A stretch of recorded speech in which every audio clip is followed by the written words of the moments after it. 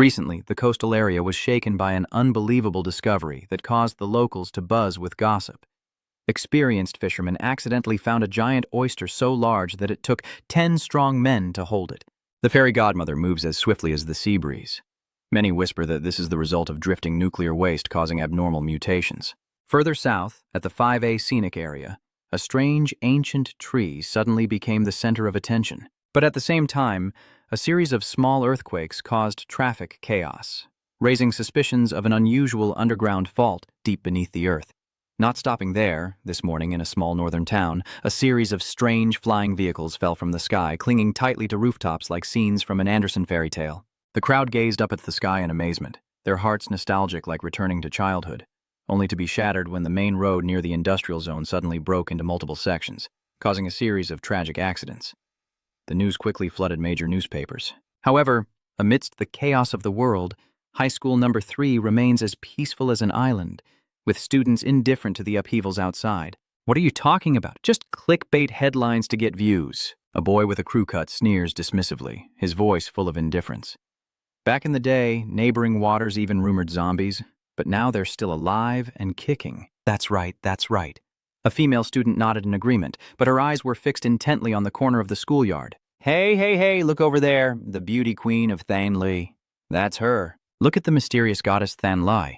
Everyone says she broke up with her boyfriend, right? That's right. I heard the goddess finally got rid of her poor background. The gossip spread like waves. Suo Qingli had just received her acceptance letter from Than Tan University, while her boyfriend apparently didn't even get into a regular school. Honestly, the two of you really are from two different worlds. What's your boyfriend's name again? What was her name again? Fuang. Fuang Dick stands in the schoolyard, surrounded by a swarm of students like a hive broken, as the two main characters face each other. So Thanli, the cold beauty with her long hair gently swaying in the wind and eyes as sharp as ice, faces Fuang Dick, the boy about to be discarded. He stood silently, his calm eyes gazing at the girl who had called him out here.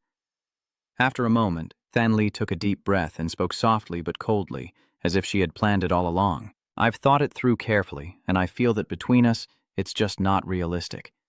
Teenage love doesn't lead anywhere. Maybe only when we are both truly awake will we realize that we are not compatible. You and I are fundamentally from different worlds. She gently bowed her head and whispered, "Let's break up. It's for the best for both of us." Thanli finished speaking, but she didn't feel any relief inside. She was almost sure that Fuang Dick would beg, plead, or even kneel like all the other guys she had seen before. In the end, contrary to expectations, Fuang Dick remained still, silent and expressionless, with no words of protest or pain in his eyes as the surrounding crowd began to murmur, their gazes magnifying every detail. Why isn't he saying anything? Is he so shocked that he's frozen in place? Maybe he's got a mental problem. Goodness, that's the school's beauty right in front of him. Why isn't he kneeling and begging yet? But look again. That figure isn't worthy of a beauty like Thanli at all. A frog wanting to eat a swan? It's just a daydream. Or to replace it. Amidst the noisy crowd, Fuang Dick finally spoke, his tone calm to the point of coldness. A brief, icy voice suddenly rang out in the crowded schoolyard, leaving Thanli stunned. Her face stiffened. Her eyes widened in disbelief as she stared at him. Fang Yi turned around and spoke softly, like announcing the end of class. "If there's nothing else to say, I'll take my leave." Thanli froze, her face flushed with anger, and suddenly shouted, "Hey, stop right there for me! What do you think you're doing?" A strange feeling rose in her heart. Pretending, it must be pretending. There's no one who breaks up with the beauty without showing any emotion. Fuang Dick gently stopped, turned around, and looked at her indifferently, as if seeing a stranger. "Is there anything else?" Thanli shouted loudly, her voice like she wanted the whole world to hear. "I don't care what you're thinking. I don't care what tricks you use, but no matter what, I will not go back to you. Do you hear me?" Fuang Dick snorted coldly, his gaze passing over her as if looking at an old, boring story. "Don't be so self-delusional anymore, beauty queen. I'm very busy." After speaking, he decisively walked away, leaving Thanli stiff as a statue and the crowd stunned in shock. No way. So superficial? If you're breaking up, why not try to hold on at least with a word? What is wrong with him, God? Fuang Dick keeps walking, not looking back at you as dark clouds gather thick and fast like an impending wave. No one in the crowd notices, nor can anyone guess that a crisis is quietly rising. Wealth, education, social norms, things people once saw as measures of success, will soon turn to dust. Fang Yi. The one who quietly left is actually a reincarnated person. He survived the apocalypse, witnessed the world collapse, and has died and come back to life. So Then Li is just a faint shadow in the distant memories now. Now he has much bigger concerns. The truly terrifying thing isn't parting ways but extinction. Not losing love, but losing the entire world. Last night you awoke beneath a shattered sky, the blood-red moon blazing like fire. Massive tsunamis swallow coastal cities as hordes of monsters descend from above like a flood of heaven, destroying everything. Amid the chaos, a string of characters appeared before his eyes. Energy anomaly detected. After 364 days and 11 hours and 59 minutes, spiritual energy will fully restore. When it revives, the world will undergo a cataclysmic upheaval. Social norms will be upended, and the age of the cultivators will begin. From now on, strength is what determines everything. Fang Yi was startled, her voice trembling slightly. Wait, who is talking to me? A blinding flash of light suddenly erupted before his eyes, causing him to step back and almost fall over. In the light, an invisible floating sign hovered in midair. Welcome to the ultimate system, the pinnacle product of the universe. The system features a mysterious top-tier algorithm that can automatically compile cultivation techniques based on the spirit beast the host interacts with. Fang Yi widened his eyes and reached out to touch the floating text, but his hand passed through as if touching a screen of bones. Oh, this is really an illusion? He muttered to himself. Before he could regain his composure, a jagged set of teeth suddenly lunged right in front of him. He recoiled in horror as the giant monster suddenly froze mid-air, its cold, soulless eyes reflecting a brutal scene, with countless corpses packed in its mouth as if long crushed. That was the fate of Fang Yi in his past life, and of billions of innocent people on Lam Tin. He clenched his fists, bit his lip, and his eyes darkened. Was that ever me? You whisper. Dark memories from the previous life flood back like a tide. Back then, I was just an ordinary person, untalented, without support, simply trying to survive another day. But the country falls apart and humanity is slaughtered. No matter how hard he tries, he cannot escape the claws of the mutated monsters. You died in despair and with no regrets. Perhaps it was that intense emotion that caused the system to pull you back a year before the spiritual energy revived. At this moment, Fang Yi understood that no one could sense the subtle fluctuations in the spiritual energy around them, but he was different. He would seize every opportunity, every anomaly, every tiny sign to start over. Suddenly, a blinding light burst forth. When the light faded, the system update screen appeared, conducting a second judgment. The host's eyes have fully evolved, and Fuang Dik's eyes flash with a golden hue, sharp as a blade. Another notification appears, confirming that the host is officially bound to the ultimate editing system. The race officially begins. All things, phenomena, and beings can become materials to compile martial arts manuals. Become the strongest cultivator and save this world. Returning to the present, on bustling streets, the national broadcast airs an emergency news report. Your voiceover is deep and intense. Humanity is currently facing an unprecedented situation. This is an unprecedented event in modern history.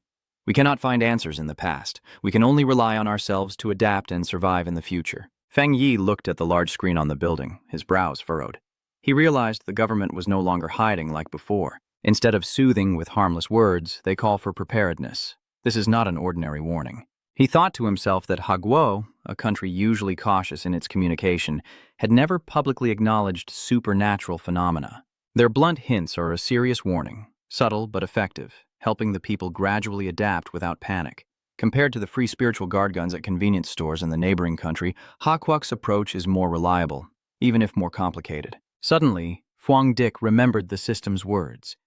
Everything in the world can be used. He snapped to his senses. Wait a minute. Doesn't that mean any place with strange phenomena should be immediately approached? Without hesitation, he took out his phone and quickly scrolled through the latest news. His eyes stopped at a notice from Thantan University due to unusual weather changes, advising students to avoid going outside at noon, to take precautions and follow strict sun protection measures. Fang Yi frowned.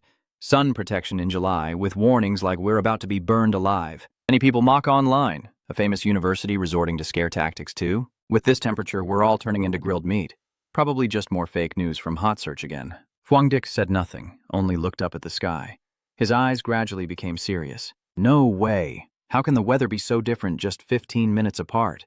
There must be something wrong. Whenever something unusual happens in this world, people usually dismiss it as a trick or fake news, but Fuang Dik, who has experienced future disasters, knows that those small signs are actually the gateway to a stroke of luck. Less than half an hour later, at the north gate of Thantan University, the unusually scorching weather made the road surface steam and shimmer as if on fire, with students passing by covered up like ninjas. Fuang Dich ran over, sweat pouring down his face from the heat, but his sharp eyes scanned the campus. As expected, it's unusual, he muttered. Suddenly, he noticed something strange. Under the blinding sunlight, tiny yellow bubbles float like mist blooming from the ground.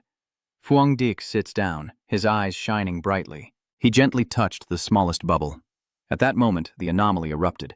The system issued urgent notifications detecting a strong positive attribute fluctuation and began unlocking the positive attribute data. In an instant, a golden light sphere enveloped Fuang Dich, and the spiritual energy surged into his body, making him feel as if every muscle and joint was being burned. Overwhelmed by pain, he grits his teeth and sweats profusely as a blinding flash explodes in the schoolyard, causing the students around to scream in panic. A few people gasped. Could it really be a real-life superhero? No, I think it looks more like a messenger of destiny. Maybe it's a sci-fi movie actor filming on location. Amidst the intense pain, Fuang Dich gritted his teeth and growled. Is it done yet? I'm about to vanish into thin air. The system slowly displayed a notification. The editing process was complete, and the host now possessed the first cultivation technique, the Golden Sun breathing method. At the same time, at the main gate of Thantan University, the scene was completely different.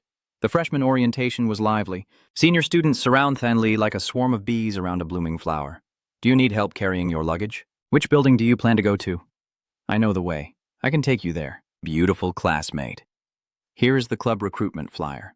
Take a look, and if you're interested, leave your phone number. Thanli still maintains her cold and haughty demeanor, her tone indifferent. Thank you. No need. She walks away, her gaze sweeping around. As she passed by a couple holding hands and chatting sweetly, Thanli let out a cold snort, her eyes showing contempt. Luckily, he and I ended up in the same city. Yeah, it's only half an hour by car, so we can meet every day. That's perfect. The sweet and tender words made Thanli feel so uncomfortable she wanted to vomit. But before she could turn away, a deafening explosion from afar caused the entire main gate area to shake. Loa Chuang immediately issues an emergency alert. Currently, an abnormal high-temperature phenomenon has appeared in the northern garden area, and all students are not allowed to approach the north gate. Thanli frowns. Long Tam thinks that lately there have been more and more strange things. She hesitates for a moment, then bites her lip, her voice firm. I can't. I have to go see for myself. Meanwhile, at the north gate, the golden halo around Fang Yi gradually dissipates. He stands in the courtyard, his body enveloped in a faint light, his aura completely transformed. Her sharp eyes gleamed with golden light, exuding an invisible pressure that kept others at bay, and a message from the system appeared. Stop the yang energy, breathe intensely, and you can proceed with body cleansing using the technique just learned. The technique was specially developed for the host, so no need to learn it. It directly unlocked and granted 50 editing points. Fang Yi looked at his trembling hands, feeling suspicious. Editing points? What is this? But he quickly shook his head, pushing the thought aside. Although its purpose was unclear, this thing definitely had value. He would keep it and study it later, closing his eyes to focus on activating the golden sun breathing technique. The sky suddenly darkened, with swirling black clouds blocking out the harsh sunlight, and the air grew cool as if in winter. Before long, the sun shone brightly again, as if nothing had happened. A group of curious students runs over from afar, whispering excitedly. Hey, did you see the sky suddenly turn dark? Yes. Yes, it suddenly feels much cooler. That's strange. It was scorching hot just now. Hey, look over there! What's everyone doing at the northeast gate? The crowd quickly gathered, but not long after, the president of Thantan University appeared, face flushed, sweating profusely, shouting like thunder. What are you all doing gathering like this? Didn't the school already send a message asking to stay away from the north gate? He pointed towards the gate and said sharply, Don't blame me for not warning you if you don't report on time and lose points. Her words, like a cold splash of water, made the students immediately disperse, bowing their heads as if they saw nothing. Next to the principal, a woman in a black cloak with her face covered by a hood spoke in a low, commanding voice. Please establish a perimeter and completely seal off the north gate area. At the same time, the system will notify that the purification of the Level A contaminated zone at the north gate of Thantan University has been completed. An explanation appears stating that the contaminated area was caused by abnormal spiritual energy recovery, which is usually marked by the Hakwak government as an anomaly with different danger levels. Fuang Dich was startled and thought to himself, the Hakwak government has marked this phenomenon as an anomaly. Could it be that someone discovered it before me? Before he could think further, an urgent announcement sounded in his ear. Warning, the north gate is about to close. All students please evacuate immediately. The students started to make noise. Hey, is that person in uniform from the army? What's so serious? Oh no, the principal is bringing people over. Fang Yi was slightly startled. Realizing this disturbance was too serious to ignore, he immediately turned around and left the north gate. Soon after, the mysterious woman led by the principal appeared. She observes the area, slowly bends down, gently touches the ground, then lightly smells her fingertips. Her cold voice echoes, "It's caused by humans." Could it be that someone has already come into contact with spiritual energy earlier? The principal desperately tries to chase away the remaining students filming. Everyone, leave the area immediately. This is an order. A student keeps scrolling through their phone. Wait a moment, teacher. I just need to post this on my friend circle. Among the crowd, Thanli was stunned to hear the phrase caused by humans and contact with spiritual energy. This horrifying phenomenon was again created by humans. She involuntarily thought of the figure that just left the scene, and no matter how she looked at it, it resembled Fang Yi. She thought to herself, but then shook her head in denial. No way, with that level of study, how could he pass Than Tan? Lying on Fang Yi's bed, sweat pouring down like a shower, muttering to himself. What is this? This heat clearly comes from my body. Taking a cold shower and turning on the air conditioner are useless. I won't sleep tonight. Suddenly, I sit up as if electrocuted. Wait a minute, I caused such a big commotion today. What if I get caught? I need to check right now. He opened his phone and scrolled through the news sites. Strangely, all the news only focused on the Spiritual Cultivation Association. Fang Yi frowns, his memory gradually awakening. In his previous life, he had heard of an anonymous organization online that posted cultivation rules, but everyone thought it was just a joke by some novel writers. Now, he tilts his head in thought. Could the mysterious person today be someone from this association? Without hesitation, he accesses the association's homepage. A detailed note appears, making him shiver. It describes the cultivation stages. First realm, gathering spirit, merging spiritual energy into the body, forming divine techniques, refining weapons and humans. Second stage, creating spirit, borrowing heaven and earth's power, opening divine bloodlines, cultivating internal energy. Third stage, diamond, strengthening the body with spiritual energy, immortal bloodlines, tempering bones and body, mastering elemental powers. Fourth stage, divine moon, shattering the suppression of heaven and earth, accumulating faith, birthing divine bodies. Fifth stage, charging the sun to reach the peak, controlling life and death, dominating the universe, transcending rebirth, opening heaven and earth, mastering the way of heaven and earth. At the bottom of the chart is a blazing red line. Now the spiritual energy is recovering at an unprecedented speed. To avoid going astray in cultivation, this cultivation level chart is made public, hoping fellow practitioners can compare themselves and find their position, not to fall into the demonic path. Fang Yi slightly frowns. Although the content is somewhat mysterious, the presentation feels familiar, even with a blurry image. He silently thinks this kind of announcement should have been made by the Hakwuk government, so why is it from a strange association? In his previous life, he had never heard of this organization. As an ordinary person amid great calamity, he was only worried about lining up for relief supplies. Could this be an underground government signal sent to those destined to contact spiritual energy early? He muttered to himself, "Forget it, I'll just focus on practicing the golden sun breathing technique first." He sat cross-legged on the bed, closing his eyes to calm his mind and breathe in rhythm. Spiritual energy inside him began to move, and his body gently floated, emitting a brilliant golden light. The initial cultivation technique purifies the body, transforms it into a vessel for spiritual energy, absorbs the energy of heaven and earth, and trains it into a divine body. Fang Yi immerses himself in cultivation, his body merging with the invisible flow of energy. Suddenly, his body shuddered, a faint light enveloped him, and his aura erupted powerfully. Breaking through to the first realm, the system notified again that the host could use editing points to forcibly implant the cultivation technique into any object. Fang Yi raised an eyebrow and immediately remembered. The editing points, I almost forgot this heavenly gift. The display shows you have 50 editing points. The system just mentioned forcibly planting onto objects. You miscalculated. The yang breathing technique has a yang attribute. If you use editing points to implant this attribute into an object, wouldn't it then possess a supernatural yang property? Your eyes are shining like a lighthouse. Try it now. You reach out toward the coffee table. The glass on the table gently vibrates and then hovers in midair. The system asks if you want to spend editing points to add a positive attribute to this object. Fang Yi chuckles softly, eyes sparkling with interest. As expected, forcing my husband turns the object into a basic magical tool. If this glass has a positive attribute, then what about a sword, a gun, or armor? They will become special weapons. You glance at the decorative sword hanging on the wall, a 12th grade birthday gift from your roommate that you've never touched. Want to try this cheap Excalibur? If it works, I can still buy a real Japanese sword tomorrow. Thinking about a future where mutated monsters are everywhere and your life is fragile as paper, Fuangdik becomes even more determined not to repeat the past. But just then, outside the window, a shadow silently watches. Under the tree canopy, a deformed creature with blood-red eyes and jagged teeth lurks, emanating a foul stench and murderous aura, watching Fuangdik silently from an unknown moment. As the moon rises high, his room falls into silence and the lights go out.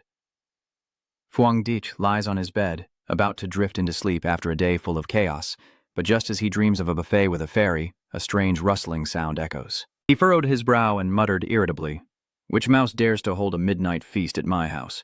He sat up, got out of bed, and used his spiritual energy to scan the surroundings. But strangely, no creatures were detected inside the house, nor were there any signs from the water pipes. Fang Yi slightly frowns, wondering if the neighbors' pets are gathering to chat in the middle of the night. He stands still, listening carefully. As soon as he entered the realm of the spiritual barrier, his hearing became incredibly sharp, enough to catch even the faintest sounds from the neighboring apartment, but he quickly realized the strange noise was coming from the corridor outside, not from inside the house. He cautiously opened the door and peeked out. Under the faint moonlight, a shadow silently moved at the end of the hallway. The light shone down, outlining the shape of a deformed creature. There's no mistaking it. That's the mutated rabbit that had been lurking outside your house. Fuangdik took a deep breath and muttered, "It's that one." The mutated rabbit, affected by the abnormal spiritual energy, now looks terrifying. Even with memories from a previous life and facing this creature up close, he still felt a chill down his spine. In the past, these seemingly harmless monsters had torn apart countless people, blood flowing like rivers. At the same time, a few kilometers away on the rooftop of a tall building, the girl in the black cloak stood silently, gazing up at the shimmering moon. She whispered, "Has the rabbit still not been caught? You really swallowed the dark spirit fruit. Your speed is incredible." The radio beside her ear crackled. Her teammate's voice sounded. She replied softly, "Report any new information immediately. I will pursue right away." As she finished speaking, she leapt down from the rooftop like a black arrow, suddenly sensing a faint aura. Her eyes flash. She stops midair, pressing her foot against the wall to slow down. I sense the faint trace of dark aura. The target is heading towards the residential area 20 kilometers away. Full pursuit, positioning required. She kicks the wall hard, flips midair, and speaks into the radio while flying. "Alert the whole team. The beast just devoured the spiritual fruit not long ago and may continue to evolve. Do not let your guard down." Her figure like a shadow jumping from rooftop to rooftop. Under the street, a late working office worker witnessing this scene keeps rubbing his eyes and muttering, "It must be a hallucination." Working until 2 a.m. and seeing someone flying at the 65th floor, he shakes his head and returns to his desk muttering, "What are you staring blankly for, Boss Tuban? Have you finished drawing the comic for the chubby monkey yet?" Chevo returns to Fuangdik's house, and the mutated rabbit suddenly attacks, rushing on all fours with sharp claws tearing through the air toward its target. Fuangdik was momentarily stunned but quickly regained his composure. His eyes flashed with light as spiritual energy flowed, and he dodged to the side with lightning-fast agility. His reaction speed has improved dramatically, he thought to himself. After breaking through the realm, his body changed significantly. His senses became sharper, and his muscles and reflexes were enhanced, making every move of the rabbit seem slow in front of him. But why didn't you dare to underestimate this beast, since it appeared so early?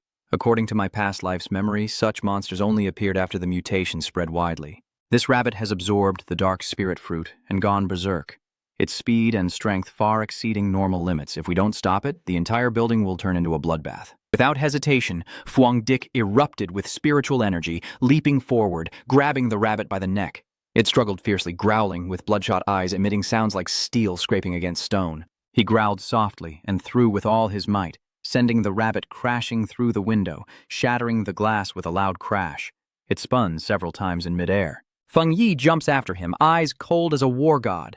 Hovering in the air, he gathers spiritual energy into his fist and delivers a thunderous punch to the rabbit's stomach. The punch, as hot as the sun, pierced its belly, blood seeping from the large wound, but the monster was not dead. still struggling, and she absorbed the positive energy from its body like a bloodthirsty creature seeking life. Fwangdik sneered coldly and said, "You dare to dream of the power of the sun seeking death."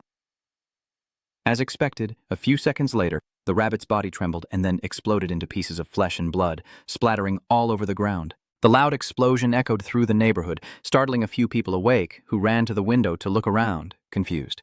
A middle-aged man frowned and muttered, with clear skies and no clouds, where could the thunder come from? But when they looked down, they only saw the quiet darkness. No sign of anyone. No sound. Fwangdik had gently landed on the ground, dusted off his hands, and a confident smile played on his lips. It looks like a hungry ghost trying to swallow its own power. Suddenly, an object rolled to his feet. It is the last remaining eye of the rabbit, wide open with a dark red gaze full of resentment. Without a word, he stepped on it mercilessly, clearly possessing the dark attribute, yet recklessly absorbing the yang attribute. "It's not madness, but hunger," he muttered, his gaze darkening. "The mutation has spread. If I hadn't awakened, the whole building would have fallen prey to it." You lift your head, your cold and ruthless gaze unable to stay still. You must gather as many cultivation techniques as possible. At the same time, near the building, the girl in the cloak from the association appeared, landing softly like falling leaves. Seeing the scene, she was stunned, eyes wide open. Did it die? She kneels down, checks the ground, and radios in report. The target is dead. The body is shattered. I am retrieving the remaining dark spiritual energy.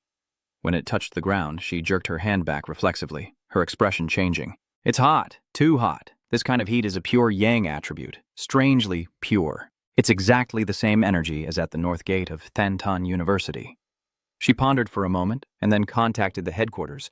The rabbit had been eliminated, but not by me, by another cultivator, apparently a newcomer. The headquarters responded, voice filled with disbelief. How could someone whose aura has only just reached the peak hold such a pure yang attribute? The girl nodded. Yes, I confirm that. Another voice from the headquarters responded. We have no records on this person. With such talent, the association must act quickly to connect. She smiled and stored the dark spiritual energy into her energy container.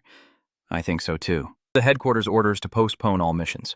Priority 1 is to find the whereabouts of the new cultivator, document their profile, and invite them to join the association. Upon hearing the order, the girl nodded, her mouth holding a lollipop that appeared out of nowhere. Understood. But in her heart she thought, first, I need to make a cup of milk tea. She wondered who the one with that power was. Someone with such power must be a divine being. I absolutely must establish a connection with this guild of experts. The next morning, the bright sunlight gently shone on Fwangdik's face. He looked out the window and softly said, A day's plan begins in the morning. The fresh air makes his heart feel incredibly refreshed. Early mornings are not only good for health, but also perfect for cultivation. He quickly put on his shirt, sat cross-legged on the bed, relaxed his mind, and began practicing the Kim Duong breathing technique. The gentle morning breeze brushed past, carrying the warmth of the new day. Above his head, the energy axe floats, taking the form of a warrior ready for battle. Since entering the realm of the divine, each time he cultivates, he feels the flow of energy moving within his body, like countless threads of light wrapping around his divine shield, radiant and lively. You're about to break through so quickly, huh? Fwangdik muttered, a hidden joy rising in his heart. He grasped the axe, performed a few basic moves, practicing like chopping wood. Nothing but perseverance. With both hands gripping the handle tightly, he poured strength into a powerful strike into the void, and immediately, the system sounded. Congratulations, you have advanced to the second level of the nascent soul stage. Fwangdik's eyes gleamed with a metallic sheen. His body seemed reborn. Muscles firm and physique noticeably stronger than before. But he remains calm. Although he advanced quickly, most of it was thanks to the residual energy from his previous breakthrough. Cultivation cannot be rushed. Taking steady steps is the true path to longevity, but every time he channels his energy, he causes extraordinary phenomena that easily attract attention. Next time I need to find a more discreet spot.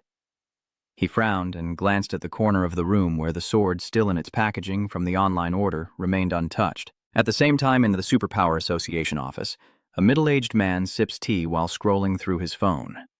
Suddenly, he frowns and whispers, another energy fluctuation from the sun. Could it be him? Elsewhere, Fwangdik found a secluded pond.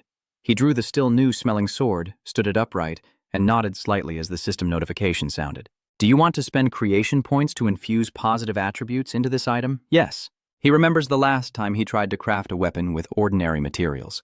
Although the system accepted it, it burned out after just 3 hits like a support item attached to a superhuman. This time it's different. As the positive energy merges in, the sword trembles slightly and glows as if fused with you. The system confirms the synthesis was successful, and you now have a suitable weapon. Fang Yi smiled contentedly, his eyes shining like the morning sun. He swung his sword gently and said, "Not bad, kid. Let me see the power of yours." He swung a few basic strikes into the water, and in an instant the lake almost vanished completely. The world was shattered. He swallowed hard, sweat pouring down. Luckily, the forest hasn't caught fire yet, or it would be on the evening news.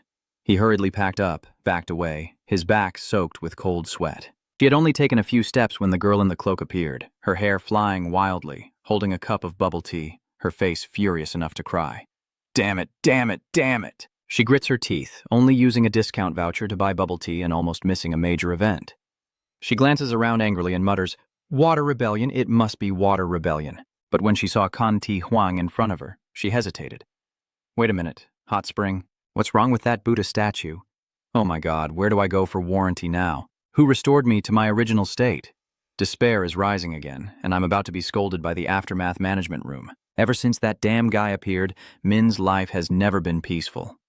She took a deep breath, regained her composure, and glanced over the hillside where the residual aura of the sword still lingered. Suddenly, she widened her eyes in horror. Wait a minute, this can't be true. Last night it was clearly just the first level of refinement. Now it's already second level. She sensed a strange aura, a sharp spiritual weapon. A spiritual weapon, as the name suggests, is a weapon infused with attributes, unleashing superior power. But even the association only has 2 items, and the spiritual core isn't fully developed yet, so how does he have a spirit weapon? She frowned, half surprised, half jealous, but couldn't figure out the answer and had to give up. Whatever, I must have seen it wrong.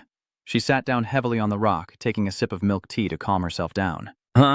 Let's clear this battlefield first. Starting with cooling the stream at the same time, Huang Dik walked and pondered.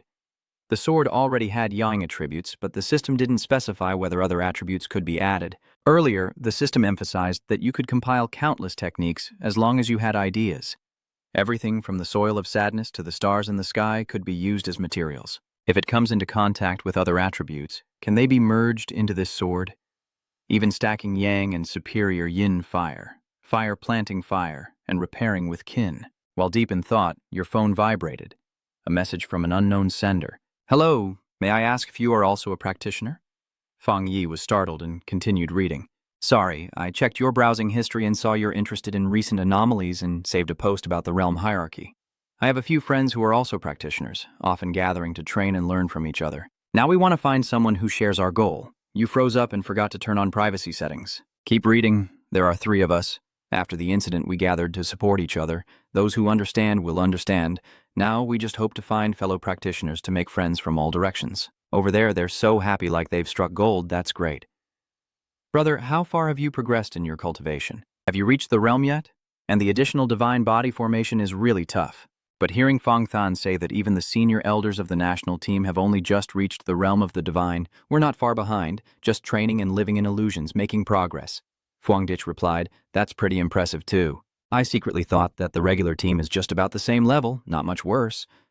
The other person continued, "Hey, let me share some secret news. A new contaminated zone has appeared. We're planning to form a team to go in. The more the better. All the resources are available." Fuang Dich hesitated. "Send me the location of the new contaminated area so I can check."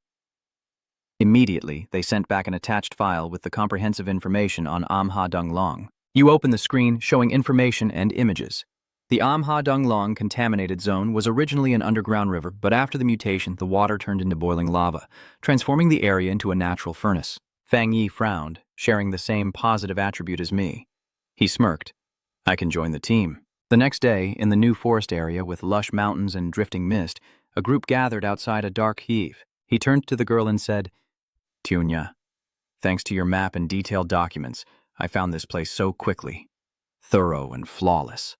Truong Hyunya modestly smiled and said, "It's nothing. You should thank everyone. Without you all, I wouldn't dare go alone. Later, when we go into the cave, remember to support each other." Hyunya, an employee of the cultural department of the association practicing spiritual energy, silently regrets that this time she probably won't meet any promising practitioners to recommend to the association. She knows that the association is a government agency under the Hakwuk government, with strict recruitment and few people knowing how to get in. Her joining was thanks to her efforts and considerable family support. If there's no gain this time, I'll definitely be forced to work overtime. She sighed quietly, her eyes scanning around. Suddenly, someone shouted out, "Oh, Fang is here." A young man steps forward with a relaxed smile. "I am Fang." "Hello, everyone." Hunya immediately paid attention. She quietly marveled at how young he was to have already achieved the second level of the 9 stars, with a powerful yet gentle presence that carried a hint of warmth.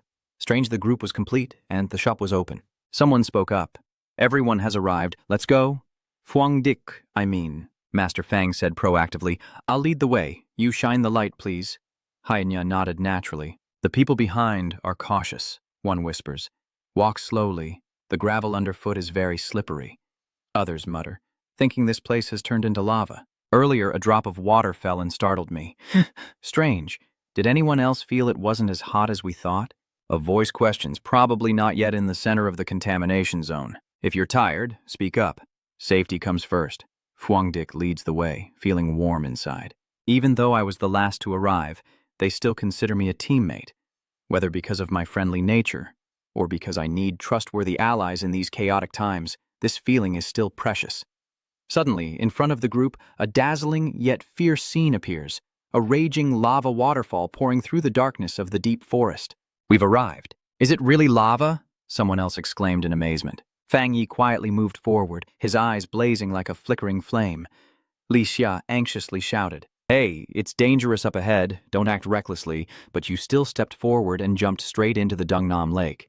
Everyone was panicking. "What are you doing? Don't you want to live anymore? Hurry and pull him out." No one had time to act. Ho Dungnam was stunned. The ground trembled, the group retreated, eyes full of panic, and the system sounded in Fang Yi's mind, detecting the anomaly in heaven and earth, analyzing the internal fire, activating maximum computing power, and beginning to compile. "You have learned the skill of chain destruction inner flame technique with high temperature and explosive attributes, causing devastating destruction.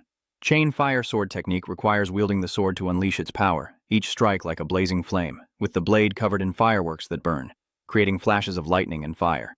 The sword and saber gather, igniting a fighting spirit and unleashing enormous energy. Within the flames, a sword appears. Fang Yi reached into the lava cave, grabbing the Chui Dao, and the sword immediately resonated. Perfectly harmonizing with him, he calmly said, "I'll just consume a bit of energy, and I will implant the internal fire attribute into this sword. Look over there, everyone, he's fine." His weapon also absorbed the power of magma. Someone let out a relieved breath. "Looks like everything's fine now."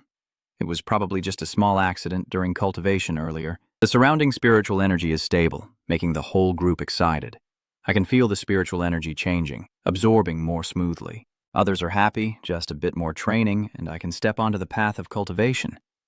Hunya smiles. I came to gather materials. Everyone kept practicing. I watched the surroundings. The whole group said in unison, "Thank you, Sienna." The group sat cross-legged one after another, closing their eyes to cultivate in the faint spiritual energy. Zhang Xiaoya carefully walks around the cave, notes in hand, her expression serious yet agile. Suddenly she stops, sensing a strange aura approaching. Soon after, 3 burly men dressed like thugs appeared in front of the shop. The leader shouted arrogantly, "Hey, hey! Where did these little rats come from? Get out of here quickly or get out of sight. This area is now under our control." Trung Hunya's face paled in an instant. She gritted her teeth and thought to herself, "This is not good." All 3 are top-tier cultivators. If conflict breaks out, the group might not even be able to defeat one of them. She took a deep breath, kept calm, stepped forward and said softly, "Sorry, we arrived first. My friend is absorbing spiritual energy. If you don't mind, could you share the training space? Since spiritual energy isn't limited." The leader sneered, looking down on them. "Hey girl, have you entered the clan yet? What about everyone else? Get out, all of you, or I'll say it again." Cold sweat dripped down Imuzieya's forehead. She silently thought that under the wave of spiritual energy recovery, the law was gradually losing its value. This is an era where the strong hold power, and whoever has a bigger fist takes the resources. But if everyone thinks that way, society will become a jungle. Hakwak will definitely not allow that. As a member of the Spiritual Energy Cultivation Association, I have to do something. Just then, Fuang Dich stepped forward and faced the leader. You squint, sarcastic tone. Oh, such a tall and muscular figure, but only knows to bully a weak girl. Before he could react, you swing your sword horizontally, The ground cracks open, and spiderweb-like cracks spread out. The leader was startled, his face turning pale, shouting to retreat, quickly pulling back. From afar, the cultivation group sensed the tremor, chaotic spiritual energy, and exclaimed in worry. What's going on? An earthquake? Fang Yi fell silent. Memories of a painful past flooding back, where strength and weakness led to an irreversible tragedy. He clenched his sword hilt tightly, a determined glint in his eyes. People like them only use words and are never defeated. You raise your sword and point it directly at the leader, unleashing your aura, and shout loudly, "Get out of here!" A single word like thunder roaring in a clear sky, the leader's face turned pale, trembling as if struck in the soul. He shouted loudly, "What kind of monster is this?" All three turned and ran, staggering and falling down. The boar got up, head down, and fled as if chased by a dog. The people behind chattered excitedly, looking at Fuangdik with admiration. "Big brother, you're amazing." That last strike was so cool I almost fainted.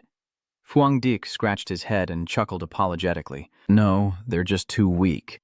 Turn to the group. Have you all been practicing well? Are you leaving now? Huina glanced at the muddy ground tear and nodded. The spiritual energy in this contaminated area has run out. Let's go. She was terrified inside. If that slash had truly struck, there would only be ruins here. He is a genius, a cultivator with a high-level attribute, top talent, and must report to the organization. She quickly contacts the association. On the other end, a girl answered the call and, after listening, became serious. Understand, Enha? She means another high-level cultivator has appeared. Hunya looked confused. Huh? No way. The girl on the other side hesitated and made an excuse. Oh, it's nothing. I've just taken notes. Let me know immediately if there are any new developments. She hung up, turned to the middle-aged man, grinning widely, and said, Master, we got lucky. 2 high-level monks suddenly appeared, something unprecedented. What kind of luck are you talking about? People like them will later become the centers of power, protected by the state-like treasures. He muttered tiredly, I guess it's time to submit my resignation. The next morning, under clear blue skies and white clouds, Fuangdik strolled through the streets carrying a sword, looking like a modern swordsman, making passers-by turn their heads. Hey, that guy cosplaying some Bank X is so cool. Is that sword real? It looks so heavy I want to faint. I wonder where I should put it. The true man among men, like he stepped out of a cultivation game. Fuangdik didn't care, pulling out his phone to browse the news. A striking title appears, turning the fantasy novel into reality, with dazzling gold and deathly aura emerging at the 1,000-year-old cave, a blurry image of a giant dragon-like creature flying across the darkened sky. According to an anonymous witness, a master wielding a great sword was training in the area, and a sweeping strike caused the tourist group to flee.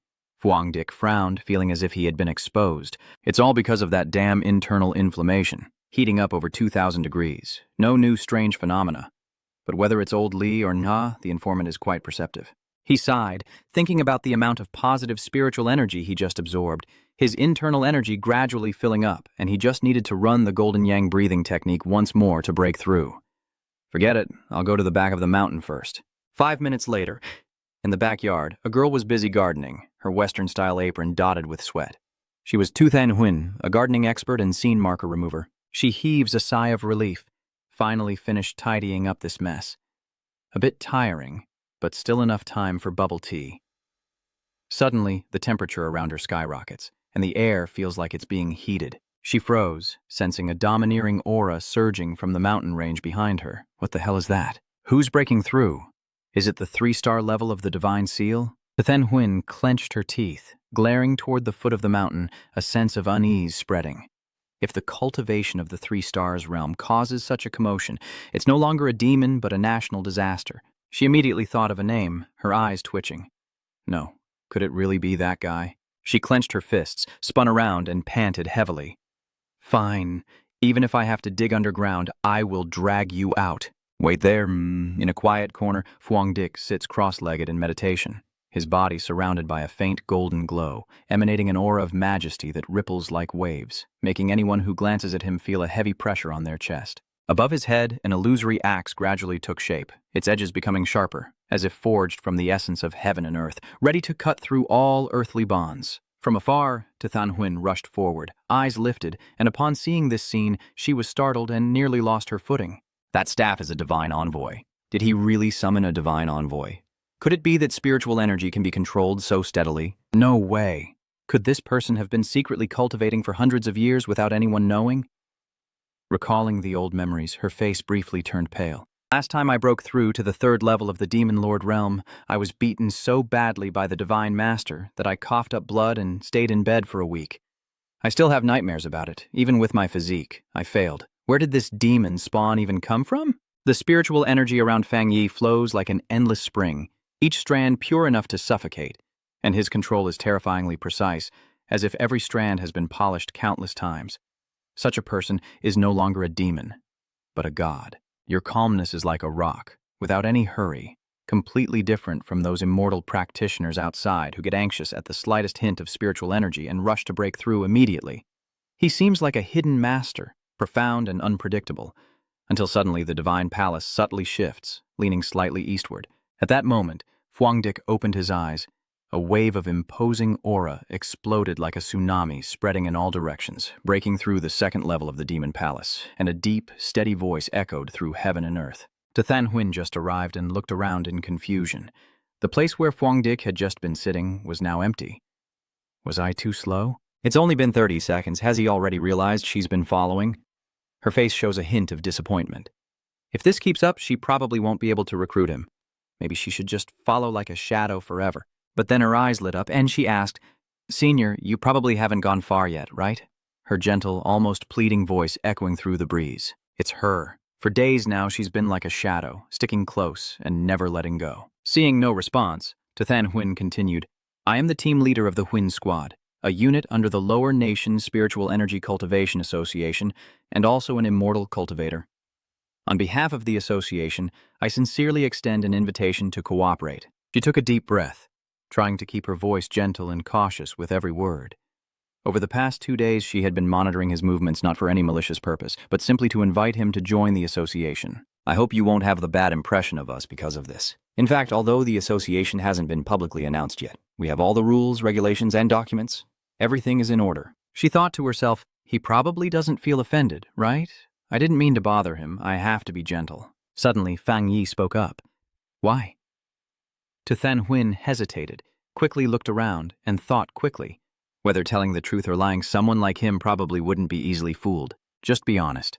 She took a deep breath because Ha Kwuk is currently trying to find and unify the Ascendants so that everyone can operate more orderly and professionally, while also providing them with an extra layer of protection as spiritual energy recovers. Right now, everything is developing spontaneously and chaotically, and problems will inevitably arise. I know joining the association might be a form of constraint, but sooner or later we will have to face the future together with the uncertain forces that will emerge. Fang Yi interrupted coldly. What if I say I don't agree? I still can't fully trust her. Than paused briefly. After a few seconds, she slowly took out a business card. Now scratch. I am Than. Before the spiritual energy recovered, I was an athlete. She smiled softly, a bit shy. Do you happen to have heard my name before? This is my identification, please believe me. Fuangdik quietly observes her. Oh, I think I do have a bit of an impression. He looked closely at the girl in front of him, noting her agile figure, quick reflexes, and strong physicality. As expected, those with superior talent from the start of the path to becoming an immortal are even more like fish in water. No wonder she runs so fast. But Fuangdik's gaze suddenly darkened. Unfortunately, in the previous life, despite having countless talents, Ha Kwuk could not prevent its destruction, and humanity was completely wiped out. Now revived with the help system, I won't let my past achievements be wasted. Just not yet. I do have some impression of her. Let me think about it a little more. Fuangdik suddenly lunged like a shadow, appearing right behind Than, startling her. But still, she has to keep my identity secret from the guild. You secretly calculated that based on what she showed, the guild currently doesn't have the guts to provoke cultivators like you. Then it's perfect. You can use her to achieve a few of your goals. Than replied seriously. I can cooperate with you, but the abnormal phenomena you caused when breaking through the level up have already been detected by the association. I still have to report it, but it's half true and half false. Is that okay? Fang Yi nodded. All right, let's go with that. But before she could say more, Than turned around and Fuangdik had vanished as if he never existed. She whispered, "This guy is really a ghost." Fuming, she left, muttering as she walked, "I just didn't catch him again." Clearly, he was deliberately avoiding us. The traces he left behind make my job so difficult. It's really unlucky. Being an employee feels like being a daughter-in-law to 100 families. She sighed and then spoke seriously.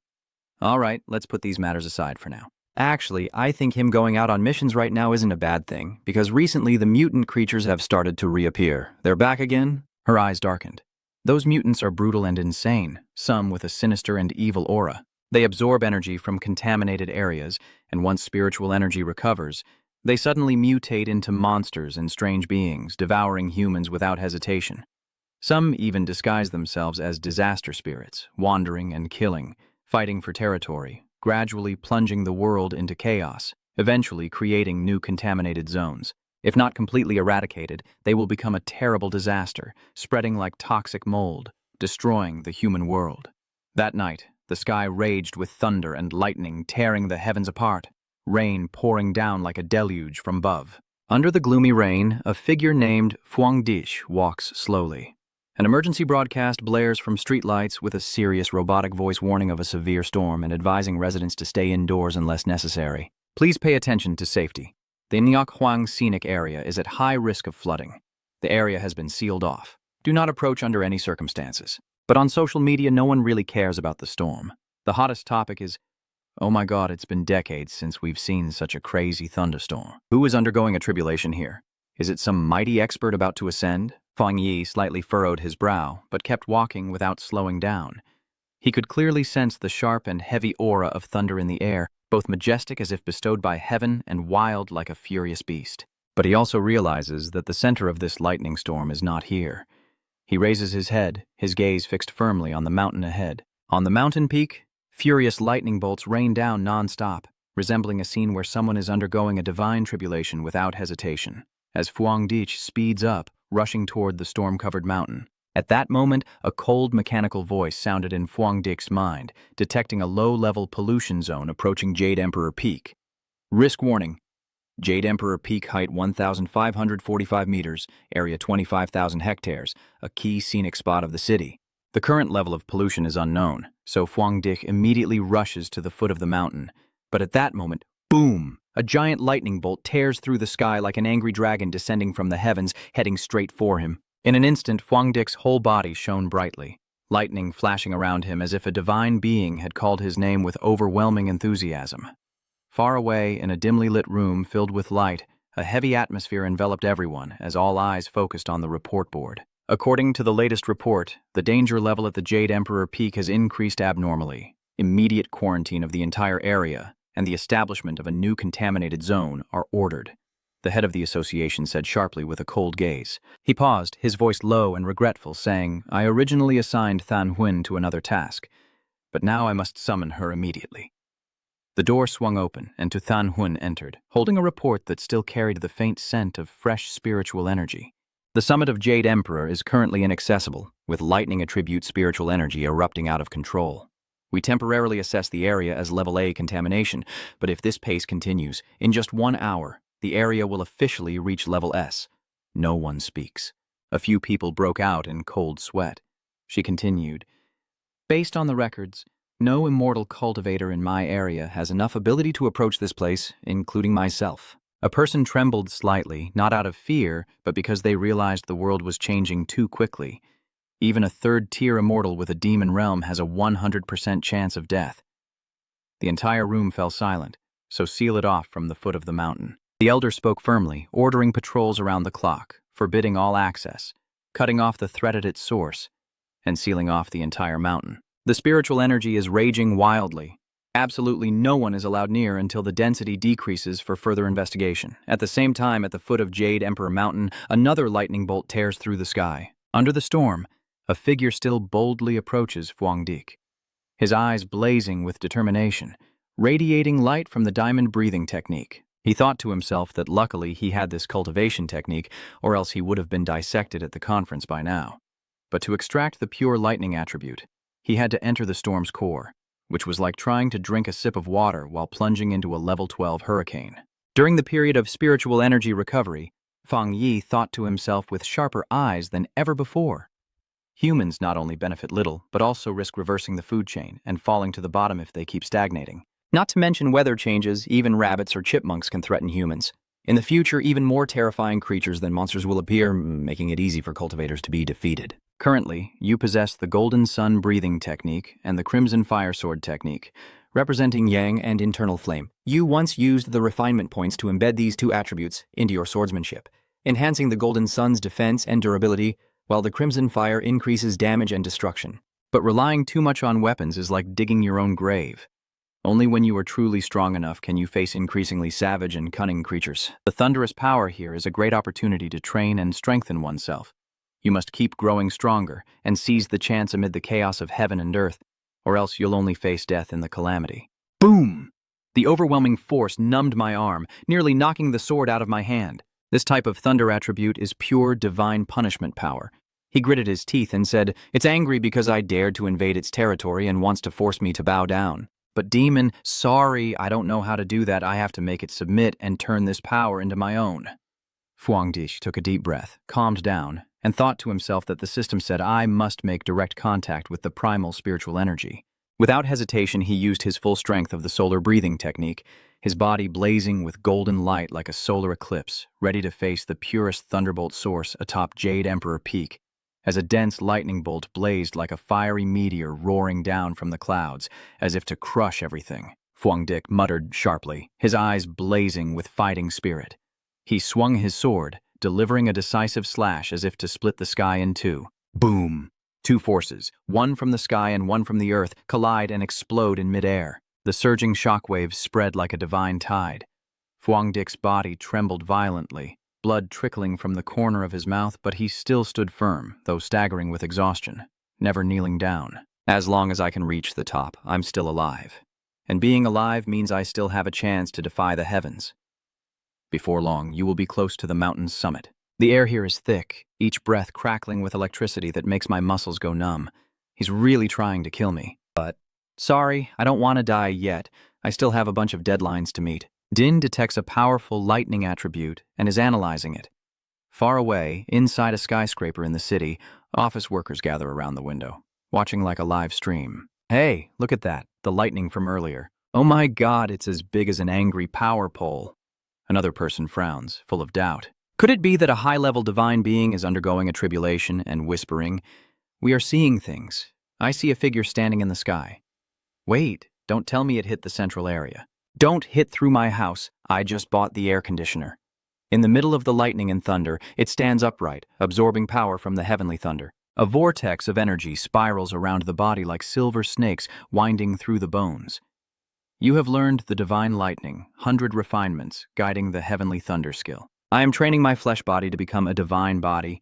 You have gained 50 editing points. Among the dominant thunder and lightning elements, their offensive and tempering powers are completely different from Yang Tian, who is naturally more focused on defense and healing. Transforming the body into lightning, both offense and defense, reach an invincible realm. It is said that ancient cultivators merged with lightning over many years, using spiritual energy to purify their bones and marrow, forging every inch of flesh like steel, reaching a state of immortality and indestructibility. Thunderclap is both my spear and my shield. Fang Yi silently feels the power of thunder not only destroying, but also purifying and rebirthing. I can feel it honing and strengthening my tendons and meridians. That process of tempering is not painful at all. The system rings out. Thunder Judgment, purely judging and punishing all evil, with a critical damage bonus of 300%. Do you want to spend editing points to absorb it? Fang Yi looked at the sword, then at his hand, deep in thought. If he infused it into the blade, the power would be extraordinary, but it might break the inherent yang attribute. But what if I absorb multiple locked attributes and this blade hole really explodes? You chuckle and say, well, let's give it a try. Confirming the infusion into the right hand, a surge of thunderous energy instantly floods into the right arm, with veins bulging like electric waves and the skin shimmering with a silver glow, as if forged by a divine power. That arm has surpassed the limits of an ordinary human.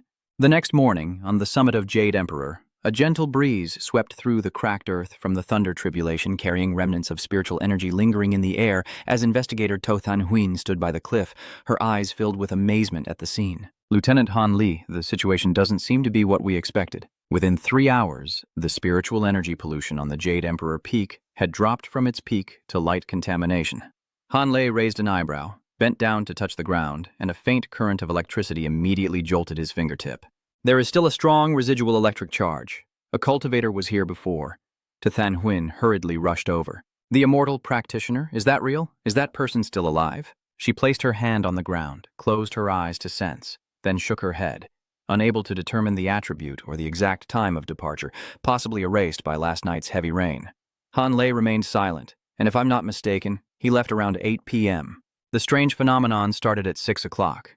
The blockade team went up the mountain at 7 but found no one, meaning he had gone ahead. Than Huynh frowned. Could it be that he knew everything before us? You're not joking, right? Not at all. The Major nodded. The thunderstorm erupted at 7 o'clock. The association's prediction tool indicated pollution levels reaching grade S until morning, but everything subsided right after 8 o'clock. What a coincidence. He snorted softly. He possesses the lightning attribute and has even successfully merged with the power of a supernatural phenomenon. The phenomenon changes because of him, not because he is fleeing from it. A terrifying silence passed. Han Lei looked up with a cold gaze. People like that are very dangerous. It's unclear whether they are friend or foe. If he opposes the order and harms society, the consequences would be no different from an S-rank anomaly. We must find him at all costs and temporarily label him as the tyrant. Meanwhile, at Fuang Di's house, the singing of the Shi Lian continues uncontrollably, with no one understanding what is happening. A voice from the mysterious monkey channel calls out from afar. Hello, everyone. If you enjoy it, please give us a like and subscribe to the channel. We hope the association will recruit the Guardian soon. The military representative continued, his voice calm but full of implication. We will impose a complete information blackout during the investigation. The old chairman nodded, his expression like he was contemplating an important game of chess. That goes without saying. However, we also have a high-level immortal practitioner secretly in contact. He looked at Than Huynh. Xiaotou, report the situation to Major Han. Yes, sir, she replied, but her heart trembled slightly. She took a deep breath and carefully said, The thing is, it's the senior cultivator who purified the abnormal zone grade A at the north gate of Tantan University. Inside, she screamed, Oh no, I'm doomed. I absolutely can't let this slip out. She maintained a serious expression and added, I've been trying to get close to him lately, but his movements are extremely mysterious. I once found the corpse of a mutated rabbit he had killed. If I'm not mistaken, he possesses the Yang Flame attribute. I've tried my best. If they don't believe this half-truth, then fine. Honestly, I'll definitely be questioned about it someday. I will try to contact him again to investigate how he cleanses the north gate. Han Lei nodded, his eyes slightly brightening. I understand the Yang Fire attribute, Xiaotuo. You've worked hard. We need young people like you to bravely move forward and carry on the torch of the previous generation. The Yangtze River never stops flowing. Than Huynh stands tall, salutes military style. Lieutenant Han, you're too kind. It's my duty, and I will keep trying. Han Lei smiled and turned to the old chairman, saying, We will spread false news about the natural disaster to calm public opinion first, but I am still worried about the widespread spiritual energy rumors online, which could be exploited by bad actors. The old chairman forced a smile. Than Huynh let out a sigh of relief, quietly thinking, Finally, this hurdle is over. At the same time at home, Fuang Dik Van Kim Duong exhaled a hot breath from his palm, drying his soaked clothes in an instant. After dressing, he shook his right arm lightly, feeling the new strength. Ever since the lightning attribute was transferred, his body changed significantly.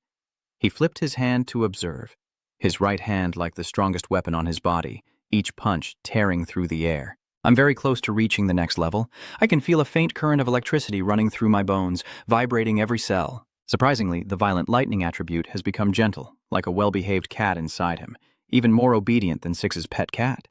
Remembering the first time he used the diamond breathing technique, he felt as if thousands of fire ants were gnawing from within. It hurts so much I don't want to remember, but I guess I won't be weakened after absorption.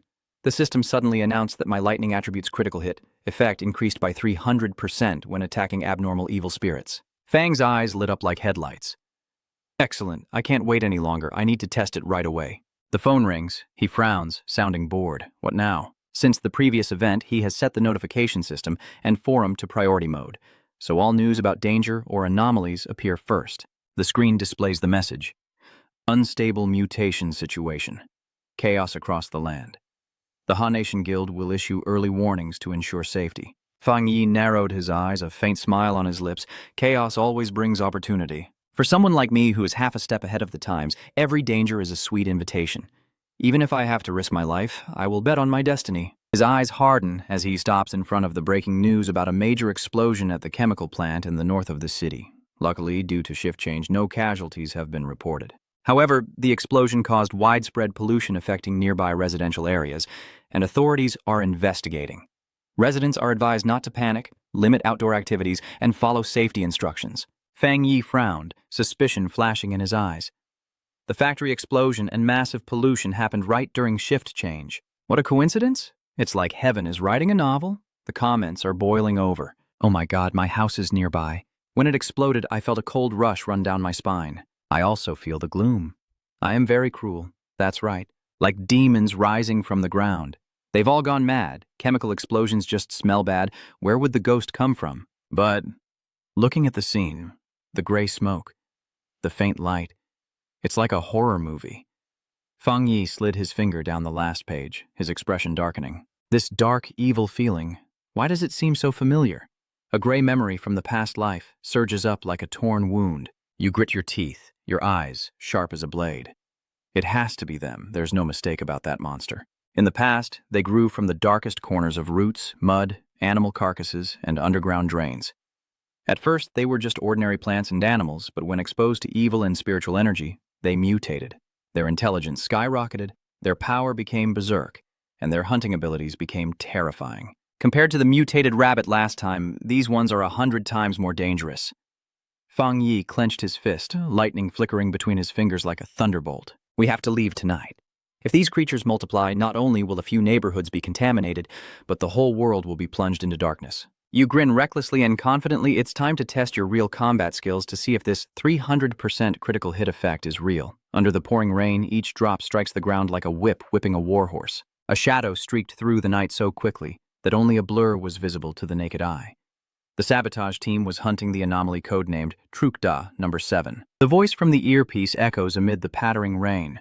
Trukda has temporarily lost its trail, confirmed its abilities, blending into the darkness, hiding its form, emitting a faint sizzling sound when approaching. It enjoys eating people, requesting urgent profile updates. With this weather, it's surely hunting. Absolutely must prevent that from happening. On the other end of the line, the clicking of the keyboard is clear. Additional data is being uploaded to the system, requesting elimination with priority level B with an expected action within 12 hours. The sabotage team keeps pursuing, but always prioritizes safety. The leader, with a face as cold as ice hidden under a black hood, stops atop a tall building. He quietly calculated that 12 hours was not an ideal amount of time, but given the current situation, that was the limit.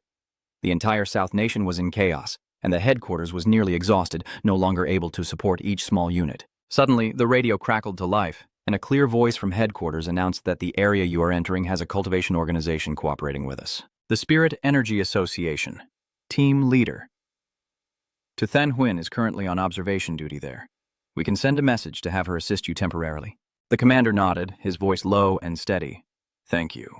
Contact her immediately. I've heard of her, not bad at all. Before I could finish, a sudden voice rang out from the nearby rooftop. Oh, really? When did I become famous? The commander was startled and looked up. Is it you guys? You called me out in the middle of the stormy night for overtime. Oh, so this is the way the sabotage team pleads for help. It seems that even the formidable sabotage team doesn't need overtime support. So Squad Huynh will pass on participating this time. She turns around, her cloak billowing like an unforgiving sign of finality. The two teammates behind whisper, Boss, come on, what if they really get eaten?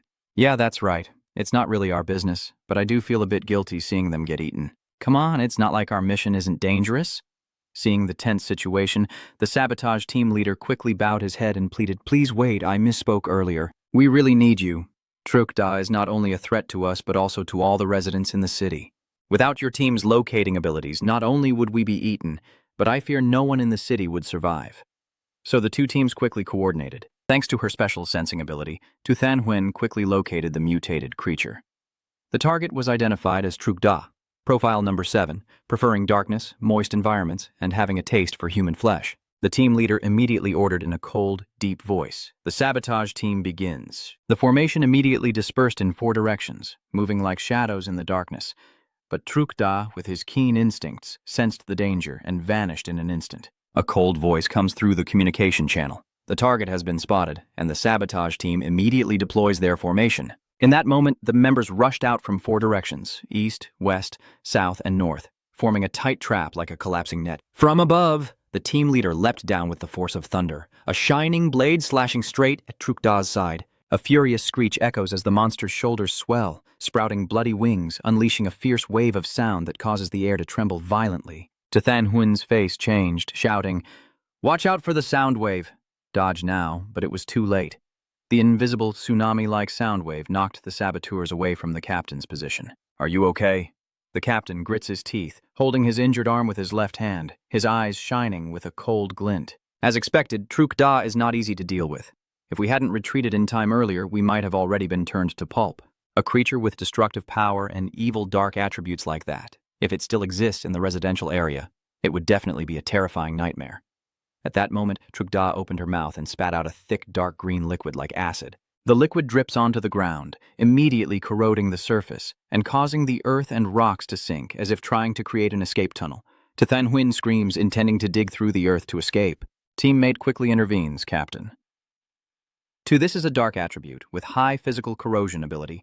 Just contact will destroy the structure immediately. We do not have high-level counter skills. The team leader said in a deep voice, even if it can corrode the earth and rocks, it can't create a complete escape route in a short time, and we must not break the formation. The main task is to gather data, assess combat strength, and adjust tactics. At that moment, a member obscured by toxic bones was unable to react in time and was thrown out by Trukda Tong with a tremendous impact. The team leader gritted his teeth and shouted, "Do not let it escape." The demolition team immediately gave chase while Than Huin's group stayed high above, tracking the target's movement. The wind blew through their hair, carrying an indescribable mix of sweet and sour scents. Than Huin frowned, suddenly sensing something unusual. Wait a moment, the spiritual energy concentration in this area has spiked.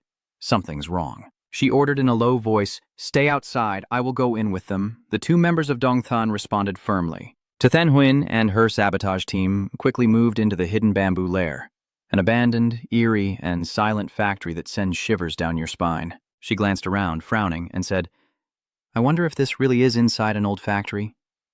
Let me check the spiritual energy levels first." The team leader asked curiously, "Is the device you're using a new model?" "That was made by the Research Council, right?" Than Huin nodded. "Yes, this watch measures the threshold of abnormal spiritual energy that a squad can handle. The limit is 50, but the level here in Trukda is already 48.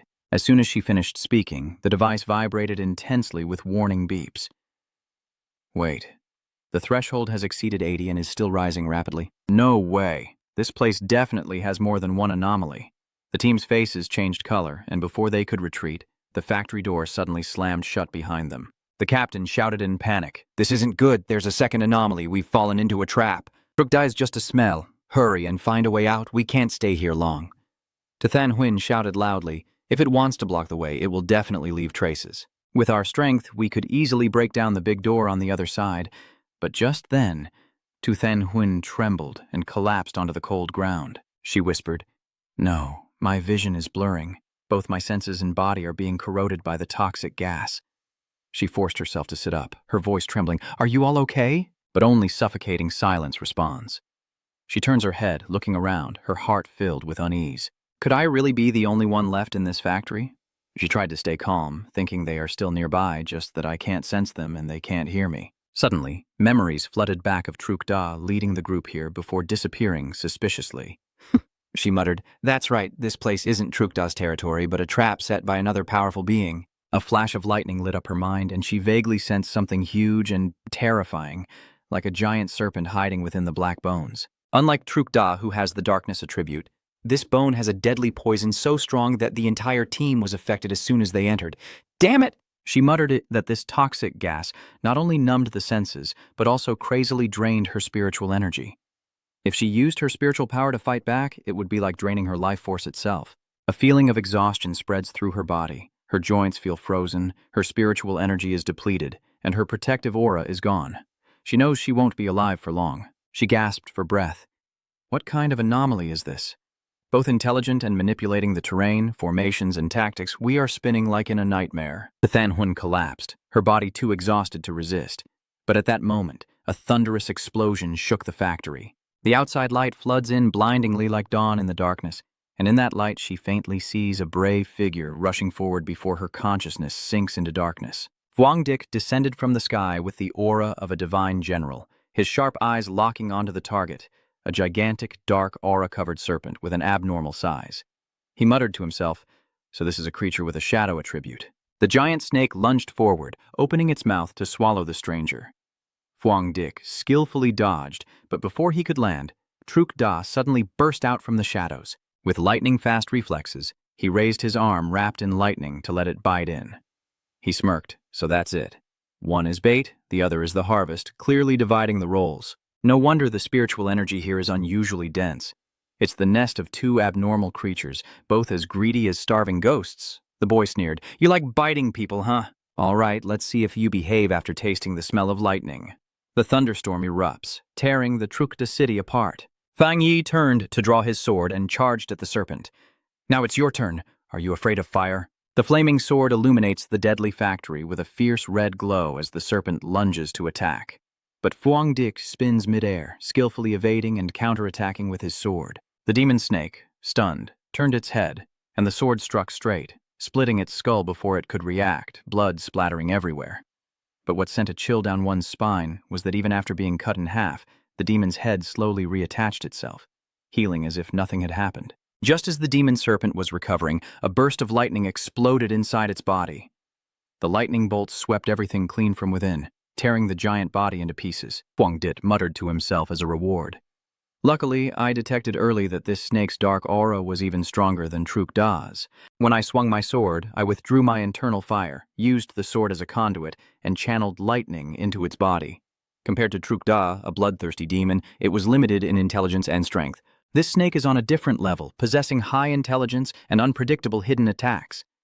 But just as it was about to move, Fang Yi felt a sharp pain in his shoulder. He bowed his head and saw a snake scale embedded deep in his skin.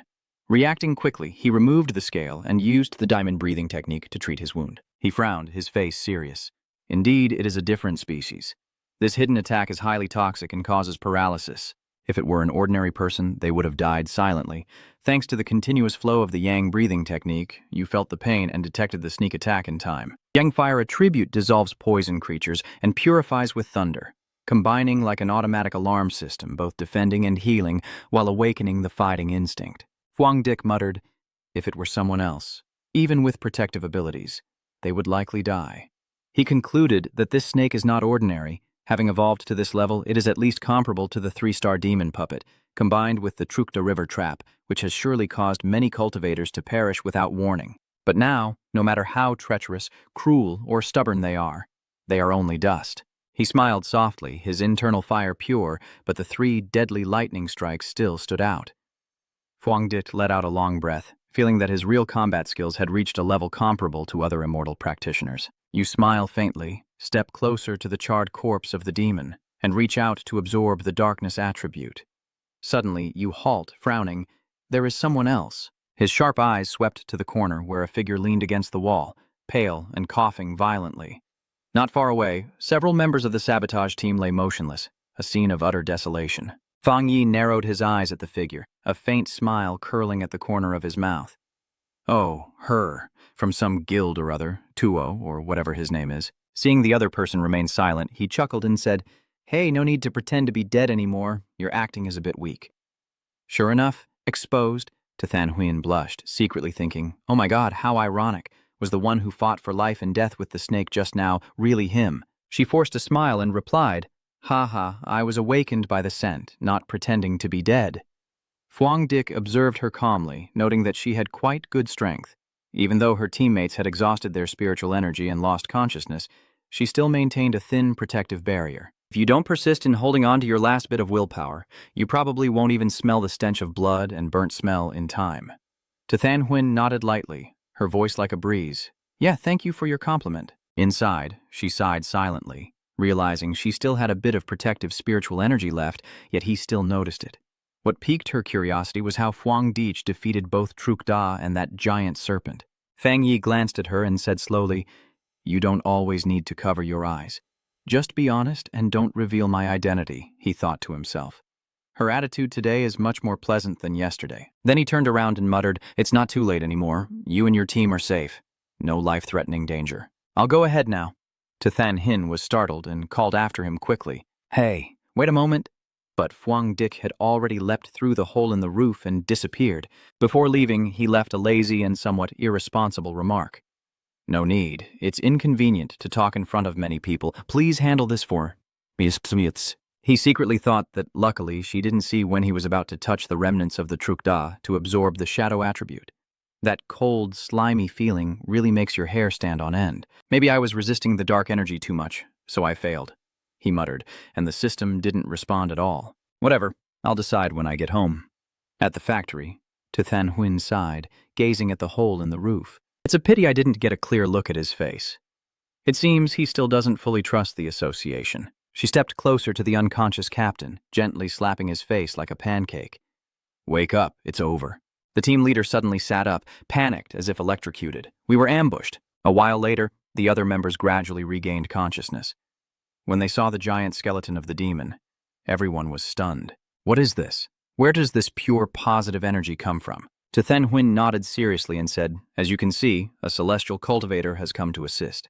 Perhaps this is the objective of my mission this time. My original mission was to identify a celestial cultivator with a pure yang attribute. A person asked in surprise. So, that person is him, then? Than Huyn interrupted.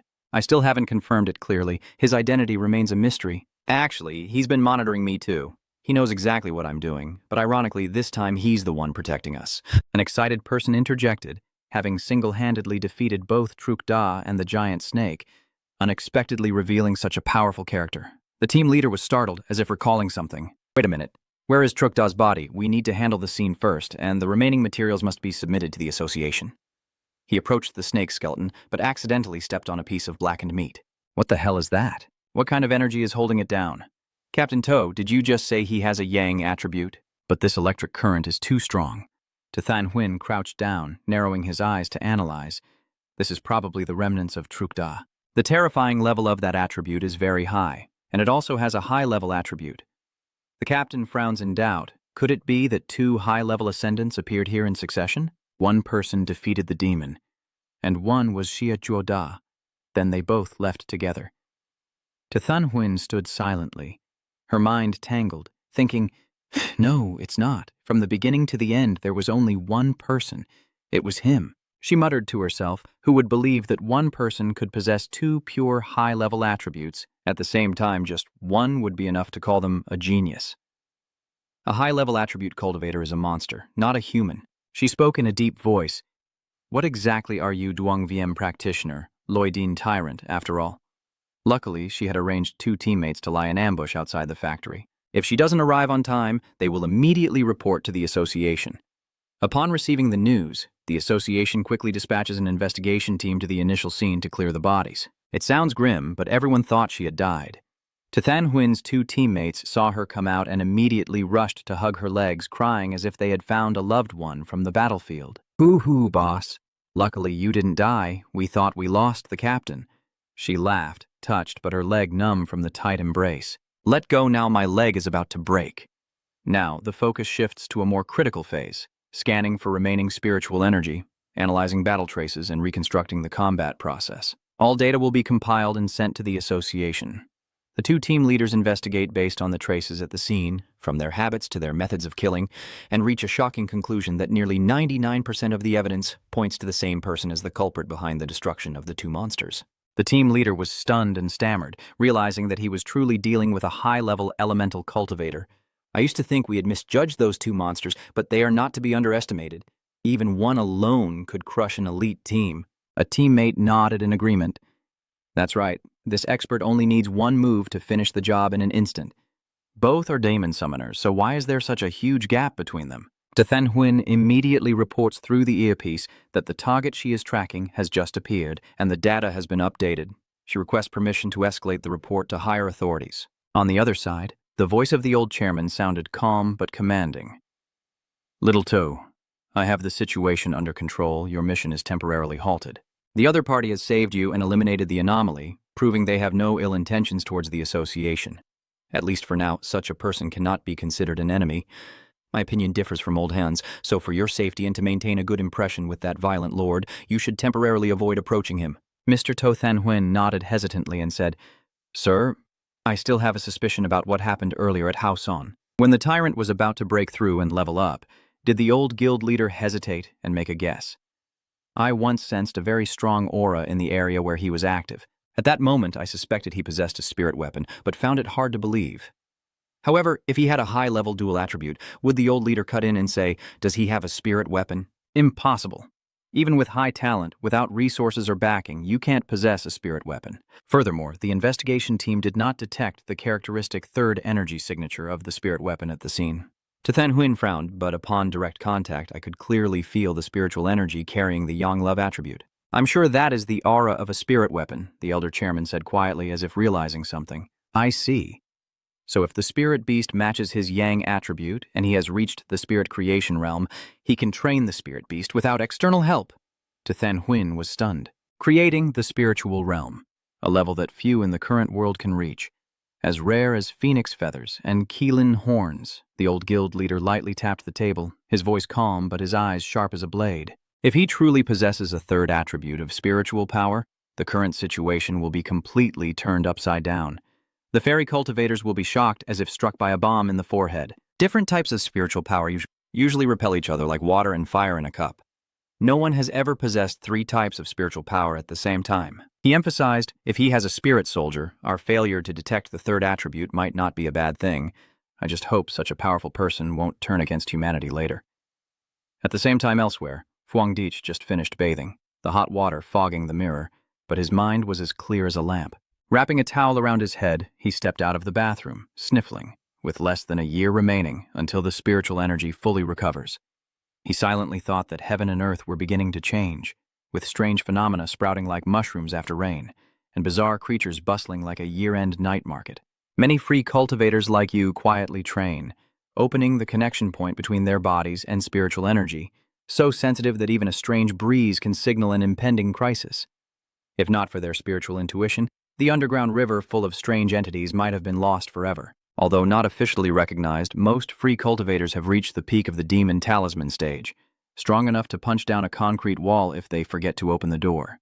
The Han Nation government is showing goodwill towards people like Fang Yi, a gentle strategy that is not simple. The balance between independent cultivators and official ones is maintained for now. The anomalies are still under control, and there have been no reported clashes between factions. Although the Spiritual Energy Cultivation Association has been established, the government still keeps it secret like a luxury restaurant only open to VIP guests. The people talk about strange phenomena and a pervasive sense of unease like the rainy season's bones.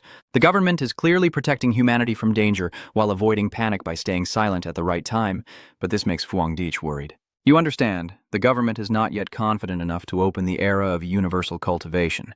With such a huge population, if cultivation information were made public, the first thing to collapse would not be the monsters, but social order. Chaos, rivalry, faction forming, internal conflict erupting before they can deal with the external threat. The vanguard cultivators are still too weak to control the overall situation. If they have to fight the monsters while dealing with internal chaos, the risk of collapse is measured in months, not years. That's why the government's cautious and slow approach isn't necessarily wrong. Sometimes what causes the world to break apart isn't the attack from monsters, but the cruelty of humans, scarier than demons and monsters. But what makes Fang Yi uneasy is the rapid evolution of the aberrations. They are not only fast, but also far beyond what he expected. He understands that to protect the future, he must prepare for a more brutal battle than anything he has faced before. Opening the system interface, Fang Yi glanced at the coldly displayed attribute of darkness, a branch of shadow, an innate nemesis of the cultivator. Unfortunately, he is not yet qualified to absorb it. You pondered, your brow slightly furrowing. Today's creature is clearly an evil-infected beast. As he touched the strange black bones, he could clearly feel the dark, evil, sinister, and deadly energy flowing through them. They are intelligent, Fang Yi whispered, recalling the cold, predatory gaze of the strange creatures. Not only do they eat people, but they also see the bodies of the celestial practitioners as a delicacy to nourish themselves. Even more frightening, they know how to team up, set traps, and coordinate in battle, something previously only seen in high-level monsters. Although they can't match the original dark monsters that can wipe out a country or flatten a continent. If you hadn't followed them to the end today, that team of pioneers, even the one who tried to recruit you, might already be in their stomachs. Just a small branch and it's already gloomy. Feeling nauseous, you swallow your saliva, eyes flashing with fanaticism. So what if it's complete darkness? The system reports it cannot absorb yet, but that doesn't mean never. It subtly implies that when the conditions are right, you may acquire that power. Darkness opposes humans, so what if it becomes my weapon? Fang Yi sneered. That could be the key to changing the situation. Currently, you possess the Golden Sun breathing technique with a Yang attribute, a nourishing method that accelerates recovery. The Divine Thunder 100 refinements with its brutal thunder power to annihilate evil spirits, and the Crimson Fire Sword with internal flames to burn enemies from within. All of them are high-level attributes, combined with compatible martial arts that do not conflict with the 3-star demon talisman realm.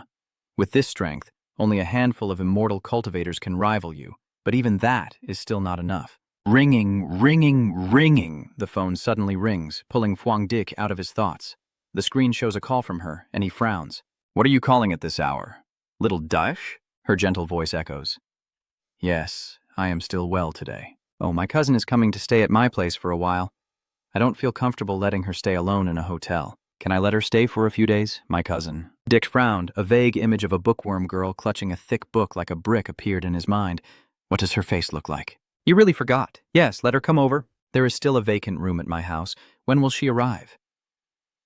No need, she says with a gentle smile. She will send the address to him. He can find his way on his own. She told it to bring some local specialties for you, so you shouldn't be polite. Thank you, ma'am. Yeah, my cousin will probably come by tomorrow afternoon. Sorry to bother you. No trouble at all, ma'am. I have some things to do. I'll hang up first. Okay, take care of your work. Remember to visit her when you're free. At the same time, elsewhere, a girl was staring at the chat group for spiritual energy recovery of the 7 martial arts team, her fingers quickly typing Fang Ha Ku. I will come this afternoon. Will the elegant 81-year-old lady meet in person or go straight there? I'm staying at my cousin's house alone, so you'd better be prepared. Another message interrupted, saying Nam Hao is still not over the shock of being deceived online. Oh, well, my cousin Fang Haku has gone on stage. I'll log off now. The girl turned off the news app to stop her headache.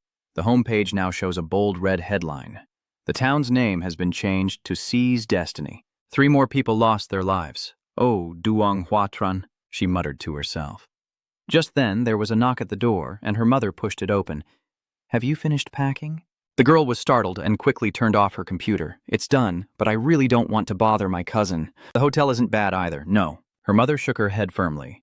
Being at a relative's house is safer than wandering outside. Your mother's cousin is trustworthy. When you go to someone's house, don't cause trouble, help out as much as you can, understood? I know already. Don't worry, Mom. The girl forced a smile, gently pushed her mother out, closed the door, sighed, adjusted her glasses, and passed through each room. Unusual phenomena can't scare me, and my older cousin's teasing words are nothing. That day, the sky was clear and cloudless as the girl dragged her suitcase along the sidewalk, heading to a quiet neighborhood. Duong stands in front of the gate, looks up, and mutters, Yes, this is the place. Huang Dich steps out of the house and unexpectedly encounters his cousin standing at the gate, her eyes sparkling with curiosity. She softly asked, Are you my cousin? Because it's been a long time since we met, Huang Dich was stunned and didn't recognize her. He furrowed his brow slightly, hesitating as he said, I am Lam Wai.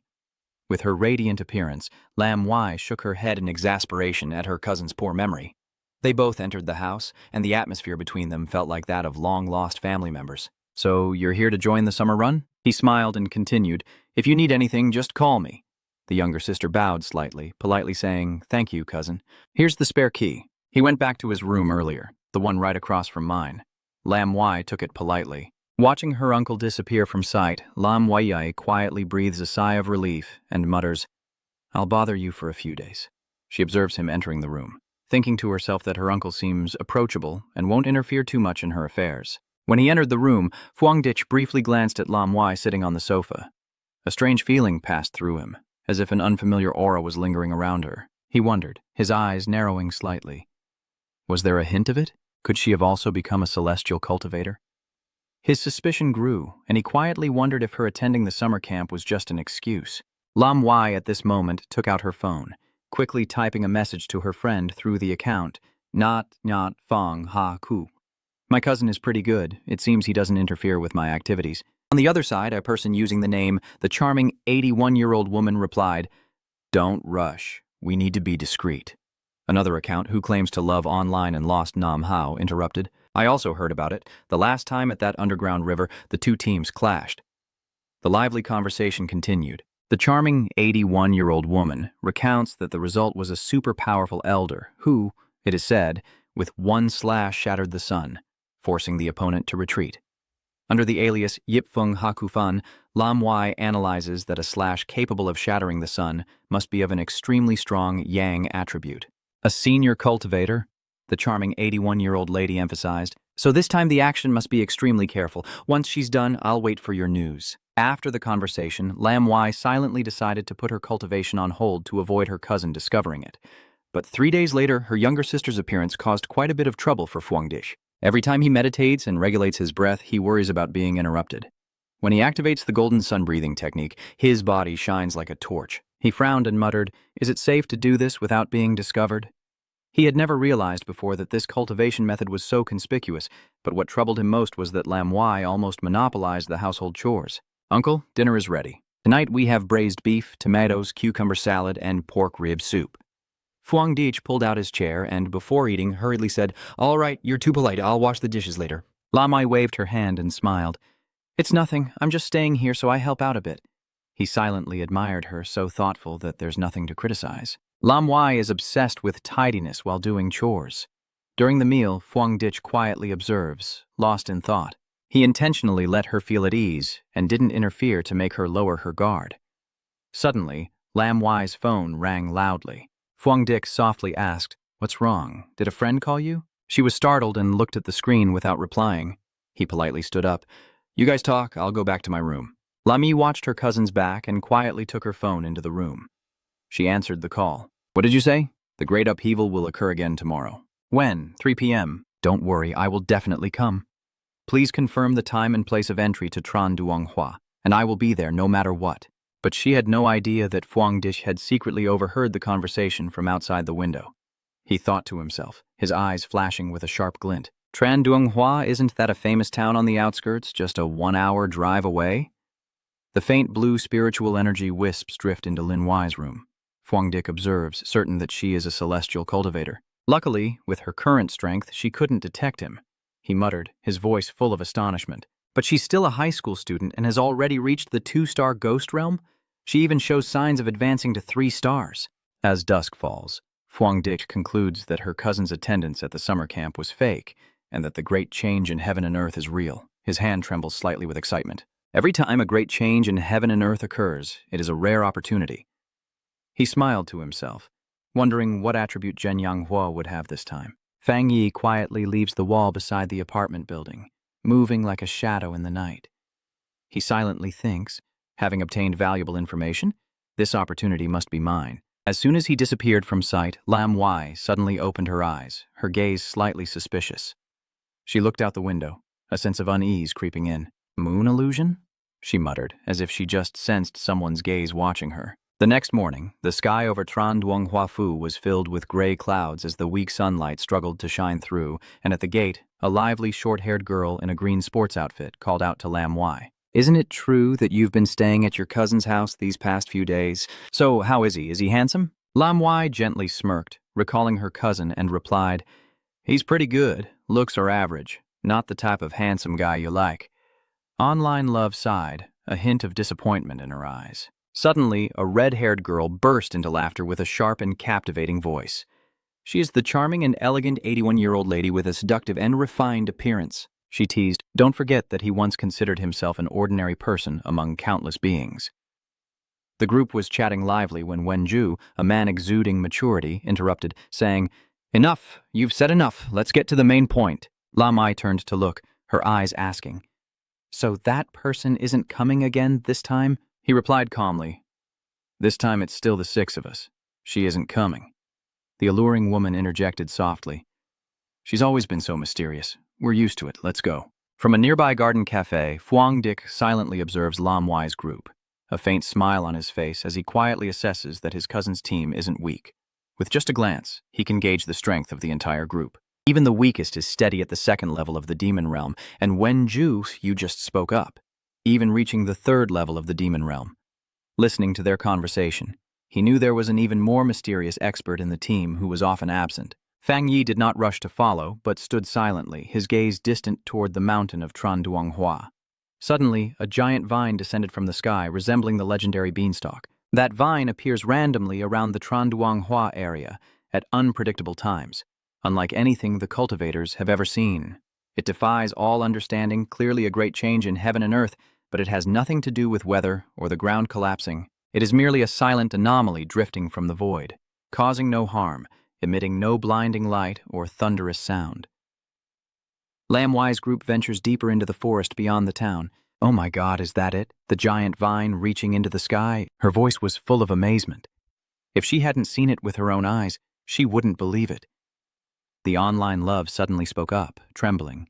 "Wait, can we not go any further?" Lamai looked at her worriedly. "What's wrong?" Online love? Trembling all over. I only felt uneasy and freezing when I saw it for real. Actually, I have a friend in that team. The last time DeLeo appeared, they tried to approach it. She stopped, her skin crawling. "They are all much stronger cultivators than me, with high realms, but after coming here, they all disappeared. Feeling like we will end up like them, dead without a whole body," she whispered, clutching her head. Fear spread through the team, and she trembled, as if vines were tightening around her. At first I thought I could easily accept risking being a celestial cultivator, either gaining everything or losing my body entirely. I shed tears, my voice choked, but when I saw this, I instinctively felt fear. My instinct tells me that this time the confrontation is a very advanced and powerful cosmic anomaly, a completely new and unknown mutation. I don't want to be buried here, I want to retreat. The seductive young woman frowned and said, "Silence." Lin Yi spoke calmly. "Yeah, you're right. Everyone can feel it, actually." She looked up at the towering vines, her eyes deep. Within this wooden attribute vine, there is a wild aura. I can't quite describe it. It feels like sinking into a river of time. All things decay, vitality diminishes, which is why it makes us feel uneasy and intensely uncomfortable, as if it wants to swallow our life force. After speaking, she took the online lover's hand, sharing a bit of courage, but this is the path of those who pioneer the way of cultivation. From a precarious cliff, Fang Yi silently observed, his sharp eyes assessing the scene. From the thick atmosphere enveloping it, bringing an indescribably heavy feeling. Compared to the strange phenomena he had seen in heaven and earth, besides the dark anomaly, this vine made him feel the most uneasy. He looked toward the giant vine, where dried bloodstains, corpses, and bones were covered like a deadly plant disguised as a living creature. Even though it seemed to symbolize life, it was cold and soulless, like a clay statue mimicking a living being drained of spiritual energy. Under the forest canopy, Lin Yi spoke firmly and commanded everyone, "We don't have much time to think anymore." She assigned tasks and scanned around everyone, "Stay within sight and don't go too far." The team nodded in agreement. Lam Yan glanced around, seeing no obvious danger, and let out a small breath of relief, thinking it might be a bit safer now. She thought for a moment before climbing onto a sturdy branch, sitting down to begin her cultivation. A blue aura of spiritual energy enveloped her, emitting a gentle glow. From the cliff, Huang Dick crossed his arms, a look of admiration in his eyes. "Not bad, little sister. You have good vigilance." He secretly praised her for choosing the optimal spot, not too close to the dangerous vines, nor retreating cowardly, truly an outstanding student. But just then, the spiritual energy suddenly fluctuated violently. A loud explosion echoed as a blue spiritual energy pillar shot straight into the sky from Lam Wai's location. Huang Dit was startled and muttered, "Is she about to level up? She's already reached the threshold of the demon realm's 3rd level so quickly. This cousin truly has exceptional talent." A sharp blue axe floats in the air, catching the attention of the online demon. The charming young woman exclaims happily, "Amazing." The demon girl online stared in shock. Why, she actually already... At the same time, the giant vines began to move, like a hunter scenting its prey. With rare alertness, Von Truk immediately shouted a warning. "It's no good, the vines are coming toward us." The young woman looks panicked, trembling voice saying, "What?" Even from that far away, they can still find us. Before they could react, 2 team members were tightly wrapped by the vines, their desperate cries echoing throughout the forest. The team was in chaos. Everyone only cared about themselves and no longer thought of saving others. The online lover panicked and ran away, shouting, "Run now or you'll definitely die here." The vine has wrapped around Lam Wai's protective spiritual energy ring, causing it to shake violently. The team is in chaos, running in all directions. The commotion from Lam Wai's breakthrough was so intense that it drew the attention of the vine. If it wrapped around her, the wild aura would drain her vitality in an instant. Lam Wai still hasn't realized that her protective ring has a crack under the pressure of the vine. As the seductive internet lover clenches her hand tightly, voice firm, "No, we can't go yet, I will be in danger." The internet lover, already terrified, now held back, erupts in anger here. So what do you want me to do? Use spiritual energy to protect her? She herself decided to cultivate here, irresponsibly leveling up and wanting to become stronger by stepping on my life, huh? The seductive woman tried to soothe, her voice gentle. But Van Trook, with a cold and stern expression, said, "Life and death are predestined. Wealth and rank are decided by heaven. If we don't leave now, we'll all die with her. You're still young, don't act impulsively. We're just like passing ships meeting by chance." Hearing this, the alluring woman was furious and slapped Van Trook hard across the face. She said through gritted teeth, "Go away. I won't abandon my teammates."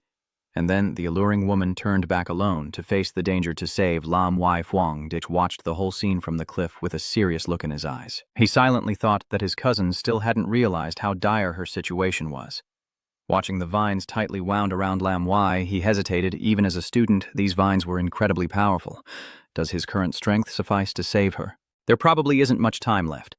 Without hesitation, Phuong Ditch clenched his sword, and the positive attribute spiritual energy burst out brilliantly. He promised her he would take good care of his cousin, and he couldn't break that promise. Under the forest canopy, the seductive woman fought with all her might to cut the vines, but the cunning vines, as tough as steel, suddenly wrapped around her ankles, trapping her like a cocoon in an instant. At the same time, Lam Wai's protective spiritual energy barrier shattered under the pressure of the vines. In that fleeting moment of life and death, Phuong Ditch rushed forward, his golden sword blazing with fiery sunlight, while the alluring lady trapped by vines could only helplessly watch Lam Wai fall into danger, as the online lovers who had run away turned back to hear the final scream echoing. Suddenly, a brilliant pillar of light like the sun of truth tears through space and descends. The explosion shakes the sky as the vines are shattered by a strike of the sword. White smoke swirls and debris falls everywhere. Phuong Ditch gently lands, his foot on the glowing golden sword, as the remaining vines, sensing danger, hurriedly retreat across the scorched ground. Van Trook was stunned, her eyes incredulous as the vines retreated. Even through online love, she could tell they had stopped attacking, but countless vines around still wriggled, unable to escape. Unfortunately, they had all been shattered into dust by Phuong Ditch. The light from him blazes like a second sun shining down. Van Trook shields his eyes, wondering if he's also an immortal cultivator. The intense heat and dazzling light made the alluring lady unable to look straight. She muttered, "This is a yang attribute at its extreme. Only a high-level power like this dares to recklessly repel the wild vines." Van Trook clenched his teeth, filled with resentment, proud of his talent that allowed him to reach the Demon Lord Stage 3 stars in a short time, a feat few in the entire country could match. Yet now the existence of Lam Wai, and especially this mysterious monster, drove him to madness with envy. He thought Lam Wai's talent was only on par with his, so who was that person? Phuong Ditch stood on the high mound, his sword still shining with a golden glow, pushing back all the surrounding vines. Van Trook looked up with a face full of emotion, thinking that if there was someone like that among the immortal practitioners, then he and his allies were just faint stars serving as a backdrop to the bright moon. He wondered if this opponent could crush not only him but all the other immortal practitioners as well. Looking at Phuong Ditch with his divine and transcendent aura, Van Trook was stunned. What kind of existence was he truly? But Phuong Ditch ignored the gazes of others. At this moment, the system in his mind sounded, detecting that the extreme wood attribute was automatically editing itself, and the editing was successful. He looked at the new cultivation method, continuously growing, capable of absorbing the surrounding vitality and quickly healing wounds. He silently evaluated, a flicker of light in his eyes. This wood attribute cultivation technique is truly powerful. As long as there is life around, it is like an eternal energy engine. Suddenly, the system sent another notification indicating that the process of death attribute extraction was still ongoing. Fang Yi couldn't help but be surprised. This place not only harbors abundant wood energy, but also contains another kind of power. The notification clearly indicated that the wild Vu attribute had been successfully extracted. This is a power capable of triggering death energy and corroding all life around it. With the system's absolute support, Phuong Ditch easily assimilates both of these advanced attributes into his body. He slowly opened his eyes, feeling as if he had just woken from a long dream, secretly marveling that it's no wonder this strange vine can only grow in such treacherous terrain. The wood element spiritual energy around him gradually dispersed into the void. Fang Yi considered that if this thing grew in a plains or residential area, the vitality within dozens of miles would be drained to dryness. The wild and savage nature is indeed overbearing, seizing the life of everything to nourish itself. My thoughts were interrupted by a gentle yet still slightly weak voice coming from behind. "Thank you for saving our lives." "Thank you. If it weren't for you earlier, we would have surely died. How can we repay you?" Fwangdik didn't care about gratitude and simply turned to leave, giving a light wave with his hand. "No need. See you next time," another calculation crossed his mind. Thanks to the information from this group, he was able to find this place, gain the endless growth skill, and the valuable wilderness attribute, making him the biggest winner in this operation. As he passed by the online boyfriend and Van Trook, Fwangdik's eyes flashed with a calculating and sinister glint. Remembering the internal conflicts of these people earlier, he thought to himself that he needs to pay more attention to his cousin's movements in the future. Then, he leapt high into the air, his figure quickly disappearing from the sight of the surviving group. When disaster strikes, a person's true nature is revealed. A disorganized team like that, if a major crisis occurs, there is no safety at all. The online boyfriend watched the distant figures back, still looking stunned. He moved too quickly, so what do we do now? Van Trook, standing beside her, didn't forget to mock. "Are you regretting not saving someone just now?" He adjusts his glasses, analyzing the situation rationally. Now the threat is gone. Lam Y has ascended to the 3-star Demon Lord, so our best option now is to try to stay in this team. While they were still talking, Lam Y had completed her level-up process. She slowly opened her shimmering blue eyes, as if holding an entire sky full of stars. The seductive lady was overjoyed and ran over. "Lam Y, you're awake." Behind Wenju, she whispers to her online boyfriend. "Now we have to see if the seductive lady is rational enough. She won't let us turn against each other. Instead of worrying about these things, better to think about that mysterious person."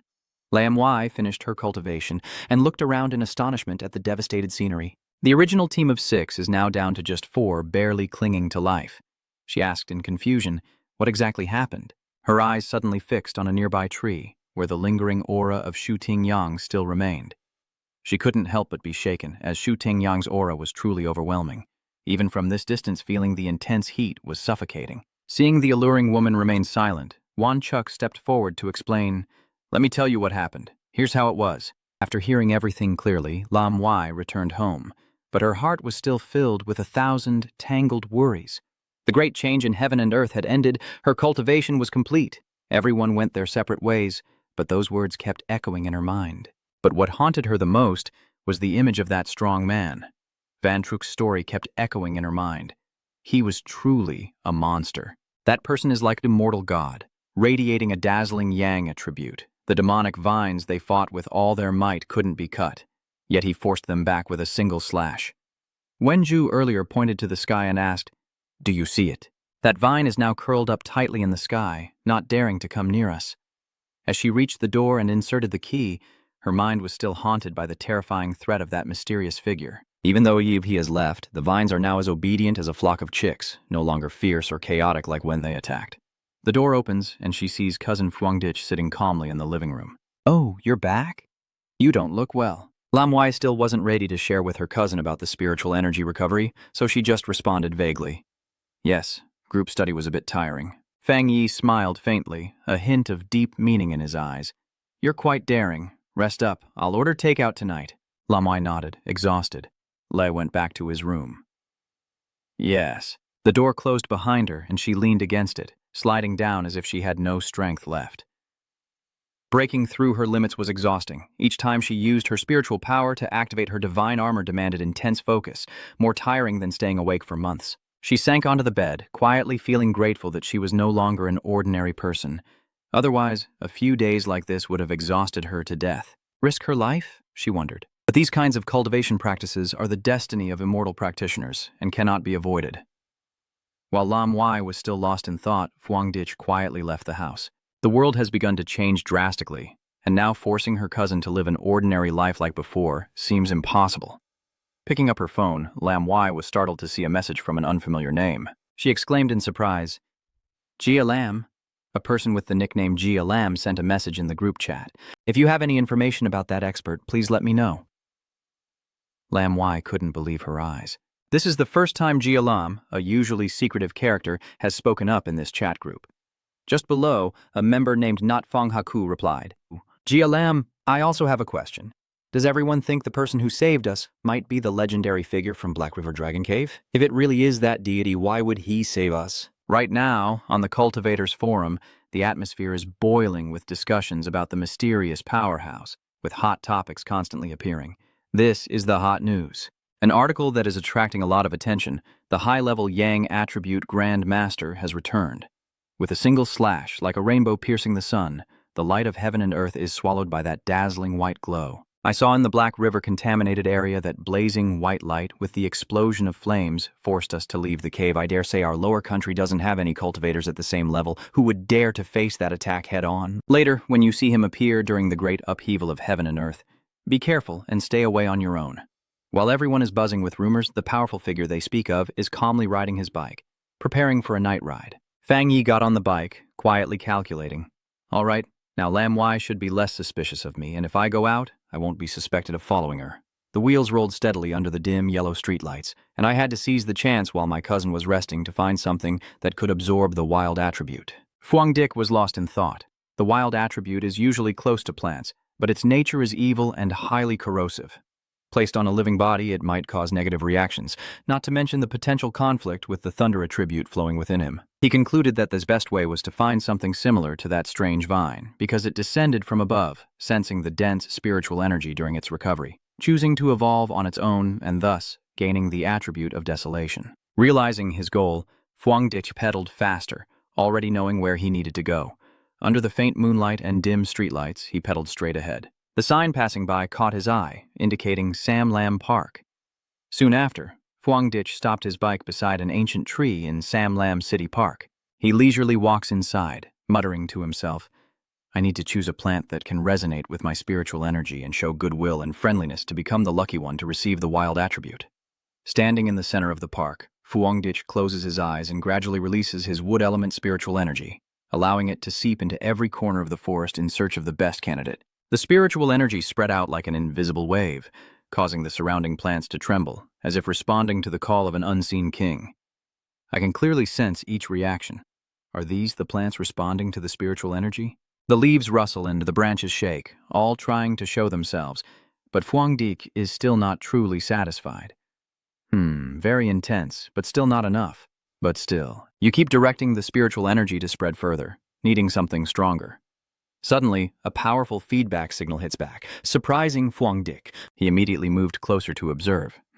Amid the dense grass, a lively wildflower sways, its petals trembling as if desperately calling for your attention. Phuong Dick squints. Is it that one? Zit.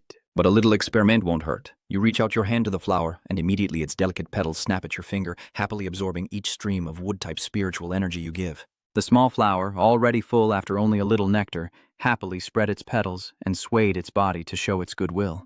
Phuong Dick couldn't help but laugh at it. Very perceptive. This wildflower is clearly just a plant, but when it encounters spiritual energy, it behaves just like a greedy puppy, finishing its fill and then rubbing against your hand to show loyalty. It seems to understand that the young man before it is its savior, its creator, who will give it a new life in this harsh world, so it has no hesitation in showing its loyalty and wants to follow him. As expected, Phuong Dick is very pleased with this display. He crouched down and whispered, Are you the only one in the entire forest that reacts strongly to my spiritual energy? Perfect for implanting the wild attribute, little flower. I choose you. Are you ready? The flower seemed to understand human speech and nodded rapidly.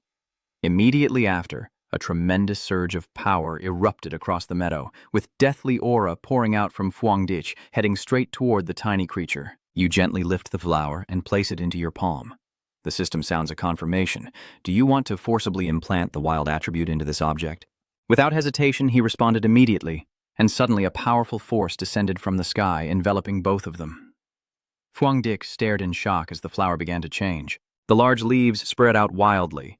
The flower's pistil gradually revealed, emitting a strange green glow. Seeing the surrounding scene affected, Phuong Dick couldn't help but be stunned. The wild power was truly terrifying, like the hand of a demon. It's only been 3 seconds, and it's almost drained the life force of an entire city forest. It's too overpowered, still spreading wildly. The giant flower gradually shrank in size. Phuong Dick quickly grabbed it and decisively pulled it out. Forget it. If I keep going, it will attract the attention of the Spirit Energy Association. Grabbing the mutated flower, he quickly turned and left. At this moment, his gaze fell on a surveillance camera attached to a nearby tree. After all, this is the city center, and the Spirit Energy Association would definitely be watching this area. He thought to himself that with the spiritual energy recovering, the plants here all carried hidden dangers. Since entering, he noticed the surveillance system was more dense, and the surroundings were unusually quiet with no visitors in sight. As he ran, Fang Yi looked down at the flower tree in his hand, still absorbing energy. Is it still possible to survive without ease? However, compared to the reckless plundering earlier, the absorption now has become much more gentle and refined. It's amazing that even after being pulled out of the ground, its spiritual energy hasn't diminished compared to before I chose it. I wonder, it's just an ordinary wildflower. Could it be that after being assigned an attribute, this plant species also begins to evolve? As if a certain evolutionary chain has been unlocked. At the same time, into the monitoring room, an electronic voice sounded from the alarm speaker, warning of abnormal values exceeding the threshold. Warning threshold exceeded. Seeing the situation, the transporter muttered uneasily. Did they still activate the surveillance system? Let's go. Switch to the Spiritual Plant Recovery Research Department. The alarm siren blared repeatedly, red lights flashing throughout the room. The abnormal value exceeded the threshold. Warning threshold exceeded. Abnormal values are spiking rapidly. The staff are panicking. What's going on? The leader immediately gives a strict order. Everyone puts on bracelets and rushes to the park to cordon off the scene, forbidding outsiders from entering. Looking at the display screen, the number has reached 30.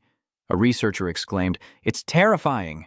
Previously, the north gate of Than Tan University only fluctuated around 8 to 10, but Amha Dung Long is at 25. That's right, if the spiritual energy concentration exceeds 10, the army will take control. Someone is confused. Initially, the spiritual energy concentration in this park was even below 10. The research team continued checking the environmental indicators. That's strange. Look at everyone. The humidity levels, surface moisture, temperature, everything is normal. The sunlight radiation is fine, but the trees here seem as if they've all been drained of life in just a few seconds. I wonder what kind of spiritual energy attribute is causing this? Someone wondered, I feel like I still need to go a little further ahead. That's where the center really is. Suddenly, a deep yet commanding voice echoes a warning. Do not go any closer. Absolutely do not touch. This is the wilderness attribute. The researchers looked at each other in confusion. The wasteland attribute, the fake professor began to explain, his voice deepening with seriousness. Do you know the vines hanging in the sky? Everyone suddenly woke up, exclaiming in amazement. The master means the demon-like vines have been classified as a level A mutation. The professor nodded in confirmation. Yes, it is extremely dangerous, and classified as A-level because of its ferocity, having caused many to perish. Ultimately, it possesses a wild attribute, a powerful trait that drains the vitality of surrounding creatures and seizes everything for itself. Hearing this, everyone shivered in fear and swallowed hard. A graduate student tremblingly asked, "Sir, if you hadn't stopped me just now, wouldn't I have just stepped in and died?" The professor replied simply, "Yes, the awakened wild attribute plants can be said to be in a death zone, where anyone who enters will be devoured and lose their vitality." He continued citing, "I have seen documents about another wild attribute plant in the southern country, which is the ancient tree Forbidden Zone located in the trading city. The decayed ancient tree has polluted the forest, turning it into a forbidden zone where any living creature approaching will be pierced. Under the great changes of heaven and earth, the mutation of plants cannot be underestimated." He emphasized that, based on current knowledge, the wild attribute is the strongest type of attribute that plants can awaken. Currently, besides the ancient tree and the vines, a new wild attribute source has appeared. Suddenly, Major Han Li appears like a shadow, placing his hand on the monk's shoulder, and says, "I already know the situation." Professor was startled and turned around.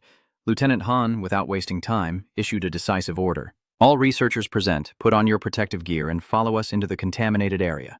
Upon receiving the order, the team quickly equipped themselves and cautiously entered the danger zone. Inside the deadly forest, someone wondered why they hadn't yet discovered the source of the wilderness. Weren't they told that only that vine could move around everywhere? Could it be that the aura of desolation is decreasing? "We've only been in the forest for 5 minutes, and the concentration has dropped to 25. Han Lei calmly said, "Let us investigate a bit." The capable female assistant, Than Huin, replied. "All right." Han Lei and Than Hin simultaneously touched the ground, activating their sensing abilities, and 2 streams of energy seeped deep into the earth to search for traces. Suddenly, both of them were startled, opening their eyes wide, and said, "Wait a minute. This source has already been dug up by someone else." The accompanying scientist stammered in shock. "Lost the excavation? How could that happen?" Han Lei stood up. his sharp gaze beginning to deduce that if someone truly managed to excavate the source from the abandoned Forbidden Zone, then that person's identity was worth considering carefully. Captain Han, I note what you're thinking, but there are no remnants of that powerful expert's spiritual energy at the scene. Han Lei opened the three-dimensional control panel and quickly scrolled through the data. Based on data filtering and analysis, we have found this person's profile. Their movements matched the locations of the two anomalies. Then he transferred the data to Then Huin. She held the electronic file and read the name displayed on Fuang Dish's screen. Han Lei carefully instructed, I will transfer all his files to you. This person is very likely the one you contacted before. The rest is up to your organization to handle. Then Huin nodded and obeyed the order. I understand. 2 hours later, in a safe place, Fuang Dish was inspecting his spoils, smiling with excitement. Ha ha, it's your first time planting flowers. How could you not even have a flower pot? This is the small house you chose yourself. Don't cling to my hand anymore. He continues to talk to the little flower. Even if this guy has the wilderness attribute, he will keep training, so he's considered a valuable helper I have nurtured. The small white flower now lies quietly, and Fang Yi nods in approval, noting that the wild attribute is quite special and can be very useful in battle even with many surprising effects. Moreover, it looks just right and not eye-catching. You take pride in your plan, and if Lin Wai accidentally sees it, she would find it hard to suspect. In battle, an ordinary appearance is also the best disguise. He gently strokes the flower petal, a mischievous glint in his eyes, because in actual combat strength is only part of it. What matters more is who has more tricks up their sleeve. Suddenly, the phone rings, displaying a call from the neighbor Lao Vuong. Huang Dit held the phone, unable to hide his surprise. Lao Vuong, isn't this my childhood close friend who has been in the army for 3 years and hasn't met up? Old Mr. Wang, whose full name is Wang Liang, has been your neighbor since elementary school through high school, always inseparable like shadows. You could have continued sitting next to each other in high school, but that kid suddenly patted his butt and boldly declared he wanted to join the army to protect the country. Hey kid, you're back already? Let's go have a drink at our usual spot. Fuang Dit was stunned. So suddenly? Vuong Luong smiled shyly, lowering his voice mysteriously. Yes. I have an important secret I want to tell you. After hearing it, don't faint from shock. After saying that, Vuong Luong hung up the phone. Meanwhile, the atmosphere in the military meeting room grew increasingly tense. A subordinate stands at attention and reports, Reporting to the commander, I have followed your instructions, but I would like to suggest that if he is not the person we are looking for, can we ensure his safety? The female commander lightly taps her finger on the table, a sharp sound echoing in the silence. She coldly replied, Do your best with the mission and avoid unnecessary actions. If he's not the right person, just treat him like a friend and give him some advice. At their usual drinking spot, Fuang Dish reunites with an old friend, and the two men cheer and clink glasses, their laughter drowning out the surrounding noise. Seeing my dark-skinned, tough-looking friend in front of me, Fuang Dich silently marveled Vuong Luong must have had a tough time in the army. The humorous, witty Vuong Luong from before has now grown up and more mature and composed. Over the past 3 years, I have had many reflections. Life in the army. Oh, how have you been? Fuang Dich replied with a gentle smile. It's okay. Passing college exams isn't bad. Vuong Luong nodded slightly, a faint smile on his face. Yeah. Fuang Dike smiled, swirling his beer, but his mind drifted back to memories of his past life, and he knew he would never have the chance to meet Vuong Luong again. When chaos erupts and news becomes fragmented, there's no point in mentioning reunions. As a soldier, it's very likely that he quietly sacrificed himself on some nameless battlefield in an unknown war. Looking at his friend sitting in front of him, Fuang Dich wondered if he could change your future this time. But his train of thought was interrupted by Vuong Luong's hesitant voice. What I want to ask is if you've encountered anything strange lately, like zombies or monsters similar to those in movies. Hearing that, Fuang Dich's mind immediately shifted. He thought to himself, well, it makes sense. In the army, gathering information about spiritual energy recovery isn't unusual, but Vuong Luong's question clearly carried an implication of probing. He quietly heightened his vigilance, but pretended to be clueless on the surface. Huh? So what exactly do you want to say? Vuong Luong covers his face, as if struggling with an intense inner conflict. After a long moment, he finally decides to tell the truth. It's better if there's nothing. Actually, I came today not to comfort you, but to remind you of something. In the near future, maybe in a few months or a year, the things we value now, like education and assets, will become worthless paper. Everything will start over from the beginning. Fang Yi listened silently as his close friend shared, but a warning bell rang in his mind. An ordinary soldier would definitely have to sign a strict confidentiality agreement and absolutely not reveal a word about the restored spiritual energy. It seems you have been classified as suspicious by the military and are under covert surveillance. Don't worry, what I told you today will be fine as long as you don't reveal it to anyone. Fang Yi secretly sighed to himself. Even though he was pretending to be naive and uncooperative, his old friend still risked breaking the rules to kindly warn him to be careful of the anomaly. The conversation was suddenly interrupted by the ringing of a phone. Vuong Luong answers the phone, his face instantly turning serious as he hears the urgent order from the other end. In just 10 minutes, he must return to the team and be at the target location. My brother, sorry, I have an urgent task. You should head back first. I can't see you off. Is this about restoring spiritual energy? Let me go with you. Vuong Luong stopped in his tracks, turning around in shock, unable to believe what he was hearing. Unexpectedly, Phuong Dick had come over, patted his shoulder, and told Diem Nguyen, "Take me with you." Is it because of your superior's order that you're meeting me this time? Vuong Luong stammered. How are you? Phuong Dick smiled reassuringly. Don't worry, even if I'm not sure what your superior told you, I know you wouldn't harm me. Also, there's something you haven't told your old friend, that you want to learn more about the military's handling of the situation, which is definitely related to the celestial and earthly anomalies. But if the Spirit Energy Association is handling the monsters, then what is the military responsible for? Just as I wanted to investigate the truth and learn more news, with no other choice, the two quickly moved to the military base in Zone 19. When they arrived, Fang Yi couldn't help but be amazed. The concentration of spiritual energy here is extremely dense, even surpassing the polluted Black River Dragon area. At the heavily guarded camp gate, Wang Liang stepped forward to report his identity before returning to the team. After verification, the gate opens, and he leads Phuong Ditch deeper inside. As they step onto the scene, a deafening explosion shakes the heavens and earth, with smoke and dust obscuring the view. In front of them, a large army is using spiritual energy to bind a huge, ferocious monster that looks like a mutated dog, which, despite being chained by spiritual chains, is still frantically opening its mouth to breathe fire and burn, injuring nearby soldiers. Fang Yi narrowed his eyes and observed, then made a judgment. Is this the process of attribute fusion? The person answering you is not Wang Liang but Kolam, a female officer with a commanding presence at the 3-star Ghost Realm. That's right, this is a demon beast with dual attributes of darkness and fire. It is currently merging attributes, making it extremely savage and ruthless. Several soldiers have been seriously injured. After finishing, she turned to shout loudly at the soldier beside her. Wang Liang immediately placed his hand on his chest and saluted. Kolam sternly questions, "Do you dare to lead unrelated people into the restricted area without permission?" Vuong Luong hurriedly explains, "No, he didn't even let you finish your sentence." The female officer cut in decisively. "All right, it's an urgent situation. Only missing you. Come here and form a counterattack team." Vuong Luong obeyed obediently, then Kolam's gaze swept over Phuong Dick with suspicion. "Is that Phuong Dick?" He doesn't look like much, and the spiritual energy around him is only slightly fluctuating. Could it not be him? But now is not the time to be distracted. She issued a stern warning. "If you are Vuong Luong's friend, I won't say much. This is a restricted area. If you go in, it's your own life or death. Keep everything you see secret." Phuong Ditch nodded, pretending to be obedient. I understand now. I won't care about strangers anymore. Kolam begins to command the battle. Zhang Mi, Li, and Ngok only need to call out their names, no extra orders needed, and the soldiers who are called out immediately rush to their positions and simultaneously unleash their spiritual power at the evil dog. Kolam also didn't stay on the sidelines. She raised her specialized gun and aimed directly at the target. Bang!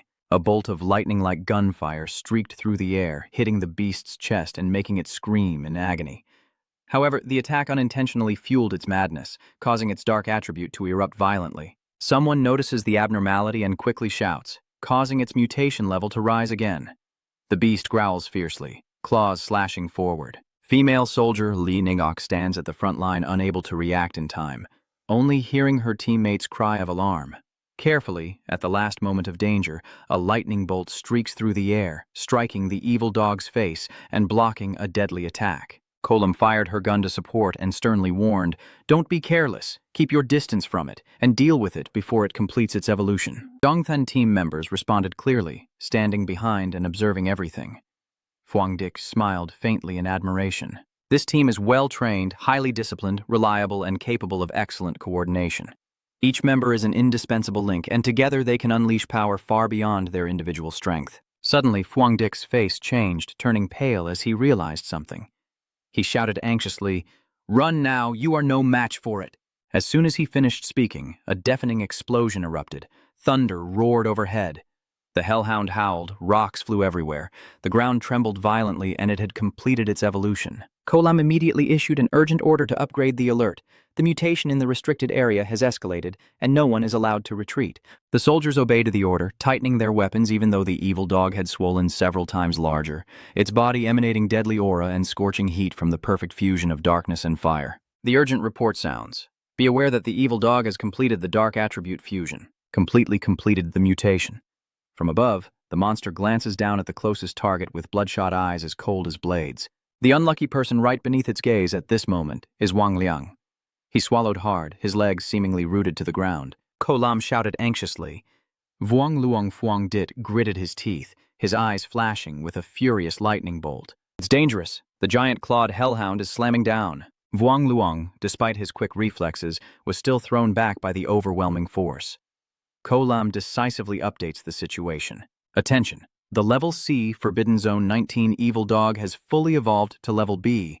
Updating combat plan. Before he could finish speaking, Vuong Luong's body was already flying towards Phuong Dich. He has internal injuries and is spitting blood right into his friend's hand. Phuong Dich quickly catches him and anxiously asks, "Are you okay?" Vuong Luong's hand trembled, with blackened streaks on his arm, caused by the dark attribute corrosion. He clenched his pain and tried to reassure, "No, it's fine. I just boosted the spiritual energy for the collar that's shining. It backfired. You don't need to worry too much. We are all soldiers of restricted Zone 19. Seeing my friend seriously injured but still trying to fulfill his duty as a soldier, Phuong Dich's face darkened and his eyes turned cold. On the other side, Kolam forcefully slammed her gun onto the ground, making a loud noise, and shouted commands with a resolute voice. Everyone, whether using tactics or any means, even at the cost of their lives, she and the soldiers stood firm, determined to stop the B-level monster from escaping the Forbidden Zone. As she finished speaking, Kolam was startled to see a figure in black rush past her like a gust of wind. She shouted, "What are you planning to do?" Phuong Dich didn't answer, only leaving a reply echoing back. "You're not a soldier, so you don't have to follow Kolam's orders. You rush straight toward the monster with your arm covered in raging lightning, ready to deliver a devastating blow." Thunder roared as Phuong Dich moved like lightning towards the target. He sneered, "How arrogant!" The evil dog slashes down with its sharp red claws. A hit like that would surely shatter the opponent. But with superior speed, Phuong Dich jumps up to dodge easily, his thunderous fist aimed straight at the beast's head. "Then let the thunder god punish you." Boom! The devastating punch sent the giant evil beast crashing to the ground, the earth cracking open, debris flying everywhere, and the soldiers below struggling to withstand the aftershock. I'm not mistaken, right? This is a Level B exotic beast that even Chief Officer Kolam can't handle alone. Luong Wang was so shocked he opened his mouth in amazement and turned to ask Kolam, "Chief, could it really be my brother?" Kolam looked on seriously and nodded in confirmation. Yes, we were not mistaken. Looking at Phuong Dich with his arm crackling with lightning, Nyao Nhe stood in front of the defeated monster, affirming that he was indeed the tyrant from the rumors. However, such a powerful punch was still not enough to completely kill the B-level evil dog. Phuong Dich's eyes flashed with cruelty as he saw the beast still struggling. Is he not dead yet? I guess this is the only way. "Captain Iking, everyone retreat." Kolam immediately signaled the team to fall back, her curiosity rising sharply. Dai Thu Cap B needs a coordinated team and willingness to sacrifice to even hope to hold him back. So, how is it that he can dominate to this extent alone? I'll give you a scar on your face that makes you look even more fierce. What kind of power is this? I must admit, this is an extreme lightning attribute. At this moment, Phuong Dich raises his right hand to the sky. Lightning flashes brightly, dazzling as if to pierce the sky. Kolam thought to herself that even in the Ha Kingdom, he would probably be among the top experts. But her thoughts were interrupted by Phuong Dich's sudden action. You only see him turn his arm into a living lightning rod, drawing all the lightning in the space. Kolam's eyes widen in shock. How terrifying will his evolution become? Dark clouds swirl and thunder tears the sky apart, with massive blue lightning bolts like electric dragons stirring the air. Fang Yi turned around, took a few steps forward, then decisively lowered his hand, summoning a giant lightning pillar like a towering tree that struck the dying evil dog. And everyone witnessing this simultaneously thought, truly worthy of being the tyrant. After delivering the final blow, Phuong Dich coldly turned away, without even glancing at the charred corpse of the monster. Li Nangok hugged his neck, still stunned. Oh my God, just looking at it makes my neck freeze and my head spin. Even the trembling honey agrees, but this lightning attribute feels 1,000 times scarier than the dark attribute. I can tolerate corrosion, but being electrocuted like that, I can't handle. Leaving the battlefield, Fuang Dich walks towards his close friend. Bold King, it's over now. Wang Liang forgot the pain and happily ran over to greet him, patting his friend's head. You scared me to death. I never expected my brothers to be so cool. Seeing my old friend back to his usual cheerful self, Fuang Dich laughed out loud. Ha ha, you repay kindness with resentment? I beat the dog, and you beat me. Wang Luang also chuckled, then scratched his head, looking a bit apologetic. Sorry about that. I actually knew you might be an immortal cultivator with commands like mountains, and I dragged you into this. Fang Yi shook his head, his tone reproachful yet full of affection. Is he blaming you for something? It's been 3 years and you've already grown distant from me? Don't I even understand you anymore? At this moment, Ko Lam stepped forward, interrupting their conversation. She extended her hand solemnly. Fang Yi, thank you for your help. Fang Yi smiles kindly and shakes her hand in return. It's nothing. Just consider it me saving my friend. The urgent situation earlier prevented an introduction, but now the danger has been resolved. My apologies, but I can't provide the translation for that line. You have saved restricted area 019. I hope you can leave your contact information. I need to report honestly to my superiors. Is that okay? Fang Yi did not refuse, smiling as he replied, No problem. Wang Liang glanced at his commander and smirked. Seeing the commander bow to my friend was quite an interesting experience. While he was still smirking, Ko Lam formally extended an invitation. Your strength far exceeds that of many immortal practitioners the army has invited. So I very much want to invite you to join the Ha Kingdom Army. But with only my invitation as a border guard officer, I'm afraid it's not enough. What's more astonishing is that although Fuang Dich's realm is only a 3-star ghost lord, his strength far surpasses that of a pseudo-immortal spiritual stage. Master Guan, do you mean you think you are not qualified to invite me? She nodded without hesitation and said, Yes. I think there's nothing to deny or be ashamed of about this. This time, we are also following orders from above to learn about you and have no intention of dragging you into the danger earlier. I think they will personally come to invite you. Fang Yi understood the situation and explained, I don't think it's that serious. Actually, I really respect you. Not everyone has the courage to sacrifice themselves to protect others. I've never seen soldiers fight with my own eyes before. What did you say just now? It moved me a little. Being recognized by a powerful expert, Ko Lam also felt touched. She politely replied, Thank you. And Fang Yi continued to express his desire for cooperation, so that in the future, if there are any troubles, you can call me for help. Just like you did for ordinary people during peacetime. Of course, there is one prerequisite. You must not interfere with my personal cultivation, or restrict me. Your straightforward requests and wishes caught Ko Lam a little off guard. She paused for a moment, probably calculating how to report back to her superiors and see how the army would handle it. Having achieved her goal, Fuang Dich then took his leave. I will take my leave now. So Lam nodded. All right, Vuong Luong and I still need to deal with the mutated evil dog corpses, so we'll send someone to take you back. Fuang Dich casually walks away with his hands in his pockets, his mind filled with many thoughts. Now you understand the role of the military. They station in areas rich in spiritual energy and full of danger, partly for cultivation and to ensure combat advantage. On the other hand, they are the solid wall that creates a barrier between ordinary people and dangerous, supernatural beings protecting the peace of the country. After Fuang Dich's figure disappeared into the distance, Ko Lam turned to Vuong Luong, her voice tinged with contemplation. Vuong Luong, your friend cannot be simply described with just one word. Today, he only showed a fraction of his true strength, like the tip of an iceberg. She sighed, her gaze still distant, her tone filled with admiration. However, that alone is not enough for us to keep up.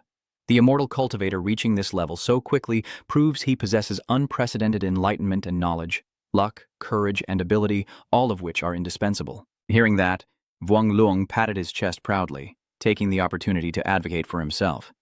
Chief, if that's the case, can't we really improve the Daiyu? If the boss thinks I'm not suitable to recruit you, let me, your close friend, do the talking. Seeing his subordinate get cocky, Ko Lam immediately pressed his head down, crushing that arrogance. Come on, kid, hurry up and help me clean up the scene. Your strength isn't on par with the captain's. Wang Luongtiu pouted and could only obediently follow the order. Yes, sir. That night, at the old apartment complex where Fuang Dich lives, a golden light suddenly flickered through the window. Even though this trip revealed his identity, he still skillfully kept his trump card hidden. only revealing the power of his lightning attribute. In the quiet room, Fuang Dik sat cross-legged focusing on cultivation, his mind beginning to analyze the recent events and the attitude of the military. He concluded, and based on their attitude, this might not be a bad thing. He has identified an important piece of information. At least he knows that this lightning attribute is extremely rare, even unique, and it counters the dark attribute that the army desperately wants to possess. Fang Yi takes a deep breath, calmly considering all aspects. To lure him, they not only did not threaten or oppress, but also granted him the right to speak, the fastest path to strengthen himself, and the most advanced information channels. You also understand the role and responsibility of each power in this new era.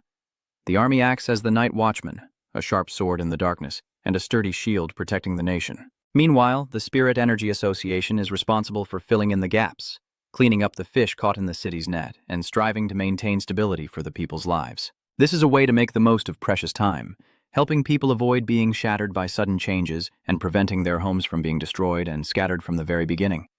At this moment, the spiritual energy around Fuang Dich begins to condense, forming a radiant sphere surrounding his dantian. Kim Duong's breathing technique continuously transports and greedily consumes pure energy, and he can't help but marvel that even though he hasn't leveled up after capturing the wild attribute, just staying in the forbidden area makes his body feel full of spiritual energy, which radiates brighter and brighter with a golden glow. Fuang Dich opened his eyes wide, clearly sensing the signs of an impending breakthrough.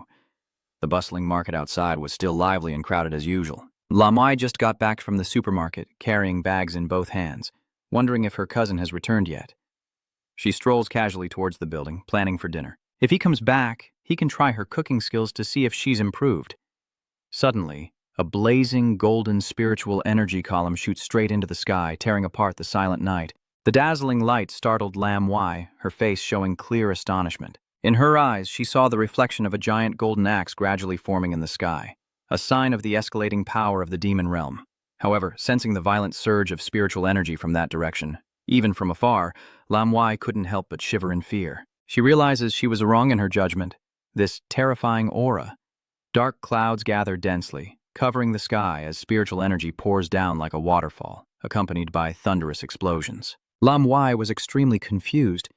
Could it be that a fairy cultivator is about to break through to create a spiritual realm? As if to prove her suspicion, the golden demon king axe in the sky began to shake violently. She whispered in fear. Soon it would no longer be the demon king realm. A powerful force shatters the giant axe. The fragments gradually dissolve and then coalesce into a golden hand as majestic as that of a deity. The young girl whispers in horror. Create a spiritual realm? The legendary cultivator so powerful is right next to her. Lam Wai stands frozen in place, unable to believe what is happening before her eyes. In the military surveillance room, sirens blare loudly and the screens glow with urgent warning messages. Warning, warning, the abnormal value has reached 99.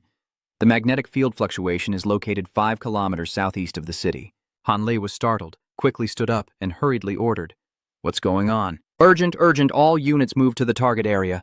Then Huyn stands nearby, pale with fear. Such an extraordinary level of power. Why had this number never been detected before as enough to destroy an entire city?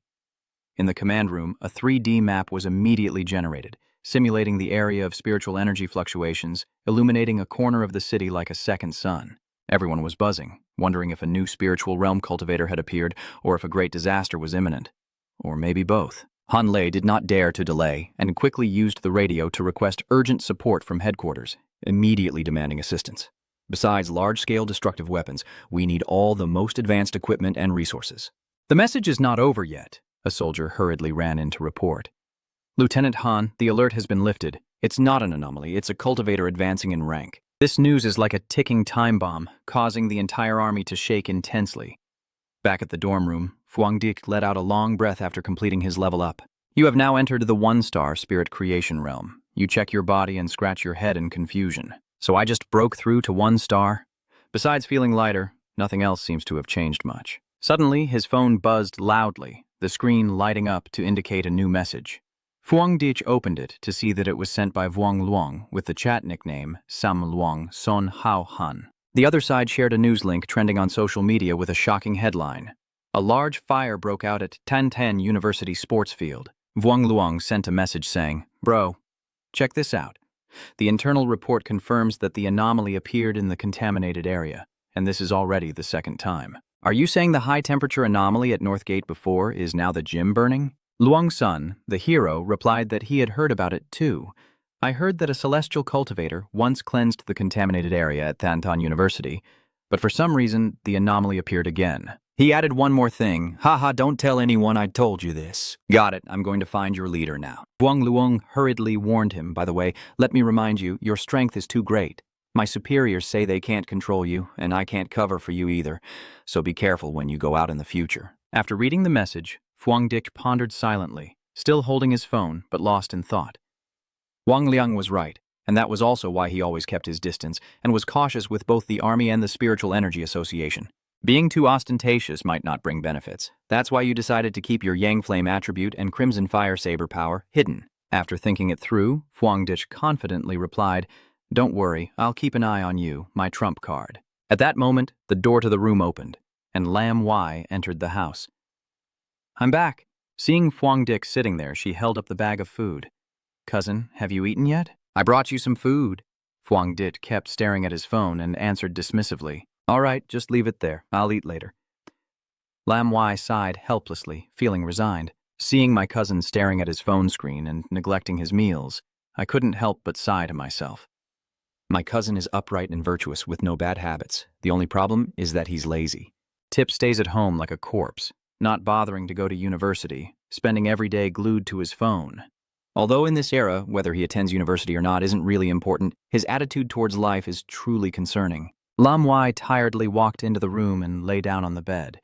But their cultivator was busy all day searching for opportunities in heaven and earth, pretending to hide from ordinary people. Yet her cousin lived so carefree. Her thoughts drifted back to that mysterious, powerful figure who even within the same area appeared to be a divine-level cultivator Mapush, capable of shocking the heavens and earth. The immortal cultivators paying attention to this unusual movement will likely spread the news quickly. In the end, she reassured herself. Whatever, I'll protect my cousin then, as a way to repay him for letting me stay. Outside, Phuong Dik is focused on watching the news about the fire at Thantan University. He frowned and deduced that it was originally just high temperature, but this time it was a fire, and it was Yang attribute too. From the images, it shows the fire spread quickly, flames raging fiercely, trees and flower beds around the sports field completely burned down to ashes, now also sealed off. Online, netizens are buzzing about this incident. Oh my god, the fire is so huge. Did someone cook hot pot in the dormitory and cause a power outage? Oh my god, this is terrifying. I'm not mistaken, right? Special forces also arrived to put out the fire. Is this within their jurisdiction? The fire is really big. Thanbok is truly noble. Even a random blaze attracts special forces to save the day. Because the video is too short and cuts off suddenly, Phuong Dik can't fully assess the situation and frowns as he mutters to himself. The video is so brief and abruptly stopped that it seems much more serious than the previous incident at Bakmon. I don't know what this Yang attribute will be like this time. If I want to see for myself, I need to contact her first. The person you're thinking of right now is Ko Lam, Vuong Luong's direct superior. The next morning, at Thantan University's gate, reporters gathered tightly in front of the entrance, trying to push through the soldiers' blockade and pointing microphones at the soldiers to question them about the fire that couldn't be extinguished. Is it true? Is anyone injured? Why aren't there any news reports about student safety and the school's flammable materials regarding this major incident? Amid the noisy chaos, two figures walk in side by side. Seeing them, the guards immediately stood at attention and respectfully opened the gate to let them in. The reporters seeing this immediately started to complain loudly. Who are these people that they seem so arrogant? Are we blocked outside while they just got in? The newcomers are obviously Fang Yi and Kolam. Ignoring the gossip behind them, the two head straight to the school's stadium area. Seeing the ruined and desolate scene before him, Kolam couldn't help but be stunned. Burned this badly? Is this divine fire? Fang Yi asked curiously again. Heavenly fire? Kolam nodded and explained, yes, that's the name given by the government. She remembered a past forest fire with no warning, suddenly igniting and unstoppable, only able to wait as it consumed everything in its path. She looked around and continued speaking. But wandering around the school aimlessly is not the right thing to do. Kolam turned to Phuong Dik and suggested, Phuong Dik, I'm going to the principal's office for a while. Should you wait here or come with me? Phuong Dik wanted to stay and examine the scene more closely, so he replied, Go ahead, I'll stay here. Kolam nodded and left. So be careful. See you later. After Kolam leaves, Fang Yi calmly steps down the stairs and approaches the yellow military barricade. He stepped over the barricade and crouched down to examine the layer of dust at the edge of the stadium. The scorched ground had cooled down and no longer contained any residual divine energy from heavenly fire, so it couldn't be collected. It seems you think everything is too simple.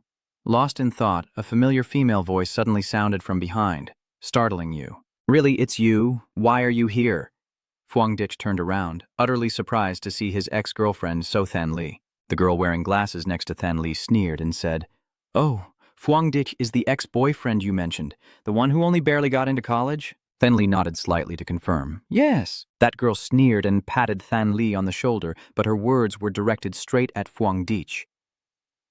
"My friend, I know you might still have some lingering feelings for Than Li, but the reality of the gap between you two is clear to see." "Let go of her!" Fang Yi looked confused, with a big question mark over his head. Do I still have feelings for her? At this moment, the curious students also start gathering around to eavesdrop. Someone immediately shouted upon recognizing Than Li. "Hey, isn't that So Than Li?" "Why is there a male student?" his friend responds. "It's unclear, probably just another unfortunate soul chasing our beauty." So, someone wondered. Never seen him before, he probably isn't from our school, right? A few students expressed their discontent upon seeing a stranger appear in the restricted area. What kind of security work is this? Weren't we supposed to strengthen management? Why are you letting outsiders enter so casually? It's really annoying dealing with people trying to take advantage like this. The bespectacled friend boldly stepped in front of Fang Yi, coldly dismissing him and warning him to think carefully, as Than Li is now our school's miss. Do you know how many outstanding boys are currently pursuing Than Li better than you? You can't even get in. Go away, this is not a place for you to come. That's right. And also, our school is under lockdown. How did you get in? If you don't explain, I'll report it to the police station. Than Li had been silent all along, secretly doubting that Fang Yi came here for her. Her cheeks slightly flushed, her heart beating a little faster. Didn't he say that breaking up meant no regrets? Why is he here now? She really says one thing, but thinks another.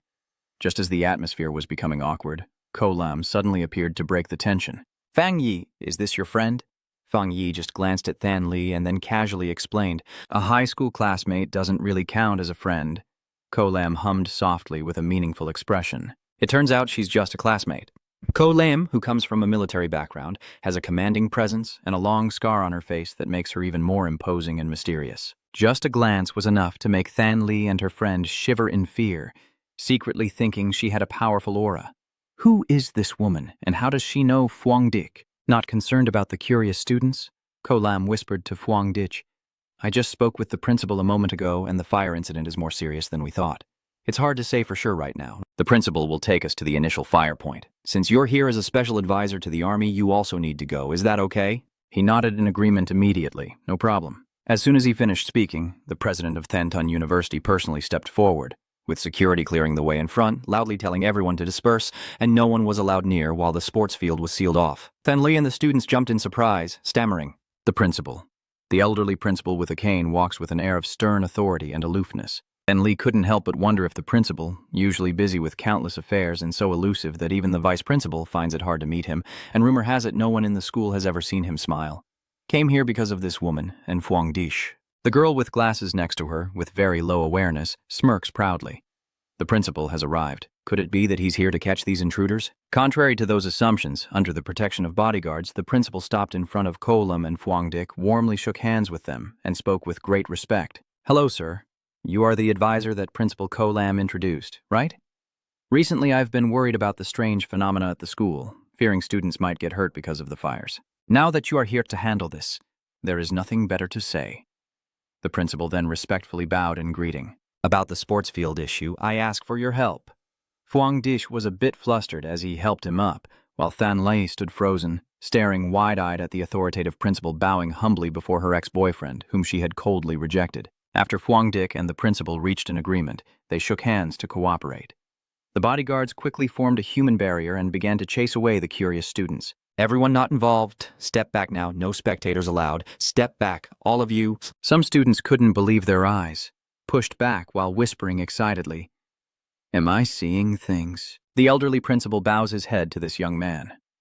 The crowd gradually disperses, leaving Than Li standing dazed in place as the pushing and shoving continue around her. She could hear the whispers around her. No wonder that young man has some special background. No wonder he was able to get into our school. Just look at his aura and treatment. Than Li's face darkened when she heard the mocking words. Who said earlier that you are So Than Li's pursuer or ex-boyfriend? How is that possible? Even if Than Li is the one pursuing, she might not be able to win them over. Don't you see? This young man has never paid any attention to beauty, so from start to finish. Than Li stood there in silence, unable to speak or take a step forward. The north gate of Than Tin University is located at the foot of the mountain, surrounded by lush green trees, and the principal personally led Fang Yi inside. Ko Lam and the group of soldiers entered from this direction. As he walked, he recounted the events. After Kim Duong disappeared at the north gate, I thought the situation was almost over, but a few nights ago, the No. 1 mobilization camp suddenly caught fire, and the fire trucks couldn't put it out. Fortunately, there were no students at night, and we managed to cordon off the scene in time. He paused briefly to catch his breath. RFF, still visibly shocked. But then fields 2 and 3 suddenly caught fire as well. We could explain one fire, but these strange phenomena kept happening. Fire descending from the sky and flames floating mysteriously in midair. The group stopped in front of a ruined and abandoned stadium. The principal pointed to it.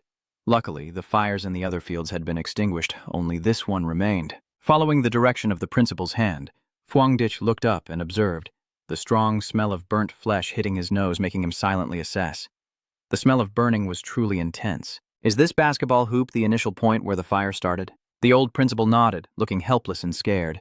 Yes, only the fire here cannot be extinguished. At this moment, the measuring device in Ko Lam's hand suddenly vibrated loudly, the warning light flashing repeatedly before stopping at the number 11. Ko Lam kept her eyes on the screen, her tone becoming serious. This is a basic device used to detect abnormal spiritual energy. You can think of it like this. When the threshold exceeds M, it must be sealed off from ordinary people. The lives of ordinary people are very fragile. For them, the abnormality index on a person is an unavoidable natural disaster. But as she finished speaking, the number on the screen suddenly skyrocketed from 11 to 60 in an instant. The beeping of the alarm siren blares non-stop, making the atmosphere extremely tense. Ko Lam exclaims in shock, "This level is too high." Her combat experience told her something was wrong. Ko Lam immediately made a judgment. This is bad. The threshold is too high. If we leave it be, not only Than Tin University but the entire city could be affected.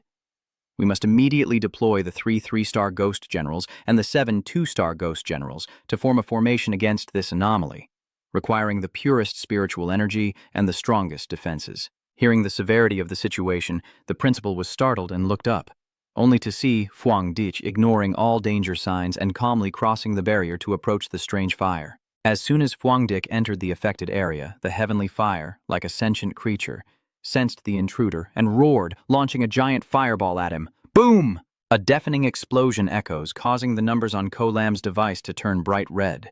The blaring beeps like a death knell urge her on, as the flames rage fiercely and heat waves blow her hair wildly. She was stunned by the situation, and the level rose again, reaching around 110, which could be classified as S-rank abnormality. The principal trembling beside her, sweating profusely. He has entered. What should we do now? In front of Ko Lam, the barrier has been completely swallowed by the heavenly fire, the flames swirling and transforming into a fierce fire dragon bearing its fangs and claws to defend its territory. She clenched her fists anxiously. Does he dare to rush in alone? Contrary to the extreme anxiety of those outside, Fang Yi remained calm and confident as he stepped straight into the sea of flames, ignoring the booming explosions ringing in his ears.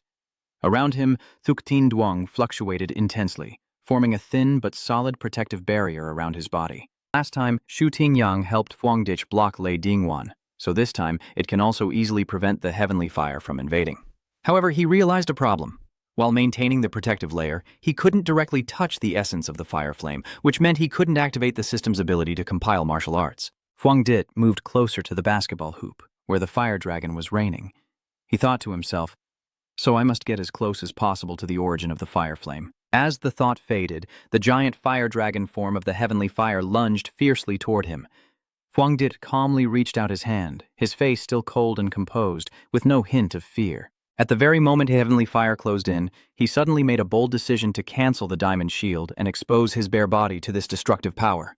The sound of roaring flames and molten waves surged toward him. forcing Fyongdich to brace himself and lower his center of gravity to avoid being thrown back. Despite his great strength, direct contact with the true form of heavenly fire without protection was an extreme challenge for Fan Chan's body. He gritted his teeth against the burning heat, patiently waiting for the system to respond. Living up to Fyongdik's expectations, a familiar mechanical voice rings in his mind, detecting the powerful fluctuations of the heavenly fire attribute. He clenches his pain and laughs joyfully. Ha! As expected from heavenly fire, even stronger than the desolate power of the death god, but I must absorb it. The system immediately operates at full capacity, running maximum calculations, compiling, and successfully completed. A notification appeared in front of Fyongdik, making him smile proudly. You have received the Heavenly Fire Attribute Technique, 9 Dragons, Heavenly Fire Seal Technique. 9 Dragons. Heavenly Fire. Chu to eradicates karma, seals all evil spirits as the heavenly fire rages wildly around Fyongdik, soaring into the sky as if to burn him to ash instantly. A new notification appears. The newly compiled cultivation method automatically unlocks without needing to learn and is extracting its attributes. At the same time, the sky turns crimson as 9 fiery dragons descend from above like meteors. Fyongdik closed his eyes, and fiery red patterns appeared on his face. The system confirmed it had received the fire attribute. The strange patterns spread across his cheeks, climbing up his forehead and surrounding his eyes, each line symbolizing a reigning dragon. When all 9 patterns are complete, Fyongdik suddenly opens his eyes, his pupils now blood-red and radiating divine authority. He clasped his hands in front of his chest and shouted, 9 Dragons Heavenly Fire Seal Technique. Clang, clang, clang. The 9 thick red-black obsidian chains with metallic clashing sounds slowly emerge from his back, trapping the 9 raging fire dragons in an inescapable grip. They roared and flailed wildly, but the more they struggled, the tighter the chains squeezed. The intertwined chains compressed the 9 dragons into a layered seal, viewed from afar. Kolam realizes something is unusual. This is the aura of a seal. I have seen high-level immortal practitioners sealing forbidden zones in the army. Their techniques differ from Fyongdik's, but the aura of the seal is remarkably similar. Fang Yi extended his hand, gently withdrew his power, and the chains formed a vortex of energy, pulling back into his palm. The raging aura of heavenly fire was forcibly subdued and compressed into a tiny fireball, tightly wrapped by chains like a skyball. The heavenly fire inside still roars in defiance, but all efforts are futile against the absolute sealing power. In the end, the seal is complete, and he gently throws the fireball back to its original place, returning it to the domain it chose. The only thing is that from now on it will be forever imprisoned, no longer able to run wild. Watching the fireball now resting on the rim like a forgotten ball, Fyongdik turned to the principal and said, I will temporarily seal heavenly fire here. For now, do not lift the seal on this stadium, no repairs needed, and do not allow anyone near, so at least heavenly fire won't spread further. The principal was overjoyed as if he had found gold and bowed repeatedly in agreement. Rest assured, this stadium will not be unsealed after all. The school doesn't only have this stadium. Kolam stood there, pursing her lips as she watched the young man who had just single-handedly eliminated the S-level threat for the entire city, her eyes filled with complex thoughts. Fang Yi looked around and joked with the principal. Thanbak is indeed impressive, with 7 or 8 sports fields for the residents. The principal burst into hearty laughter, feeling much more relaxed. Ha ha ha ha. Advisor Fwang is really funny. If you need anything. Before she could finish her sentence, Kolam stepped in to interrupt. Principal, I still have a few things to discuss with Advisor Fwang. The principal, being perceptive, immediately understood and stepped back. No problem, please go ahead. When only the 2 of them were left, Fyongdik looked at her with a puzzled expression. What's wrong? Kolam gets straight to the point without beating around the bush. Fang Yi, you're really good at hiding it. You just smile awkwardly, pretending to be humble. It's also normal. This divine fire is quite powerful and hard to deal with. Kolam's face turned serious, her eyes sharp as if she wanted to see through the other person's mind. Stop pretending to be naive. You know I'm talking about how you hide your talents and realm. Seeing you just smile without replying, she sighed and gave up. Forget it. Having secrets as a cultivator is normal, especially when you're as powerful as you are. I may not have the right to ask you to do anything, but I hope you listen to what I have to say. Next. Kolam begins to share her heartfelt thoughts. In this time of great upheaval, Hakwuk desperately needs top-tier talents like you. Let's put it this way. When spiritual energy is fully restored, you'll be equivalent to a current nuclear threat. Therefore, both our militaries, Forbidden Zones and the Spiritual Energy Association, will compete to recruit you, and foreign high-level forces might even come to offer lucrative terms. At this point, she lightly shrugged her shoulders, her tone becoming more sincere. Of course, I don't deny I have my own considerations. If you join the military, it will be like making friends and allies with our forbidden zone as well. So, I suggest you start thinking about it now, so you won't be undecided when the time comes. Knowing she genuinely wanted the best for me, Phuong Dich also honestly shared his doubts. I'm curious, why both she and Vuong Luong don't want to invite me into your forbidden zone, even feeling unworthy of it. Of course, it's because that legendary military zone is so powerful it's almost perverse, so I think you'll be more interested in them. She nodded in confirmation and said, Yes, but I haven't met them much either. I heard they've been very busy lately. Phuong Dich nodded silently, considering it as confirmation of an important piece of information. The strongest army in Hakwak has been so busy lately that even officers from other military districts have heard rumors. Kolam turned around and signaled for you to follow. No more talking, let's go. The principal said we should have a meal at the canteen of Than Tan University. Phuong Dich followed behind, lost in thought as he walked. It seems that even the most elite forces are facing quite a few problems, indicating the emergence of extremely terrifying anomalies and powers far beyond the current cultivator's abilities. According to Ko Lam, there must be someone in that group who has reached the spirit creation realm like him, maybe even stronger. Phuong Dich frowned, feeling a hint of apprehension. The day when spiritual energy fully recovers is coming very soon, but I feel my preparations are still not enough. How can I maximize its use? Heavenly fire does not follow rules, burning freely wherever it passes, leaving no armor fragments behind like an endless wild flame, perfect for dealing with anomalies that can reproduce infinitely. Suddenly, his eyes lit up, a bold idea flashing through his mind. I got it. He clenched his fist and made a decisive decision. Isn't this attribute perfectly suited for my Crimson Flame blade technique? The attribute is like adding flowers to brocade. The more the better. A few days after the incident at Than Tan University, Phuong Dich went alone to the area behind the mountain to test his new power. After walking a bit, your steps suddenly halt in surprise. Oh, in front of you is a large warning sign blocking the path that says, "This mountain is dangerous. Do not go up." Phuong Dich thought to himself that there was nothing unusual beyond the mountain, but the path up was blocked. The Army's news couldn't have spread that quickly. Someone knows you'll be training and testing behind the mountain, and the only one familiar with your habits is probably the Spirit Energy Association. Remembering Than Huyen's eager and enthusiastic face, he couldn't help but laugh. Are you giving me this entire piece of land for my experiment? Fine, I might as well respectfully obey the order. However, as the smile faded, Phuong Dich's ears caught a strange sound behind him. He immediately tensed up and stood still, his sharp eyes sweeping through the dense forest. Wait a minute, is someone sneaking in behind the mountain? The rustling sound is coming from the treetops above. Phuong Dich's senses are now 100 times more minute. He quickly assesses this aura, just like the one from the previous factory, but not as intense. It is a mutated ape. The creature hangs from a branch, its glowing red eyes scrutinizing its prey below. Unlike the crazy mutated creatures before, it doesn't rush to attack, but appears quite cautious. Phuong Dich smiled, slowly placing his hand on the sword hilt at his side, still mindful of assessing the opponent's strength to decide whether to attack or not. Then take a good look.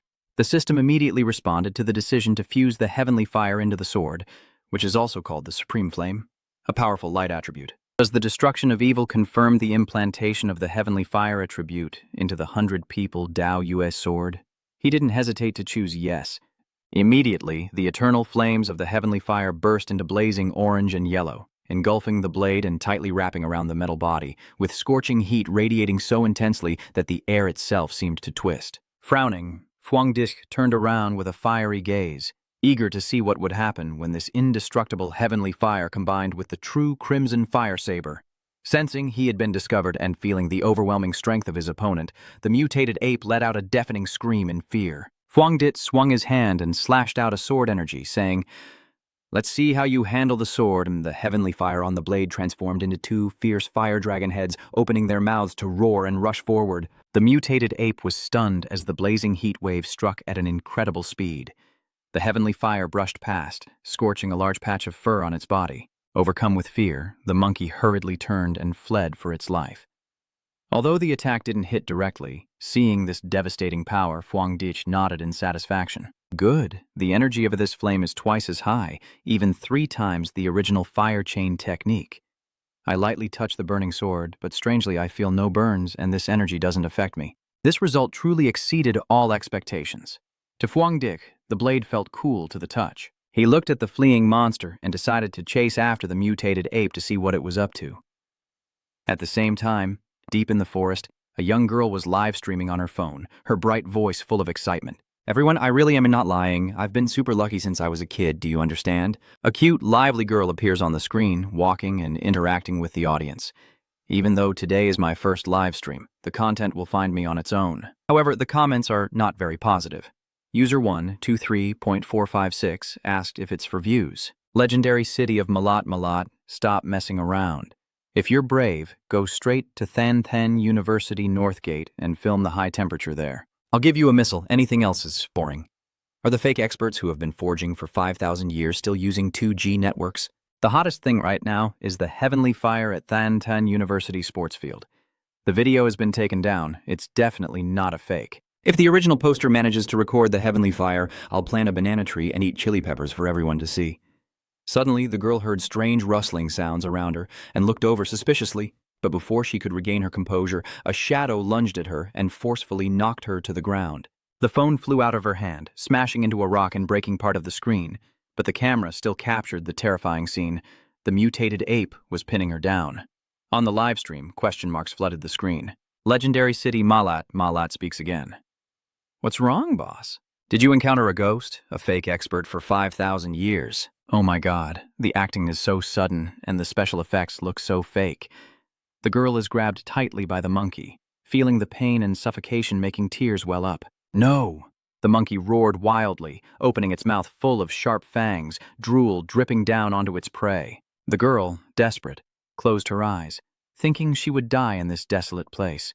But just when the fate was hanging by a thread, a giant flaming dragon's head roared and charged forward. Its heat and power terrified both humans and beasts. The monkey saw the fire dragon, quickly let go of its prey, and ran away in fear. This spectacular scene was captured clearly on camera. Netizens flooded the chat channels. Oh my god, what is this? The fire dragon is incredible, a top-notch special effect. The number of viewers skyrocketed to 13,540. The monkey hadn't run far before being caught by the flames, instantly burned to ash and vanished into thin air. The red-haired girl tearfully sat up, trembling, clutching her bloodied scratch on her neck, stammering, You didn't think much." She quickly grabbed the phone on the ground. In front of her, a massive fire was burning through a forest. But strangely, she didn't feel afraid. Instead of running away, she stayed put, kept taking pictures with her phone, and smiled widely in utter excitement. Ha ha ha, I got it. Someone is standing in the fire. On the phone screen appeared a photo of the sorcerer holding a sword arrogantly standing amidst a raging sea of fire. Although the flames obscured his face, his aura was unmistakable. The girl confidently insists that she is a fairy who saves people. In just a short time, her photo and live stream video spread rapidly across social media, dominating forums with sensational headlines like blazing swords, a single strike breaking the sky, and a divine being descending to save the world. What is divine fire? The mysterious man strikes out with a sword, creating divine fire, with the fire demon king summoning a forest of flames. The view count skyrocketed to an incredible 13,596,254, making it the hottest trending topic at the top of the search charts. At Than Then University dormitory, a female student browsing online suddenly turned to shake her friend's shoulder. "Benli, look at this. The divine being descending to save people really exists, and heavenly fire is real too. Come on, don't believe those things. Everything online is just acting with special effects." But even so, curiosity makes her glance at her friend's phone screen. And then her eyes widened, and her fake composure completely shattered. This is her bespectacled friend giggling beside her. "So what? I told you it's real. He's very handsome, isn't he?" Thanli's face slightly changed as she tried to stay calm and refute. This video is definitely fake. It's all special effects, but inside her heart, a storm is raging, and a wave of unease is creeping into her mind. No way. It can't be him. It's just a similar figure. If it really was him, he would have been burned to ashes already. Then another thought suddenly struck her, making her shiver. If it were true, wouldn't he take the opportunity to get revenge on her? Hate it. I will never bow my head. In another place, thick fog, the alluring lady has leveled up to 81 years old. This might be a typo in the original text. If it refers to level 81 or Daiji H81, keep it as is. But since the context involves an old character, it could be the 8th realm or something similar. However, following the rule to preserve the original content, keep the number as it is. She handed her phone to Lam Wai. Does this person look a bit familiar? Very similar to the immortal practitioner who once saved us from the vines. Lam Wai nodded with a smile. I also think so. Moreover, I just learned recently that a great master broke through to create a spiritual realm and is living near my house. Could these two be the same person? In the dark forest, Xiaoxia is also discussing excitedly with Lao Li. Lao Li, do you think this is Fang? His aura seems to have grown significantly. Old Li glanced over and couldn't help but exclaim in admiration. Oh my God, the way he swings the sword is exactly the same. We really did hold on to a great master's leg back then. At the headquarters of the City Spirit Energy Association, the atmosphere in the meeting room was extremely tense as a reporter presented the imminent danger approaching the city, and our cultivators still lacked enough personnel. The chairperson sat in deep thought and said, I heard the army has had quite a deep communication with Fang Yi. Then Huin immediately stood up, his eyes determined as he expressed his opinion. Xiao Tuo, I believe he will help us. At the same time, in the military meeting room, Kolam couldn't hide her curiosity and admiration for having advanced to the spirit creation stage in such a short time. What kind of monster is this? Even Di Thuong is trembling just seeing him, and how many high-level attributes does he actually have on his body? Han Lei casually made an estimate, 3 or more attributes. With such strong potential, our threat is no different from a clown dancing around. Bringing him into the team is the only way, Kolam asked in surprise. So you mean your superior has also decided to go in person? Han Li nodded, adjusting his military hat. But it seems the higher-ups are not ready to humble themselves to meet with Fuang Dich. Anyway, high-level cultivators used to appear in the military. He listed the upcoming benefits and checked if Fuang Dich was missing anything like new weapons and equipment or suitable training locations. All of these can be given to him, but we also need to handle the live stream and viral videos.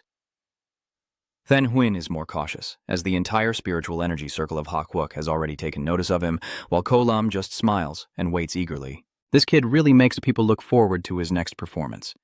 In a quiet hospital room, the beeping of the ECG machine sounds steadily. A girl with long brown hair sits beside the bed, softly whispering to the unconscious teacher.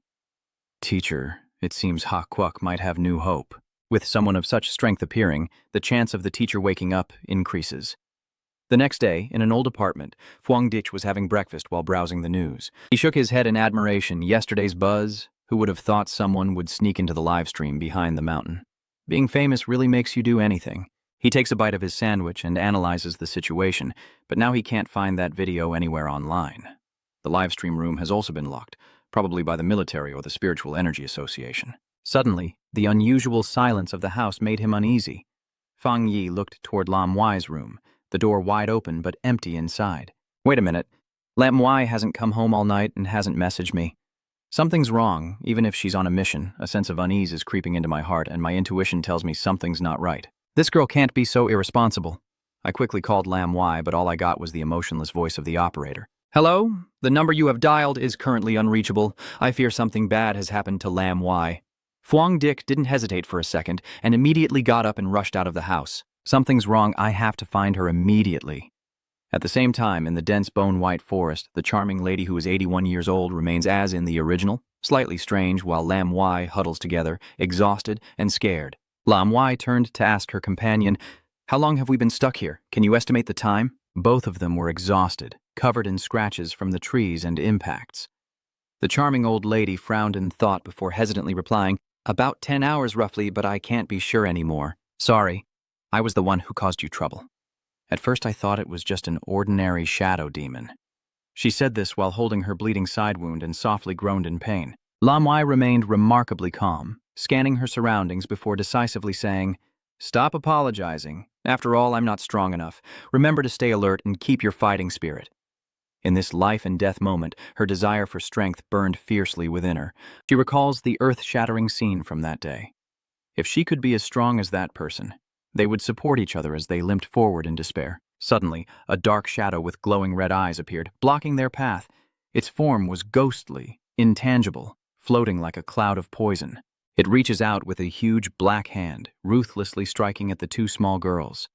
Lin Wai quickly realizes the danger, turns around and shouts loudly, Watch out! Even exhausted, Lam Wai still gathers her last bit of spiritual power to launch a counterattack. Boom! The flow of spiritual energy tore through the night, blasting off the monster's grotesque head. Its body froze, then collapsed to the ground like a lump of mud. Looking closely at the decaying corpse, the seductive woman horrified to discover countless human faces twisted in agony. She exclaimed in shock, "Is this where the trapped people have died?" Lam Wai solemnly analyzes the harsh truth. Now they have become the flesh of this monster. It's mocking us, trying to assimilate us all into its food. The alluring woman, her face drained of blood, clutches her aching wound tightly. Our attacks are completely ineffective against this black bone screen, and our spiritual energy is draining rapidly, yet we still don't know where that abnormality is. Seeing the fallen body vanish into the black bones as if it never existed, she reluctantly said, "It seems like it's waiting for us to run out of spiritual energy, then it will truly toy with us like mice." Here, it seems unbeatable. Helplessness and despair begin to creep into their minds. Suddenly, a huge bloodshot red eye slowly appeared from the dense fog of bones, approaching.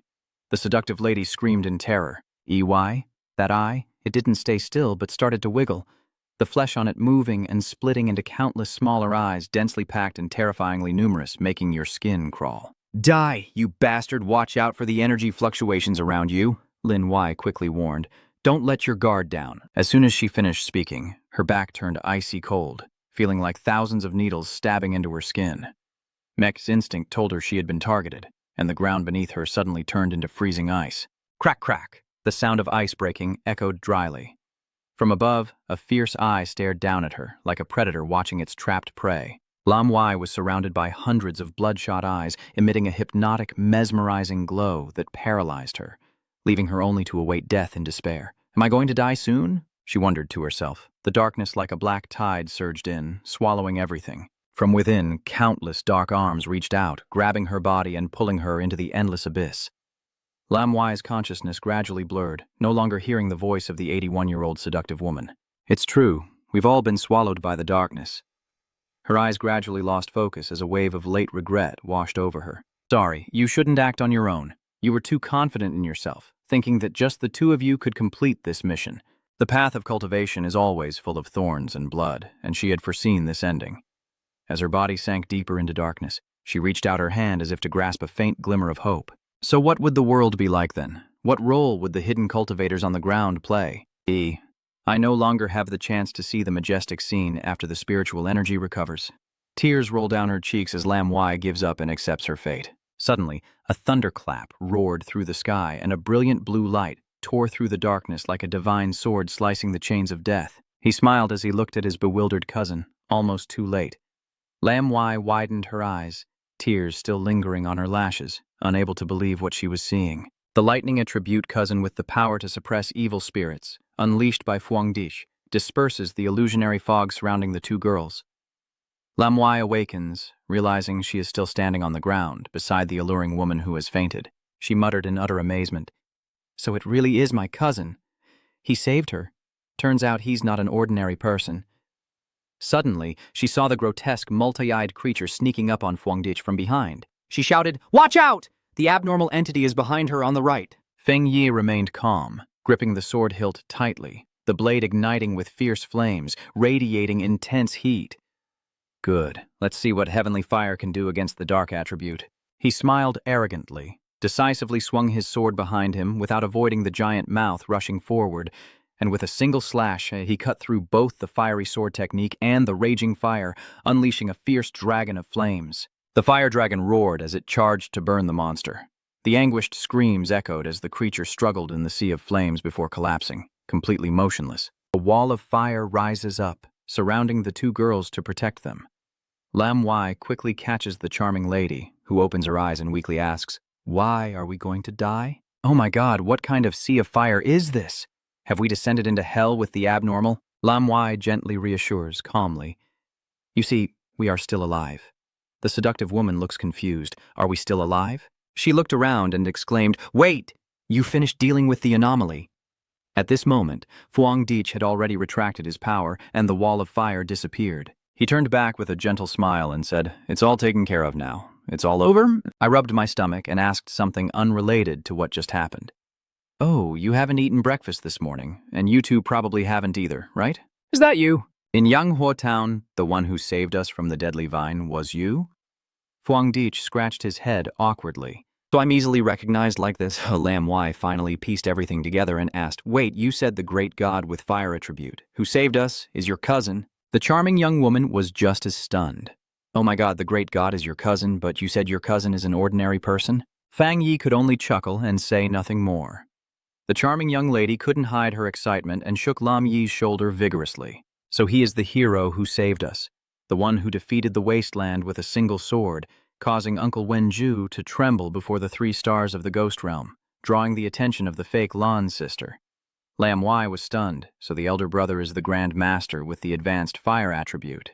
But just now, my cousin clearly used the extremely pure lightning attribute to destroy the black bones. She quickly deduced why her aura of lightning and fire far surpassing her abilities, a super genius with 2 advanced attributes. Wait, could it be that the great expert who broke through to create a spiritual realm near the main house is my cousin? Alright, that person is my brother. I have something to ask you too. You also know that this abnormality with the dark attribute can't be considered an ordinary abnormality, so why are only 2 of you here? Where are your teammates? The young woman hesitantly recounted the dire situation of the group. Oh, it was a love scam through online dating. Nam Hao seems to be seriously ill, and he used to hide his missions from his family. Now that he's under supervision, he can't come. The uncle also seems to have a more difficult task, and the other teammates can't always accompany him. Lam Wai lowered her head in embarrassment. That's right. This time I underestimated the enemy. I thought I had broken through the 3 Spirits Demon Palace, and there would be no problem. Fuang Dix listened in speechless silence, recalling what he had witnessed last time. I remember now, these teammates each have their own ideas. It seems this team won't last long. In the most dangerous moment, only the charming lady stayed behind to protect Lam Wai with a firm statement. You all go ahead. I won't abandon my comrades. Fuang Dik secretly admired this girl, the so-called seductive lady, who was once dissatisfied with her teammates but now stood up to protect their honor in front of outsiders, showing her loyalty. Knowing he couldn't hide it forever, Fuang Dich made his decision. Actually, I think like this about my cousin. If you 2 already know my identity, I trust you both, so why not form a team? But you 2 must not tell anyone about this. Is that really true, great god? She hurriedly assured. All right, I'll keep my mouth shut. Oh, I really am lucky to have him. Fang Yi smiled and waited for her cousin's response, and at this moment, Lin Wai was so moved that she started to cry. Yes, my cousin is a powerful immortal cultivator. He must have already discovered that I am one, and has been secretly protecting me. A tear rolled down her cheek as she smiled with pursed lips. It turns out that on this lonely path of cultivation, having a trusted family member to help and accompany her is such a joyful thing. She looked up, her smile as bright as the sun after the rain. Great, thank you, cousin. Tonight I will share 2 more eggs with you. She opens it to check and announces, Old Sister Lam has posted a new mission. The message content appears, announcing the collection of quest items at the Dark Zone related to the Dark attribute. Think carefully before registering. Fang Dish reads the message, rubbing her chin thoughtfully. Is my younger cousin related to the Dark attribute? Do you know anything about this Dark Zone? Lam Wai hesitated to answer. Yes. The Dark Abyss Zone is located in the border region of the Dark attribute and is strictly forbidden by the lower nation to enter. Because the Dark attribute there is extremely strong, all the adventurers on missions have to avoid this area and take detours. Moreover, most of the anomalies in our city today originate from that place. The government has never explored this forbidden area in depth. I've heard that very serious accidents have occurred inside. After hearing that, Fuang Dich became even more interested. Is that so? Then we should try. Ask her what the specific mission details are and see if she responds. The alluring young woman waved her hand. Probably not. Old Lady Lam is very mysterious. She never says much. Fuang Dich is thinking about something else. He is more curious about the identity of this person named Jia Lam. The Forbidden Zone is a heavily guarded, restricted area by Ha Kwuk where many have died, yet Jia Lam can assign missions related to the Forbidden Zone to a pioneer. You hypothesize that if she's not a crazy rebel against the government, then her identity is quite special, or she is originally a high-ranking member of the military or an organization, leaning more towards the latter. Lam Wai listened to her cousin, used the Not Fong Haku account to send a message asking, Old Jia Lam, I want to register. What exactly do we need to do? Surprisingly, Jia Lam responded very quickly, saying the task this time is to collect the rotten flowers. Note that the reward for this mission is more generous than before, but the dangers in the Dark Zone are all dark attributes. The danger level of the anomalies is also higher than previous times, so everyone should form teams and then register. The stunning young woman exclaimed in amazement, why did Sister Jia Lam reply so thoroughly? Lam Wai was also stunned. She had never spoken so much before. Another message from Jia Lam arrived. This mission may involve an S-rank anomaly with a very high fatality rate. Everyone should think carefully. If there is a reliable and powerful cultivator to form a team, it's not too late to sign up.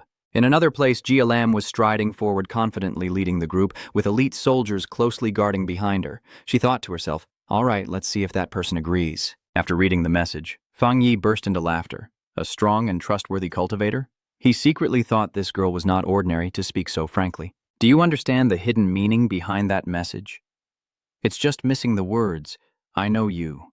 I know a cultivator like you would be interested. Are you brave enough to come? This is exactly the plan of the fake lamb. Neither side knows each other's identity, but the silent battle has already begun. Fang Yi smirked and nodded. Since the other side had invited him like that, Fang Yi had no reason to refuse. It seems like they are targeting him.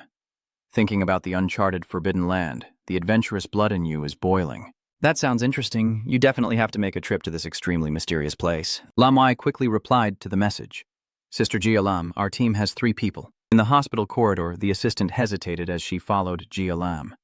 Sister Lam, their small team. Gia Lam didn't turn back, holding a bouquet of fresh flowers as she walked away. It's okay. If he's a worthy immortal traveler that Ha Nation trusts, he will come. The assistant worries, but if he doesn't come, won't this group of immortal practitioners? Gia Lam usually doesn't like to force anyone, she replied indifferently.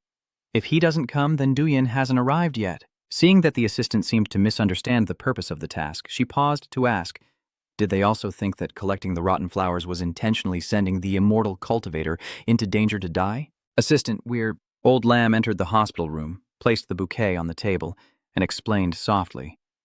The mission to collect the rotten flowers is a life and death task, but its true purpose is completely opposite to what it seems. This is the inevitable path to accumulate strength for the lower nation.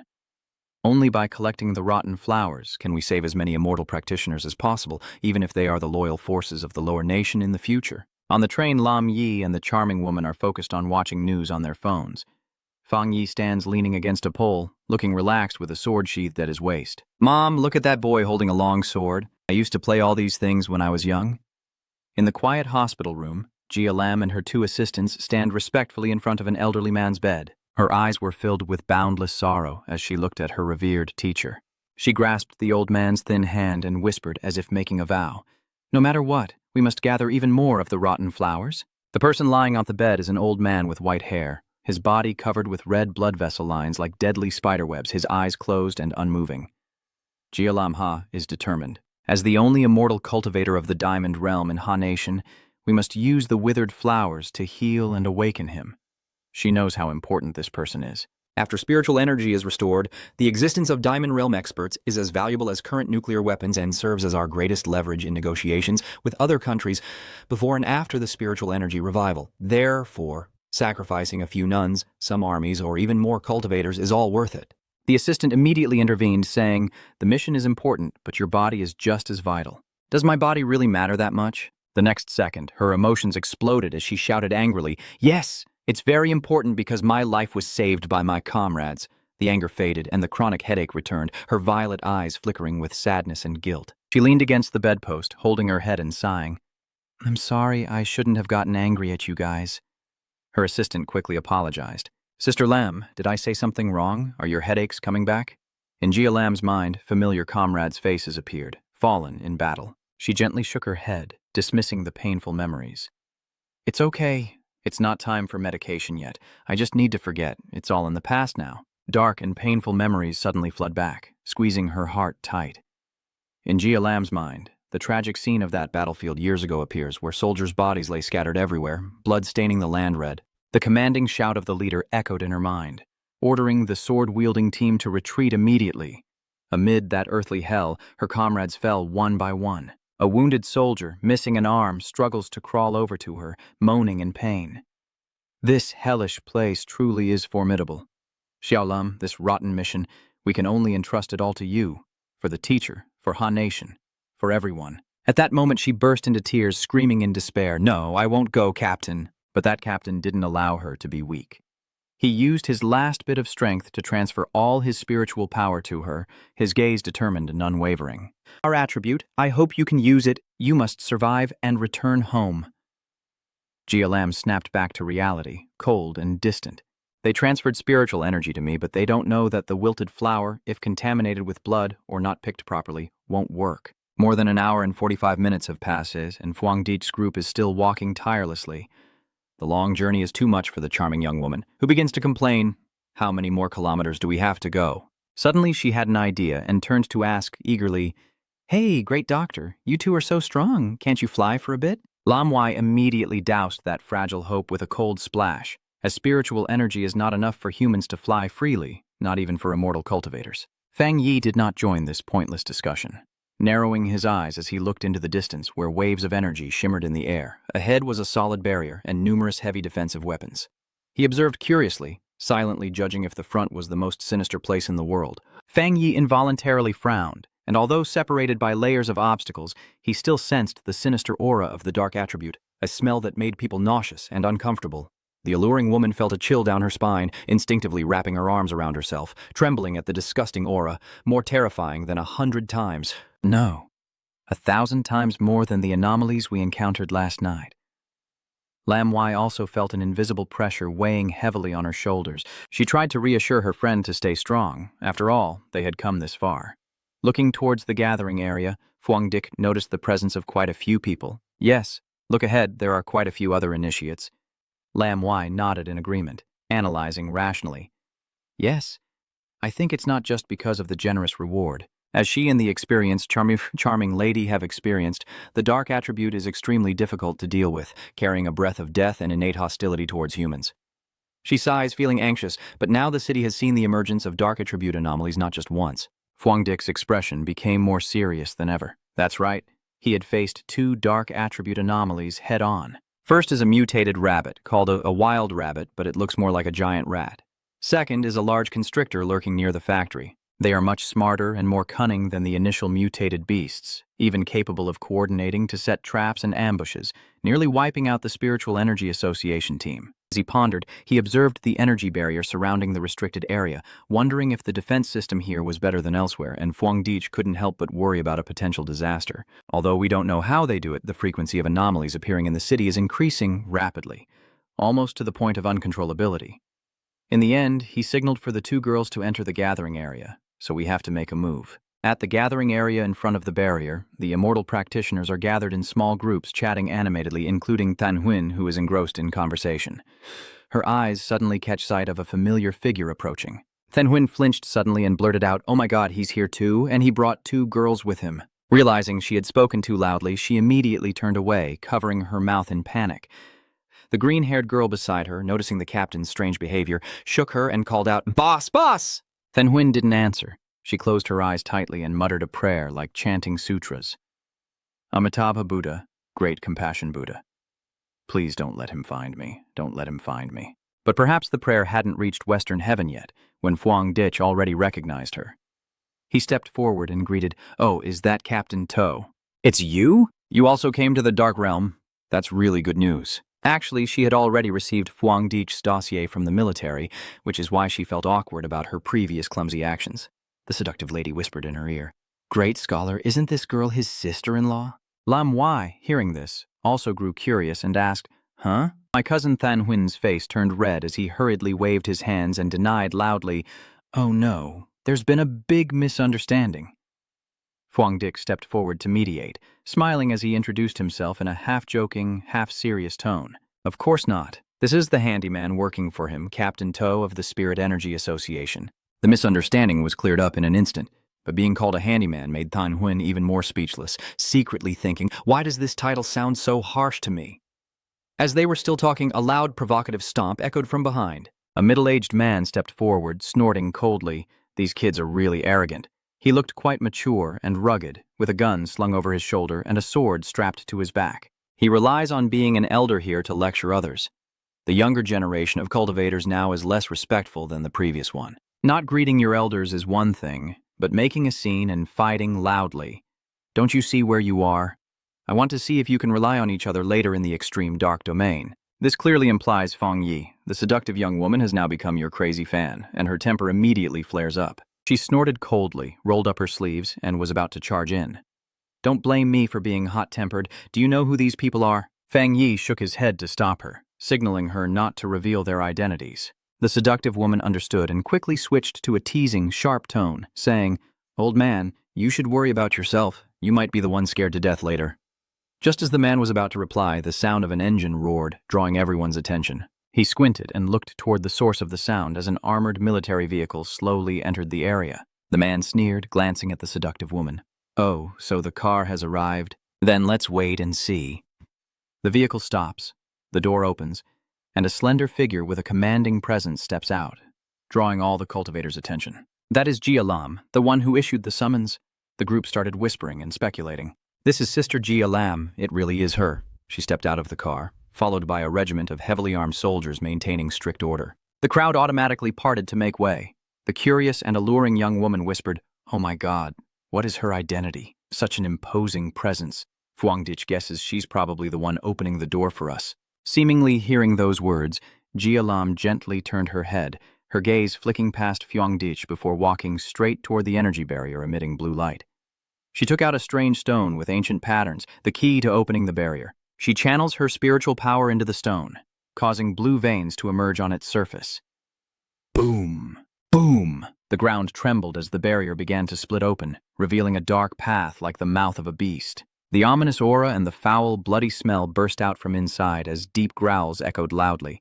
Old Lamb shouted firmly, "You have arrived enough!" The main gate opens. The barrier fully dissolves, revealing a swirling vortex of thick black mist slowly moving behind Gia Lam. She turned back to announce that entry was now permitted. Just a reminder, the flowers must be collected in their original untainted state, without any blood contamination. Fang Yi and the other cultivators listened quietly as the rules were announced. If the harvested flowers did not meet the requirements, no reward would be given. "If no one has any questions, we can start now." The middle-aged man in red armor from earlier will lead his group inside first. He muttered curses as he walked away. Damn it, he wouldn't go himself, but pushed us in to die. Even after death, there's no attitude of compensation. The young man with the team, fearing trouble, hurriedly advised, "Old Dang, stop talking so much. If we die, it'll just be reported as missing. And if everything's peaceful, the government will automatically compensate your family a large sum." "So isn't it obvious that they caused our deaths?" The middle-aged man named Lao Dong fell silent and stormed inside. Walking behind, Than Huin leaned in to share her thoughts on Lao Dong and the other groups with Fuangdich. "That middle-aged man is probably also a one-star spirit realm cultivator like you. Besides, among those who remain silent, there seem to be a few strong ones, but they have probably concealed their aura, making it hard to judge. The others are all 2- or 3-star ghost realm adventurers with solid cultivation foundations, and each team's strength is almost equal." Fuangdich nodded in acknowledgement. "Yeah, for such a difficult mission, I didn't expect them to find so many elite immortal practitioners. However, I still feel a bit suspicious inside. Was the person just now also a 1-star spirit creating realm? Why does his spiritual energy seem not very strong?" Outside, the assistant holding the personnel list ran over to report to Gia Lam that she had finished compiling the list of participants for the Dark Abyss event. This time there are 37 2-star Ghost Kings, 12 3-star Ghost Kings, and 3 1-star Creating Spirits. The difficulty of the monster challenge ranges from B to S level. Old Lamb nodded in satisfaction. "Yeah, everyone go ahead to the surveillance device. I've finished preparing everything, so don't worry." Inside the extreme darkness zone, it is a completely different world, desolate and deadly. With withered trees twisting like ghostly arms, the air thick with gloom and a foul stench. Fang Yi led the way, followed by Than Huin's group of 3, and finally Lam Wei and the alluring woman. Seeing her teammates fall far behind, Fang Yi turned back to remind them, "Stay close to me. The dark attribute here will obscure your vision. If we don't stay close together, it's easy to get lost and lose our way."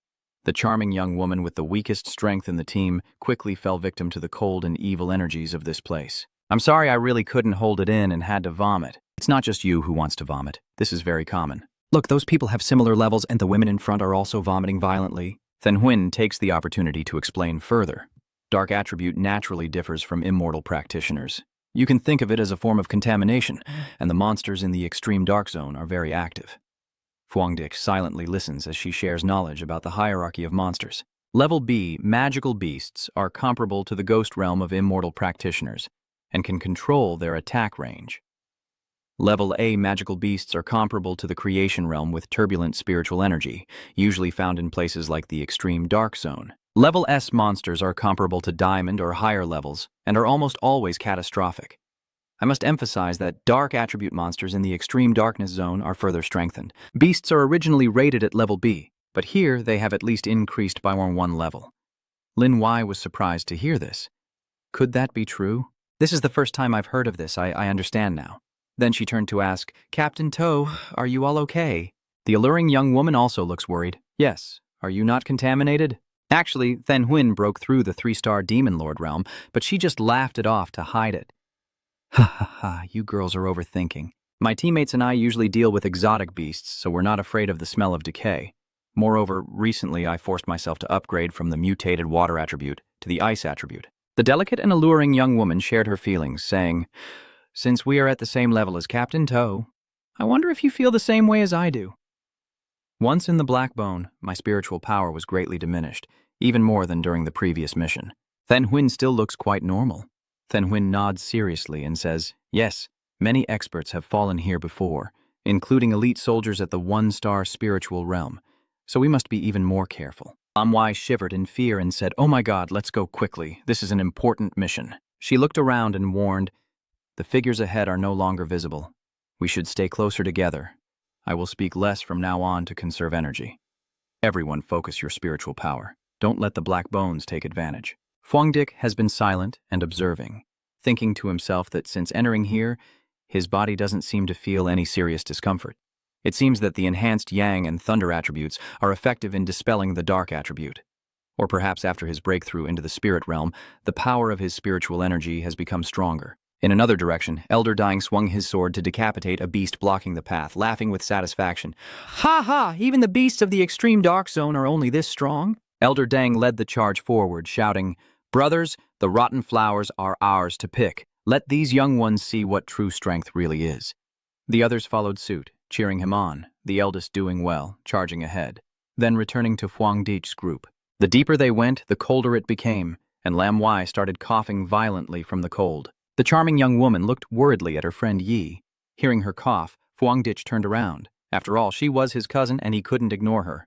He stepped beside Lam Wai, gently patting her back twice, secretly channeling a positive energy shield into her. Lam Wai looked at him in surprise, suddenly feeling warmth all over her body, the nausea and bone-chilling cold disappearing in an instant as if warmed by gentle winter sunlight.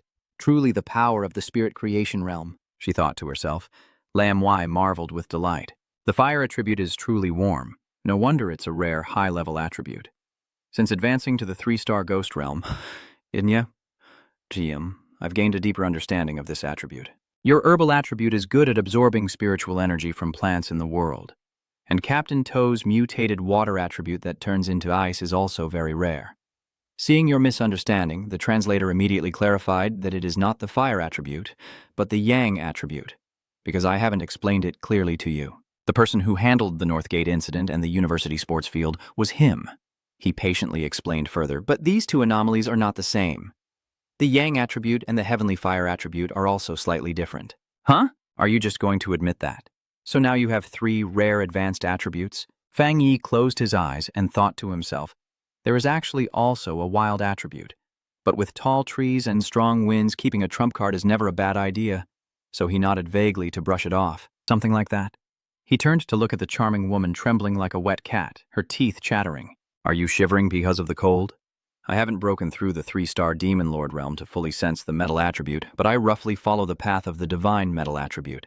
I promise I won't bother you outside. Your Yang attribute can warm me up a little, right? Fang Yi smiled at her miserable state and patted her hard on the back. Fine. I can warm you up for a day. Startled by the sudden pat, she jumped up, but then the warmth spread through her body, making her breathe a sigh of relief. Oh, it's so warm. The 2 girls in Than Huyn's team saw the strange scene and curiously asked, What are you 2 doing patting each other? Fang Yi looked at Than Huyn's team and generously offered, Captain Toe, would your team like to try? Than Huyn smiled, feeling like it wasn't so bad. The blonde girl excitedly exclaimed, So what are we waiting for? The red-haired girl quickly turned around and said, Great deity, please. The 3 of them took their positions, one after another. Fang Yi gently patted Than Huyn and the 2 girls on the back. Receiving the warm Yang protective aura, all 3 of them looked delighted and couldn't help but giggle.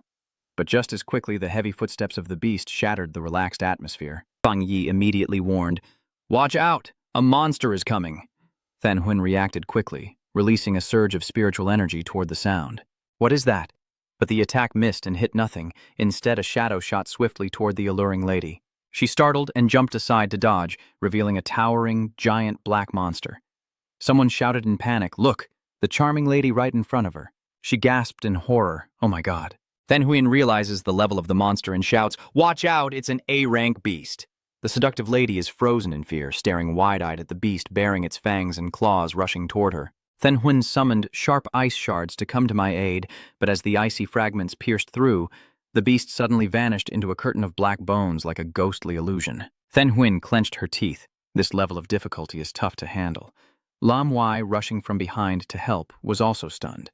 Did it disappear? Fang Yi calmly surveyed his surroundings and noticed a horde of zombies slowly approaching from behind. The zombies, neither fully human nor fully demon, growled as they encircled them, with black bones gradually gathering beneath their feet. Phuong Dit carefully instructed at their feet. The group was cornered.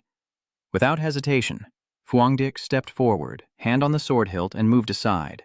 Thuc Tin's fiery passion erupts, his eyes turning bright red like two torches in the night. He swings his sword, unleashing the power of divine fire. Two fire dragons roar and rush out, tearing through the night. Boom! The flames explode, burning the surrounding monsters to ashes as the crackling fire mixes with the foul stench and the desperate screams of the beasts. "It's hot. Don't burn me." With just one sword, everything was neatly taken care of. Fang Yi slung his sword over his shoulder and turned to smile at the team, saying, "We're safe for now. This wave of monsters has vanished. Don't be fooled by their many eyes. There are actually only two." You scratch your chin in confusion, not expecting the monsters here to have evolved to mimic human speech. Than Huyen, with his extensive knowledge, explains, "Maybe because they eat too many humans and learn from them." Even the weakest of these monsters has been raised to level A by the Dark Abyss, and without creating a spiritual realm, we can't confront them directly. Not far away, a mysterious figure stands silently watching. That is Jia Lam. She wears a mask covering her face, her eyes showing admiration, having defeated 2 level A illusion beasts with a single strike. Even she would have to fight them for at least a few rounds. After the danger has passed, Lin Yai remains highly vigilant. "The charming lady, you should get up now. Is this the suppression of a higher realm? It feels like I can't breathe." Suddenly, a strange noise echoed somewhere nearby. Fang Yi squinted and looked around, as if he had discovered something unusual. Suddenly, Lin Yai turned her head to listen, her sharp ears catching strange sounds echoing from afar. She asked, her voice full of suspicion, "Could everyone check if the sound ahead was the ocean's waves?" As soon as she finished, the ground beneath their feet suddenly trembled violently, as if a giant monster was stirring underground. The whole group was startled, staggering to keep their balance. Soon, the pounding footsteps echoed loudly, accompanied by the sharp crack of gunfire. A celestial cultivator runs for his life, shouting and firing his gun. "Run fast, don't fight anymore, this thing is weird." Screams of panic echo throughout the space. "Help, there's a demon." Phuong Dic's face darkened as he felt an invisible, heavy pressure weighing down on his shoulders, while ahead, the roar of the waves was like the fury of the ocean. Countless pitch-black mutated creatures swarm like dark clouds covering the entire sky. The cultivators run in all directions, their faces pale and bloodless. The first to run was ironically the old man, and amidst the chaos, someone shouted out in despair. This is something even the legendary armies have suffered heavy losses from. It is the dark dusk of nightfall, the dark dusk of nightfall. A dark black tsunami carrying deathly aura crashes in, sweeping everything away. Those who are slow are swallowed in an instant. The desperate cries for help ring out non-stop. "Save me. Save my life." Seeing that scene, the heroism in Lao Dang's heart suddenly surged. He stopped running, unleashed his protective spiritual energy, stood tall, and shouted, "What the hell is the dark tide?" The government troops can't fight back, but that doesn't mean I can't.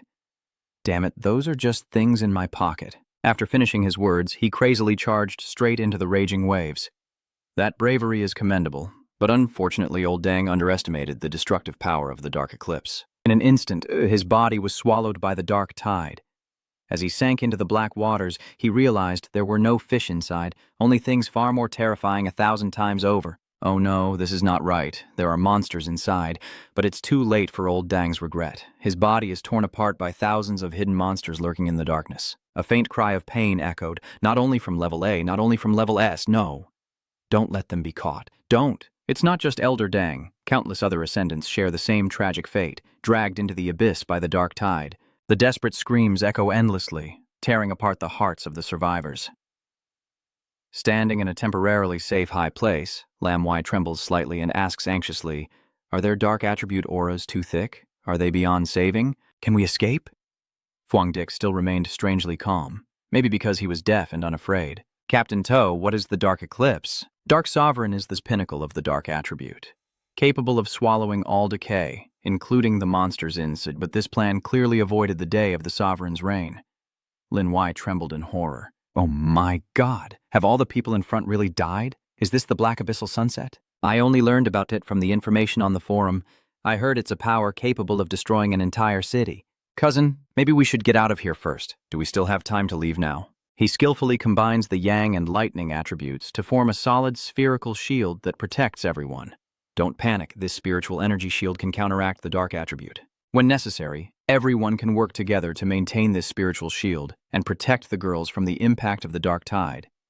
Then Huyn immediately realized his reckless intention and hurriedly intervened. "What are you planning to do? The dark tide is a state of condensed dark attribute. Our current strength can't stop it." Just now, even that spiritual realm master was swallowed instantly. Fang Yi drew his sword, one side shining with the bright light of the yang attribute, the other crackling with blue lightning of the thunder attribute, as spiritual energy surged wildly like a raging waterfall. "So what if it condenses? I will destroy it." After finishing, he stepped out of the safety shield and shot forward like an arrow, tearing through the wind toward the raging wave. Lin Wai shouted in panic after him. "Am I hearing this right? Is he planning to destroy the dark tide of dusk?" Their position isn't far from the dark sea, and in an instant, the bright figure enveloped by Phuong Dich's yang attribute charged straight into the heart of the dark abyss. The dark waves swallow him whole, thanks to the yang attribute's strong counter to the dark attribute. Phuong Dich can still move freely in this sea of death. You dive deeper and deeper until at a certain depth, countless greedy red eyes appear all around you. Fang Yi curled his lips into a cold smile. Oh, as expected. For these monsters, Phuong Dich was nothing more than a tasty, juicy bait. They gathered around, slowly closing in on him. Meanwhile, Phuong Dich remained calm, analyzing the situation. These strange beasts, instead of being A-rank creatures manipulated by dark attributes, could be better described as upgraded hybrid versions. His gaze swept over the monsters, constantly transforming from level B to level A, then from level A to level S. And the level of these dark creatures in this shadowy domain could well be called SSS. No wonder it can easily devour the master of the divine technique who has already become the essence of humanity. He wielded lightning attribute spiritual power, thunder roaring in his hands. Then he darted like a lightning bolt, unleashing thunderous punches, his swift movements piercing through the dark beast's ranks. But the enemies kept coming in endless numbers. Seeing his comrades fall, they become even more frantic in their pursuit of him. Phuong Dich skillfully widens the gap, his eyes flashing with a golden hue of Thuc Tin Duong. You spin around and launch a fierce counterattack. A sword slash, combining the heat of the fire attribute and the purifying power of the yang attribute, burns the giant beast that is tailing you. The power of creating spiritual realms combined with enhanced weapons is truly terrifying. What used to be a struggle against a level B giant snake now easily takes down level A hybrid beasts right in their lair. Lost in the fierce battle, his eyes suddenly caught a familiar sight. A monster biting down on Elder Dang's head. The man who yelled at you earlier, was he the one just now? You asked casually if Bang Kuo was still alive. Maybe because of his high cultivation level, old Dang hasn't been completely swallowed yet. Hearing the sound of the person, he mumbled a few weak words. Fang Yi silently assessed that he still had a reaction, indicating that this person's spiritual power hadn't been completely devoured by the dark attribute. Although his spiritual power foundation for creating a spiritual realm is not as solid as yours, it is still a genuine spiritual realm, so there is still a glimmer of hope for survival. If there's a way to save him, you can't just turn a blind eye. Thinking and acting quickly, you raise your hand to summon the power of lightning, the 100-fold thunder. Fang Yi lowered his hand. A giant pillar of lightning descended from above like a divine hammer of punishment. Boom! A deafening explosion shatters the surrounding monsters, freeing the old man but leaving him completely unable to fight and heavily contaminated as he collapses to the ground. Fang Yi examined the victim with his sword, and indeed they could still be saved, but hope was slim. Just then, the shattered black shadows began to revive. They squirmed and pushed their way toward the young man standing tall amidst the sea of lights as the deafening growls echoed again. Is it true that Phuong Dich can infinitely regenerate? Is this a characteristic of S-rank exotic beasts? He sneered at the giant monster regenerating before him. There is a way to deal with it. Then try this method. Think it through and do it. You reach out to actively dispel the protective spiritual energy. You want to use the system to see if you can edit this dark attribute. The system immediately alerts that a very strong dark attribute has been detected, but the next message leaves you deeply disappointed. Special power attribute cannot be edited for now. Without the protective barrier, Fuangdik struggles to fend off the invasion of darkness using only the lightning attribute. Even reaching the spirit creation realm, he still cannot edit the dark attribute. As expected, the dark attribute is more special than others. This method won't work. I have to think of another way. He quickly reactivated his positive energy shield, a calculating smile curling on his lips as the beast demons, seeing their prey stand still, charged even more fiercely to tear him apart. Fang Yi stood still, his mind racing quickly. If he couldn't destroy it, he definitely couldn't absorb it directly. So he had to try a different approach. You feel a bit regretful. It's a pity you didn't bring Little White Flower. Otherwise, you could have used the wild power to fight this dark attribute. What else is there? Suddenly, a flash of a brilliant light sparkled in Fuangdik's eyes. It's here. Isn't it already right here? Outside the safe shield left by Fuangdik, the group was still trembling with fear. The alluring young woman asked, "Captain To, have you ever seen a situation like this before?" Then Huin shook his head in frustration and said, "I have little experience and have never seen it before." Looking towards the strange surging darkness in the distance, someone whispered, "Can the darkness tide subside?" At this moment, the protective shield suddenly trembled slightly. Lam Yun shivered with extreme unease and said, "What's wrong with the protective barrier? It's so strange. Previously, facing the demon vine, I wasn't this uneasy, but in this strange environment, my cousin has been inside for so long, what if something happens?" Than Huin held Lam Wei's cold hand gently to comfort him. His spiritual shield was still there, flickering only a few times. "If we combine our spiritual powers and try our best, we might succeed. Besides, with his strength, if something happens, we'll only have to be buried together." The female captain knows how to comfort with brutally realistic analysis, a Taolin expert holding some twisted attributes. I even suspect that his true strength is now at 3-star spirit creator level, so it's not our place to go rescue those little 3-star ghost realm minions. This may sound blunt, but it's the truth. Lam Wai and the seductive lady were speechless and couldn't argue back. Lam Wai even laughed. "Captain Toko is so funny." Then Huin scratched his head shyly. "Oh, really?" My teammates also said that. "Do you feel better now?" While they were joking around, a blinding golden light brighter than the sun suddenly shot up from the horizon, tearing through the darkness. Boom! The deafening explosion shakes the entire land as 9 colossal fire dragons twist and turn, majestic and mighty in the sky. This is the latest secret technique of the 9 dragons' heavenly fire wind seal method. Hovering among the 9 circling dragons, he shouted loudly, his roar echoing through the heavens and earth. Unlike everyone's extreme amazement, the charming lady happily exclaimed as if she had found treasure. "Why, your cousin—" He was stunned. Lamai stared in awe at the magnificent scene before her and exclaimed, "This move is so cool, it's truly awesome." The 9 fire dragons curled tightly, gradually compressing and sealing the savage darkness of the dark tide inside. From afar, Jia Lam couldn't hide her surprise behind her usual cold expression, looking at the energy sphere forming.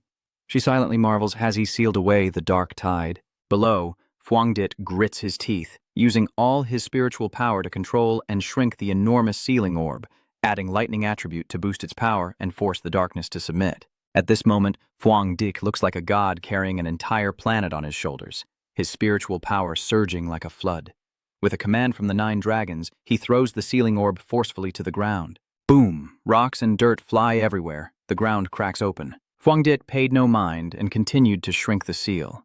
The rings of celestial fire spun like strands of deathly silk, tightening the encirclement and sealing off all escape routes of the darkness. Finally, the small sphere shrank to the size of a fist, radiating a circle of blazing, heavenly fire, spiritual energy, like an eternal lock imprisoning the dark, silent monster inside.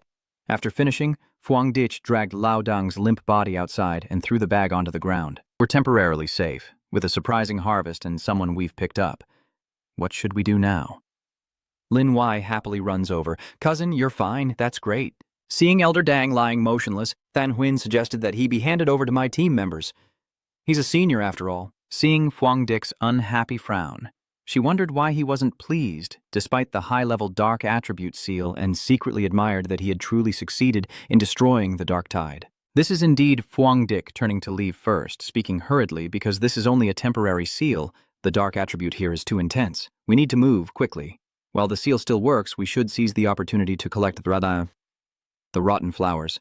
Then Huynh nodded in understanding and signaled to the team members.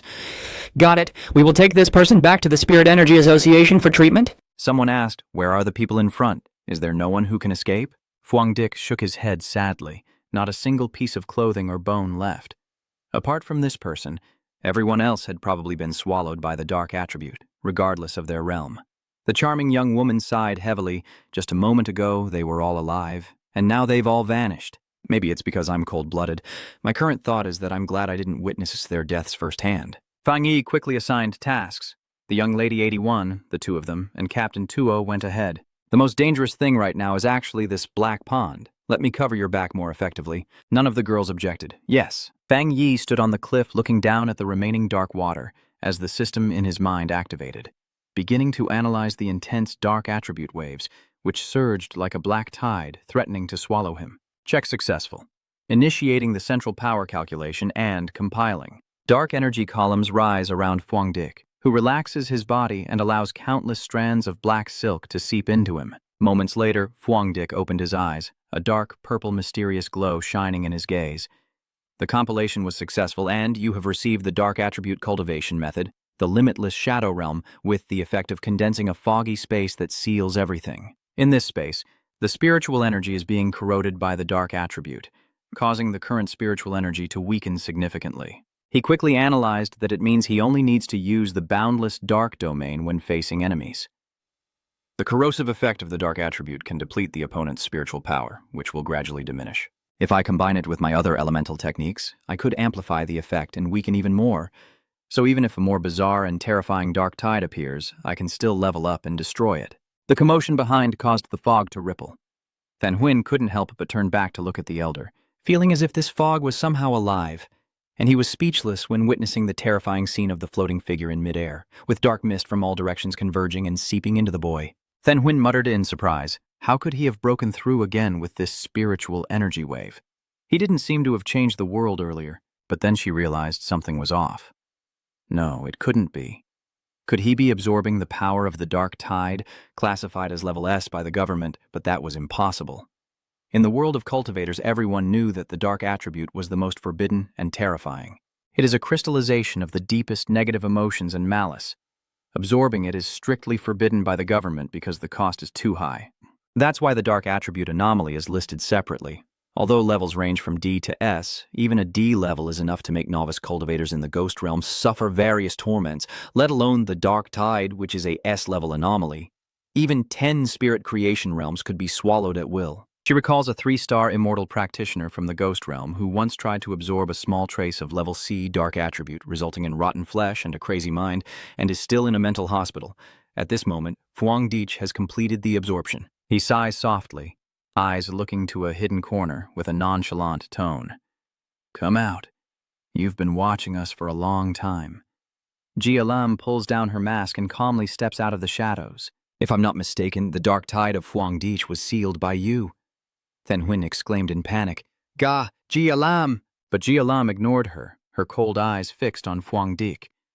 What about you? What were you doing just now? Absorbing the dark attribute? Fang Yi calmly admitted. Oh, that's right. Then Huynh was stunned. He has already admitted it.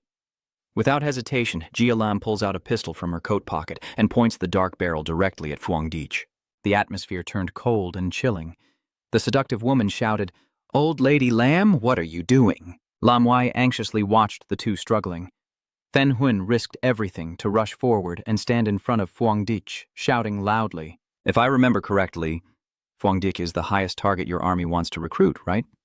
In the past, those that my Spiritual Energy Association tried to recruit were all suppressed by you. What do you mean by that? Fang Yi appreciated Then Huyn's action, gently pushing her aside and calmly said, Strange, isn't our mission to find the rotten flower? Miss, you clearly seem eager to complete your mission, but it looks like you're not happy that we haven't died here yet.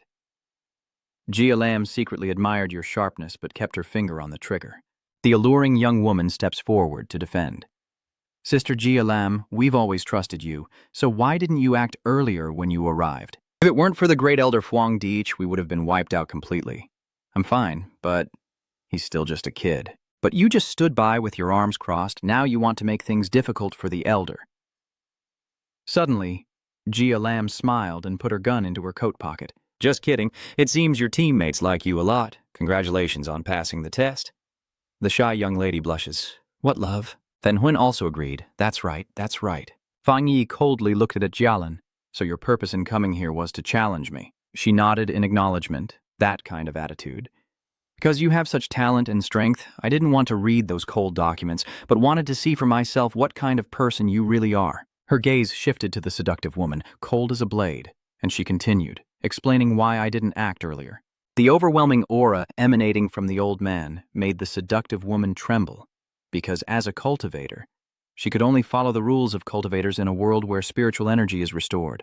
We are all the same. This is the ever-changing fate of life and death for a cultivator. Until now, no abnormality has attacked them because they were terrified by Fuang Dich's dark tide sealing power. Fuang Dic pondered that the dark tide was indeed like that, bullying the weak and fearing the strong. Gia Lam turned around and signaled, I'll lead everyone to find Hua That Thoi. I know this place better than anyone. Fuang Dic watched her back and wondered why he felt like there was something wrong with her mind. As if she could read his thoughts, then Huyn whispered in his ear, her team also faced the dark tide before. But in the end, she was the only one who survived. Fuang Dic nodded in understanding. So that's the reason. Because her identity requires absolute obedience and indifference to tasks and rules, and she holds a certain belief that keeps her persevering. But after seeing you seal the dark tide, she couldn't hold back anymore. He smiled sympathetically and said, All right, Lady 81, Little 2, let's show some understanding for this injured patient. The charming lady looked puzzled and asked, Is she hurt? Fuang Dic explains, Her spiritual shield is severely lacking. At best, she has a 2-star creation spirit realm ability.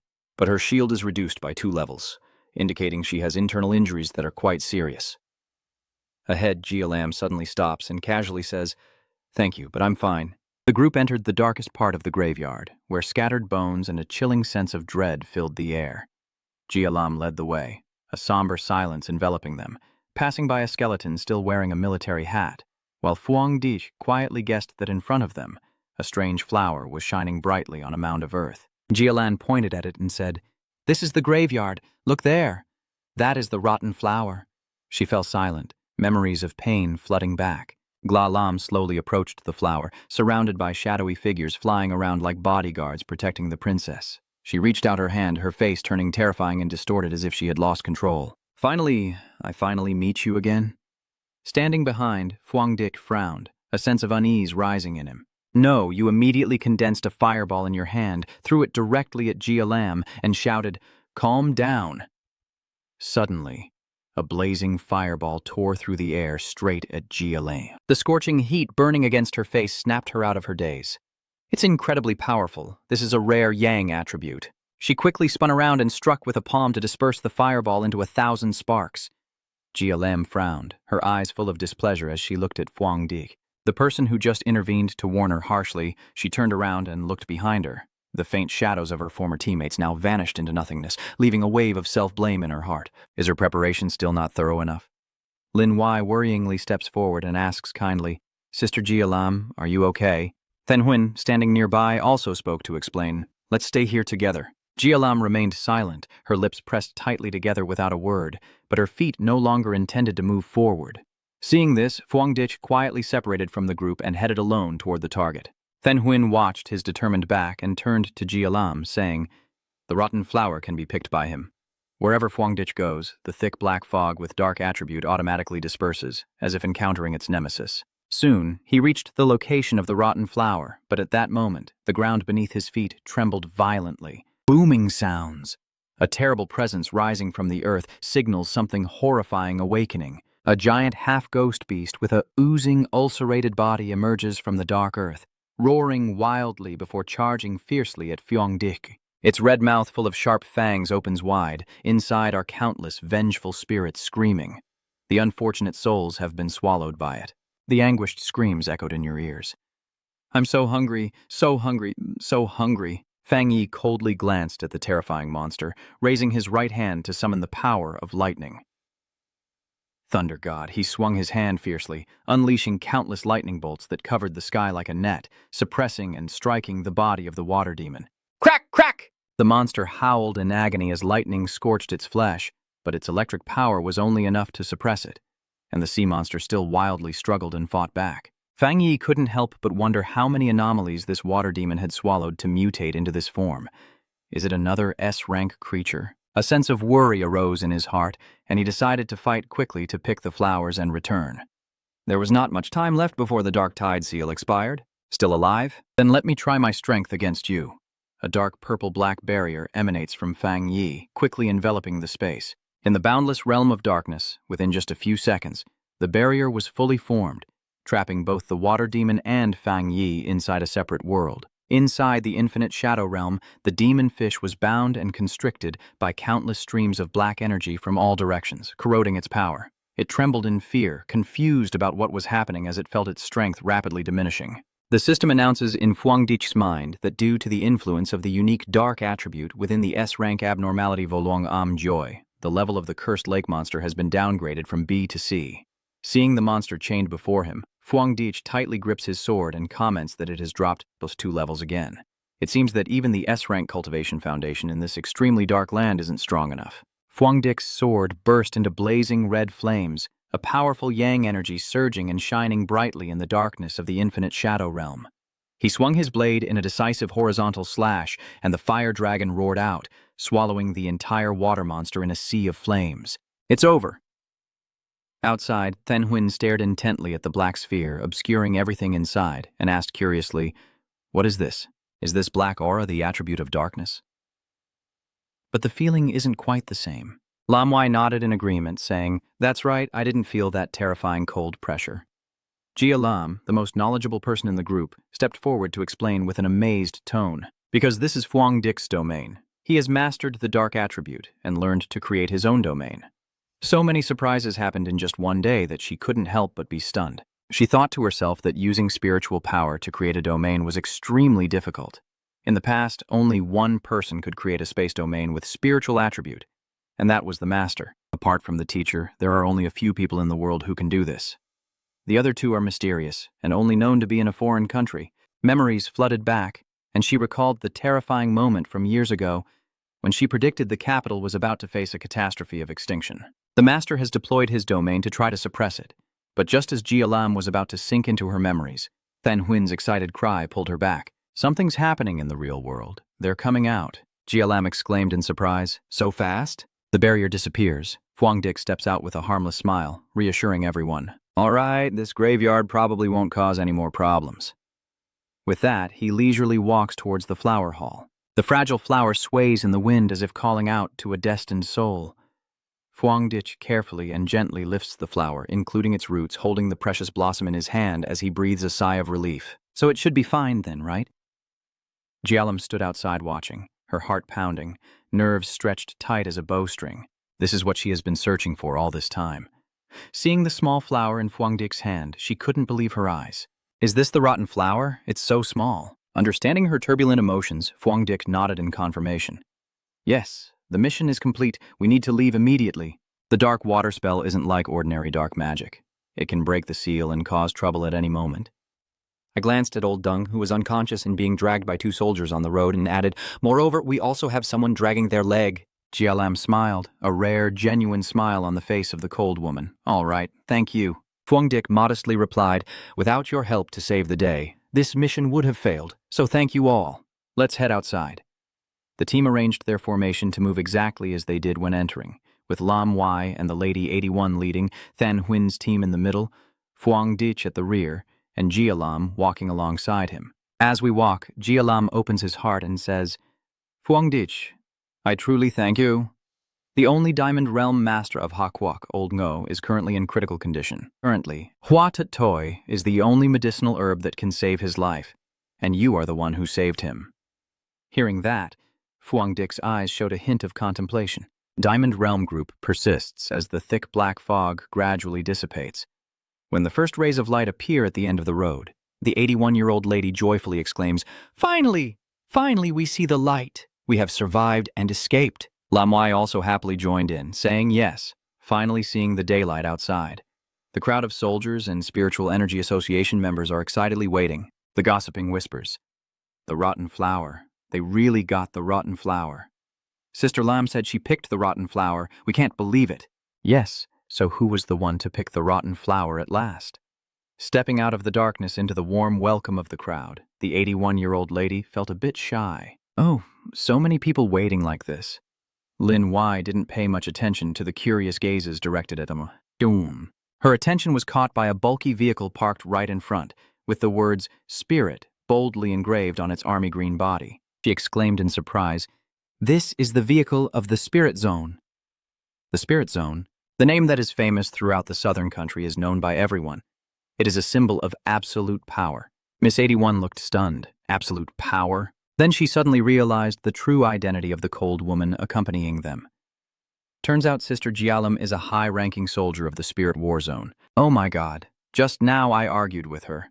The Spirit War Zone is the top among the 10 major war zones of the Ha Kingdom. Even in peacetime, they have been the most elite force, gathering outstanding talents in both strength and willpower. After spiritual energy recovered, their position was further solidified by abundant resources and the rare training zone they guarded. Hua Tut Toi was carefully placed into a specialized preservation box and handed directly to Han Lei. He received it with a rare grateful smile on his usually serious face. Han Lei placed his hand on his chest, shouted the command, and saluted. All the soldiers present stood at attention, performing the most solemn military salute for Fang Yi and his group. After handing over the flower, Han Lei turned to report to Jialam. I will immediately take the Hua Tut Toi to the hospital. Jialam nodded, feeling reassured. All right, I will come later. The military vehicle roared to life and sped away, carrying the hope of saving Elder Ngo. After the vehicle disappeared, Fuang Dish turned to ask, "Are you from the Spirit Zone?" Jialam smiled and replied, "Yes, with your strength and performance. Surely what you did has spread throughout our base. Soon you will become famous." Fuang Dik did not show any signs of joy, and calmly listened as Jialam continued speaking.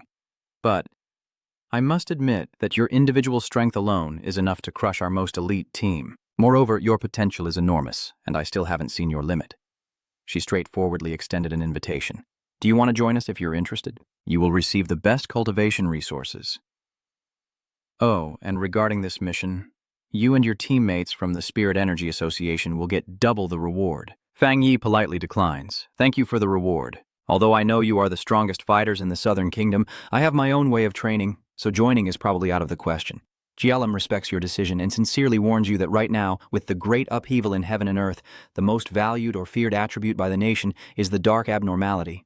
The number of anomalies is growing rapidly, and in the future the situation will only become more serious, their influence spreading like malignant tumors and potentially causing catastrophic consequences at any moment. She emphasized, so we cannot afford to not fully commit to establishing a forbidden zone to prevent this. The Spirit Energy Association is also strengthening its defenses everywhere. To prevent any misunderstandings, she added, I'm not telling you this to pressure or bind you morally. I just feel that a talented cultivator like you now has the right to know these things. Fuangdik understood and appreciated the honesty, smiling and promising. I see. If I encounter abnormalities in the future, even strangers, I will not stand by and watch. You can rest assured at this point.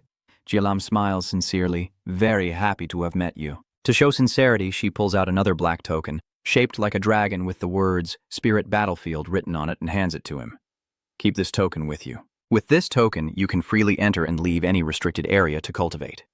The main gate of the spiritual base is always open to you. She hesitated for a moment before making a suggestion. Do you want to visit Old Man Wu? Fang Yi asked again to confirm if he wanted to visit Old Wu. You mean the Diamond Realm Master, right? She nodded. Well, he is my master. I think you two should meet once. I wonder if you agree. This is just my personal thought. I want to be friends with you. Fuang Dich didn't reply immediately. He put the token into his pocket, then suddenly reached out his hand. All right, making more friends is more fun. I'll go with you. So let's consider this as a gift for your new friend. GLM was caught in a surge of lightning before she could react, and she stood there in shock. What? Fang Yi explained calmly. I believe I can eliminate the residual darkness attribute toxin in her body. Lightning like a blue-green net wrapping around GLM. She feels the electric current running through her body, but strangely it doesn't cause pain. In fact, it brings a warm, soothing sensation. The cold, aching spots caused by the dark energy gradually disappear. The wounds being corroded by the black mist are closing up, and the damaged organs seem to be reborn with vitality. The blood vessels in the body are being purified by the electric current, bringing a long-lost feeling of refreshment. All the toxins in Jialam's body were completely eradicated by the rare property of the teleportation method. It's unbelievable, like being reborn. Seeing her face has turned rosy again, he asked, "How do you feel now?" Jialam checked her body and then smiled brightly. "Very good. The remnants of the dark attribute on my body have been completely eliminated. No, more accurately, she was beaten to a pulp. At the same time, Elder Dang was taken away in an ambulance." The doctor shook his head in frustration. "Can Tao Lin survive such a serious injury from a single blow?" Then Huyn looked around and suddenly turned back. "Huh?" Hot Hai runs over to Jialam and Fuangdik. Are you two still here? "Wait, I see that Jialam's injuries have been healed. Jialam is not hiding anything." "That's right. The pure lightning attribute has completely eradicated the darkness remaining in my body." Than Huyn's eyes shone brightly like car headlights. "This is the thunder attribute of the tyrant, capable of destroying enemies above and saving people below." Seeing her greedy gaze, Fuangdik instinctively stepped back a few steps, covering himself with both hands. "Hey, what are you looking at?" Then Huyn didn't bother explaining and waved to call the doctors over. "Hurry up and come here." Then she turned back, blinking her sparkling eyes at Fuangdik. I want to ask, can we cooperate with you?" He frowned in confusion and asked, "What do you mean?" Than Huyn explained briefly that combining his spiritual power with medical equipment could likely save more cultivators infected with dark attribute corruption. After finishing, she approached the person, bowing 90 degrees sincerely, and said, "It's thanks to you. Please show your power once more." Fang generously uses her lightning attribute to let the sparks dance freely in the air. "Is that okay?" The doctor pushed up his glasses, carefully observing the energy flow before nodding. "Looks good, really good. Such a pure advanced lightning attribute can indeed defeat the dark attribute." Jialam shares additional important information. "Earlier, Fuangdik directly transmitted energy to me, and the dark attribute on my body was dispelled. So I just need Fuangdik to team up with the injured celestial cultivators, right? I remember we have someone in a coma who is also at the spirit creation realm." Then Huyn shook his head vigorously. "Oh no, not everyone at the spirit creation realm can withstand that kind of spiritual energy." The doctor also chimed in. "That's right, Acting Commander Lam. Although your injuries are quite serious, in our assessment they are only considered minor. To heal the wounded just now, they needed lightning power 10 times stronger than during your treatment. Moreover, saving a life and bringing them back is already a great achievement. Full recovery is impossible." Fang Yi quickly understood the problem, so it's like transfusing blood, right? "Then how can I transfer my spiritual energy to you? Are you saving this to use later?" The polite doctor guides you to come over here. The ambulance is equipped with extraction devices and energy reserves. Just place your hand here and release your spiritual power. Fuangdik followed the instructions.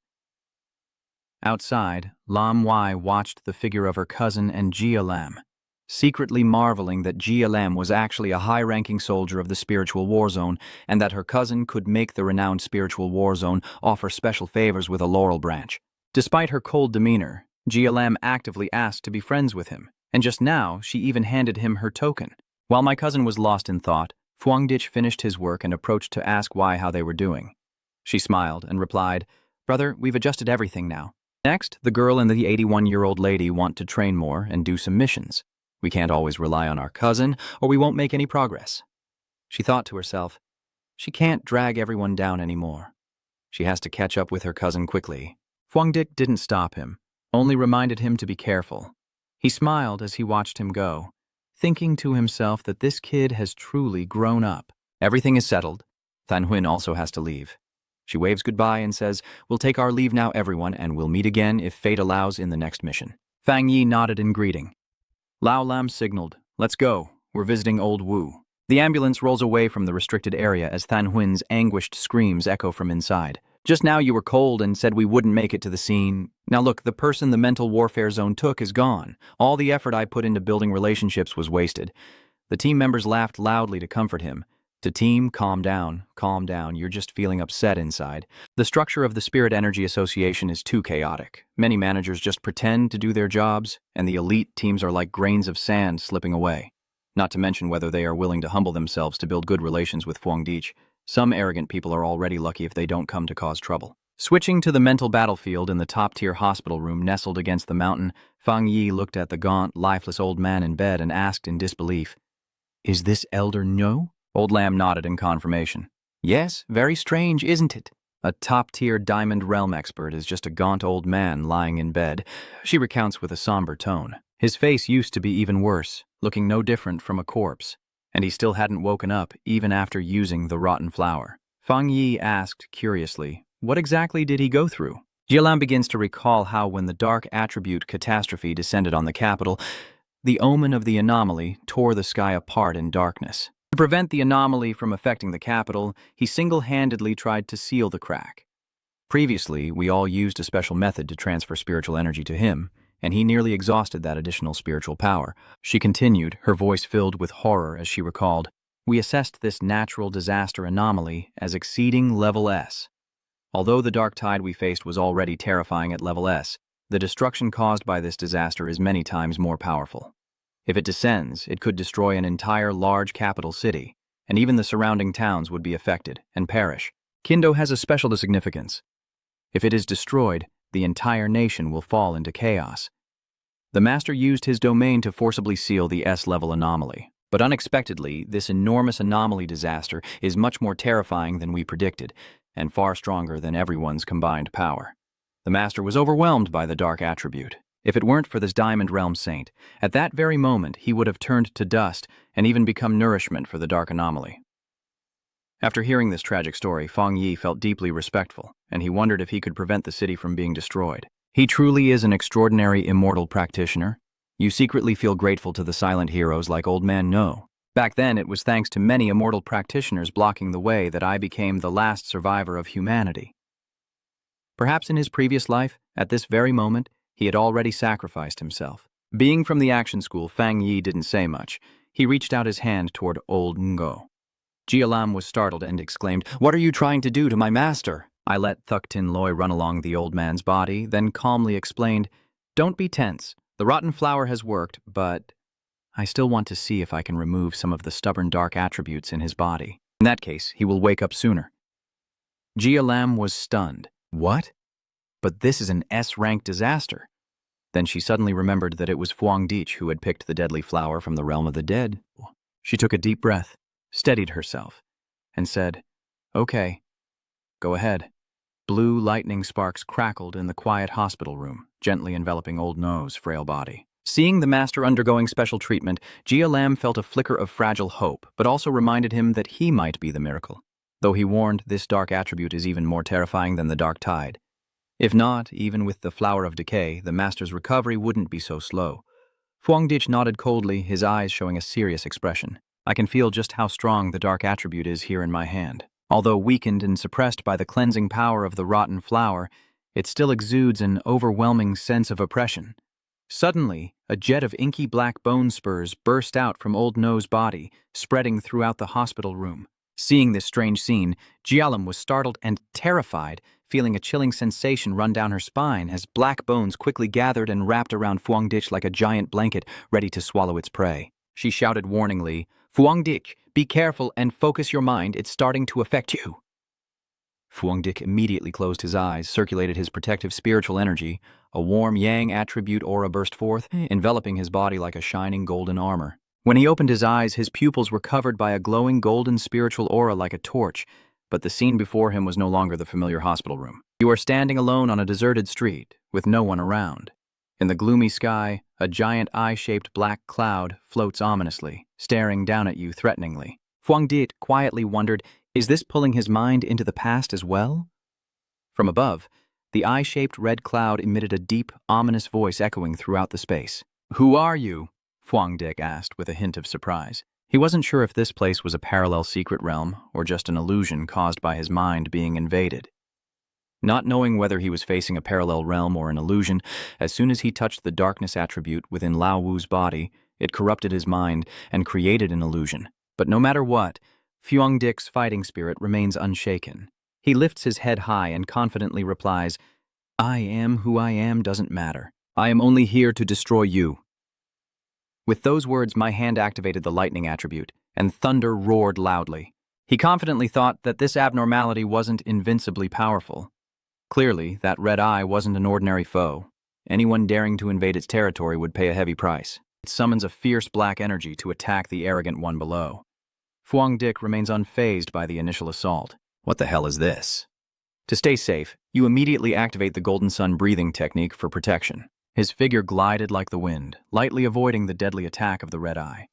Observing the black energy just now, he realized something interesting. It turns out it's also lightning, but this strange lightning is not inferior to the Thunder God lightning you absorbed on Jade Emperor Peak. And then, a deafening buzzing sound filled your ears. From the dark cloud, countless abnormal insects with shadowy attributes burst out like a hive of angry bees, their horrifying appearance making Fang Yi shudder. It must be said that even as an illusion, each one is as powerful as a strange creature in the dark tide. And here there are thousands and tens of thousands of them, swarming like a hive of angry bees toward him. Fang Yi calmly channels his spiritual power into a fierce and blazing yang attribute, like the midday sun. He summons his familiar sword, his cold gaze fixed on the swarm of insects gathering into a terrifying demon face. He calmly said, "Then the only way is to exterminate the insects." Gripping his sword tightly, Fang Yi charged forward with unstoppable momentum. Charge forward, he swings his sword horizontally, a blinding golden light tearing through space, sweeping away the insects in front of him as thunderous explosions shake the ground. The insects scatter and then quickly gather again into the shape of a red eye. From that probing attack, Fang Yi has made a preliminary judgment about the opponent's strength. It is an S-rank anomaly, but perhaps due to an illusion or the effect of the 7 dead flowers, it has weakened significantly. As soon as he touched the ground, he had to jump to avoid the next attack. Fang Yi uses the water pillar to jump up and close the gap with the anomaly. Is he evaluating it as near level A? Are these the extraordinary natural disasters that old Nyo faced, enough to destroy an entire city? He gently shakes his head, his gaze determined. No, I think it's even more than that. Not wanting to waste time, Fang Yi decides to unleash his newly mastered ultimate technique. So he decided to use the newly learned Void Darkness Realm.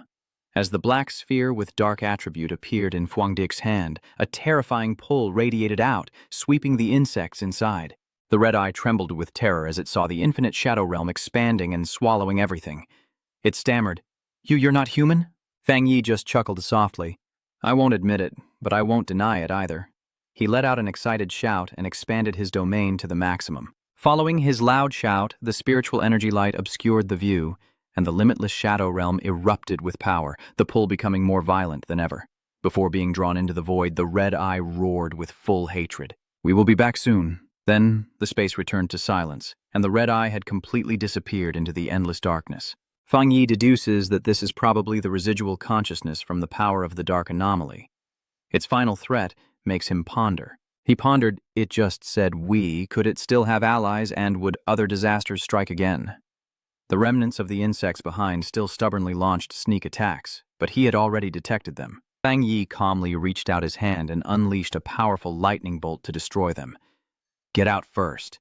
Back in the present, Fang Yi suddenly opened his eyes, raised his hand high, and pulled out a dark mass from Lao Ngo's body. This scene leaves Jialam breathless with amazement as the black mass is trapped by lightning, unable to escape, only writhing in despair. To prevent a long night of false hopes, Fang Yi quickly activates the seal. Sealing technique? 9 Dragons Heavenly Fire Seal. Fiery chains emerge from the void, tightly binding the dark attribute. Soon, it is compressed into a small gem bearing the mark of heavenly fire, resembling a radiant dragon jewel. "Wait until everything is finished," Elder Jialam finally dares to ask. "Is this the remaining dark attribute in Elder Ngo's body?" The boy nods in confirmation. "No, it ain't." The remaining dark attribute in Elder Ngo's body is likely a remnant of a catastrophe-level anomaly. Fang Yi further explains that although there is still a significant dark power, its influence has diminished due to the consumption by the 5 decay flowers and Elder Ngo's sealing. You can't hide your admiration. You marvel that Elder Ngo is truly the #1 immortal practitioner in Ha country, always using his body to drain and suppress the dark power. If it were someone else, they might have died countless times already. Seeing the kind teacher's face gradually turn rosy again, and the terrifying red veins recede, Jialam sincerely asked, "Do you really save his life?" Fang Yi modestly shook his head and said, "It's not entirely my credit. If it weren't for Hua that Thoi earlier, I wouldn't have been able to eliminate the stubborn dark attribute in his body." The monk nodded in agreement. "Hua Tut Toi saved his life, but your ability allowed him to recover completely." Fuangdich clenched the sealing gem in his hand, using his strength and lightning attribute to crush it. Crack! The gem shattered into black dust that drifted down onto the floor. He shrugged and announced, "All right, it should be completely useless now." Jia Lam sat down on the edge of the bed and carefully tucked the blanket over Elder No. At this moment, Fuangdich finally spoke seriously, saying, "I have one more thing to tell you." Earlier in the mental illusion, the remnants of the disaster's darkness warned that it would return, and we must always be prepared. We can't let an elderly man just recovered from a serious illness go into battle then.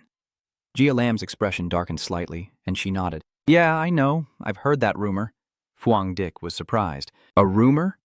"As far as you know, information about the unusual spiritual energy fluctuations is strictly controlled by the Army and the Spiritual Energy Association. How could it leak out as a rumor?" Jia Lam shared that the rumor suggests that based on extrapolated data and Hawkwook's current reserves, they probably can't hold out beyond the first year after spiritual energy recovers. Of course, none of us believe that. Fuangdich asked curiously, "Monitoring the unusual spiritual energy fluctuations sounds very credible. Do you also believe this rumor is true?" Jia Lam nodded. "Yeah." Fuangdich fell into deep thought and didn't answer right away. Could it be that because I was reborn, the future has also changed? I remember I lived until the 3rd year after the spiritual energy recovered. Even then, Lam Tin was almost completely destroyed.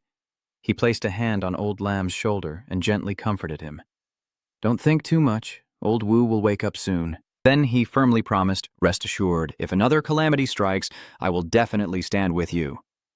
Deep down, he silently vowed that the battle with the calamity would come sooner or later, and this time, he would change everything. The full moon shines brightly, illuminating the old apartment building where Fuangdich lives. He sits cross-legged in the living room, focusing on his cultivation, but his mind is still filled with tangled thoughts. After 2 battles with the S-rank anomaly, I feel I'm about to break through to the 2-star spirit realm. The spiritual energy recovery is approaching. But even with my dark attribute power, it's still far from enough. He gathered his energy into his dantian, slowly opened his eyes, and ended his training session. The image of the red eye and the illusion still haunted his mind. The abnormality in the illusion at that time, though weakened through countless layers of power, still couldn't hide its true might.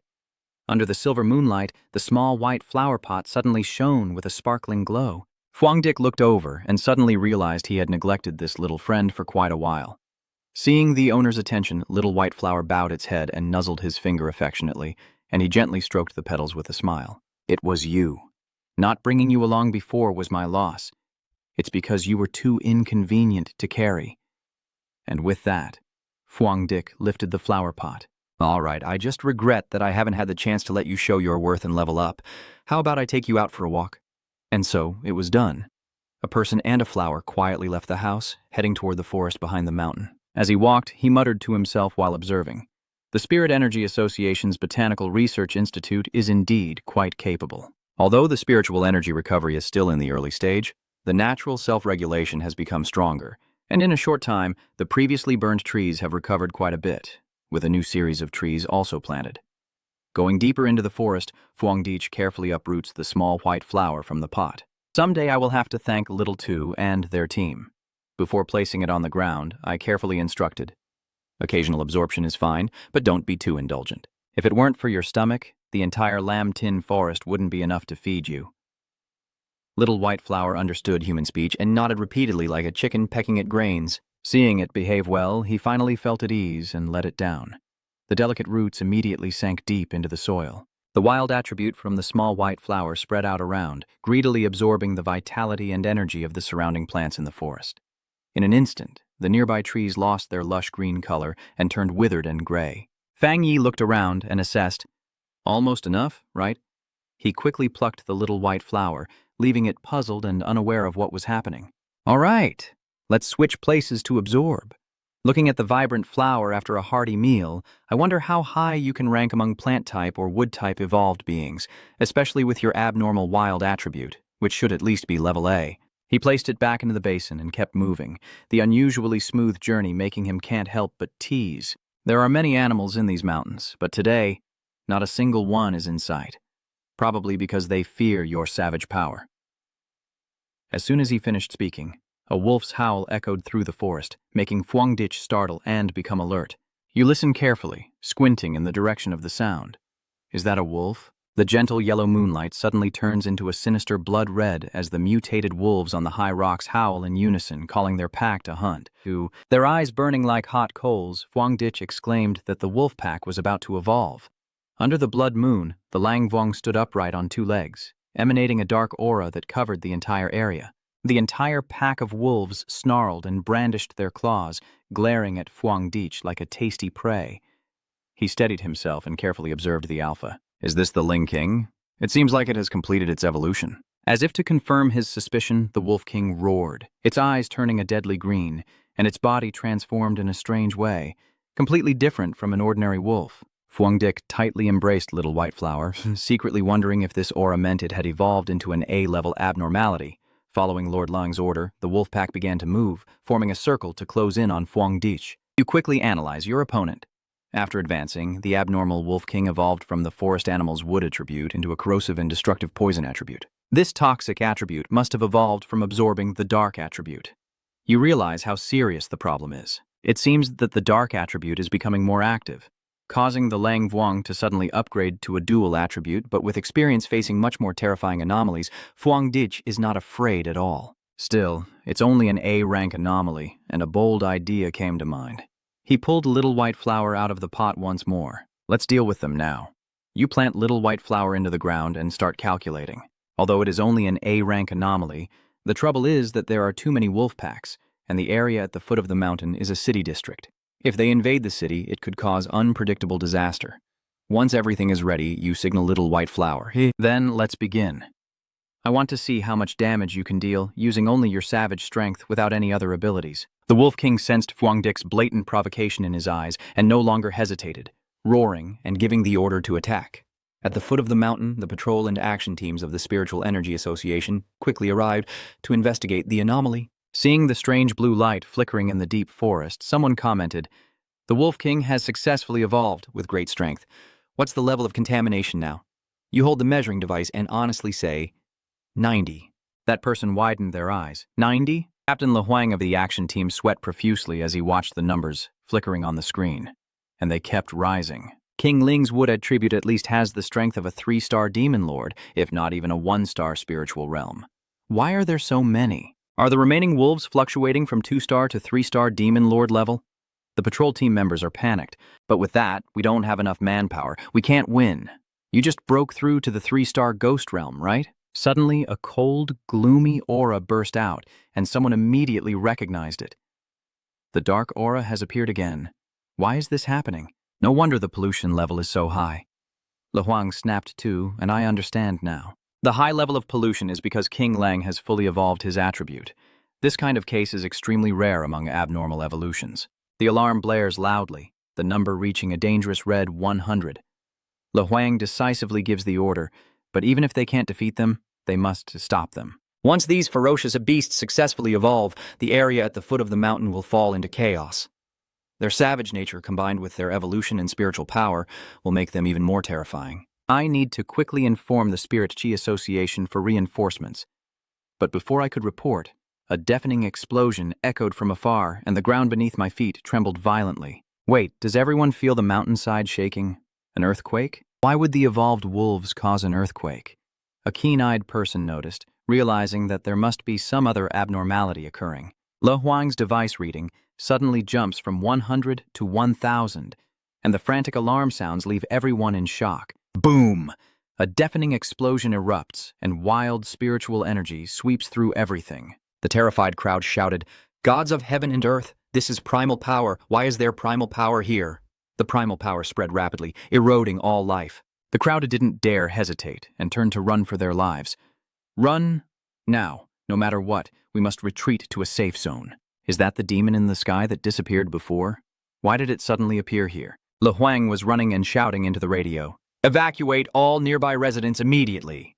But then, a squad member running behind suddenly stopped. "Wait, Captain, the wild power isn't advancing anymore, but what is this?" Le Huang stopped, turned around, and saw that as the team member said, the deadly vines had stopped, only operating within a certain range. He was puzzled. Was the wild power hidden deep inside the mountain? Yes, it's strange. The sense of danger has disappeared. Do we still need to report it?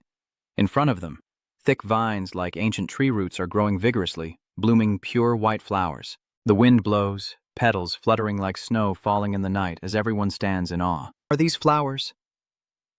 Returning to the hillside, the battlefield between the wolves and the little white flowers has now turned into a sea of white flowers. King Vuong frantically slashed with his claws, destroying the flowers in his path as tattered petals scattered with the wind. Fang Yi coldly watched it struggle.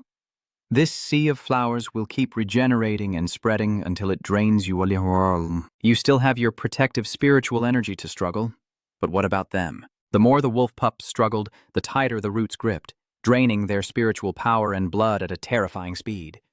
Soon, only white skeletons lay scattered on the ground, their blood and energy fully drained, and the little white flower had turned from pure white to a bright blood red. King Vuong roared in anger, determined to avenge his cubs, and unleashed a stream of blue-green energy mixed with poison directly at Xiaohua. Boom! A deafening explosion echoes, but Xiaohua simply uses her roots to block the attack, ensuring Fang Yi's safety. He smirked faintly and said, "You're useless, can't you see? The wild attribute of the spirit flower has already taken root deep in this forest soil."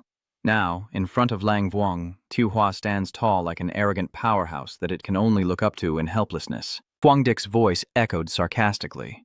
The sea of flowers stretched across the sky, taken from the mountain for the mountain. Even after awakening your divine consciousness through advancement, you probably still don't know the saying that wild grass never burns out and the wind keeps making it grow again, right? Lord Lang roared in fury and charged straight at the little flower. The entity has identified its position. Fang Yi praised it quite well, even recognizing the location of the original flower. You turn to tease your flower. "Xiaohua, they've found you. What are you going to do?" The little flower suddenly grew enormous, several times taller than Fang Yi, its bright red petals spreading like the mouth of a giant carnivorous plant, ready to swallow its enemies. However, its size is still not enough to swallow the entire king of the wolves. Only its huge head is bitten. The king of the wolves frantically bites and tears at the flower petals, injecting dark toxins into its opponent. Fang Yi stood with his arms crossed, calmly observing and commenting, so he just let the dark attribute corrode himself. But surprisingly, the torn petals immediately healed as if they had never been damaged. The vigorous vitality of the wood attribute combined with the life force absorption ability of the wild attribute helps the small flower recover instantly. Meanwhile, the Lang Vuong gradually exhausts and is completely swallowed. The petals close and slowly digest the prey. Fang Dich muttered thoughtfully, "Such wild and domineering power. What kind of ability is this? I didn't expect that after implanting the wild attribute in spiritual flower, it wouldn't need your system to edit anything, but would develop its own cultivation method." Watching the flower chewing its prey, I conclude that once trapped in this sea of blooming flowers, no anomaly can escape. Finally, little flower releases a clean white skeleton. Fang Yi nods in satisfaction, stroking the crimson petals. Even if the spiritual flower is constantly destroyed, it can still be reborn, using its endless wild power to turn them into white bones so it can be called an infinite spiritual sea. Little flower trembled with joy, emitting a faint spiritual energy under the moonlight. The system announced that the spirit flower had successfully compiled the technique of the boundless, desolate spiritual sea attribute. After the battle, Xiaohua spread her petals wide, greedily absorbing the spiritual energy of heaven and earth to evolve. Fang Yi was surprised. "Xiaohua, you're about to evolve too." In the association's observation room, the alarm siren blared loudly. The screen flashed red with a warning, detecting an abnormal level A contamination. A staff member shouted, "Everyone, look! 2 different spiritual energy streams appeared in the contaminated area." Prince Lang's advancement generated a dark attribute, while the remaining spiritual energy suddenly appeared with an extremely powerful wild attribute. Senior Manager Tran Lai frowned and asked urgently, "Where exactly is the location?" The researcher checked and reported that this is a forest on a low mountain where Captain To used to be in charge. Tran Lai, looking worried, continued to question, "Isn't the destruction team supposed to be stopping the wolves?" As he finished speaking, a shrill, crackling noise came from the radio, signaling instability. Le Huang on the other end hurriedly reported, his voice filled with utter shock. "This is the destructive team of the wild attribute suddenly spilling out from the mutated wolf pack. The pollution level exceeds the standard. It was this wild force that eliminated the abnormal level A wolves." Le Huang hesitated for a moment before continuing. "But the wild force did not attack us and has retreated into the mountain. There is a strange scene on the mountain now, with countless flowers blooming and red petals flying in the wind." He hesitates, unsure how to describe this bizarre situation. "Le Huang Trun Tru, We can't get close again and don't know if this wild force will affect the surrounding area. Tranley frowns, his mind working at full capacity to analyze the situation. If this unidentified anomaly escalates, its impact will far surpass the aerial demon that appeared before. Should the association send support? If anything unexpected happens, all the cultivators present at the scene probably won't be able to fight back and dare not take the risk. Tranlai made a decisive decision. In that case, we will send 2 elite teams to assist. Xiao Tutua Tenhuin stands beside her, her eyes fixed on the screen. Suddenly, images of a familiar figure appeared in her mind. No, it's definitely behind the mountain. I always felt that this time it's still him. Wait a moment. I think the one who unleashed this wild power must be Fang Yi. His house is right in this area, she firmly asserted with absolute confidence. He will protect everyone here. At the same time, behind the mountain, the bright red petals are swept away by the wind, creating a shower of colorful flowers. Standing before the giant fiery red flower, Fang Yi nodded in admiration.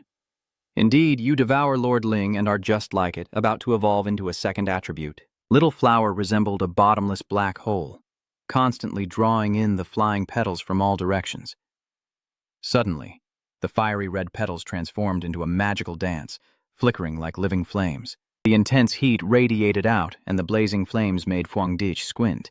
He smiled contentedly. So it's the fire attribute? Indeed, it was a surprise. To accelerate Xiaohua's evolution, Fang Yi generously donated a portion of his innate fire attribute. Seeing its rapid transformation, he couldn't help but marvel with a hint of envy. Just absorbing it allows for evolution. Your cultivation method to level up is truly heaven-defying in its ease. After completing this breakthrough, Little Flower quietly shrank in size, transforming into a small, bright red flower, obediently resting in Fang Yi's palm. The system sounded a notification. The spiritual flower has nearly linked with King Ling's mutation, and the wolf pack has completed their evolution. The extraordinary grade A Royal Fire spiritual flower possesses wild and fire attributes. After evolving, the wild fire spirit flower has a strong desire to absorb spiritual energy and can be placed into the infinite dark realm for nourishment. Reading the final piece of information, Fang Yi couldn't help but be amazed. Infinite shadow realm? Suggested by the system, he immediately condensed the barrier in his hand. A dark, gloomy circle appeared, slowly rotating. Why didn't you think of this? I never expected you could put the spirit flower into the infinite dark realm. Fang Yi skillfully adjusted the size of the barrier, just enough to let the little flower inside, smiling as if this was its new home. In the dark space of the infinite shadow realm, which contained countless abnormal dark attributes and unique soil environments, he carefully calculated. There are many abnormal dark attributes and soil environments in the infinite shadow realm. If the spiritual flower absorbs them, it could evolve into a dark attribute again. At this moment, the sky darkened and thick black clouds gathered to obscure the moon, with thunder roaring, signaling an approaching storm. Seeing this phenomenon, Fang Yi remained unusually calm. Are you about to break through? Creating a 2-star spiritual realm? The thunder roared like a battle drum as the spiritual energy of heaven and earth surged toward him. Fang Yi sat cross-legged, beginning his breakthrough cultivation process. Amid the powerful spiritual energy, he felt a clear change in his body and found it easier to harness his abilities. The spiritual energy of heaven and earth naturally merges with your body as if you were born to be one with it. But what you didn't expect is that not far away, an unfamiliar figure has tracked your trail here. He hides behind the ancient tree, his greedy eyes watching Fang Yi meditating as if spotting a juicy prey. I found you, so you're here. The newcomer is Kuang Luk, a true battle fanatic, his face contorted with extreme excitement. The Heavenly Fire. One sword from legend, creating a 2-star spiritual realm? That's truly exciting. He is always obsessed with asserting his dominance, craving to prove he is the strongest fire attribute cultivator. When he sees articles praising Fang Yi, the fire of his fighting spirit ignites fiercely. A fire attribute immortal cultivator? Then I have to extinguish your fighting spirit. I want everyone to know that I am the #1 fire attribute immortal practitioner. Always highly alert, Fang Yi quickly detects the presence of an intruder. He shouted, "Who's there?" and was met with a giant fireball rushing towards him with incredible speed. Fang Yi calmly deduced, "So you are a fire attribute immortal practitioner." His hand immediately condensed infinite shadow energy, a black energy sphere spinning in his palm, ready to devour everything. The boundless darkness can absorb all other attributes. Fang Yi calmly deflects the surprise attack, secretly smirking inside, finally revealing himself. You're not surprised by this tailing guy. He's been hiding there all along without even trying to conceal his aura. as if he's afraid no one would notice he's there. The opponent crashes to the ground with a loud thud, dust billowing everywhere. A person who has broken through the spiritual realm, not affiliated with any organization or power, simply enjoys challenging and fighting a wild and free immortal practitioner. Khuôn mặt khuôn lực rạng rỡ chiến y, toàn thân bừng chạy, hành cúi ngao nghe. Mày rất thú vị, tao cảm nhận được một luồng uy áp linh lực mạnh mẽ từ mày. How did you just avoid my fire phoenix attack earlier? Fang Yi thought to himself. Are you all talk? Or are you going to die soon? Faced with Kwang Luk's provocative attitude, Fang Yi chose to stay silent, his sharp eyes watching every move of his opponent. Seeing the opponent ignore him, Kwang Luk not only didn't get angry, but also laughed loudly, forgetting to introduce himself. He charged like a mad beast, shouting loudly, "I am Kwang Luk. You will remember my name immediately." Fang Yi didn't want to waste words. He raised his hand high to summon the power of nature. Godly Kwang Luk, bleeding and unaware of the impending disaster, smiles confidently, convinced that this charge will determine the outcome. Boom! A deafening explosion sounds as a blue lightning bolt begins to gather above Fang Yi's head. Kwang Luk charged like a missile, but suddenly a terrifying event occurred. A lightning bolt, twisted like a dragon, descending straight in front of him. What is this? Before he could regain his composure, a lightning bolt as thick as a pillar struck him down. If he were an ordinary person, he would have turned to ash. Fortunately, Kwang Luk is a powerful cultivator at the spirit creation stage, and his strong body helped him survive. He exhales a cloud of black smoke, feeling as if his internal organs are roasted and his body is numb from the electric shock. Kwang Luk collapsed to the ground, his face showing extreme confusion. What just happened? Isn't he supposed to be a pure fire cultivator? His lightning attribute power completely counters fire, and in just one move, Kwang Luk was defeated. He supported himself on the ground, unable to accept this harsh truth, trembling all over, sweat pouring down like rain, breathing heavily. Fang Yi calmly stepped forward, his figure casting a shadow over Kwang Luk like a judge passing sentence. He places his hand on his head and presses down gently. Thud! The immense power, accompanied by flickering lightning, caused Kwang Luk to be slammed down, the ground cracking under the 1,000-pound pressure. Fang Yi tilted his head and asked with a mocking tone, "What did you say your name was just now?" The fierce vitality of a creation spirit realm kept Kwang Luk alert, but the more aware he was, the more humiliated he felt. The opponent only used one hand, and he couldn't even lift his head, lying sprawled on the ground. He growled inwardly. How could this be possible? He's a one-star creating spirit realm, always the fastest cultivator among his peers. He recalls his pride, especially since his trump card is one of the rarest high-level fire attributes, with immense power and a creation spirit realm, clearly making him a true powerhouse among powerhouses. Everyone had to worship and flatter him to gain the benefits he offered during this period of spiritual energy recovery. Seeing Kwang Luk stubbornly refuse to respond and glaring angrily, Fang Yi sighed and thought that dealing with stubborn people was simply a matter of beating them until they submit. A powerful bolt of lightning from your hand strikes straight down on the opponent's head. Kwang Luk can't take it anymore and screams in agony, Pain, pain, pain, as fear begins to take over his mind, leaving him utterly confused. Isn't Fang Yi a fire attribute? Why does he also have an electric attribute that even extinguishes his fire and makes him unable to stand up? Fang Yi casually comments, "I thought you were stronger. Is that all you've got?" The kids these days are really overconfident. As he spoke, a few more sparks of lightning ran down his body. His intense desire to survive pushed Kwang Luk to hold on until now, but the absolute suppression drove him into panic. He began to doubt life itself. No, clearly Fang Yi hasn't broken through to the 2-star spirit creation realm yet. Why does he feel the spiritual energy and pressure from you surpass him? By 2 realms? No, it's 3 realms. Seeing Fang Yi's sinister smile, the lightning in his hand flashes brightly. Kwang Luk was utterly desperate. It's over. He's dead. He's really dead. Is Kwang Luk really going to die here? With no pride left, he desperately screams and begs with all his might. No, don't kill me. He releases Kwang Luk's head in surprise, with a commanding tone. I only advise you one thing. A cultivator's power is not for casually dealing with others. He pockets his hands and glances at him with disdain. If there's time, we might as well go clean up those troublesome anomalies. Kwang Luk raised his head and whispered softly. Fang Yi ignored him, snorted, and turned away. Kwang Luk Lung struggled to get up, watching his back with a tangled mess of thoughts about what this person really meant. Why does he possess such incredible spiritual power? I can't understand if it's because Fuang Dich's ability is too heaven-defying or because I'm too weak. That night, in a shabby inn in the bustling city of Samwat, Kwang Luk lay, exhausted and burned black, returned home.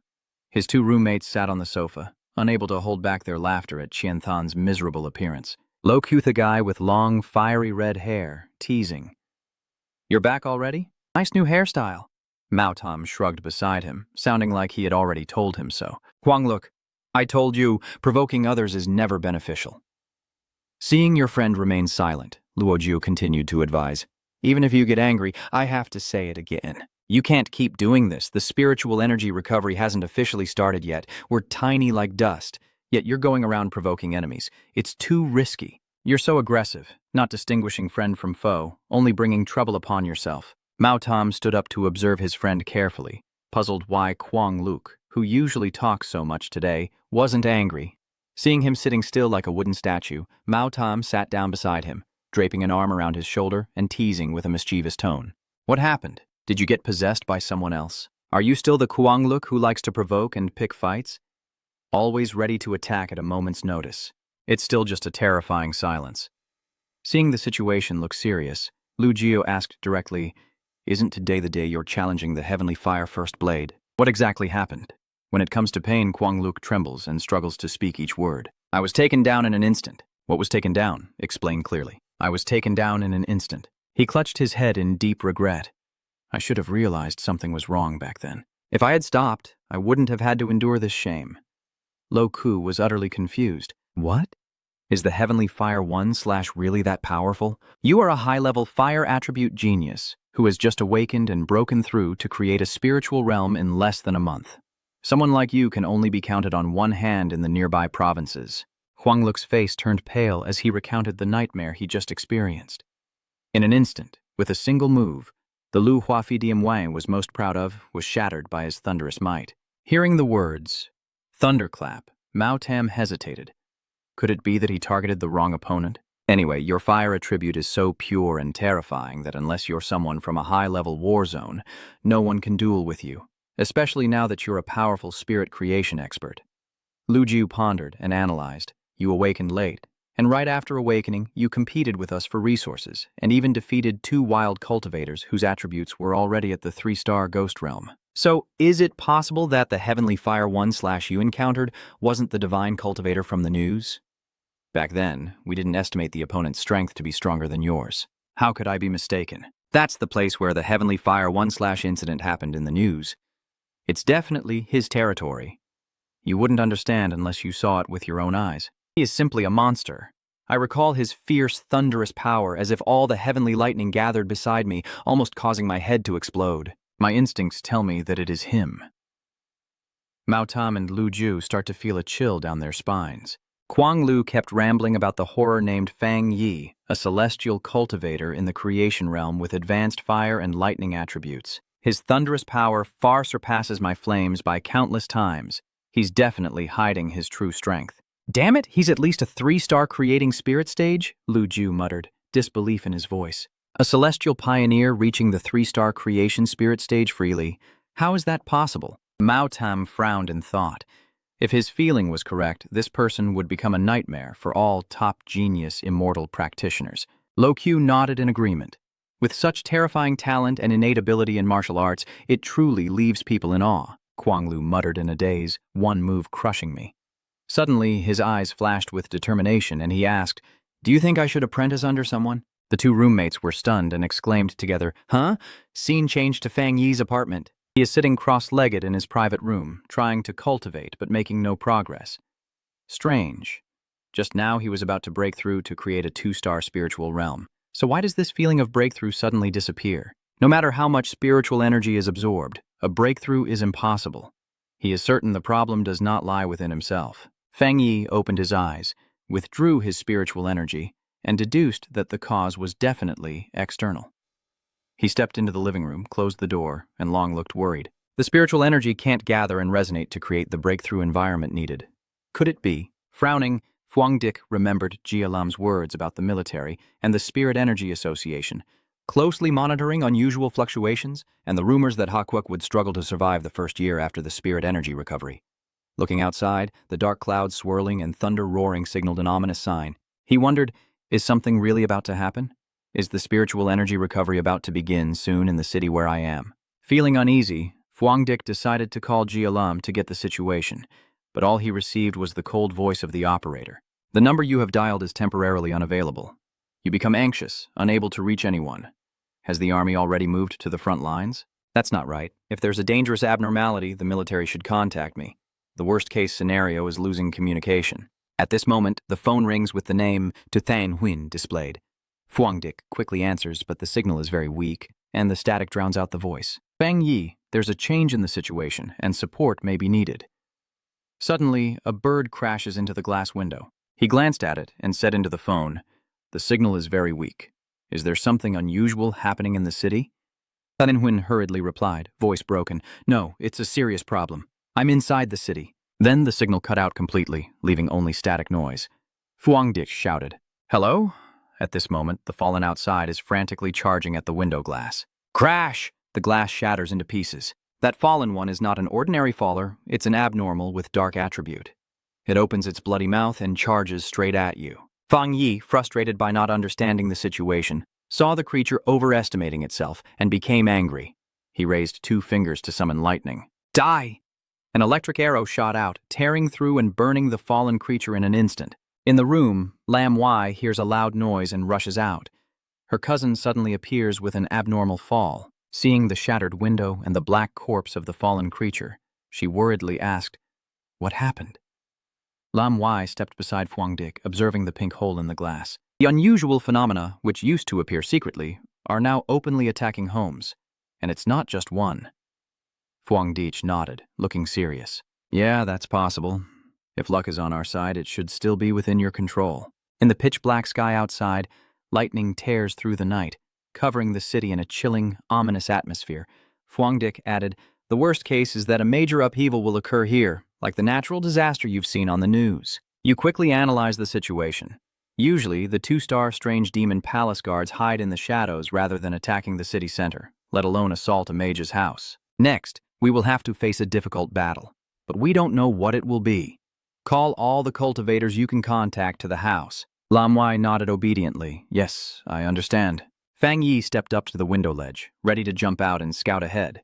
He turned back to advise his cousin, "Are you close to reaching the spirit creation threshold? So for now, I'll take care of the house's safety, watch this glass, and make sure nothing unusual gets in." "You won't have any problems, right?" Lam Wai replied firmly. "No, sir. In the city center, dark clouds swirl atop skyscrapers forming a giant vortex, lightning flashing continuously. Our signal has been affected. Fang Yi can't hear our exact location. If such a major anomaly disaster really occurs, we have to handle it ourselves," her team member nervously asked. "Could there be a problem with the equipment?" Than Huyn shook her head, her voice trembling. "Captain, I really can't imagine what this so-called indeterminate level anomaly could be. I also hope it's just a false alarm." She tries to readjust the radio frequency and contacts through the internal channel. "How are the patrols doing?" "Area A has a pollution level of 4. Everyone stay alert and report the fluctuation values of pollution in each area." As she finished speaking, a thunderous sound like thousands of wings beating at once echoed from afar. Than Huyn and the 2 team members looked up simultaneously, horror clearly visible in their eyes. Countless creatures fall from the dark clouds like a swarm of disturbed bees, covering the sky. She immediately shouts into the radio, urgently alerting the other patrol teams. An anomaly appears in swarms, another in 7 groups. Thunder roars loudly, tearing through the night as rain pours down on the city. On TV, the weather forecast issued a red alert. The city is about to face the heaviest rain in half a century. Many areas have issued danger warnings. The whole city is taking a day off because of the heavy rain. People in the city should stock up on enough food at home and stay indoors. It's pouring rain and it's so dark during the day, like night. Some people, just stepping outside with umbrellas, hurriedly rush back in. The sound of chatter echoes through every alleyway, as if the world is about to turn upside down. It's terrifying. Oh no, surely nothing serious is really happening, right? Is this the end of the world? What has been happening lately? Amidst the raging storm, the 2 figures still risked their lives racing on motorcycles through the deserted streets. "Damn, this weather is really terrible. We can't be that unlucky, right?" Lo Ku tries to catch up with Quangluk, shouting loudly over the howling wind. "Go or stay!" "Quangluk, what are you saying?" But Quangluk remains silent and expressionless like a sudden stone. when suddenly, an unusual bird rushes in to attack him. Already annoyed, now provoked by this stupid creature, Kwang-luk roared in fury, activating his fire attribute. "Do you want to die?" He waved his hand, unleashing a stream of fire to burn the strange creature. Bang! The explosion rang out, flames blazing fiercely. Lu Jiu exclaimed in surprise, "What's wrong with this abnormality?" Kwang Lu has a strong fire attribute. Normally, anomalies would stay away, but after several crackling explosions, the strange creatures flew out of the flames unharmed, as if the flames were just a passing breeze. Lo Ku cursed. Why aren't the drops being burned to death? Kwang Lu recognizes the serious problem, his face changing. No, it's not that they weren't burned to death, but they have come back to life. Humans here have become so powerful that even anomalies are terrifying. Let's go home, quickly. A few hours ago, an emergency online meeting with senior leaders took place at the Spirit Energy Association. Then Huyn solemnly stated, "Therefore, we should immediately invite the highest-ranking personnel of the Spirit Energy Association to stay in close contact with Phuong Dich." As she finished speaking, an emergency signal from the patrol team rang out. A heavily injured team member sent a message to headquarters in a panicked tone. A Level A anomaly is about to appear in the city center within 24 hours, and a large number of abnormal drops are gathering in the suburbs. Tran Lai exclaimed in shock, "A Level A anomaly." Then Huyn immediately requested orders, sent teams out, and said he would go too. Before the signal was completely cut off, the last image transmitted was of a giant falling and attacking the injured team member. He shouted in despair, "S rank." The latest prediction indicates the upcoming anomaly is S rank with unlimited potential. Then, the screen went dark, leaving only the red eyes of the monster haunting everyone's mind. No one knows if the important news just now was delivered to the headquarters in time. The military zone's command center is empty, with not a single person in sight. The black swarm of falling creatures rushes in like a storm, countless in number. Boom! A deafening explosion lit up the sky with a brilliant flash as Gia Lam led the suicide squad into the attack on the strange falling swarm. Her eyes sparkled as she walked coldly and firmly through the pouring rain. Crackle! The perfect sword strikes cut through the core, shattering the swarm into hundreds of pieces. Her ability, a high-level metal attribute spirit power in a transformed state, allows her to convert spiritual energy into any form and enhance it, unleashing up to 200% of its power. However, she quickly realized something was wrong. The abnormal dark attribute rain kept multiplying and never stopped, as if it was preventing us from doing something. At that moment, a blonde figure with lightning descended right behind her. The young blonde man smiled and said, "Commander Galam, it seems your wound has healed quite well, and your power is even stronger than before." He looked up at the falling rain swirling above, his tone becoming serious. "But for now, the situation seems unstable, with only the two of us from the military zone holding the high ground." "Please, give the next order." Gia Lam looked up at the dark sky, calmly analyzing the situation. "Our military zone's signal has been tampered with unusually. The jamming device is also disabled, and we cannot communicate with outside personnel or other military zones. I believe the other military districts are in a similar situation." Seeing the swarm circle around and prepare to attack again, Gia Lam decisively gave the order. "Our current task is for Team 1 and Team 2 to stay here and guard. We cannot let them breach the restricted zone. Everyone else, follow me to break through the encirclement and join up with the other military zone breakout teams." Immediately, Gia Lam and the young man with blonde hair led the crowd forward, determined to carve a blood path. They realized the true purpose of the abnormal creatures was not the military zone, but the densely populated city. In the city, rain still pours down like a waterfall, thunder roars non-stop. The darkness from thousands of strange falling leaves covers the sky, turning day into night. On a small street, a few people hurriedly run into the bus stop to avoid the rain.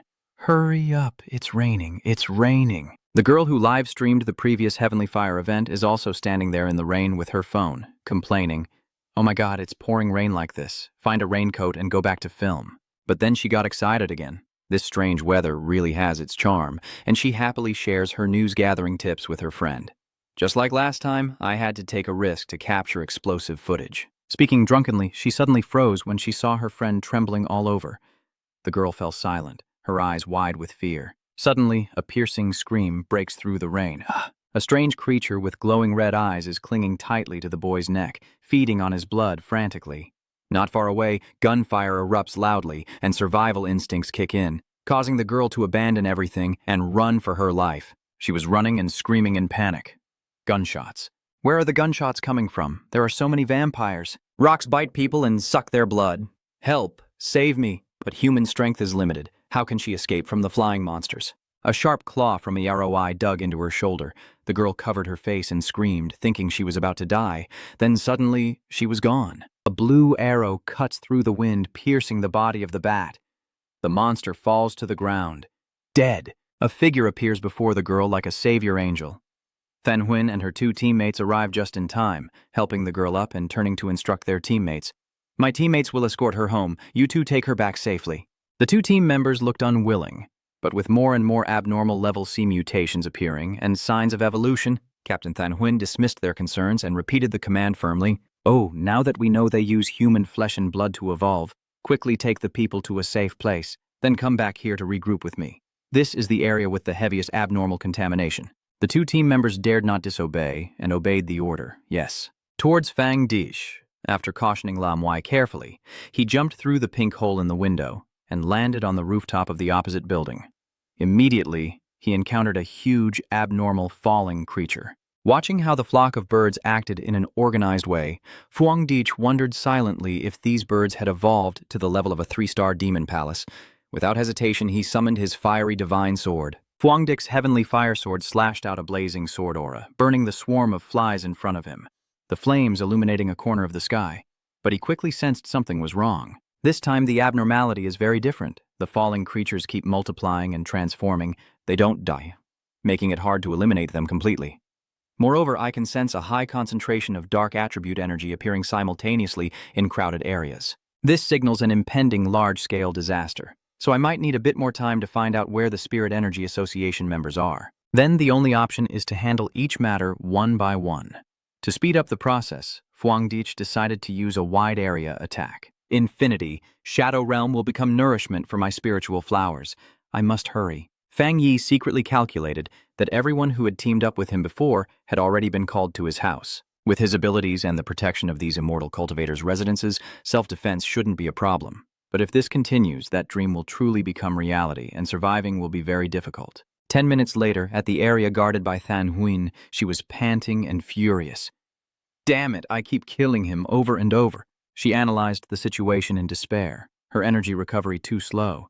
If this continues, her spiritual power will be depleted, and she doesn't know if her 2 unlucky teammates are in trouble. Just then, a desperate cry for help rang out from a nearby house. Hey, hang on! Without hesitation, Fan Huyn rushes forward to save her. Damn it, these abnormal creatures are getting stronger. Their energy is about to reach the spiritual realm. We've already split our force to save people, but it's still not enough. They have started attacking the civilians inside the buildings more aggressively. This scene brings back terrifying memories of the disaster that almost happened in the Imperial City. She leaps high, unleashing a barrage of spiritual arrows to destroy the falling creatures in an instant. Angered, the falling creatures turn their attack towards Fan Huyn. Falling freely through the air, she worries if this continues. Before she could withdraw her thoughts, a flash of green light made her stare in shock. Boom! A black and blue whirlpool with lightning appears like a giant hand, grabbing the falling creatures and pulling them inside. Fan Huyn is stunned. A strange anomaly will be born. While she is still contemplating the dark future, the city is gradually falling into chaos. The chaos caused by this abnormality rivals that of a disaster in the capital. And worse, it seems no one can stop them. Not the Spirit Energy Association, nor the military. The city is on the brink of destruction. As she falls, Fan Huyn quickly activates her protective spiritual energy and reports to the association. The expedition team in Zone A sacrificed themselves to protect the city. They release energy to create a barrier of spiritual bones to slow down the swarm of falling creatures. The expedition team in Zone B lured the anomalies into a circle and also created a similar barrier of spiritual bones to ultimately end the swarm of falling anomalies. Latest warning. The energy of a dark attribute abnormality cocoon has reached diamond level. The predicted S-rank danger level indicates the appearance of the abnormal king. Tension is mounting at the Spirit Energy Association headquarters. An employee reported tearfully that our sages and staff suffered heavy casualties, but the number of fallen is too great, and our current reinforcement capacity cannot keep up. Tranley announced the bad news, having already activated the emergency S-class plan. But even with reinforcements from elsewhere, they wouldn't arrive in time. Another young man spoke up, his voice trembling. The city has been surrounded by black fog, preventing soldiers and outsiders from entering. Tranley listened and felt a heavy weight in his heart. He knew the worst had come. The city was completely isolated, but he couldn't stand by and watch.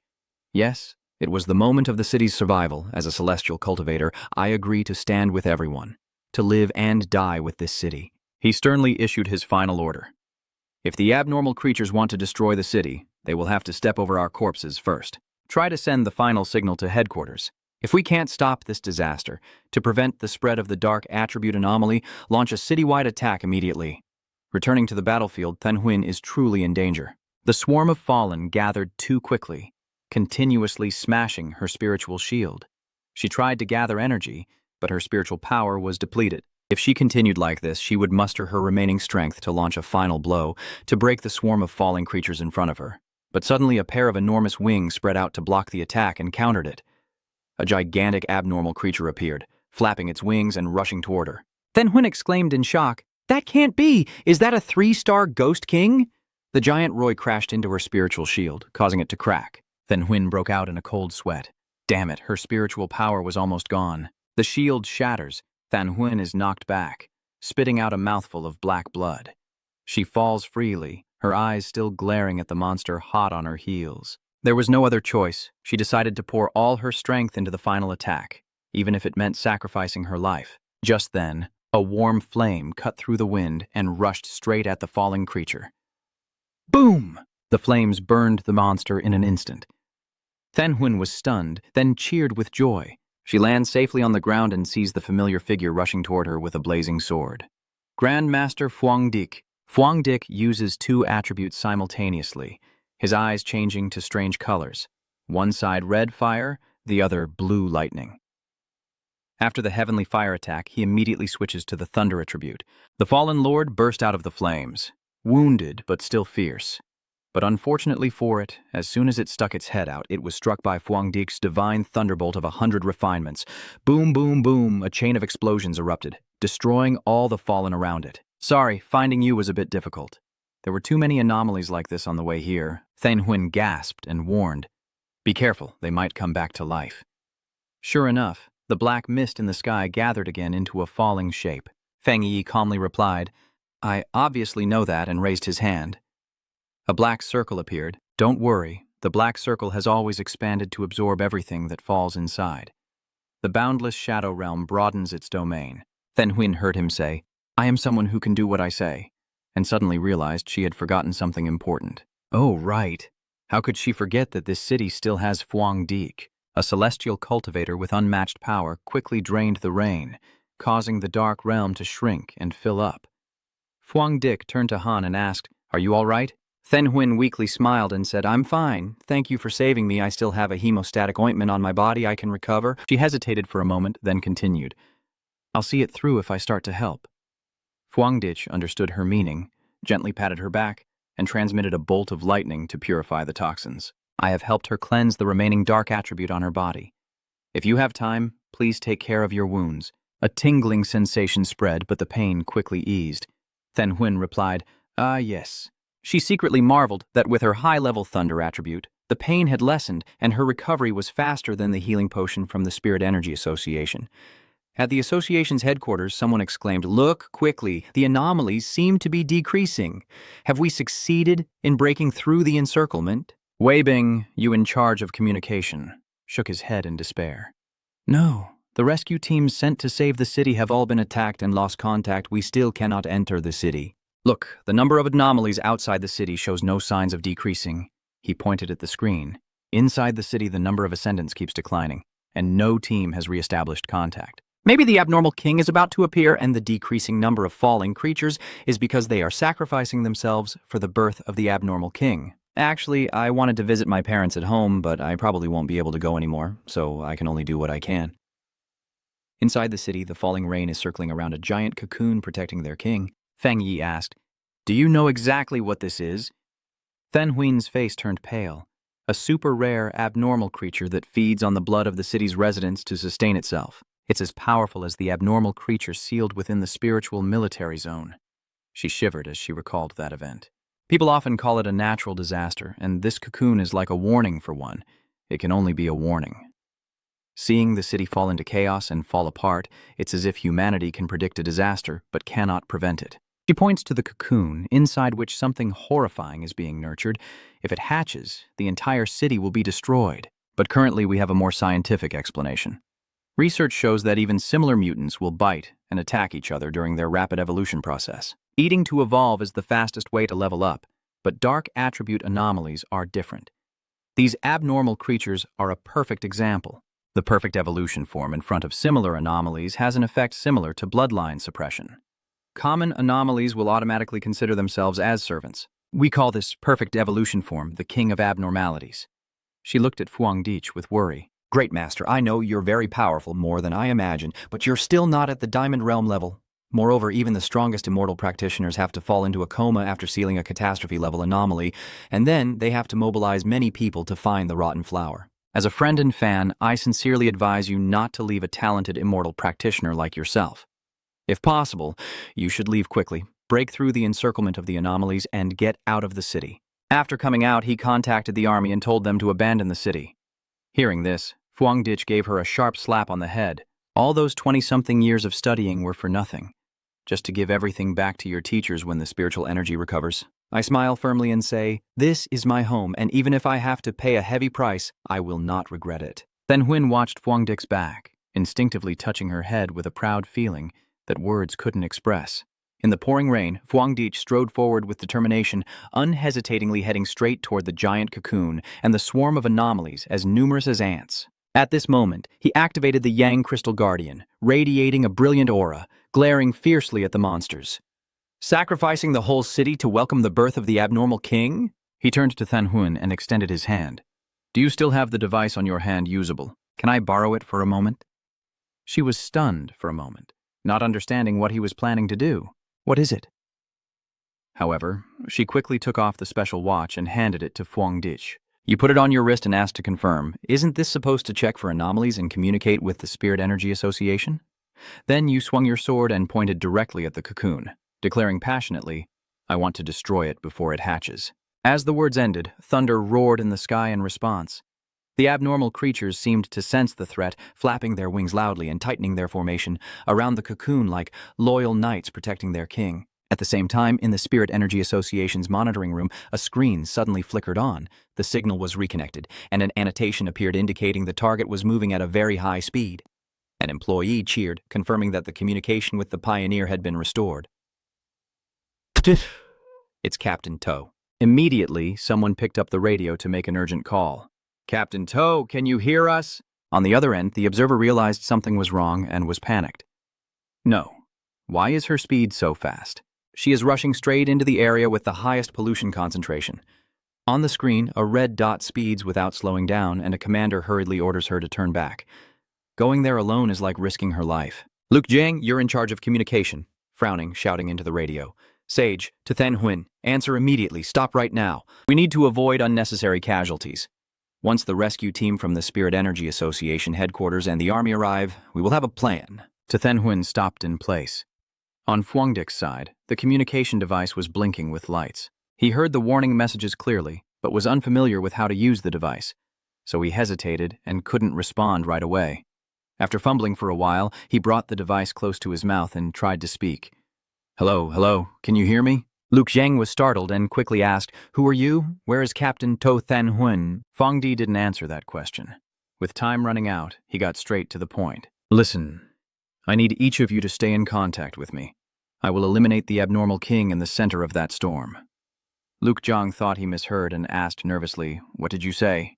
At this moment, the cocoon is fully formed and the swarm is gathering tightly, vowing to protect their master with their lives.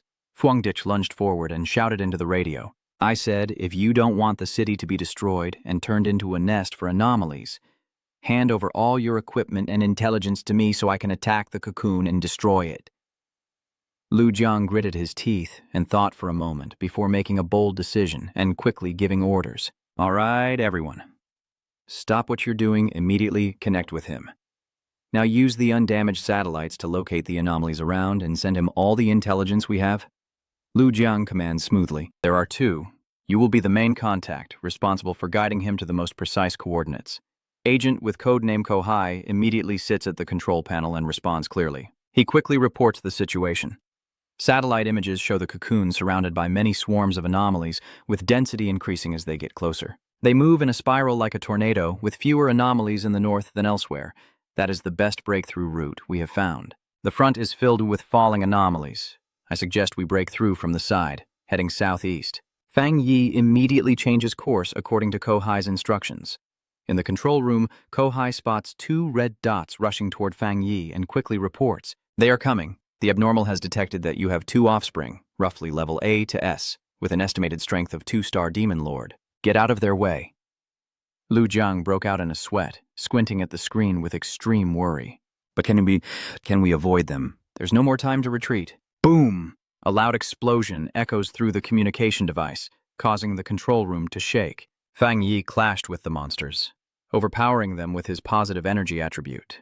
Fang Yi swung his sword to smash the 2 giant abnormal creatures, daring to block the way, his eyes blazing with fighting spirit. And then what happened? Lu Jiang stared in shock at the screen as the energy signals of the 2 anomalies had completely disappeared. With a single sword strike, he defeated the S-rank dark attribute anomaly. Could he be the one? The entire control room erupted in cheers. The tyrant! He is the tyrant. C is overjoyed. Thank goodness we are saved. Luke Zheng also couldn't hide his excitement. Yes, that's right. We have saved the city. I never expected there to be such a powerful immortal cultivator right in the middle of the city. While the rear was filled with joy, Fuang Dic's gaze remained extremely serious on the front line. He realized an important thing. After Du Dao gained more power from the demon realm, his flames could suppress the dark attribute anomalies and significantly slow down their resurrection. Fuang Dic clenched his sword tightly, combining lightning and heavenly fire attributes, but a hint of regret crossed his mind.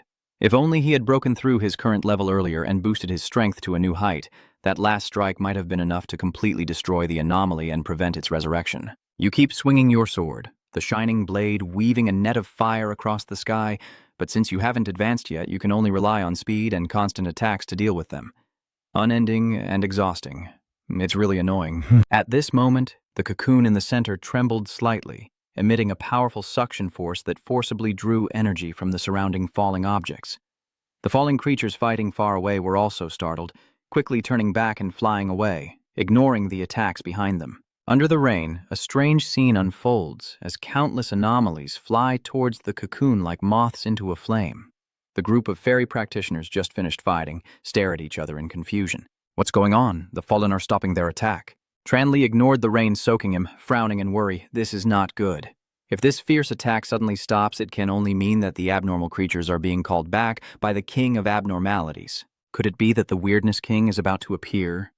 At the same time, in the suburban mountains, the roar of tank engines echoed through the sky. The rain monsters are also returning. If they are summoned outside the city, do we still have a chance? Under the pouring rain, the continuous roar of explosions echoes non-stop. A slender figure fights amidst the monsters, while Jia Lam strikes and asks the blond young man behind him, "How much longer until we reach the city center?" He looked at the GPS device and replied, "About half an hour." Jia Lam standing on top of the tank watching the monsters heading towards the city center, his heart burning like fire. Half an hour, by then the Aberration King will have appeared and the city will be destroyed. How can we stop it? The young man with blonde hair shook his head in despair. There's no way out. The number of falling anomalies exceeds our initial estimates, and the level of anomalies is 10 times higher than we expected. The tank spewed fire, burning a section of the falling creatures, but it was nothing against the sea of monsters. Someone lamented, "Even with large-scale thermal weapons, we can't eliminate them all." Sad memories of the teacher flood back. Jia Lam grits his teeth and says, "We can't let this continue, or the neighboring cities will soon become dens of these dark attribute anomalies. Are our forces still not enough to break through the encirclement?" The young blonde-haired man replied succinctly, "It's not enough at all. I also don't know what those fairy cultivators are thinking standing outside watching the battle. Do they really believe the danger here won't fall on their heads?" Jia Lam didn't answer, and when he looked up, he saw her staring in amazement at the distant sky.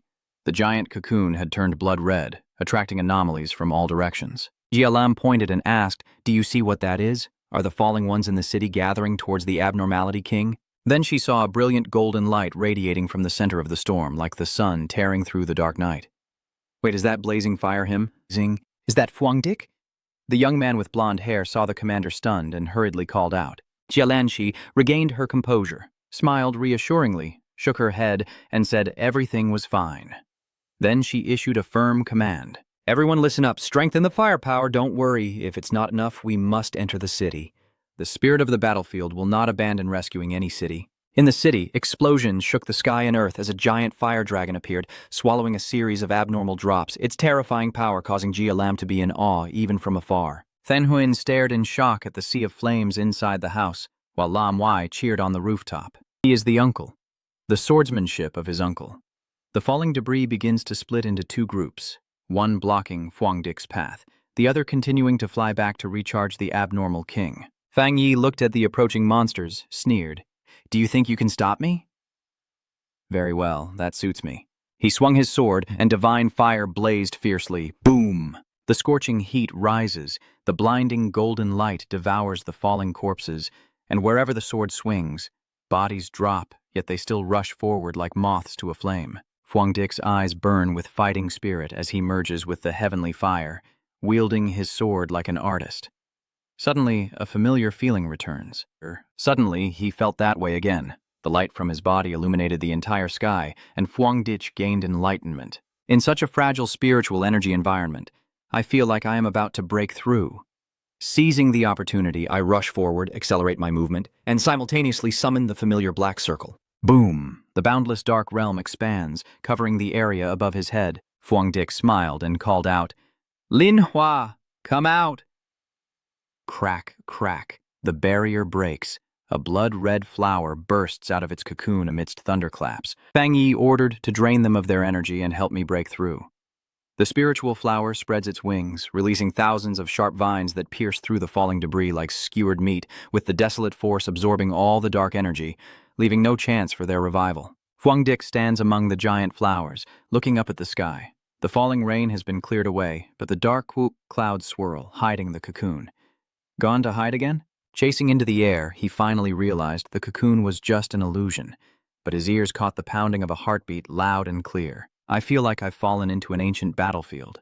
The pounding of the heart echoes like wild war drums, stirring up the evil and madness buried deep within. Fang Yi opened his eyes, thinking that if it still hesitated and ran away without revealing itself, it was probably because the time to break the cocoon hadn't come yet. Killing it now would be the best choice. Hey, have you found its exact location yet? The other end replied immediately. It's been located. The position of the abnormal king has been synced to your device. The device in Fang Zheng's hand beeps rapidly, with a red laser beam pointing directly at a spot in the air. He smiled and he asked, Is it there? Fang Dic activated his technique to release the Kim Duong breathing method, turning himself into a blazing sun in the darkness. The light spreads out, destroying the remaining fallen ones completely. The immortal cultivators from afar are amazed. What kind of power is that? Is it the fire attribute? It can't be fire attribute then. How could it be so powerful and even counter the dark attribute, which is a positive and strong attribute? Advanced attributes can suppress dark attributes. In the control room, Lu Jiang couldn't believe his eyes. The number of anomalies was decreasing rapidly, and the anomalies surrounding the city were also diminishing, with the concentration dropping to 100. This really is hard to believe. On the tank, a soldier reported that the abnormal rain blocking our way seems to be receiving some kind of order. They have left, flying into the city. Lam saw the sun in the sky and was sure that Fang Dic intended to use the cocoon of the abnormal king. The blond young man nodded in admiration. So it really is him? The one called the Tyrant and the Heavenly Fire One Blade. He's truly formidable, wielding the purest Yang attribute energy, and he's facing the Anomaly King alone. Lam ordered, Now is the time for us to enter the city. But the blond young man blocked the way, his voice panicked. Wait, look over there, that thing... Lam stared as the giant cocoon started to move and swell. The pounding of the heart sounds like a war drum beating rapidly. Could it be that the abnormal king has started breaking the cocoon? In the city, Lin Hua is wrapping vines tightly around the veins of the cocoon, while the cultivators below are shouting in fury. It is the source of all evil and those beasts, too. They have killed our people. Destroy them. I want to eliminate all anomalies. On the rooftop, Lin Wai assesses the situation, knowing that only defending firmly will lead to failure. We need to do something to help my cousin, or else if that thing inside the cocoon comes out, I'm sure all of us will die. The entire city will become its food. She recalls the image of the energy-absorbing flower earlier and awakens. There's a way. She looked up at the bright red spirit flower in the sky and exclaimed. Earlier, he took out a flower. I saw it absorb quite a bit of the energy from the falling ones. Isn't that flower similar to the wild attribute vine we faced before? So my cousin also has the wild attribute, she urged everyone. So we can send all our spiritual energy to that flower tree so it can absorb our power. The cultivators all responded together, sending their spiritual energy toward the spiritual flower. Tranli saw this scene and immediately realized the problem. I see. They are channeling spiritual energy into the plants that Fang Yi summoned. I want to help them, too. The Spirit Energy Association members also chimed in. I do too. We all do. Streams of colorful spiritual energy shot into the sky, converging on the blazing red flower. Than Huyn, who was healing, looked up with a heart full of emotion. This is the spiritual energy of all the cultivators in the city. She also raises her hand to channel her energy. Then come on, challenge the king of anomalies. This is the resistance of all humanity in the city. High above, Fang Yi sensed a surge of energy pouring into the spiritual flower, the bright golden light growing more intense.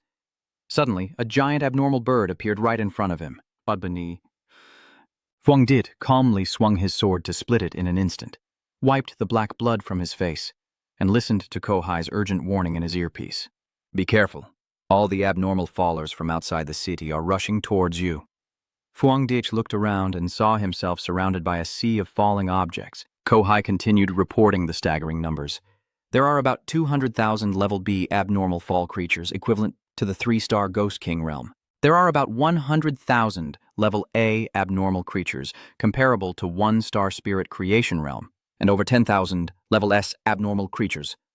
Fang Yi coldly gazed at the giant cocoon heaving, his eyes emotionless. Talking to it is useless. No matter how many subordinates you summon, I will quickly destroy them. A teasing smile curled on his lips. Demon King of Abnormalities, you haven't fully evolved yet, rushing out of your cocoon. Are you afraid I will destroy you directly? As soon as he finished speaking, the cocoon burst open, and a gaunt, sharp-clawed creature pierced through the protective membrane and crawled out. Fang Yi's sword suddenly shone brightly, radiating the intense heat of heavenly fire, signaling an imminent life-and-death battle. You tighten your grip on the sword hilt, your vigilance now serious. The terrifying sound of the cocoon tearing apart echoes. 2 gaunt hands with black, blade-like claws slowly tear open the cocoon, making way for the monster inside to escape. Immediately after, a giant head with a single blue eye protruded, glaring at the outside world. It opened its wide mouth to the ears and growled, the roar shaking the entire space. Standing before the Anomaly King, the radiant spiritual flower suddenly shrinks to the size of a speck of dust. Boom! The explosion echoed throughout the city. Surrounding spiritual energy drained in an instant. The ground trembled violently, cracking into large pieces, causing everyone to fear deeply. It's an earthquake. This is the power of the Abnormal King. Someone desperately punched the ground in self-blame. Damn it. Is it possible that the Abnormal King who just broke out of his cocoon can easily destroy us? Jialam watched from afar, biting her lips so hard it bled with worry. Than Huyn clasped his hands in front of his chest, silently praying, "You must succeed." Ami also looked towards her cousin with the same strong belief and conviction. Fang Yi stared into the monster's green eyes and whispered, "You are the dark attribute Abnormal King and also the cause of this disaster." The positive attribute erupts, filling the air like sunlight, dispelling darkness. Behind you, spiritual flowers shine brightly, ready to support their master. I have grown up in this city since I was a child. I really like the environment here and enjoy life in this place. The extraordinary king seemed to understand the challenge and roared back with a mighty roar. Fang Yi looked at it seriously, his body's energy bursting to the limit. So, go and die. Boom! An earth-shattering explosion roared. The city's sky is split into 2 halves by 2 opposing energies fiercely clashing. One side, the deadly black of the dark attribute, the other the brilliant golden light of the sun of shutting yang. The 2 forces collide, forming a massive tornado. In that moment, all anyone can see is Fang Yi's bright yellow sphere shining intensely. As the dust settles, the wounded king appears unscathed after the destructive attack, opening its large green eye and speaking in a deep voice that echoes from hell. You dare to oppose me just by creating a 1-star spiritual realm. With that, it opens its mouth wide, unleashing a tremendous suction that pulls everything in front of it inside. Facing this overwhelming power, Fang Yi wanted to resist, but was powerless. He silently lamented, "This is bad." And so, Fang Yi was pulled straight into the dark mouth of the Abnormal King, sliding down its digestive tract through the slimy, foul-smelling stomach. In that moment, he realized his mistake. He realized he had been too confident. The aberrant king is still different from ordinary anomalies. It took a powerful move of yours without being destroyed, burned by the yang attribute and wounded, yet it still managed to swallow you into its stomach. You quickly assess the situation. Its digestive acid is highly corrosive, and the concentration of dark attribute energy is off the charts. If you were an ordinary immortal cultivator, you would have been completely wiped out of this world by now. Strangely, it has evolved to this extent. Its intelligence should have become sharp enough to match. Could it be that it's not afraid of your attacking its organs? The inside of the body is the weakest part. If you can't figure it out, then forget it. You decide to take action. Clenching his fist, Fyongdik begins his counterattack from within. Let's see how it goes. Boom! The positive attribute punch crashes into the stomach of the abnormal king. The monster outside grimaces in pain, contracting its abdominal muscles and secreting more digestive fluids to neutralize the attack. Fyongdik observes its reaction and nods.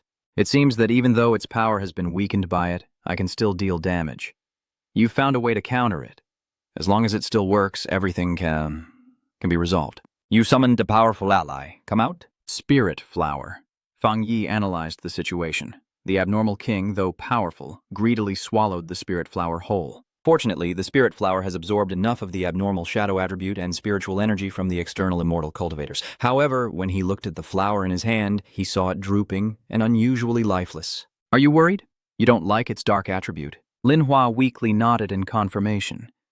Fyongdik was stunned. This is a situation you didn't foresee. The wild attribute of the spiritual flower rejects swallowing the dark attribute of the abnormal king, and the plan to use the spiritual flower to drain the monster from within has temporarily failed. Furious, Fyongdik punched hard into the monster's stomach again to vent his anger as the giant abnormal king soared through the dark sky, small droplets falling around it, constantly supplying energy to its master. The young woman looked up at the dark sky, panic in her voice, asking, "What's going on right now?"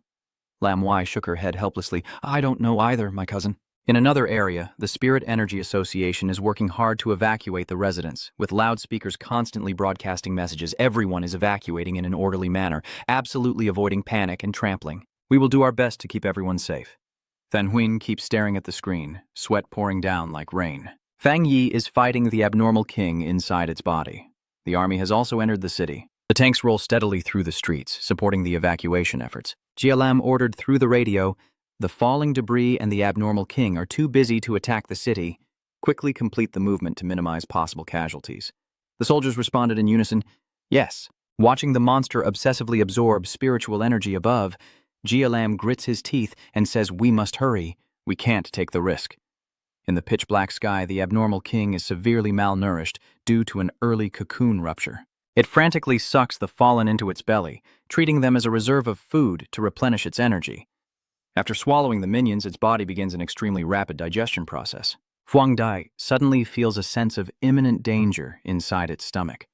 Suddenly, a slimy, greenish liquid waterfall rushes down from its throat into the stomach. The strong flow like the waterfall left Fyongdik with no way out, only able to grit his teeth and activate the diamond aura breathing technique to protect his body, accepting to be submerged in that disgusting liquid.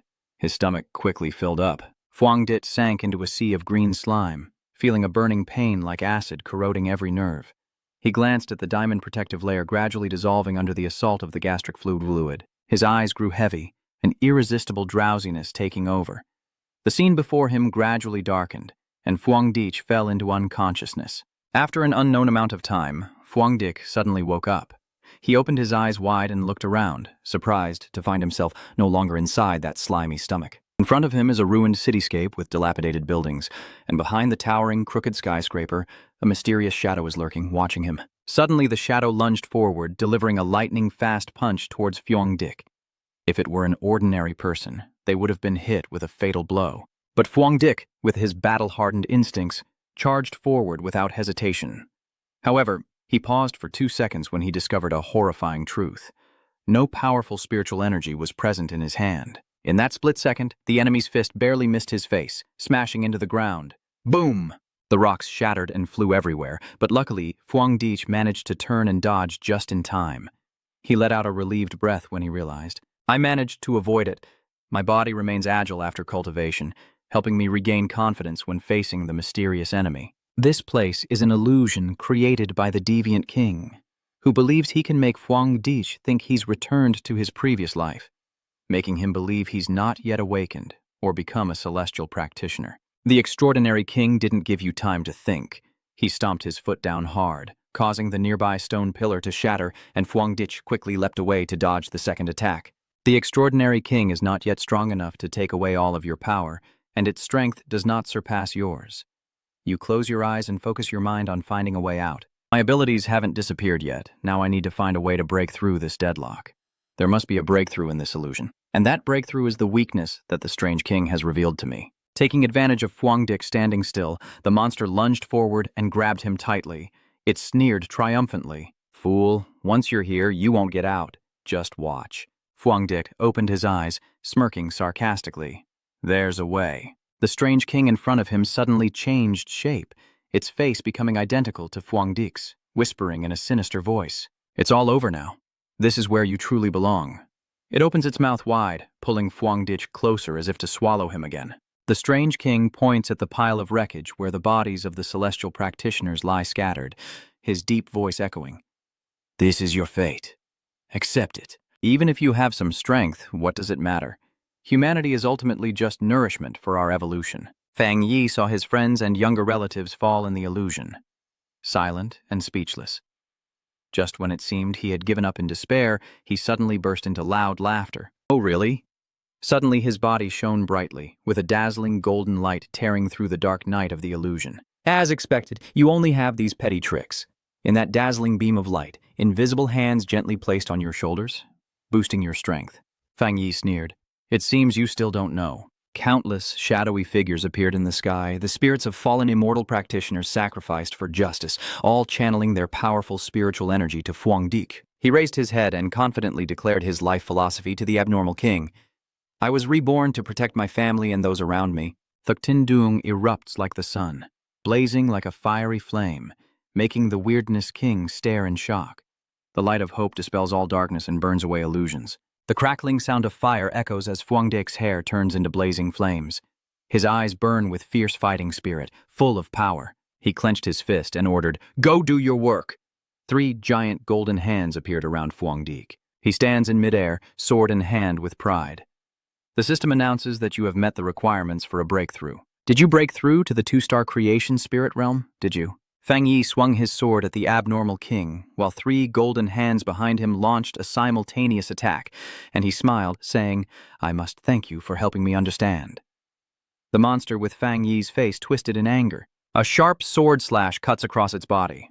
The power of the 2-star spirit creation realm erupts with devastating force. Fang Yi shares his resolve, saying, "My rebirth is to prevent the future world from being consumed by you." Shu Tingyang turns his hair into an eternal flame. Heavenly fire engulfs the arm holding the sword. Lightning storms swirl around his body. At this moment, he looks like a savior. God shining brightly. But I am the chosen avenger. The Demon Tree King was cut in half but remains unharmed. It twists space into a contorted black shadow, laughing wildly. "Ha ha ha ha. What is that tiny ant rambling about?" It scoffs and says, "I thought you had some skill, just a small 2-star spirit creation realm, and you dare to oppose me." With that, it launches a deadly attack. Fang Yi gently leans aside to dodge. The Demon King of Evil Mel laughs loudly. "You humans cannot leave this place. Just obediently become my nourishment." "Ha ha." Fang Yi did not reply, only standing there coldly. Suddenly, the triumphant smile on the abnormal king's face faded, replaced by utter terror. Fang Yi smiled faintly. The smile of the one delivering judgment has come to an end. The abnormal king's body begins to be corroded by a mixture of lightning, heavenly fire, and yang. The crackling of electric sparks sounds pleasant, but it is a death sentence for it. It panicked and screamed, "What is this? My body, my precious body, you despicable, vile human." Fang Yi ignored the meaningless curses and calmly extended his hand, speaking each word clearly. 9 fierce fire dragons emerge, tearing and swallowing the body of Demon King Di Thuong. A deafening explosion shakes the heavens and earth. The weird king finally realized he had underestimated his opponent. This couldn't be the power of the 2-star creation spirit realm. Fang Yi's voice rings out steadily, performing the final ritual. Outside the real world, the giant body of the anomaly king explodes, golden light shining like the sun before illuminating the entire city. leaving everyone in awe. The Monster King screamed in pain, regret, and hatred, but could not change his fate of destruction. The blackened body vanished into the void, the dark clouds dispersed, and the relentless rain that had lasted for days finally stopped. The warm sunlight gently spreads across everywhere. In the sky, a giant black circle is still absorbing the remnants of the dark attribute. Standing right behind that circle is Fang Yi, the savior of the entire city. His spiritual power and aura gradually fade, revealing the appearance of a handsome, cold young man. He controls the boundless shadow realm to absorb all pollution, restoring the clear blue sky for the city. Below, the celestial pilgrims stand stunned, unable to believe their eyes. Is it really over at last?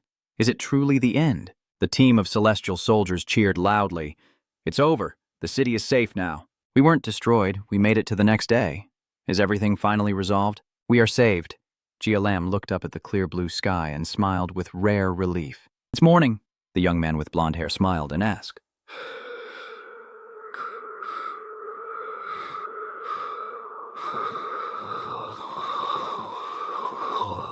Aren't you going to see him? Lam shook her head, enjoying the gentle breeze. No need. We still have many things to do. She looked down at the celebrating crowd and softly said, Because we want to help the people return to normal life and restore the city to how it was before. In the control room of the Spirit Energy Association, 2 people jump up in joy. It's perfect. We did it. We really did it. We also helped prevent the abnormal king from descending. Lu Jiang is still in shock, feeling like he just went through a long dream. Luckily, he appeared and really defeated the abnormal king. Without him, we would have been blamed for the city's fall, and even if we died, it would be hard to be held responsible. They are still alive, right? Don't worry. Our central hospital hasn't been attacked by the abnormal fallers. If it weren't for Fang Yi, we wouldn't have a chance to treat everyone. Sometimes I also have to marvel at what kind of god he really is, how he possesses such incredible power and can always accomplish what others cannot in the most dangerous moments. Tran Li ponders with his chin in his hand. That's right. After this, the headquarters will probably take action, right?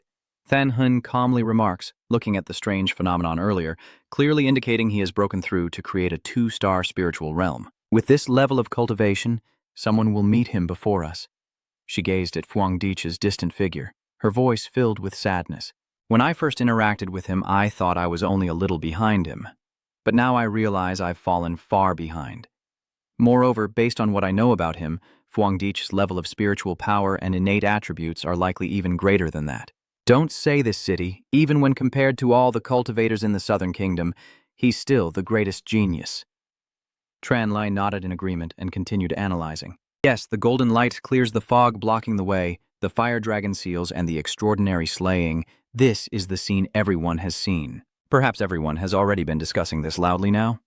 Soon, it will become even more sensational, not only among cultivators but also in the lives of ordinary people. We need to act quickly, Than Hun asked in confusion. What do you mean? Tran Li pondered for a moment, then smirked with a hint of meaning, bestowing a new title upon Fang Yi. Giving this title isn't a bad idea, right? At the same time, amidst the ruined cityscape, hurried footsteps echo. The seductive young woman panting runs after him. Why, slow down a bit. Wait for me. Lam Wai didn't care, her worried eyes scanning everywhere for him. Where's my cousin?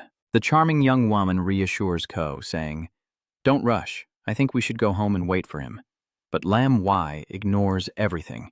Suddenly, her gaze stops on a familiar figure resting, hand on the sword on the ground. Her worry disappears, and her eyes glisten with tears. Fang Yi heard a noise, turned around, and saw the 2 girls. Surprised, he asked, Why are you 2 running out here to find me? Lam Wai ran over to ask Han with concern, How are you feeling? Is your body still able to handle this? She stepped closer, facing him with a trembling voice. I know you need us right now. Before Fang Yi could refuse, Lam Wai quickly stepped forward and gently supported him.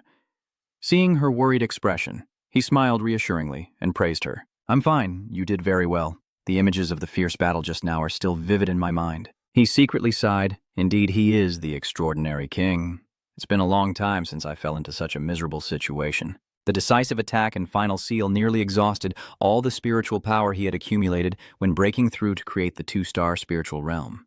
No wonder these 2 kids are so worried. Wait a minute, cousin. You've broken through again and reached the 2-star spiritual realm? A wave of admiration rose in her heart. With such a rapid level up like a missile, how incredible is his innate talent? Fang Yi could only smile apologetically, saying nothing more. The alluring young woman beside him, upon hearing this, was overjoyed and couldn't hide her excitement. What? The great god has broken through again. Right now, social media is exploding with news, images, and videos of the epic battle that just took place. The online community is buzzing about the mysterious hero. The savior of the entire city is an ultra-level immortal practitioner. The mysterious divine who beheaded the abnormal king with a single sword. Who exactly is this deity? Single-handedly defeating the abnormal king. What level did he reach? That's seriously impressive. Comments expressing gratitude and admiration appeared everywhere.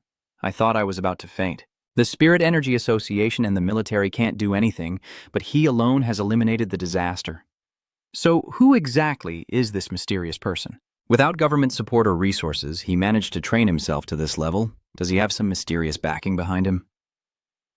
In his shabby room, Guangluk stared intently at the computer screen, devouring every post on the Cultivator forum. He couldn't contain his excitement and slammed his hand down on the table with a bang. Damn it, I wasn't mistaken, was I? This is him, a person capable of effortlessly destroying a disaster-level threat. He throws back his head and laughs heartily.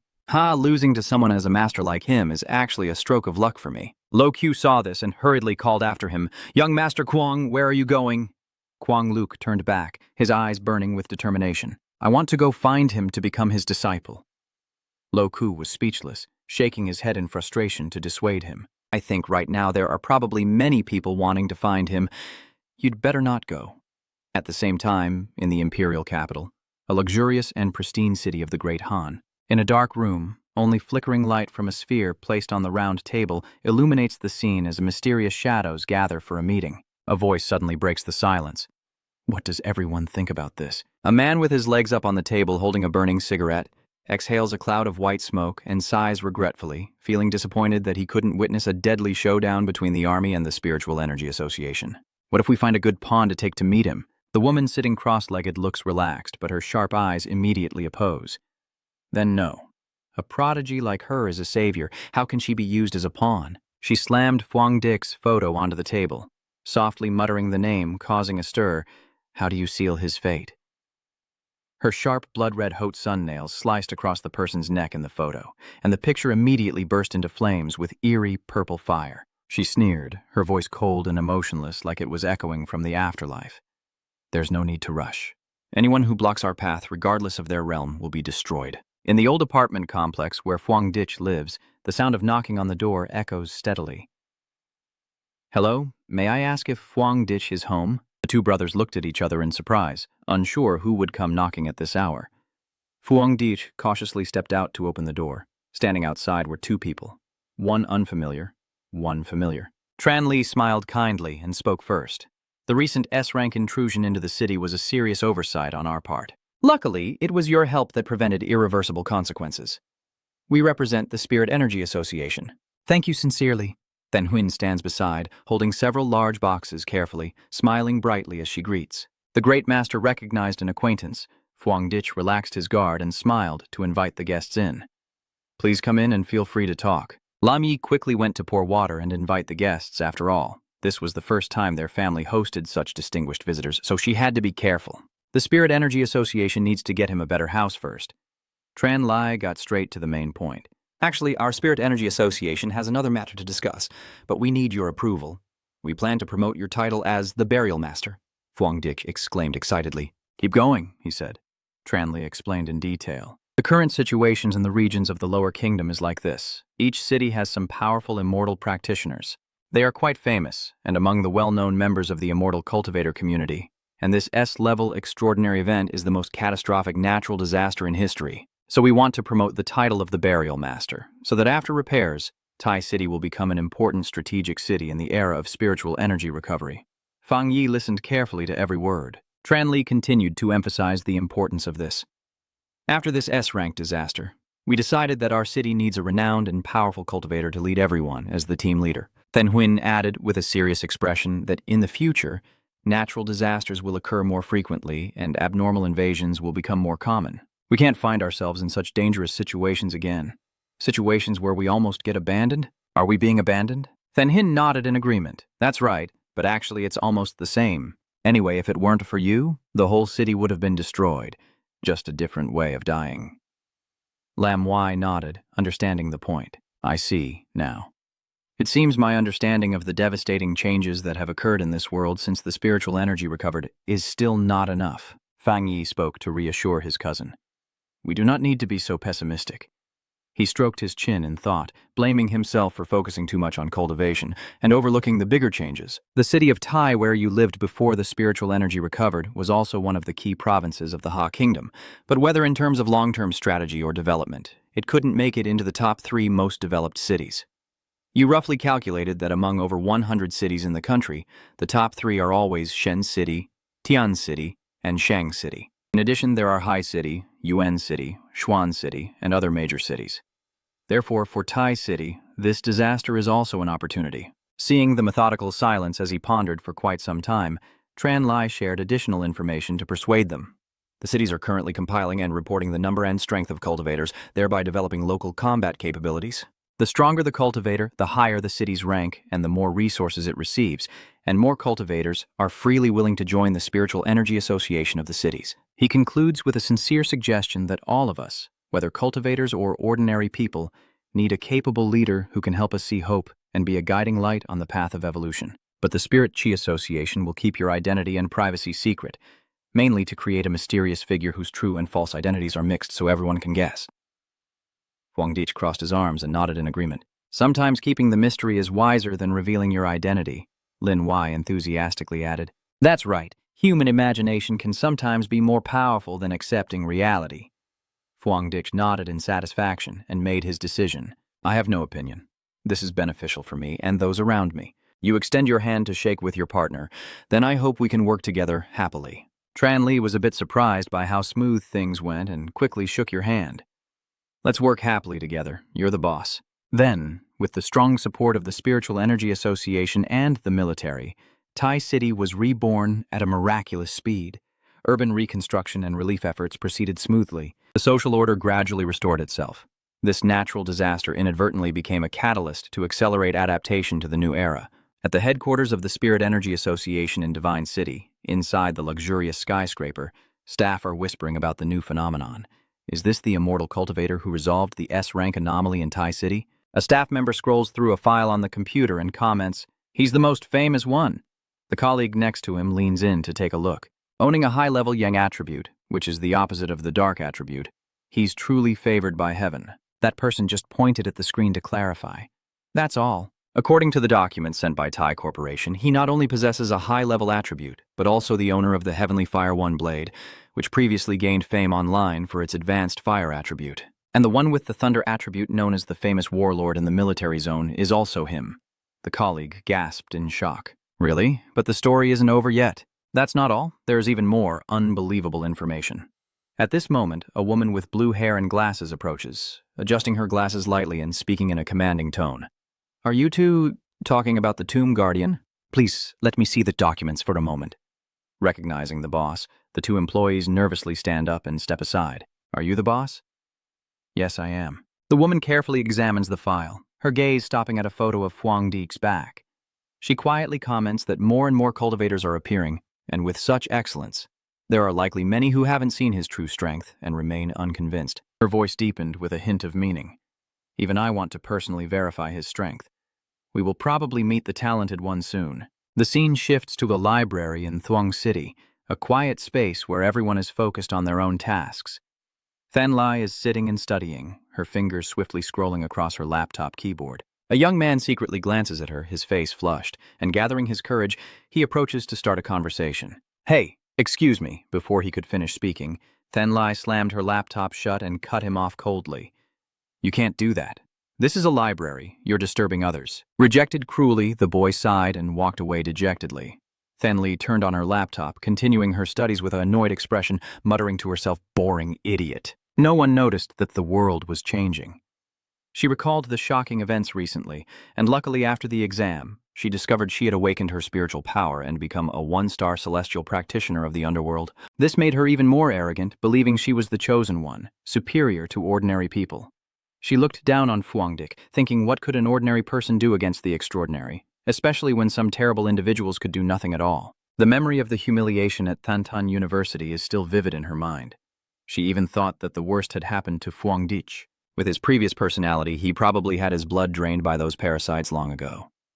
Why did she think that a genius like him could be similar to an useless person back then? Ironically, on Then Li's computer screen right now is a photo of Fang Yi from behind, the person she idolizes. She gazed at the photo in fascination, deluding herself.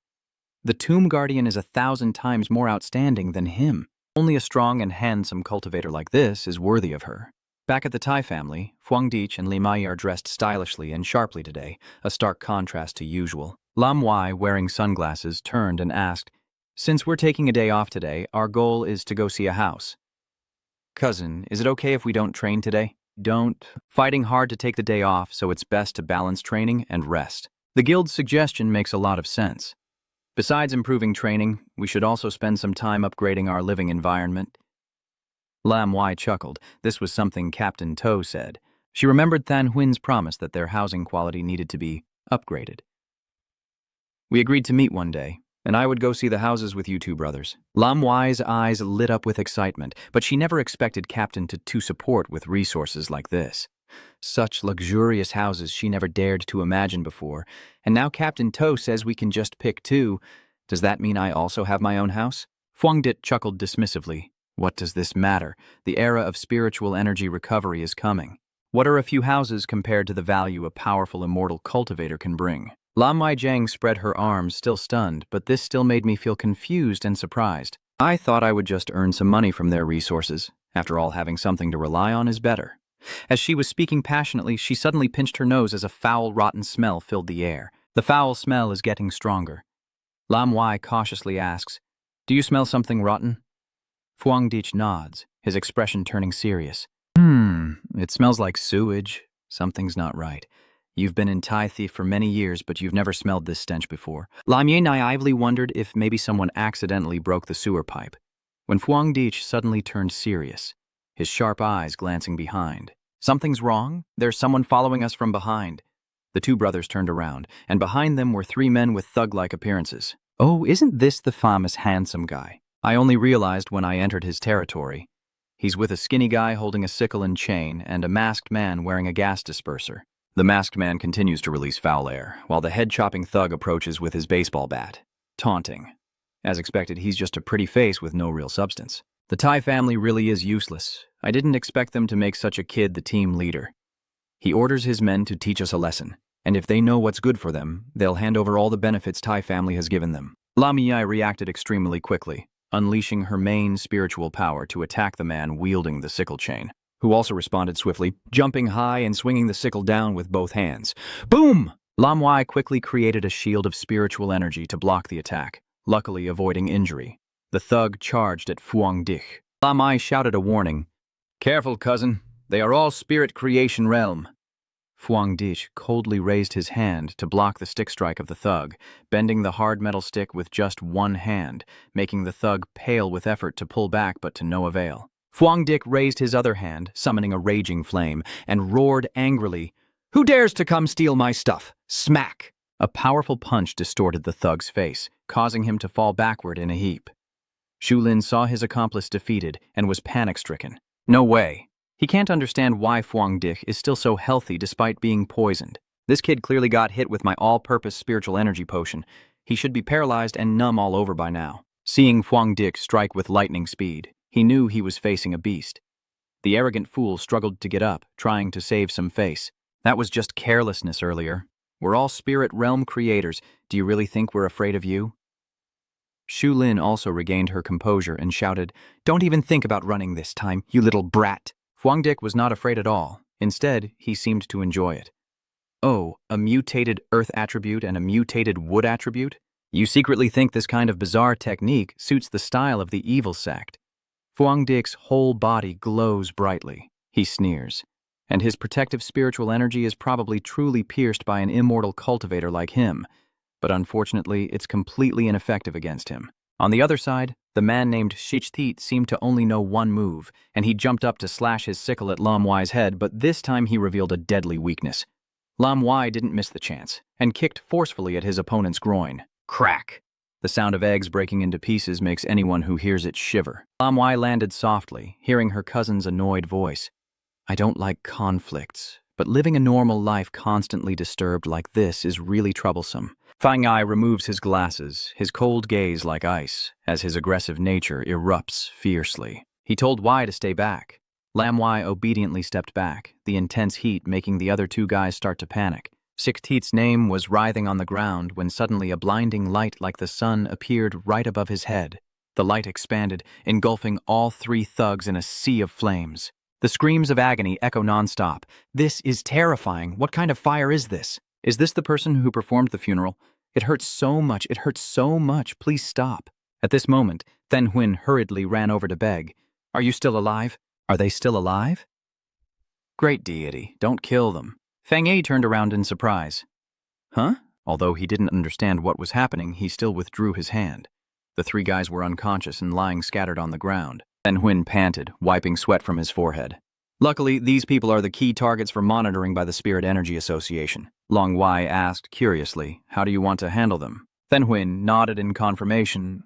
Yes, the Spirit Energy Association has now started registering all the cultivators' information and is managing them, especially people like this. Fang Yi glanced at the defeated enemies and coldly warned, I don't like being disturbed by others. If you dare to cause trouble again, the outcome won't be as simple as this. You three are lucky. If it had been 2 days ago, the Spirit Energy Association wouldn't have interfered in the internal fight among the immortal practitioners, and getting beaten to death would have been deserved. The ones who buried their faces for the Spirit Energy Association are the only reason they were spared. If this lesson still isn't enough, what punishment will you face in the future? You all know best. Watching the ambulance leave, Then Huyn muttered angrily, what kind of idiots are they?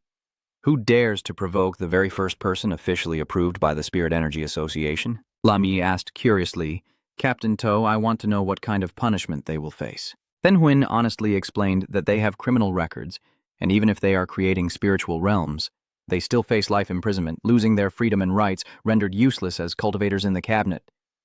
Fang Yi nodded in approval. This approach is very pragmatic, not bad at all. Then Huyn carefully observes the two brothers' reactions, knowing well how important Fang Yi is for the future of the city and the country. I absolutely won't let a few fools ruin this rare opportunity to build a close relationship with Fang Yi. She immediately changes her attitude, smiling brightly. Let's go, gentlemen. I'll take you to choose a villa and buy a car. She thought to herself, this time I must really make a show of strength. Then Huyn led them to the upscale model home area, enthusiastically pointing at the display table. These are the 2 houses the Spiritual Energy Association has chosen for you.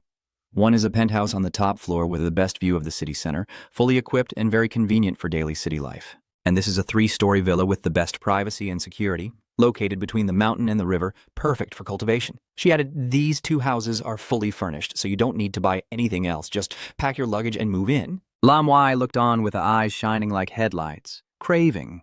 These 2 houses are both pretty good. Fang Yi decisively confirms. Then let's take these 2 houses. Lam Wei turned to look at her cousin eagerly. Huh? Is that okay? Fang Yi asked Then Huyn with a smile. Sure. I trust Captain To's sincerity. Then Huyn dared not refuse and hurriedly replied, no problem. I will report to my superiors soon. Rest assured, everything will be approved very soon. So what about the car then? Then Huyn quickly led the 2 to a nearby luxury car showroom. The Spiritual Energy Association has a partnership with 4S, so they can choose any car they like. While the brother and sister were busy admiring the cars, there was lively chatter outside. Look at that girl. Her skin is porcelain white, and she has an extraordinary aura. That guy isn't ordinary at all. He may dress casually, but his exceptional aura is impossible to hide. Just a glance is enough to see it. I wonder which young master he's from. Probably here to buy a car for his girlfriend. The gossip reached Lam To's ears, the glasses-wearing girl accompanying Than Li. She turned to look, adjusted her glasses to see more clearly. Isn't this Than Li's ex-boyfriend? Someone connected to the military was personally greeted by the principal. She recognized Fang Yi and couldn't help but marvel at the ironic coincidence. Just going for a walk in the city, and I happened to meet my roommate's ex-boyfriend. She recalled the unpleasant encounter earlier when she looked down on him and dismissed him like he was nothing. As soon as she saw Fang Yi's siblings admiring a car, Lam To quickly snapped a photo as evidence.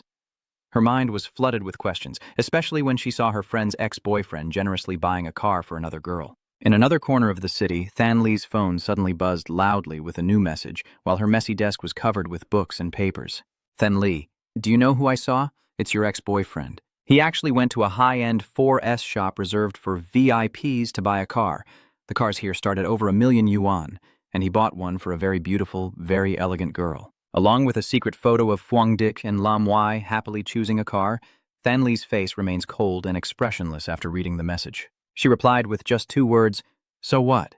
But inside she was overwhelmed with a storm of chaotic thoughts. Where did he get the money to buy the car? It seems Tai Thai's accident wasn't fatal, and he even got lucky by becoming someone else's gigolo. Than Li sneered sarcastically, fooling herself. Unfortunately, the distance between us is not something you can easily overcome. She left the classroom with a triumphant mood. The past, present, and future are all the same.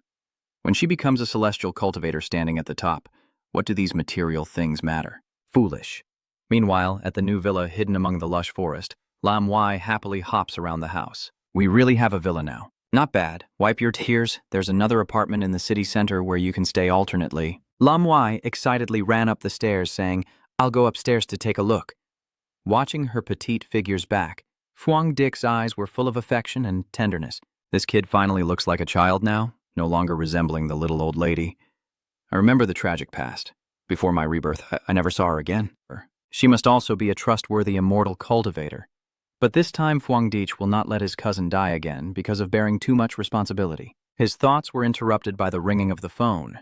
Seeing the name displayed on the screen, he raised an eyebrow in surprise. "Jialam, what does she want from me?"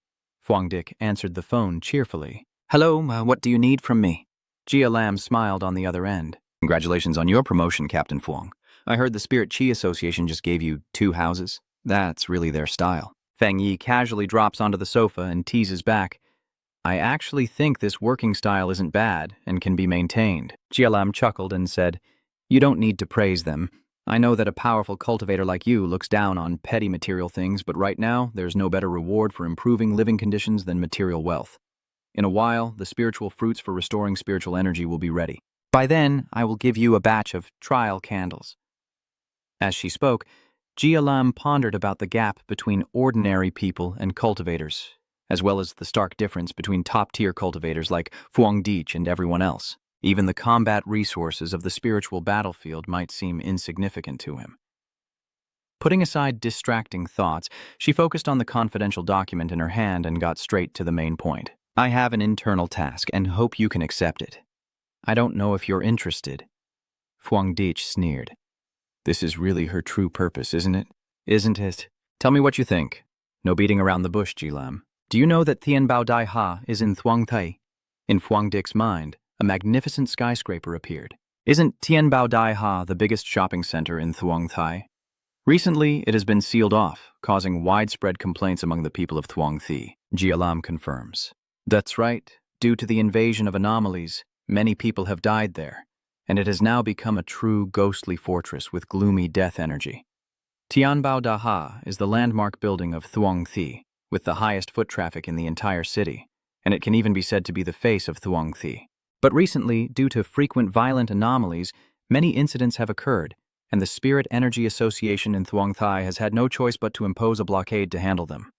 Under the gloomy sky of Thuong Thi, a military helicopter just took off after dropping off its passengers. Hello, everyone.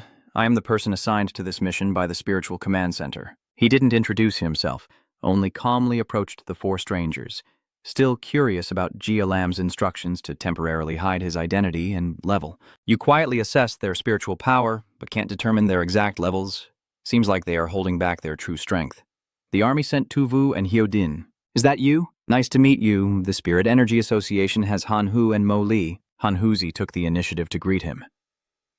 Fang Yi thought of Shan. These two give you a very similar feeling to Tu Than Huin. They are probably from the Spirit Energy Association in Thuong Thi.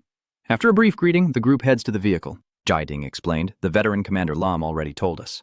Han Hu continued to introduce, we are the Spirit Energy Association in Shang City, and this time we will act together with you. Leaving the airport in heavy rain, the group got into a police van. Sirens blared as they cleared the way, and the vehicle sped off. On the car, the atmosphere was tense and suffocating.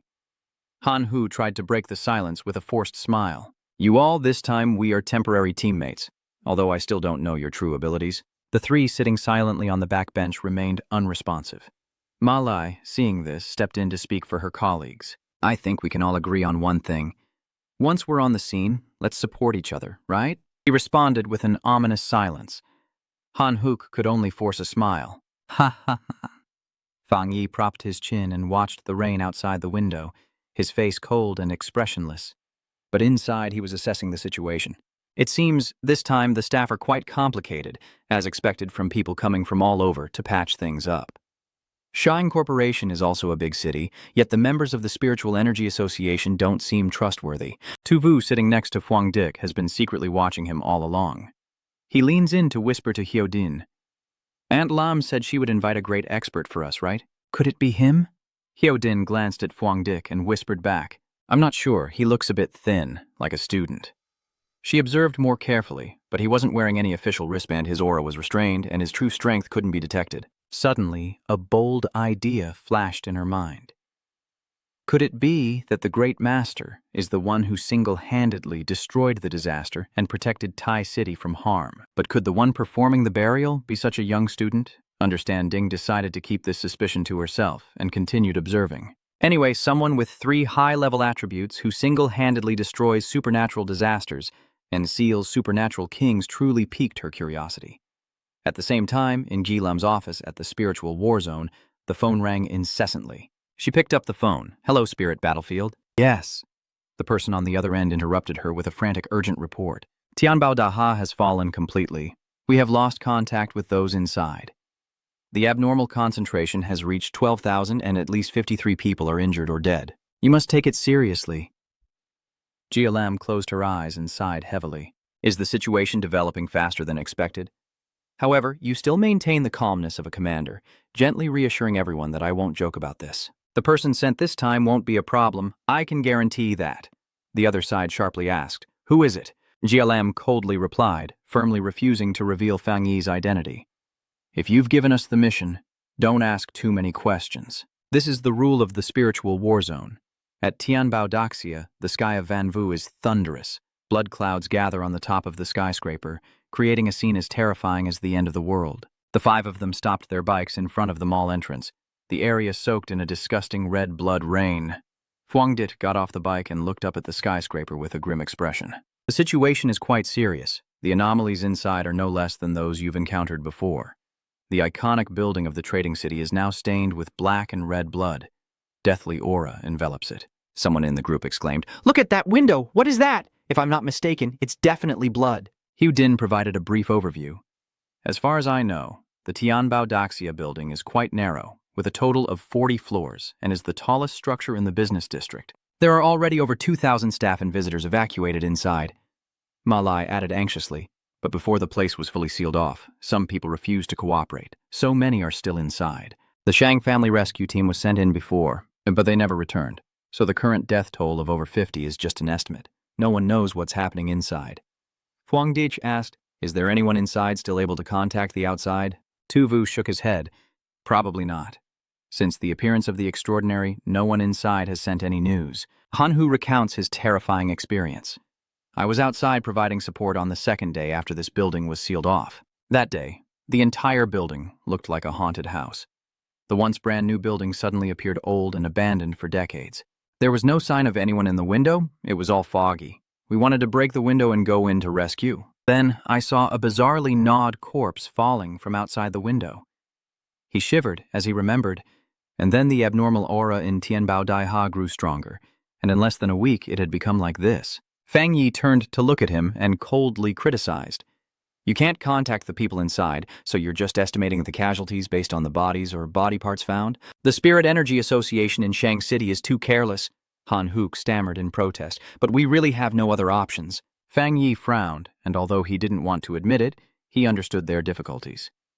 Even though the information from the Spirit Energy Association in Shang City was superficial, it seemed there was no other way, and the death toll was definitely much higher than this number. For ordinary people, the disaster at Tianbao Daxia is like being trapped in a confined space.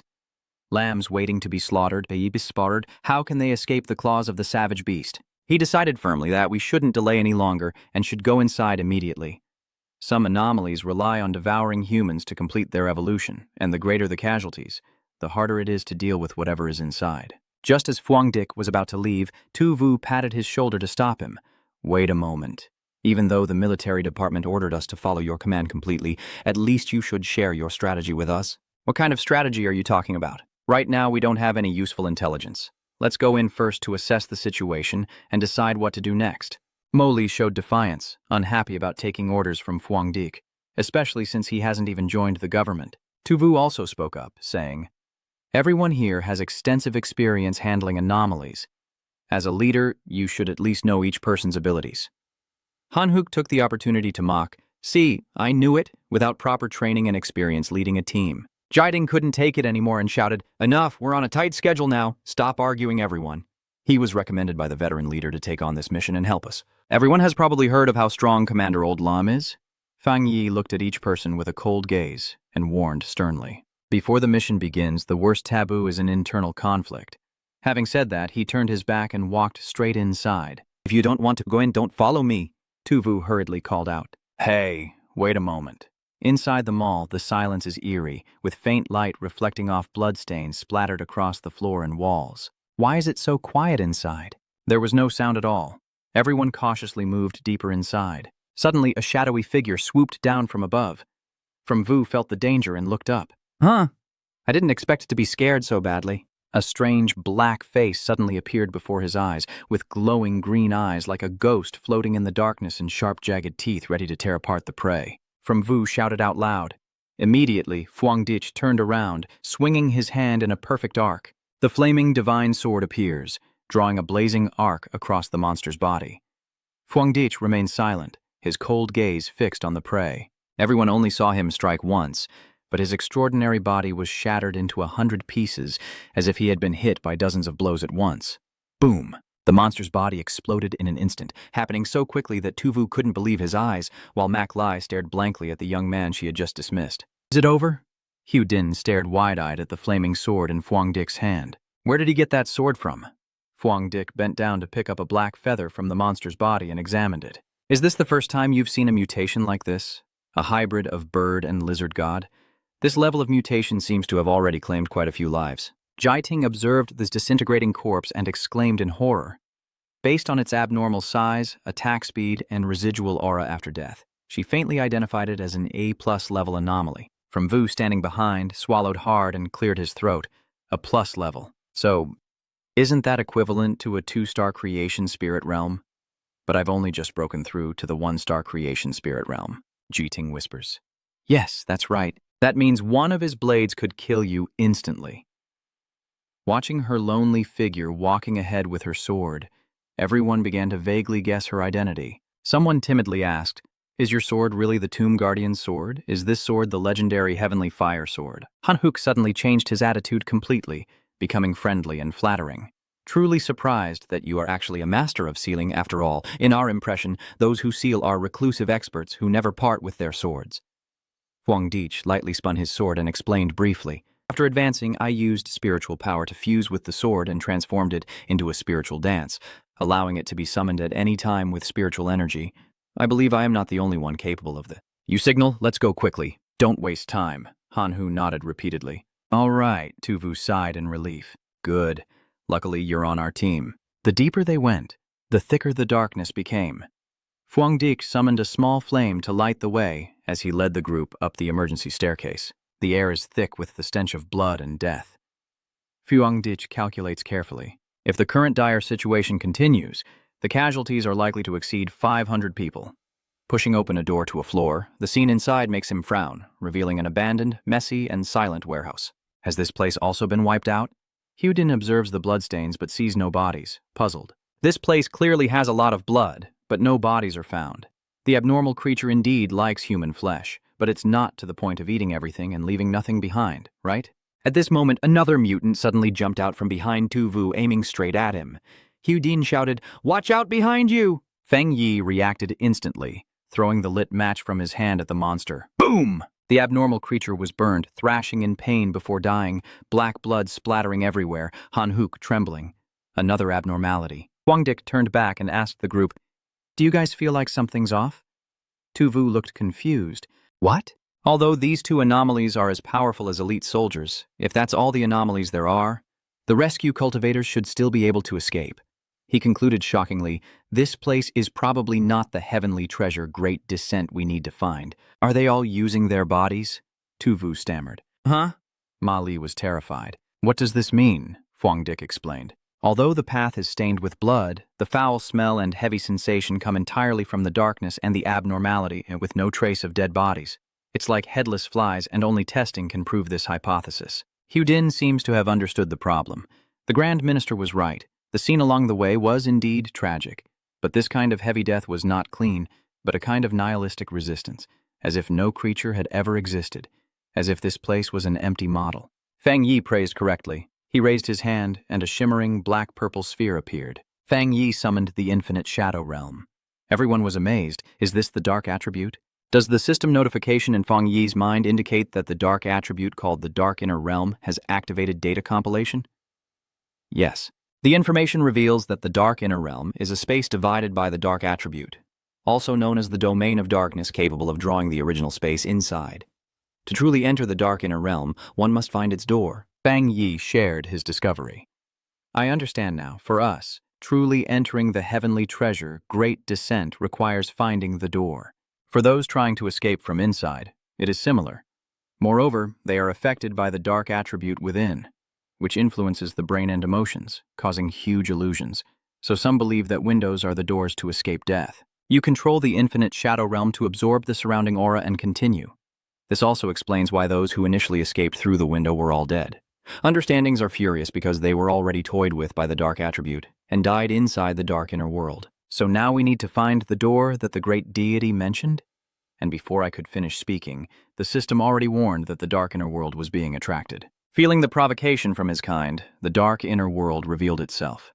Fang Yi immediately activated the Golden Sun protective shield, a blazing golden light erupting to protect everyone. "It's here! Boom!" A deafening explosion tears through space, a tremendous force like a nuclear missile heading straight for the group. Before the dark inner world can reach them, the monks behind stagger and fall to the ground. Han Hu shouted in panic, "Why is my protective spiritual energy useless against this dark attribute attack?"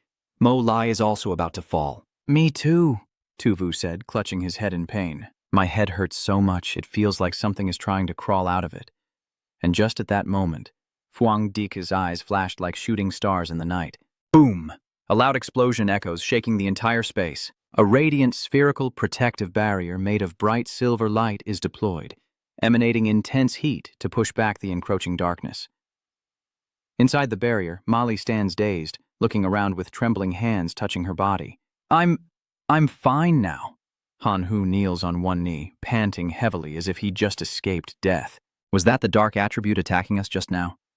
He looked up at Fang Yi, who was still standing tall, with a calm expression, as if nothing had happened, secretly amazed. "Wait a minute, the Tombkeeper, is he unharmed? Haven't you figured it out yet? It was him who saved us. Just now, the dark attribute didn't attack us directly, but we still suffered significant negative effects."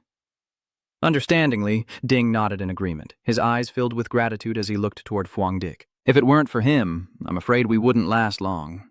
Fuang Dik carefully observes the surrounding space, a confident smile curling slightly at the corner of his lips. "Found it."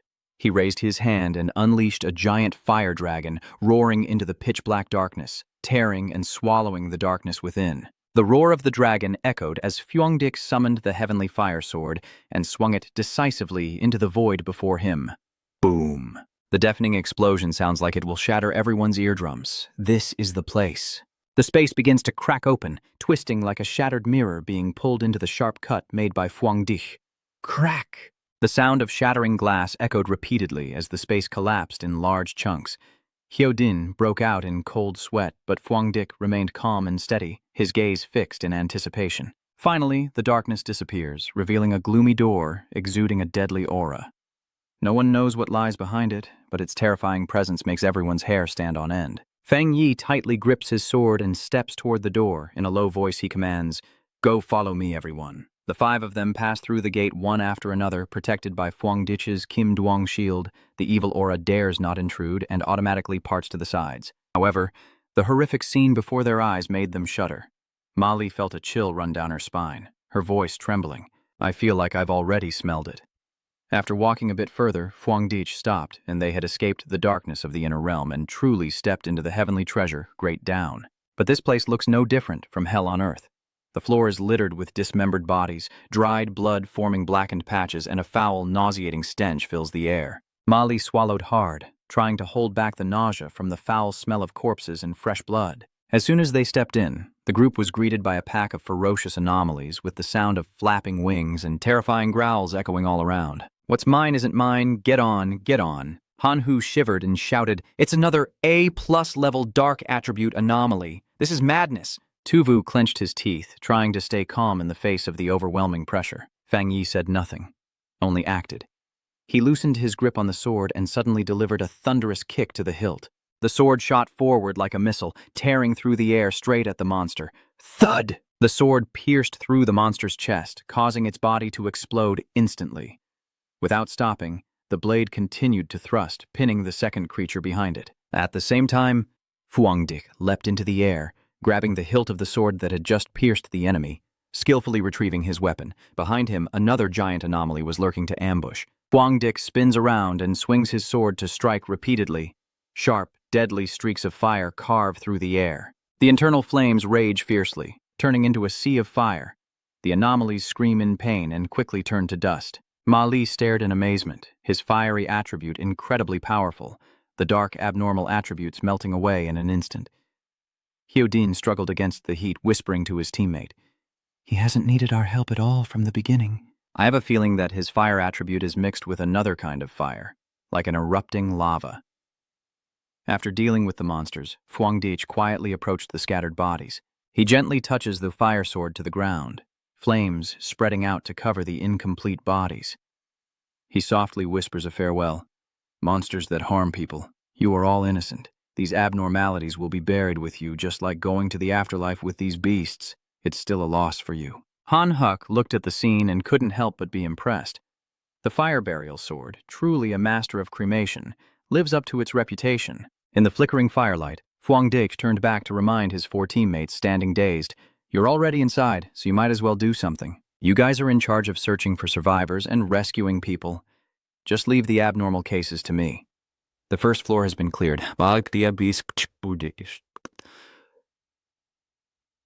Now I'll go straight up.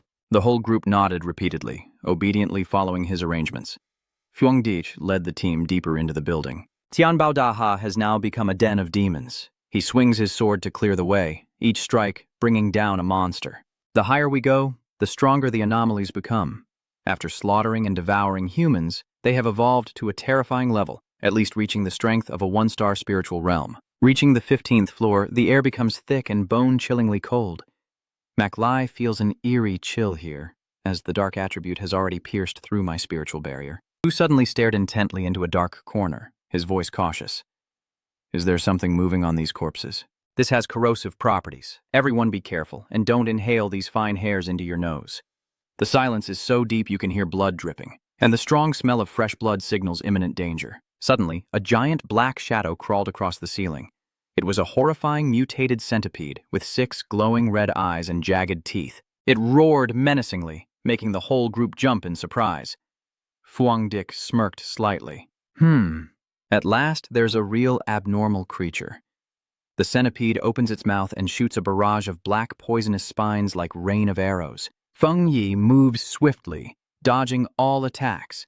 He spins his fire blade into a shield of flames, burning away all the poisonous thorns before they hit the ground. Sizzling as the attack fails, the clever centipede curls up, using its steel hard shell to defend, trying to buy time. Fuangdik immediately realizes its plan. Trying to buy time to evolve, huh? Dream on. You jump up, gathering all your strength to throw the flaming sword fiercely at the monster. Thud! The sword pierces through the tough armor and sinks deep into the head of the giant centipede. It screams in pain, its eyes go blank, then fade away. Boom! The giant body exploded in a burst of flames that lit up the entire floor. Fuangdik retracted his sword, looking somewhat disappointed. "I thought you were overestimating yourself, thinking you had the strength to create a 3-star spiritual realm, at least enough to challenge me a little." Suddenly, a strange clattering noise came from behind. Tuvu suddenly turned around and shouted, "Who's there?" Fuangdik also stepped forward cautiously. "Are you a survivor?" A secret door opened slightly, revealing the pale face of a young man. He stammered, "Are you a cultivator?" The door swung open, revealing 5 survivors trembling in fear. This looks like a secret storage room of some shop. Fang Yi smiled reassuringly and said, "It's okay now. We're here to rescue you." Han Huk stepped forward and declared firmly, "We are from the Spirit Energy Commerce Association, and we've already killed all the monsters outside. You're safe now. Come out quickly." The young man was still in shock, muttering like a lost soul. "Killed! Killed!" Han Huk leaned in and asked softly, "What did you say?" The young man suddenly shouted excitedly, "Are they all dead? With so many terrifying monsters, did you kill them all with a single sword?" Outside Tianbao Daxia, a crowd of monitoring staff was watching the situation closely, and one person shouted with hope. "Unlike before, maybe this time we really have a chance." The colleague next to me nodded repeatedly. "That's right. On each floor we can see the fire attribute spiritual energy of the Tomb Guardian. Although we couldn't contact them, we finally detected a faint spiritual energy fluctuation." Suddenly, a shocking alert sounded. The latest spiritual energy fluctuation was detected on the 40th floor. Everyone was stunned. "What? Floor 40? How long has it been since they entered?" The timer watcher shouted in utter amazement. 9 minutes and 56 seconds. The burial master took only 9 minutes and 56 seconds to clear all the way to the highest level of heavenly treasure, Great Descent. This news spreads like wildfire, shaking the entire immortal trading community. But that's not all. A red alert flashes on the screen. No, not yet. There's a new development. The highest floor has exploded with S-rank anomaly contamination. At the top of the skyscraper, Fuang Dik faces the final parasite. A giant white bone bird with torn wings gently flapping to keep it hovering in the air. He coldly looks at it and says, "Are you the king of anomalies, Hirim?"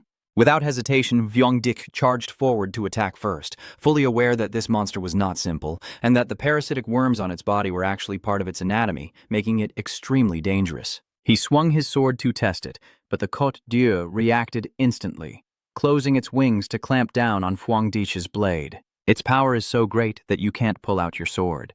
Côte Dieu's dark blue eyes stare at you challengingly. Are even the strongest warriors unable to deal with this abnormal king? No, we have to fight.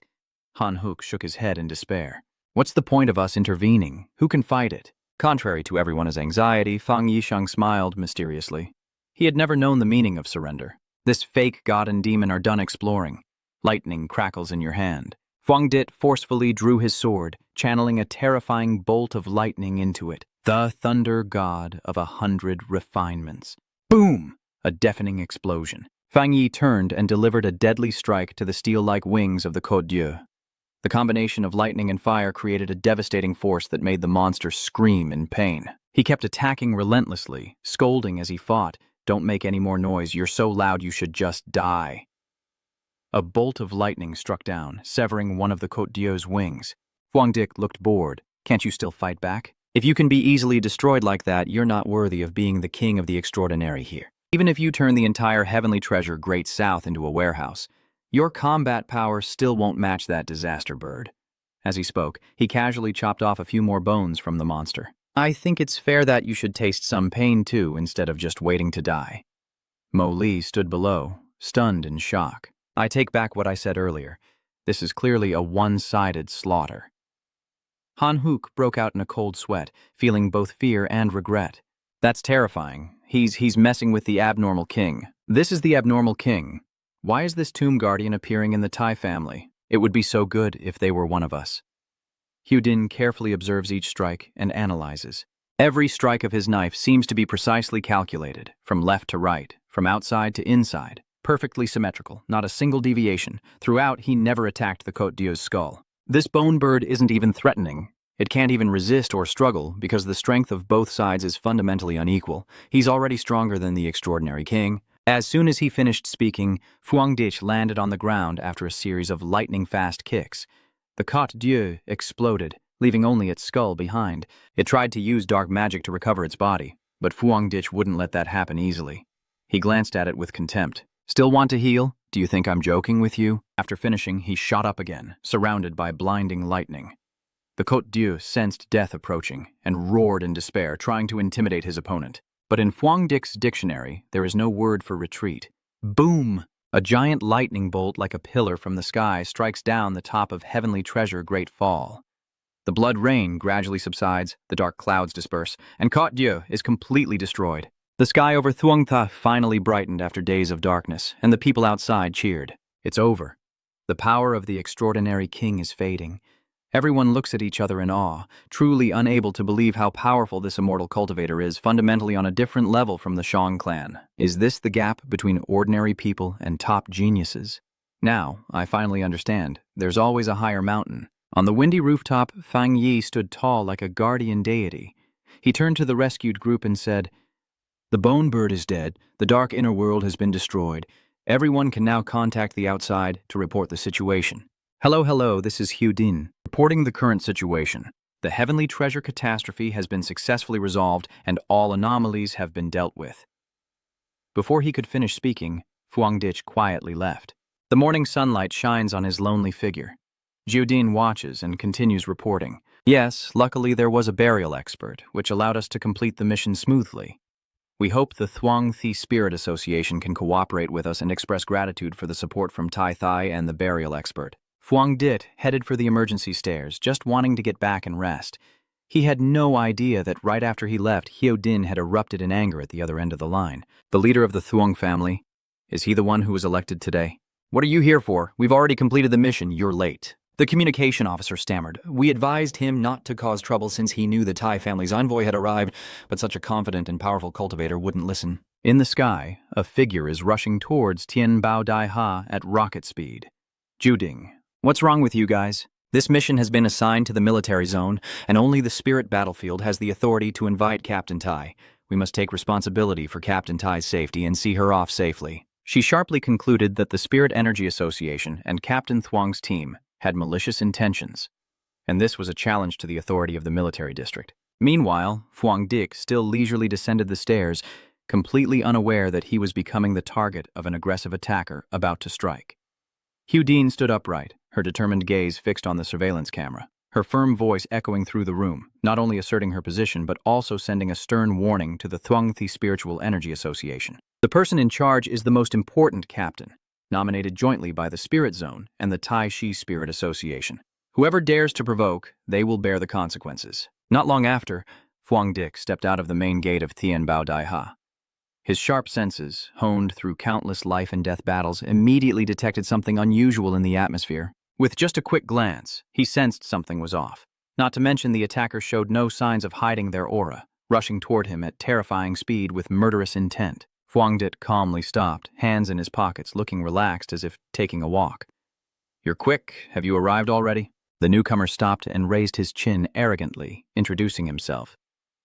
"I'm Nak Fong Jiang, captain of the Thuong team.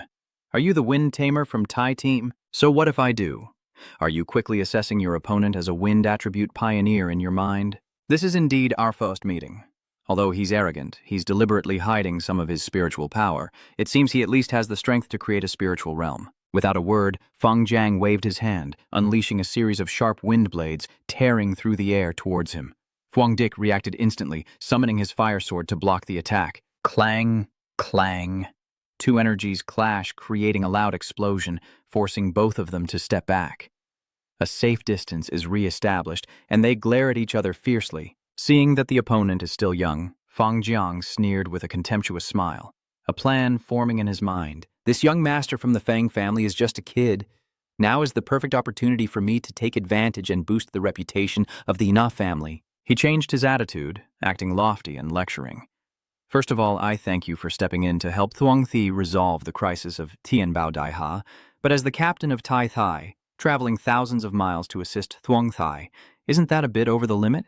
Young people can't ignore the rules of the martial world and don't know their place." Fuang Dich smirked and replied sharply. "When I arrived, Thuong Market didn't have a new team leader yet. I was entrusted by the military district to come and help resolve the abnormal situation. May I ask, since the new Thuong Market team leader was elected, what do you want to settle with me?" "Don't be so tense. Young people are still quick to lose their temper." "Our Nya family is a respectable family and has no ill will towards you. We have always respected talented individuals like you." In his hand, two streams of wind and darkness began to swirl and merge, his tone turning threatening, merely wanting to borrow your sword a little. So it turns out that his real goal is the new weapon technique. Feng Jiang warned menacingly, "Otherwise don't even think about leaving the Thuong family." A fierce whirlwind raged, blowing away Fuang Dik's hair and cloak. He remained standing firm like a rock amidst the floodwaters, his face cold and expressionless. Ha ha ha, borrow? I already know your true goal and strength. Fang Jiang still doesn't realize he's just made the biggest mistake of his life, confidently smiling in victory, convinced his prey will surrender. Suddenly, Fuang Dik's aura shifts dramatically, the fire sword in his hand blazing fiercely, divine flames surging like awakening dragons, and a terrifying pressure makes Fang Jiang's smile freeze and his face turn pale. At this moment, Fuang Dik seemed to transform into a demon of slaughter, stopping the wind and cloud rankings. He snorted coldly, borrowing even his grandfather's furnace. As he finished speaking, Fuang Dik swung his blade upward with force, causing the ground to crack open and hellfire to erupt through the fissure, rushing straight at his opponent. All right, this is getting interesting. The battle officially erupts, turning a corner of the street into a sea of flames. Meanwhile, Hyodin hurriedly coordinated through the radio, but their fight was cut off by a powerful, echoing aftershock. We will report to the military district quickly. You need to inform your superiors and bring these survivors back. Standing amidst the raging flames, Fang Yi coldly issues a final warning. 10 minutes, or else you'll lose your captain. Han Hu was stunned and stammered, "What do you mean by that?" He intended to threaten, but before he could finish, Hyodin covered his mouth and dragged him away. She replied simply, "Understood." The whole group hurriedly split up to take action. Mac Lai ran while complaining, "That old musician Feng Jiang just got elected and is causing trouble. Go call someone over quickly." Han Hook still felt aggrieved. "I think it's best to let that tombstone guy know his place. Our Thuong City is a third-tier city nationwide. Do you think that's possible?" Back on the battlefield, Fang Yi stretched out his hand to summon lightning. Now, let's see what fate has in store for him. A giant lightning bolt descends toward Feng Jiang, but he swings his hand to deflect the lightning and laughs arrogantly. "Oh, so confident. You want to kill me, then give it your all." He frantically turned around, his pupils constricting in fear. Boom! The explosion shook the entire city. A giant fire bridge erupted, swallowing everything. Feng Jiang was knocked back, sliding along the cracked asphalt, cold sweat pouring down like a shower. He was terrified to realize how frightening it was. What was that feeling just now? Although he didn't want to admit it, fear had crept into his mind. Seeing Fuang Dik standing proud amidst the sea of fire like death itself, Feng Jiang couldn't help but tremble. His Yang attribute was at its extreme, unleashing an astonishing force. Strangely, his body could feel fear. Hearing the opponent's taunts, Fuang Dik chuckled softly. "My full strength? I'm afraid you won't last the first 10 minutes. Suddenly, Feng Jiang burst into a wicked laugh, his greedy eyes fixed firmly on the sword in Fuang Dik's hand, confirming his suspicion. It was indeed that sword. That sword is a new type of weapon created by the Secret Spiritual Energy Society. Fuang Dik raised an eyebrow and silently acknowledged the opponent's stupidity. The more Feng Jiang thought about it, the more he became insanely jealous. The spiritual weapon contains a terrifying elemental power, and once forged, the blade can even cut through mountains and split seas. I didn't expect they had already researched it and even gave the only sword to this kid. He clenched his shirt tightly, trying to suppress his excitement. But it's okay, this proves that my trip wasn't in vain.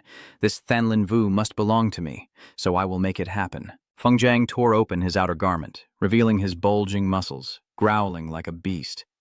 That little kid with the 2-star spiritual realm should better behave and draw his sword, or else I can only kill to take the sword. It's not enough, still not enough. Didn't I tell you to unleash at least part of your strength? At the same time, at the Tai Clan Spiritual Energy Association headquarters, Tran Lei angrily slammed the table. "What? Team leader Thuong Thai is fighting against our team leader Tai Thai." Then Huyn is just as upset. Isn't the funeral director supposed to be invited by the spiritual zone to help the Thuong Thi deal with the abnormality? Boss, what exactly is the Thuong Thai planning to do? Tran Li pondered deeply. This is not simple. It involves not only the 2 local spiritual energy associations, but also requires the intervention of the military zone. At this moment, Secretary Hot Hai rushes in to report, whispering something into his ear. Tran Lai was startled. "What did you say?" He frowned and asked again. "Have you contacted the Thuong City side yet?" "What did they say?"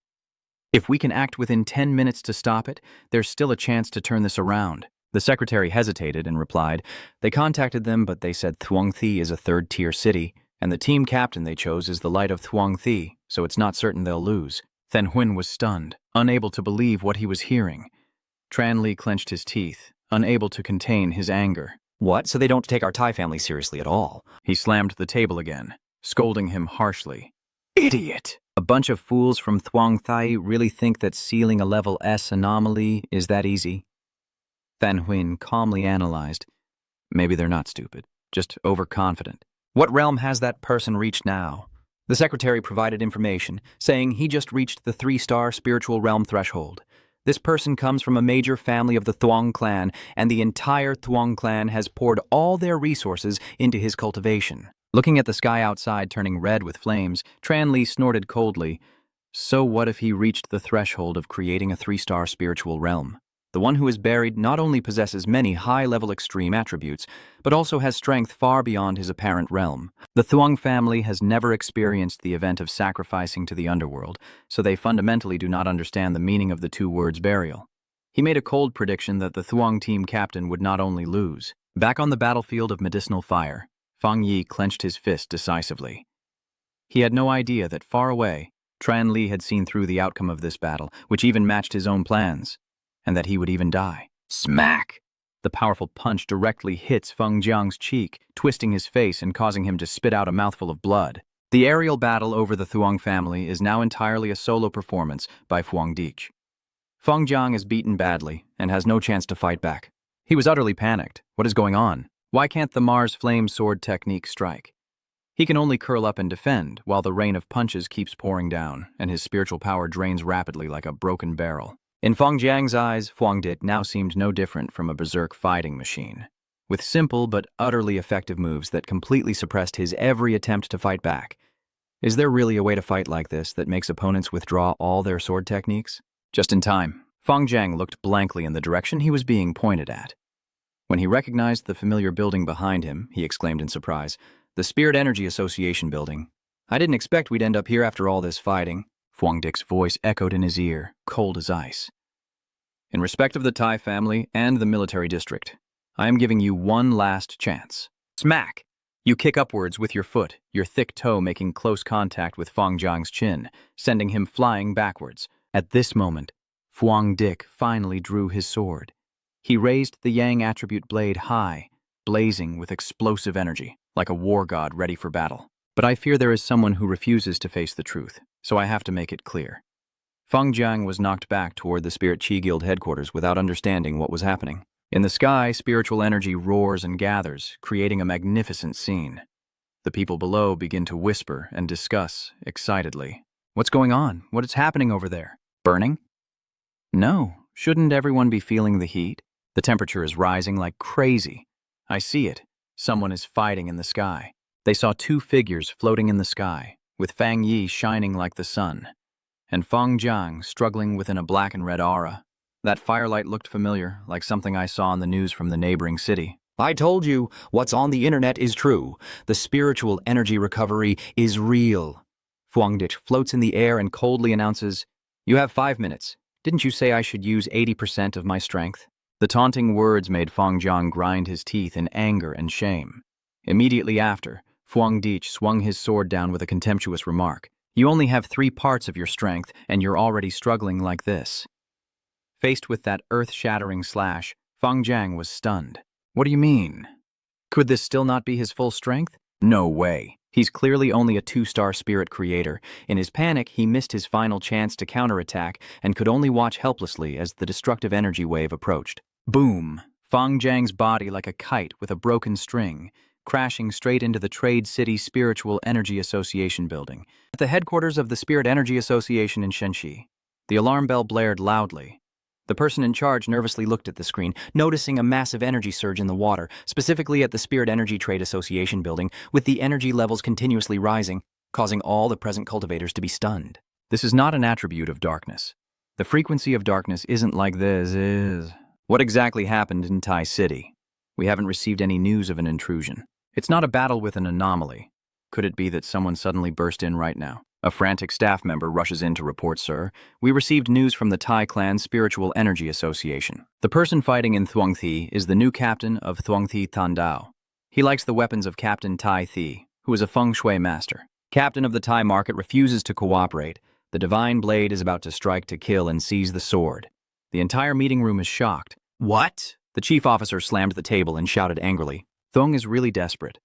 Immediately warn Thuong and tell them to stop, or I will remove all the senior members of the Spiritual Energy Association from Thuong. The door to the meeting room swings open and a commanding figure steps in. We must send someone there immediately.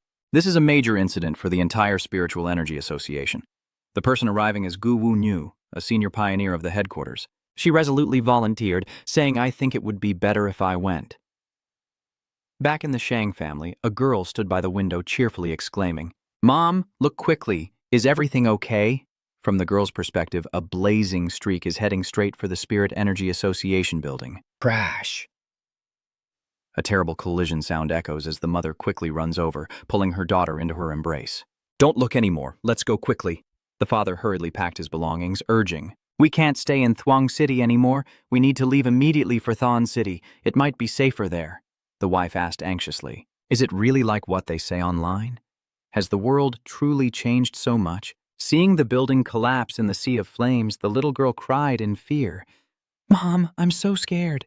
The mother comforts her child. Don't be afraid. Don't be afraid. There will be a way. Just a minute earlier, Nyak Fangjiang was knocked away like a fireball by Fuang Dik. Despite the tragedy, he still clung to his pride and shouted threats. Feng Tong, stop right now, or the Nak family will not forgive you, and neither will the Spirit Energy Guild. Inside the Spirit Energy Association headquarters, everyone was panicking as the fireball approached. Someone angrily shouted, Why is the Spirit Tamer so bold? How dare they fight all the way to the Spirit Energy Trading Association, truly bullying the weak?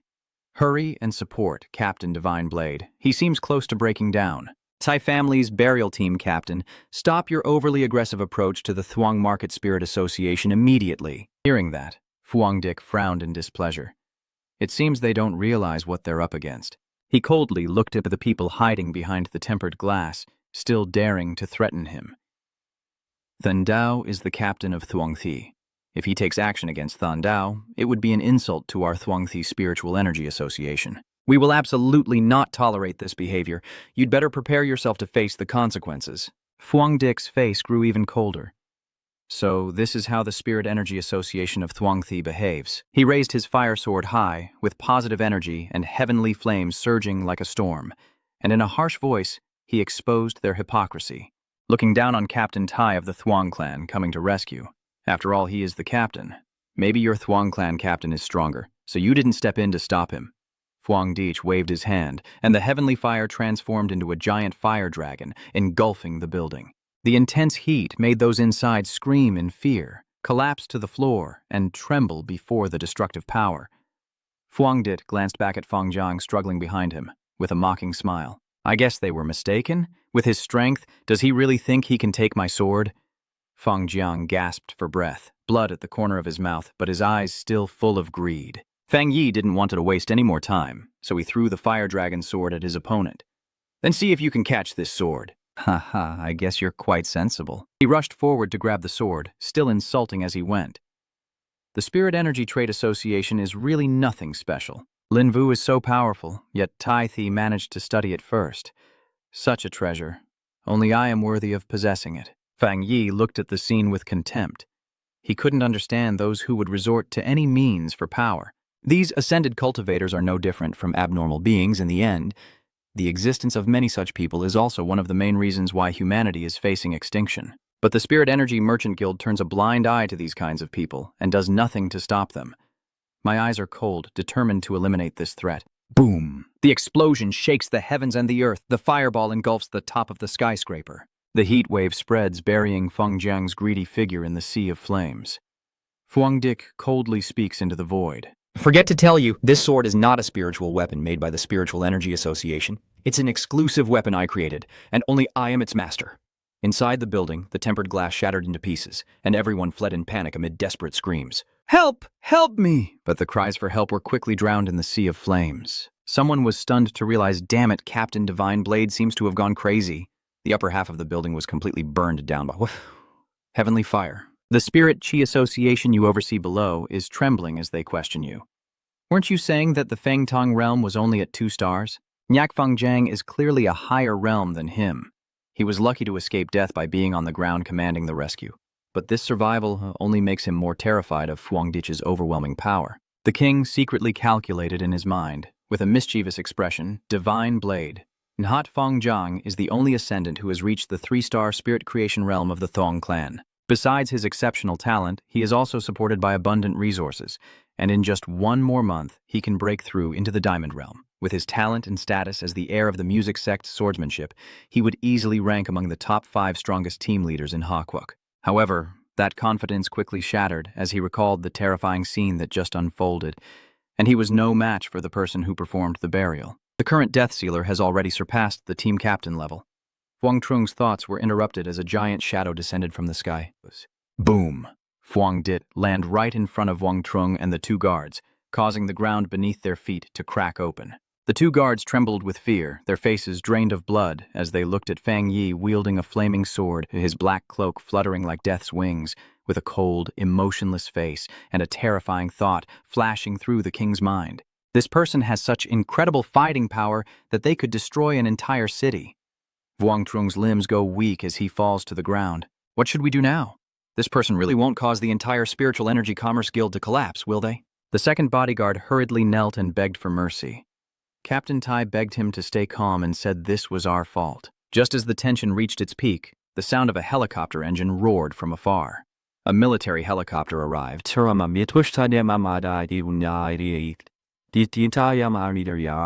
circling over the smoldering wreckage. The pilot checks the readings on the control panel and reports through the intercom.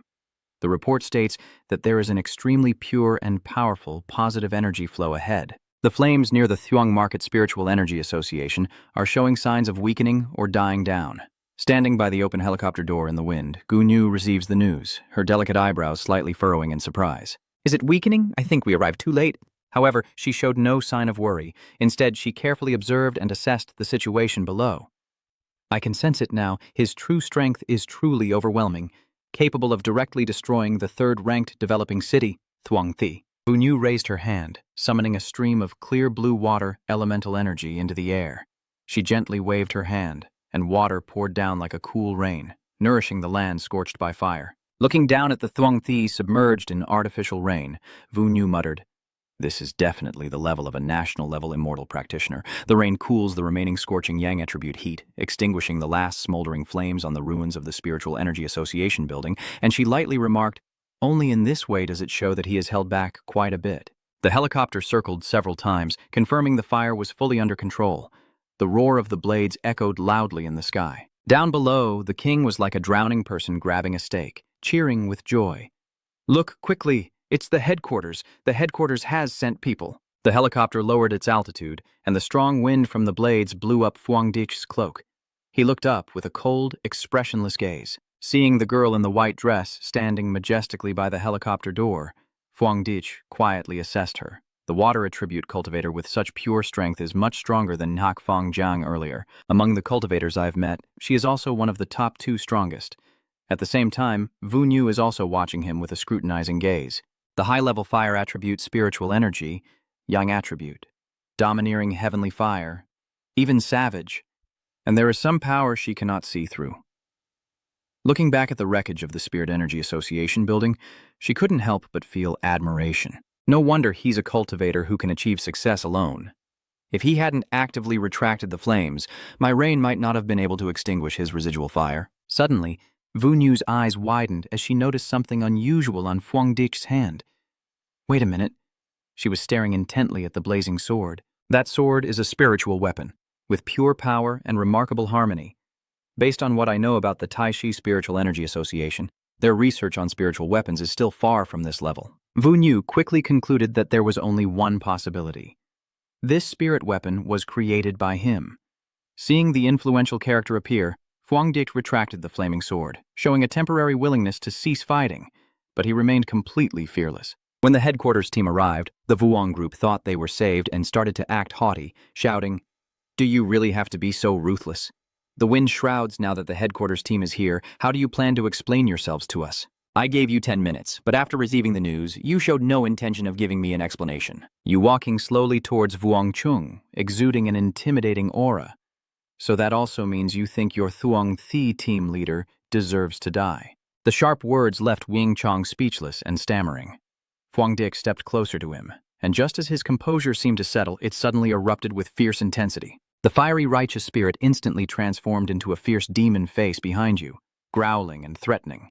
And remember, if you talk to me like that again, I will end your life. Overwhelmed by intense fear, Wang Cheng's face turned as pale as a banana leaf.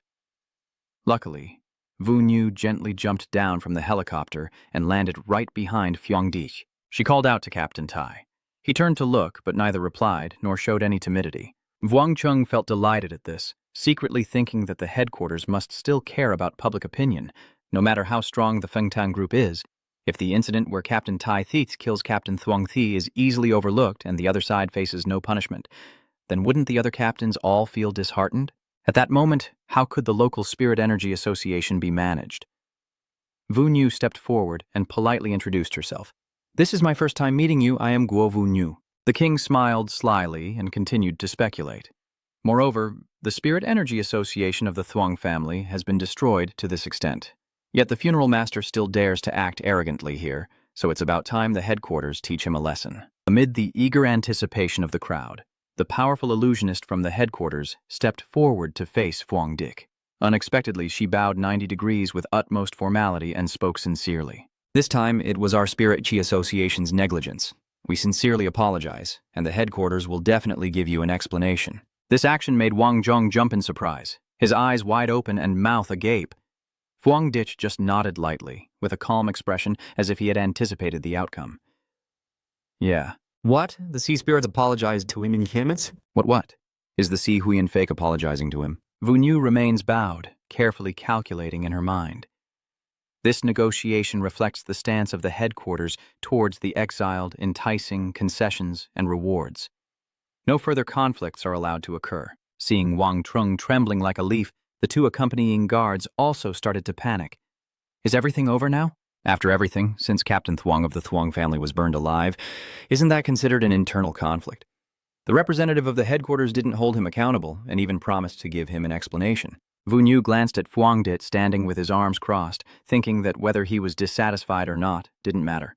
What mattered was that the Thuong Market Spirit Energy Association's sword god captain had deliberately harmed and threatened the life of the sealed person. He was too arrogant, looked down on everyone, and repaid the help from the Tai Shi Spiritual Energy Association and the Frontline Spirit Zone with ingratitude. After the ceremony with Phuong Dick, Wu Nu straightened up and turned to Vuong's group. Her eyes were cold and full of anger. Why didn't these people think about preventing internal conflicts and resolving the consequences at that time? They are truly a bunch of fools. She coldly asked, "Who is in charge of the Spirit Energy Trade Association?" Wang Chung hesitated before raising his hand and said, "I am I." Wu Nu sternly ordered you to stabilize the market's public opinion for 3 days and extinguish the rumors with a suitable excuse. Seeing that she didn't accuse them immediately, Wang Chung hurriedly smiled obsequiously. "All right, we understand." But right after, Wu Nu poured cold water on them. "In 3 days, all of you will be dismissed, and the headquarters will soon send people to Tet Quan Thuong Thi." The shocking news left Wang and his companions stunned. Wu Nu added a warning. "Remember, if you take no action within 3 days, you will face the consequences yourself." Fang Yi was also a bit surprised when he heard that the headquarters of the Spirit Energy Association had dismissed all current staff of the Thuong Thai Spirit Energy Association. "I didn't expect them to be so decisive and resolute. It's truly beyond expectations." Wu Nu silently determined that this time the headquarters must clearly show their stance and also inform everyone. If anyone dares to provoke the funeral director, the outcome will be like the Thuong Thi Spiritual Energy Association and Nakfang Jiang. She turned back to ask for Phuong Dick's opinion. "The way you handle the burial people, I don't know if it will satisfy you or not. Rest assured, the headquarters of the Spirit Energy Association will definitely prevent such things from happening again. Anyone who provokes him is provoking the entire Spirit Energy Association headquarters." Phuong Dick doesn't comment on personnel management. He's concerned with a different matter. "I don't care how you handle them. I just want to know how you plan to suppress public opinion." Wu Nu nodded in understanding and calmly explained. "Are you thinking that the public opinion about the recovery of spiritual energy has spread throughout the Tai and Shang families, making suppression impossible?" She continued. "Many supernatural events are happening around the world now, and the troubles caused by anomalies are also constantly emerging. In fact, many people have already guessed about 80 or 90% of it. It's just that the timing isn't right for it to be made public now." Wu Nu sighed, saying that if it were revealed now, the world situation would change drastically in an instant, and chaos would erupt from within. quickly shattering the fragile illusion of peace that is being maintained. If at that time the Tai family did not exist, perhaps Hakwuk's era of spiritual energy recovery would have begun on the day the Tai family was destroyed by the Aberration King. Or if it weren't for old No from the spiritual zone, we might have entered the era of spiritual energy recovery earlier and faster, when ordinary people couldn't keep up. Fang Yi nodded thoughtfully, so that's how it is. Chaos among a few is always better than everyone falling into chaos. In his mind, familiar faces who silently shoulder the responsibility appeared. If they wanted to continue maintaining the illusion of equality and peace for everyone, they would need more immortal practitioners. Those who can rise above millions of ordinary people to face the crisis after the spiritual energy recovers. He also understood why he was targeted. No wonder many cultivators eager for chaos wanted to create a bigger upheaval. Hakwuk used strict measures to suppress public opinion, effectively pushing the cultivators to incite conflict and controlling the spread of anomalies, while also allowing ordinary people to transition smoothly into the era of recovering spiritual energy. The two stood amidst the ruins, the wind blowing their robes. Fang Yi looked at Wu Nu's conclusion, but without sufficiently powerful cultivators working together, it couldn't be done. He muttered, "Looks like it's really urgent now. No more delaying." Although he won the battle and was fairly compensated, Fuangdich still felt a heavy burden in his heart. With his current ability to create spiritual realms, he had managed to resolve a natural disaster once, helping Tai Thai gain some time to relax, but it was still not enough. Seeing you're deep in thought, Wu Nu delicately spoke up. "I suppose you still have work to do. We will send a private jet To take you back to Tai family, just a little longer to trouble you. Here is my personal request, not representing the Spirit Energy Association headquarters." She adjusted her glasses, smiled gently, and a hint of admiration mixed with envy appeared in her heart. "With your current cultivation level, not only do you have the ability to forge artifacts, but you also possess the Qualities to shoulder great responsibilities. Having such talent in the Tai family is truly admirable, and I am genuinely curious." Fang Yi nodded.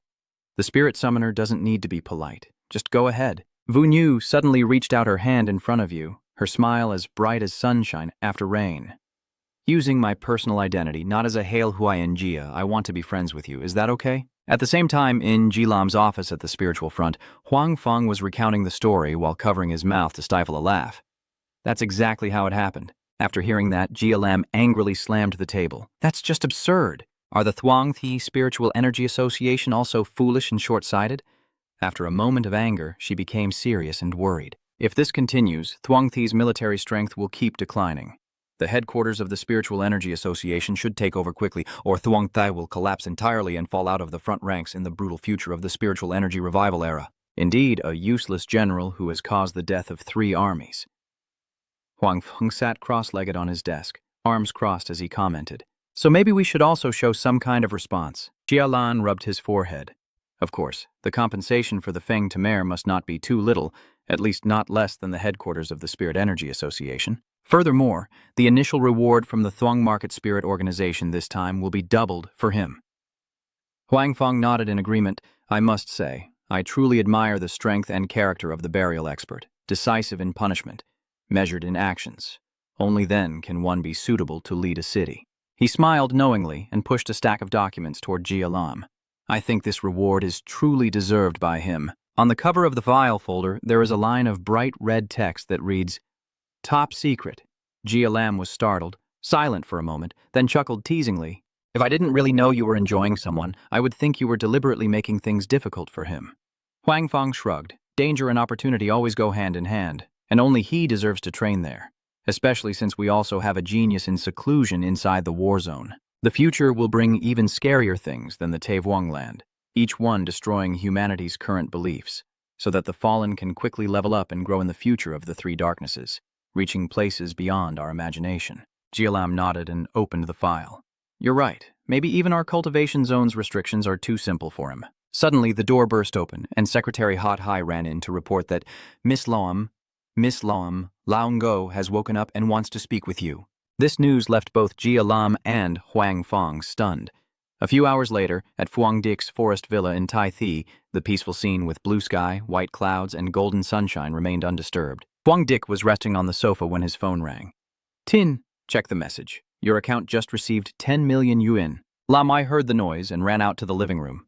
"Finally, you're back. I even saw you on the forum at Shang Corporation." "I'm not worried either. Don't worry." Everyone on the Cultivation forum is saying that you easily took down the Thuong Thi team leader, describing it in exaggerated terms. Besides practicing cultivation, you should browse the forum less. Have you forgotten your promise to improve yourself quickly?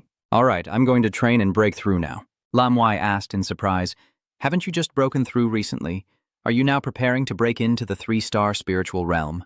Phuong Dic laughed loudly. Ha, not necessarily. Even though he was smiling, Lam Wai still sensed something unusual. Strange. Why does she feel like her cousin has something on his mind? In the private room, Phuong Dic hovers in midair, golden light enveloping his body, mixed with dark black aura, as he concentrates to guide spiritual energy through the remaining meridians. This is the pure dark attribute on the bone bird, fused into the infinite shadow realm to maximize its energy. The faint silhouette of the bone bird appears within the energy sphere in midair as Phuong Dic strives to merge it. The system confirms that the dark attribute has been embedded into the infinite abyss. He decisively chooses to have the surging spiritual energy pour toward him like a flood. The dark attribute has been integrated, and the infinite shadow realm has been upgraded. After the enemy is pulled into the infinite shadow realm, the bone bird and other anomalies within will fight for you, doubling the weakening effect on the enemy. Checking the space inside the infinite dark realm, I see countless anomalies looking up at me. And a bold idea flashes through my mind. Should I take the initiative to attack? You calmly command your spiritual energy, so doesn't that mean you can order these anomalies to obey your will like a king? Golden threads shoot out from your hands, connecting to each of the anomalies like puppets. Boom! Thunder roared across the sky of the villa as dark clouds covered the sun. A colossal anomaly appeared, with a 4-armed golden figure and 3 hovering flames standing majestically. The system announces that you have met the requirements for a breakthrough. Will you advance to a 3-star spiritual realm? Amid the wilderness, the golden figure shines like a divine being, radiating with intense spiritual energy. Look at that, everyone. What is that? 4D imaging? What is this? Are you an immortal with such a demeanor? Is it the same immortal who saved us before and wiped out that flock of birds? Phuong Dic remains unaware that he is causing a stir. In the room, he sits majestically on a throne amidst the infinite darkness, 2 opposing streams of gold and black energy swirling around him. Below, thousands of anomalies kneel in worship, successfully upgrade the infinite shadow realm, gaining new combat abilities. After luring enemies into the realm, they can summon anomalies that have been exterminated by the realm to attack the enemies. Note that the stronger the enemy, the greater the spiritual energy consumption, and the shorter the duration of the effect. Phuong Dic held the soulbird orb, his cold voice echoing. We have a new member joining our vast shadow realm family. Drop the Côte Dieu in and tell the servants, your strength is very pure and also helps me grow well. From now on, do your jobs well here. I will not treat you badly. To maximize the use of the new powers of the infinite shadow realm, we must continue to increase our spiritual energy reserves. Boom! A deafening explosion echoes as a golden pillar shoots straight up into the blue sky from behind the mountain. Phuong Dic officially breaks through to create a 3-star spiritual realm. He slowly opened his eyes, feeling the pure spiritual energy flowing through his veins. Thanks to the upgrade of the infinite shadow realm, using the dark attribute no longer caused the previous stagnation. Phuong Dic stepped down from the bed, the spiritual energy still swirling around him. He summoned a small dancing flame in his palm, smiling confidently. Other matters still need to be explored through actual combat. At the same time, in the spiritual battlefield. Failed. Jalem stood by the window of Old Wu's room, gazing into the distance with admiration in his eyes. His speed is really fast. He's broken through again. Old Ngo has fully recovered, with a rosy complexion and a clear mind, completely different from the exhausted look when he was bedridden. He turned to ask the student, how long has it been since he picked the rotten flower and saved my old life? Old Lam respectfully replied, half a month. A wave of admiration rose in her heart. Indeed, in just over 10 days, Fang Yi had achieved what others might never dare to dream of in a lifetime. Elder No nodded in admiration, having entered the spirit creation realm and already able to suppress the dark tide. Pick the rotten flower, not only saving me, but also helping many immortal practitioners of the lower countries.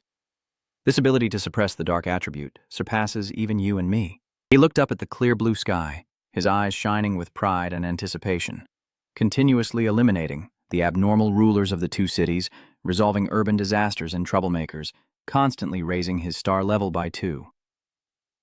All of this was accomplished by him in just over 10 short days. I am really eager to meet this genius. At the Tai Shi Spiritual Energy Association headquarters, the atmosphere became much more lively. Fang Yi stared at the monitor, unable to hide his cheers for Fang Dick's new house. Did he break through again? An employee standing nearby stared in shock at the energy readings wildly dancing on the control panel. The energy waves caused by the Soul Reaper were even greater than when the abnormal king descended earlier. The authorized manager immediately issued a decisive order to activate the response plan, ensuring that the ascended spirit master would not be disturbed by external forces. Level 1 Public Opinion Plan. Fang Yi scrolls through the news on his phone, a bright smile on his face. Since the Demon King's sacrifice event, the reputation of the summoner has spread throughout the fairy realm. Even ordinary, unawakened people see him as a guardian deity. She enjoyed reading the lively comments on the forum. While those arrogant dogs in Thuong Thi, let me educate you a bit about the power of the Soul Reaper. Some don't believe that Tai Thi was handled alone by the Soul Reaper, but the great deity immediately helped Tai Thi deal with the disaster on the Tian Bao Daha skyscraper. I heard that thing is nearly on par with the anomaly in Tai Thai, and Captain Thuong Thi then huffs, completely beaten by the person who sealed him, beaten from the east city to the west city without knowing where he got the courage to provoke the great deity. The great deity just smiled and said a few words to him, causing him to vanish into dust. Then Huynh nodded in satisfaction, feeling that he had achieved some effect, with enough intimidation and persuasion so no reckless immortal cultivator would dare to bother him anymore. Meanwhile, in a small office in Thuong Thai, the atmosphere was completely different. Fang Yi sat in front of the computer, nervously biting her nails, sighing softly, never expecting that cultivation would be so difficult, and since awakening, she showed no signs of advancing to the 2-star Demon Lord stage. What exactly was the problem? The name of the Tomb Keeper suddenly appeared in her mind as she looked at the news praising the mysterious hero on the screen, and Fang Yi felt secretly angry. These immortal cultivators are truly blind. They can't even find out a little information or they wouldn't bother to reply. She snorted coldly, feeling helpless, afraid there was no way to contact the Tomb Guardian. Envy and ambition intertwined, making her even more unwilling to accept this. It would be so good if I could meet him myself. These mortals see that I've only just entered the ghost realm and don't pay any attention. I don't believe that if they meet face to face, they won't change their expressions, but I also have to question myself. After the spiritual energy recovers, are my conditions and trump cards really not enough? Fang Yi frowned, weighing the pros and cons. According to online information, the Thuong family has completely offended the burial master. Staying here means blocking her own path to growth, and she cannot continue to stay in the Thuong family. The more she can't develop here, the more she must return to the Tai family immediately. Thinking this, she shut down her computer, packed her belongings decisively, and her eyes flashed with unwavering determination. No matter if it's the cards I currently hold or the spiritual energy that will recover in the future, I must hold them tightly in my hands.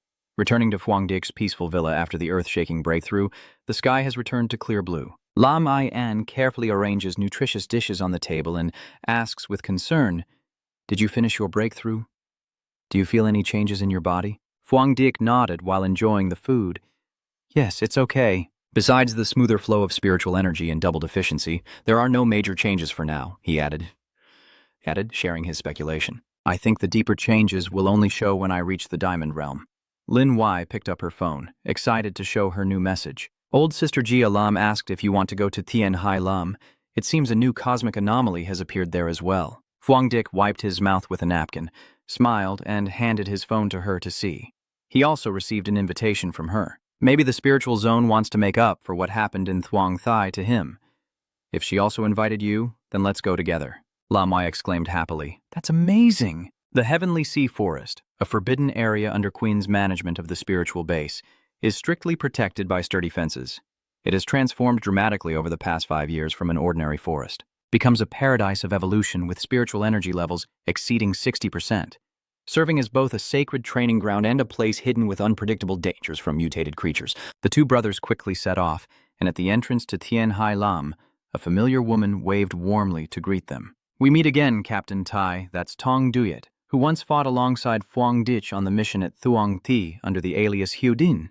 She smiled brightly, wondering if the great hero still remembers me. Fang Yi nodded. Yeah, why are you here? Tong Duyet puffed out her chest proudly as she took charge of the restricted area, then quickly shifted to a serious attitude.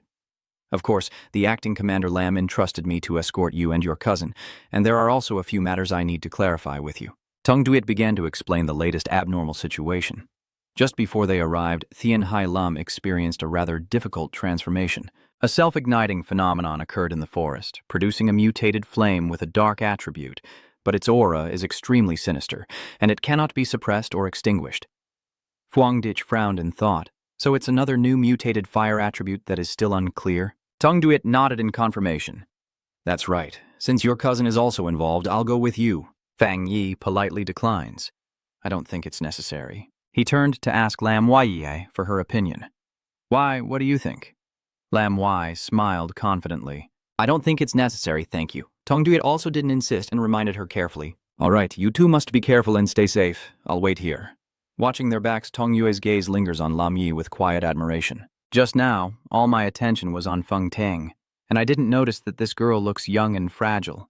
But her aura is extraordinary and determined, and her spiritual power is also very strong, even surpassing my own innate talent.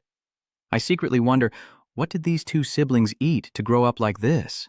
Why do they all have such extraordinary innate talents? Venturing deeper into the forest, Fuangdich and Lam Wai finally reached the place where the anomaly occurred. It was easy to find this place because of the intense heat and the fierce flames emanating from a deep cave. Fuangdich paused to observe carefully. Is this the place? He said, feeling the hot air with his hand and furrowing his brows slightly. The murderous aura is truly fierce. This cold and deadly energy is no less than dark annihilation. Lam Wai recalls the warning, and the previous officer also said this fire cannot be extinguished, meaning it is continuously spreading. To ensure safety, Fuangdich activates the Kim Duong breathing technique to signal his cousin. Step back first. Lam Wai obediently steps back, and Fuangdich disperses his spiritual energy to investigate. As the strange fire, like a wild beast disturbed, immediately lunges forward to attack. He calmly assessed that the fire here was much stronger than normal fire attribute flames, and also had a desire to pursue and devour human spiritual energy. But no matter how special the fire attribute was, it was still fire. Fuangdich easily pushed back the Kim Duong protective barrier to deflect the attack of the strange flame. Before the supreme Yang attribute, all evil fires must bow their heads. After probing, he created a protective barrier for Lam Wai and gave instructions. His intuition tells him that the origin of this black fire is right ahead. Your spiritual attribute is wood, which is disadvantageous against fire. Always keep your protective circle with him, and be very careful. Lam Wai nodded firmly. Yes, understood. Fang Yi summoned a fire sword, his face cold and emotionless. Boom! A powerful slash descended, splitting the black flames apart and opening a safe path into the depths of the cave. The two siblings cautiously stepped inside, and the deeper they went, the heavier the deadly aura became. Fuangdich had to create a small flame to light the way as hot droplets of liquid descended above them. Lam Wai squinted and asked, "What was just dripping down?" Fuangdich replied succinctly. Lava continued to flow, and Fuangdich signaled to stop. In front of them was a chasm filled with boiling black and red lava. That deadly flowing lava sweeps away everything in its path. The system in Fang Yi's mind beeps with a notification. A phenomenon of great change in heaven and earth has been detected, initially identified as a disturbance of the buried fire attribute. The system will automatically start collecting data and begin compiling. Fang Yi sat down and reached out to touch the flowing lava. As he grasped a bit in his hand, the system continued to notify. You have acquired the Bohua attribute cultivation technique and the Mo Than domain, allowing you to devour surrounding energy and use the absorbed energy to strengthen the positive attribute. A new toy. Try the experimental method immediately. The solar protective shield surrounds him, drawing in the Amohoa attribute like a whale sucking water. It is similar to the wild attribute, but is actually a fire attribute, highly targeted and mainly used to enhance the positive attribute. In addition, the system brought another surprise, the Death Mark ability. Be aware that this ability has a special attribute, so be cautious when implanting it. The translator curiously reads on for more details. With the ability of infinite death counts when killed by someone else, they mark the death imprint on the opponent's body, causing them to lose the sensation of pain and fear of death, experiencing death countless times. The death mark effect is accompanied by the underworld flame, which spreads from all directions, burning endlessly the marked victims and causing their death to decay rapidly. As the name suggests, you must face the invasion and curse of death, with your body constantly breaking down. Hellish scene. The gates of hell open for those marked for death, as evil spirits line up to send him to his grave. Fuangdich smirked faintly. Death countless times? This ability is indeed very powerful, but perhaps it's not suitable for me right now. The cost is too high. Death and side effects are not what I desire. You made a wise decision. The system will temporarily hold off on learning or implanting this death mark ability. Outside, the deafening sound of explosions echoed as Fuangdich absorbed all the surrounding magma. Lam Wai stood on the cliff, looking down in shock. I didn't expect my cousin to directly tame this hellish far. Doesn't that mean he has gained another type of elemental power? When the fiery red shield disappears, Fuang Dik steps out and sees his sister still stunned, reminding her, "Don't get distracted. There's something else here." Lam Wai is startled and quickly notices the danger from behind. Is this a dragon? Fuang Dik landed beside her and calmly explained, "No, this is a mutated lizard. The monster in front of us has evolved, but I'm not afraid of it. I see it as a giant insect." He smiled and activated his new domain. Perfect. Let's test my latest Inferno domain on you. The lizard opened its mouth and spat out a stream of black fire, identical to the dark lava fire that Fuang Dik had just absorbed. He leapt into the air and swung his sword in a bright crescent arc of yang energy, blocking the beast's attack. The aftershock of the fierce battle caused Tran Hang to shake and crack into large pieces. Boom! A deafening explosion shakes the sky and earth, causing Tran Hang to collapse, with a blinding light flashing from inside. "Something's happening inside. Quickly request reinforcements." Warning of surveillance. A new life mutation has been detected in Heavenly Sea Forest, with spiritual energy levels increasing by 1000%. Danger level S, and the abnormality level temporarily unaccessible. Jalam frowned anxiously. "This is not good. Why is this happening to coincide like this?" The spiritual energy in Tian Hai Forest has been stable for a long time, just as the person was immersed in cultivation. Old No calmly said, "I trust his strength, but we should still go and check it out." Old Lam replied briefly, "Yes." The two teachers and students immediately soared into the sky, rushing through the wind. In the forest, Tong Yue was running toward the explosion when she saw two streaks of light flash across the sky, and she exclaimed in surprise. That light is the young man accompanying him, laughing loudly. It's Old No and the senior monk. Old No has officially reappeared. Tong Duit urged, "Let's hurry and catch up." Boom! A blazing golden light descended to the ground, causing a shockwave that cracked the earth apart. When the dust settled, Old Ngo appeared majestic in his special combat armor. Tong Duit stared in admiration and asked, "Is this speed of movement that of a Diamond Realm saint?" She silently compared, "If the person who sealed the tomb is a powerhouse, just unleashing their strength can trigger a miracle. So Elder No is the one with profound teleportation ability. Not using spiritual power, just a simple move enough to shock everyone ahead, and within seconds he finds the exact location and arrives at the scene. This teleportation skill can be said to be so proficient that he can do it blindfolded." A few seconds later, the monk also landed. Tong Yue and the group of soldiers just managed to arrive. Seeing everyone gathered, Elder No looked at the pile of fallen rocks blocking the cave entrance. He gently raised his hand, flicked it lightly, and a surge of spiritual power swept through, blowing away the massive stones like dust. The cave entrance appeared dark and ominous. Old Ngo signaled. "Elder No leads the way, let's go inside." The aftermath of the battle still causes chaos inside the cave, and even Lin Wai, who didn't fight, is shaken by the turbulent energy. Luckily protected by Kim Duong's shield. She shouted anxiously, "Are you okay?" As the fog cleared, Fang Yi stepped out, with the corpse of the mutated divine lizard at his feet. "Are you okay?"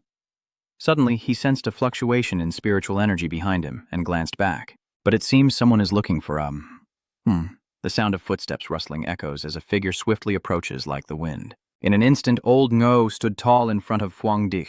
The young man calmly looked at the newcomer, showing no signs of fear, and when he saw that the opponent had no intention to attack, he silently waited. Old Man Ngo observed the calm young man before him and asked, "Are you the one who saved my life? The Feng Tang, right?" At this moment, Jialam and Tong Duit hurriedly ran over. Jialam called out to Old No. Suddenly, his gaze stopped at something right beside Fuang Dik, with a hint of surprise on his face. Old Master Ngo stared intently at the giant mutated lizard corpse lying still, his eyes filled with curiosity and amazement. "Are you really the one who grew up alone to this point, Feng Tang?" He slowly analyzed with a serious tone. "This mutated dragon lizard is about to fully evolve, and once it becomes a dragon, its power will surpass the spirit creation stage, reaching the diamond stage. But judging by its wounds and the sharp, precise spiritual energy, you killed it with just one slash." As he spoke, Old No's silver eyebrows slightly furrowed, recognizing a familiar aura emanating from the other person. "Wait a minute. I sense a similar fiery aura of a half-dragon on this young man, and it's extremely pure." Could it be that the recent surveillance warning was Jialam approaching? He stared in disbelief at the giant corpse, then looked at Fuang Dik. "You handled it again, and you killed it directly." A wave of shock rose in her heart. This half-dragon is a potential threat that the military zone has always been worried about. Once it breaks through the barrier successfully, it will become a diamond-level catastrophe. The war zone has never detected its existence before. Without a proper burial, the consequences would be unimaginable. At this moment, Fang Yi also recognized the identity of the dignified man in front of him, and he smiled respectfully. It truly is you. Laun go. There's no need to be polite. A senior like you can recover, and I, as a junior, am very happy to see that. Hearing this, Laungo laughed heartily and happily. Ha ha, me too. With a strong junior like you, I can finally rest assured and retire. If you have killed this half-dragon, I wonder if you could help us keep it a secret, and not let others outside Thien Hailam know about its existence, including the Spirit Energy Association. Fang Yi quickly deduced and understood the situation. Tianhai Forest is not just a cultivation area, but a place that hides earth-shattering secrets. It appears to be a zone of mutations in cultivation managed by the Spirit War Zone, but in reality, as the area with the most frequent fluctuations in spiritual energy, anything that appears is not surprising. What appears here might be even more bizarre than the darkness anomalies in the extreme dark zone. The Spirit War Zone is bearing a heavy responsibility and doesn't want to add more burden to the Spirit Energy Association, right? Understood. I agree without hesitation. No problem. A bold idea suddenly flashed through Fang Yi's mind. The properties of the Mo Hoa he just absorbed, which have the characteristic of devouring everything, are very similar to the legendary savage beast Thao Thiet. That lizard also mutated into a half-dragon by absorbing the death fire. Could it be that the secret of Tianhai Forest is that the Thao Thiet once existed? The abnormal transformations caused by the restoration of spiritual energy, even if they are just ordinary creatures mutating, can be deadly if they are ferocious beasts like the Thao Thiet. It would indeed be a disaster. No wonder the frontline base values this place so highly. Seeing your expression change from doubt to understanding, Old Ngo smiled with satisfaction and shook your hand. It seems you understand now. Thank you. Fang Yi sincerely held the senior's rough hand in his, knowing it was the right thing to do. We all hope no high-level abnormalities are born, and before any signs appear, there's no need to pressure more people, right? The unexpected event has been smoothly resolved. Everyone left the dark cave together. As they stepped out, a faint breeze of pure, gentle energy drifted through the air. This aura is from Lin Wai. She took a deep breath, filling her chest, and exclaimed with delight. The aura made everyone's spirits feel invigorated. Geolam also sensed the change. Her eyes widened in surprise and joy. This spiritual energy, has that demon gone through a breakthrough to the Diamond Realm and left the sect?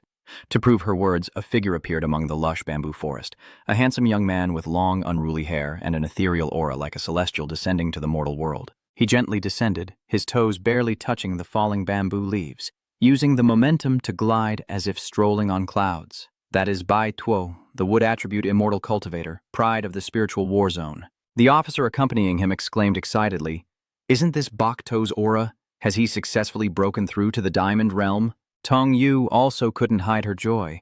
That's great. The final spiritual battlefield finally has another Ton Jia reaching the Diamond Realm, but amidst the joyful atmosphere, only Fang Yi remains calm. He squinted and carefully perceived the truth behind that glamorous appearance. No, his spiritual power, actually. Bok To land softly, lift his head proudly, and announce, "I have emerged from seclusion." Old Man Ngo Lam. Suddenly, his gaze stopped on the unfamiliar person standing with everyone else. He asked, curiously, "And who is this one?"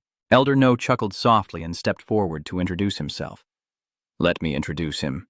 This is a wood attribute, celestial practitioner from our spiritual war zone. Patriarch Bai, he is our trump card, who has been in seclusion to break through to the Diamond Realm. Hello, I am Bai Tuo.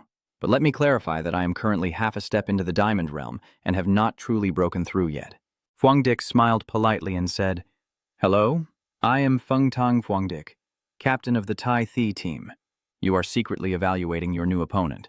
Not bad. This person's spiritual body is smooth and the spiritual energy flows throughout the body, unlike the domineering aura of other practitioners or abnormal beings, instead giving a refreshing and pleasant feeling. He has indeed shown signs of breaking through the diamond level, and it seems he's not far from his current strength." It's clear that breaking through to diamond level is no easy feat. Hearing Fang Yi's title, Bok To was stunned. "The person who sealed the Tai family team leader," Old Wu explained calmly. This Captain Tai from Tai clan was invited by Jia Lam, not only saving my life, but also resolving the disaster that threatened Tai clan, and in the future he will be an important strategic partner for our military zone, so you should show him some respect. Bach. To nodded, looking surprised. So many things happened while I was in seclusion? Ngo Lao said to Phuong Dich with pride. Bok To awakened and became an immortal cultivator at a very young age. His talent and the resources provided are among the best seedlings in South Country. His rapid breakthrough into the spiritual realm was almost on par with yours. And then he stayed secluded in the heavenly sea forest, so he was unaware of many things outside. Mr. Tramangam shared about the hardships of the cultivation path. The revival of spiritual energy means that human cultivation, to put it bluntly, is a path that defies heaven and violates nature, so the rate at which humans absorb spiritual attributes is the slowest among all living creatures on Earth. Initially, humans were temporarily divided into 5 levels based on the abnormal evolution of plants and animals. So far, the highest peak among humans has only been 5 3-star Diamond Realm cultivators. His gaze lingers on Fang Yi. Of course, we cannot rule out the possibility that there are other free cultivators with talent like the person you mentioned that we haven't discovered, but they are truly very few, and most of them are unable to take another step forward. The elder continued explaining. As time passes, the spiritual energy gradually thickens, making cultivation and breakthrough easier for immortal practitioners, but the Diamond Realm remains a door as difficult as reaching the sky. Many try to advance, yet breakthroughs remain rare, and some even lose their lives in the attempt. Elder No raised his hand, using a bit of strength to illustrate.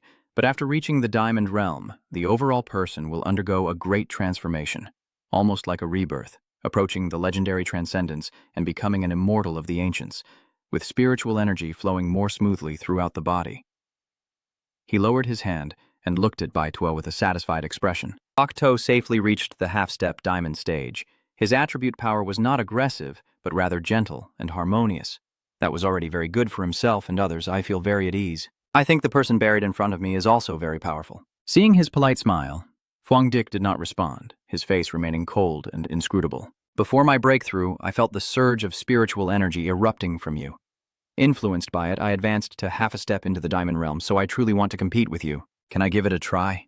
Hearing the challenge, Phuong Dich slightly smiled, and a fierce fighting spirit radiated between the two men. You see Bok To as a humble person, but his fighting spirit is not lacking at all.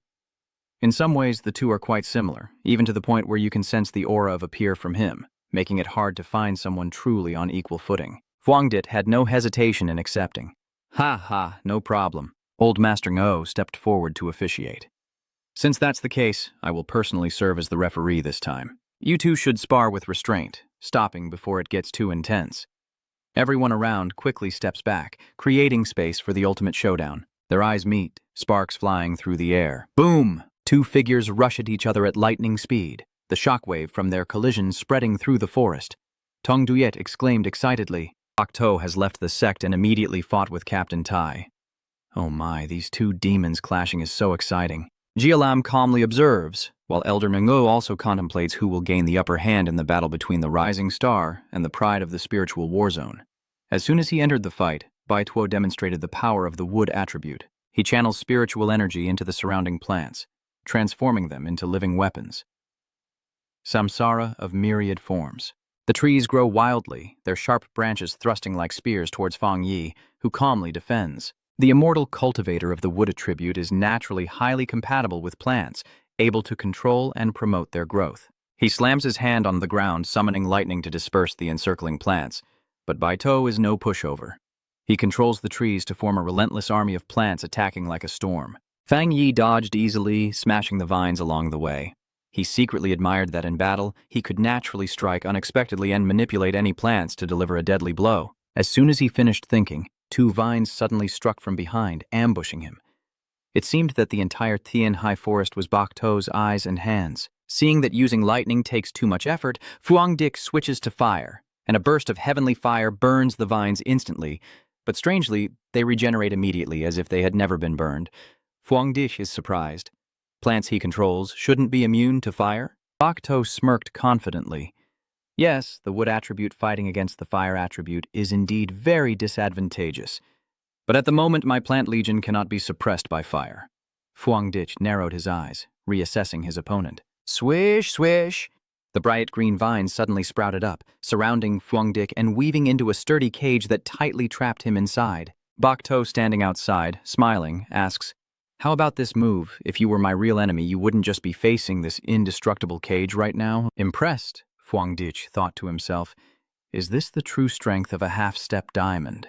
He activated the golden yang protective aura, placed his hand on the vine to test it, and the toxin from the plant immediately invaded his hand. Bok To kindly reminds you to not touch it for too long, as this ancient tree already contains toxins, and after I use it, the toxin will become even more pure and potent even if you are a 3-star spiritual cultivator. Fuangdik smiles mysteriously, with his yang attribute surging stronger than ever. "Is that so? Then I really want to give it a try." Boom! A deafening explosion erupts. A blazing golden light engulfs the vine cage, and the fiery blaze completely incinerates the plants that Bai Tuo believed to be invincible. Bok To stared wide-eyed, unable to believe what was happening before his eyes. How could this be? "The plants I enhanced with spiritual power won't be burned by any fire attribute spiritual energy. What kind of terrifying flame is this?" While he was still stunned, Fuangdik appeared right behind him like a shadow. He was distracted. Fang Yi swung his fire sword down. Bai Tuo was startled and quickly jumped back to dodge. Sweat poured down like rain. He was panicked. How did it come to this? He clearly created a 3-star spiritual realm, but his abilities seemed no less than mine. He landed, kept a safe distance, but only now did he realize that around him there was only ash and blackened tree trunks. Bok To looked around, his voice trembling. "Did you plan for me to keep pouring spiritual energy into the heavenly sea forest and predict my escape route? Did you intentionally burn this forest down?" Fuangdik smiled and admitted, "Yes, you are indeed very strong. I just need to think a bit more to cut off your retreat. If you prepare to channel more spiritual energy, it will become even harder for me to deal with." Fuangdik's explanation only made Bai Tuo feel even more defeated. He gritted his teeth, his pride deeply wounded. "I can't lose now that I've reached the half-step to diamond. I won't lose." Like a madman, he laughed loudly. "Ha, then take this move." He crouched down, channeling all his spiritual power into the earth, forcing plants to grow from the scorched barren land. This madness even surprised Fuangdik. Yalan and Lao Wu hurriedly rushed to stop him. "Bok To, do you no longer want to live?" "Rebuilding a forest of the wood attribute will drain all your spiritual power." Boom! The ground trembled as a lush forest of trees rapidly grew right in the middle of the ruins. With Bai Tuo desperately draining his spiritual power to rebuild the territory, determined to go all out against Fuangdik. Outside, Old No could only watch helplessly, trying to call Bok To's name, but only silence responded. He had completely immersed himself in his own world, frantically pouring spiritual energy into the earth to recreate the heavens and the earth. The giant roots emerging from the ground caused Fuangdik to lose his balance and slide backward, but he quickly regained his footing, summoning the blazing yang attribute around him, his sharp eyes assessing the situation. The dense wood attribute spiritual energy surged intensely, and without hesitation, Fuangdik charged forward, shouting loudly to reassure the two worried outside. "Old Master Ngojialam, the duel is not over yet. Leave this to me." As he closed in on Bok To, Fuangdik's fiery yang attribute eyes burned fiercely through his meridians. He armored his body with spiritual energy and launched a barrage of attacks into the dense vines. Swish! Fuangdik's sword swung through the air, destroying the thick vines shielding Bok To. He hurriedly dodged, narrowly escaping death, but the excessive consumption of spiritual power and the destruction of the vines caused a fierce backlash. Bok To spat out a mouthful of blood, his eyes still burning with unwillingness. "Continue. I can still copy and recreate an entire piece of the heavenly sea forest." "Is that all you've got?" I charge at him, throwing a straight punch to Bai Tuo's chest. Even with spiritual energy protecting him, his shield shattered like fragile glass under overwhelming power. Boom! Bok To was knocked back and fell to the ground. The soldiers witnessing this couldn't help but exclaim, "It seems he is disappointed with the strength of the spiritual war zone. Bok To is the strongest among us, so why hasn't he caught his attention yet?" Tong Duet muttered defensively, standing there in disbelief. But there's nothing wrong with what he did. Bok To really was pushed to this point by him. Lam Wai watched her cousin land with grandeur, feeling proud inside. He hadn't even used his full strength, and there were still many attribute abilities he hadn't shown. A genius of the spiritual war zone losing is also normal. Laungo sighs and accepts the truth, never expecting Bai Tuo to be unable to hold on. Even his mental state has been affected. He left his words unfinished, but everyone understood his meaning. The future successor of the spiritual battlefield still has a long way to go compared to the fallen. GLM nodded in agreement. The master knows too. Bok To appears relaxed on the surface, but in truth, his pure and simple nature, like that of a child, makes him a true martial arts enthusiast. On the battlefield, the fog gradually clears, revealing Bok To's struggling figure with blood at the corner of his mouth. He muttered, "Thank you." Regaining his composure, Bai Tuo sprang up like a spring and continued to channel his spiritual power. "But I can still continue to compete with you. My spiritual energy is not yet depleted." Facing this martial arts fanatic, Fang Yi felt a bit helpless. Actually, I felt like I was almost done. Bai Tu ignored the advice, clasped his hands in front of his chest, and split into 3 clones. "All living beings obey my command," Fang Yi calmly analyzed.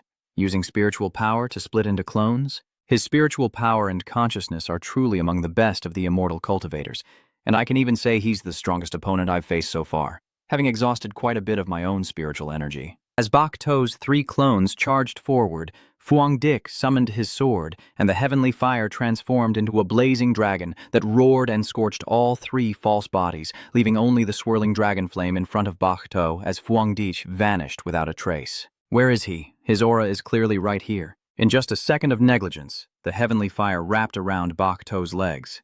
The fire dragon quickly tightened around his body, locking all movement. He struggled in panic but was helpless. In the next moment, the fiery dagger was pressed close to Bai Tuo's face. With Fang Yi standing arrogantly atop the fire dragon, exuding an oppressive aura, coldly asking, "Can we end it now?" Old Agno looked at the scene and sighed to Geological. Bok To's defeat was already destined, but the one who sealed him truly continues to amaze me. Yalan looked at his teammate with pitying eyes. Although he had expected Bok To lose, he never imagined it would be such a humiliating defeat. This was also the first time this demon boy had fallen so hard. Lam Wai smiled confidently and said, "I knew it." The soldiers around whispered excitedly, someone who can consecutively handle 2 extraordinary level disasters. Bok To losing was expected. Hung Duit nodded repeatedly. Yes. No matter how many plants Bok To creates, he has no chance of winning. The match is over. The outcome is clear. Fang Yi releases Bok To onto the ground, then looks at the young man in front of him, a bitter and self-deprecating smile on his face. A half-step diamond genius, that's all there is to it. He was lost in self-doubt, then suddenly bowed to thank Fang Yi. "I have some matters to attend to. Sorry, I must leave first. If you... It... Miss Fee. You can't compare. It's okay." After speaking, Bai Tuo turned and walked away without looking back. Old Lam called after him but couldn't keep up. "Where are you going?" he replied simply, secluding himself to meditate. Jia Lam was speechless. "Aren't you just recently out of seclusion? There are still many things that need your attention here." Old man Ngo pats her on the shoulder and offers comfort, his first time showing such a stunned and flustered reaction. "Let him go." He turned to look at Fang Yi, who had just sheathed his fire sword, and smiled as he approached. "The burial officer, do you plan to stay in our spiritual war zone? Even though you're the captain of the Thai team, holding both positions is completely possible." He seriously made a shocking offer.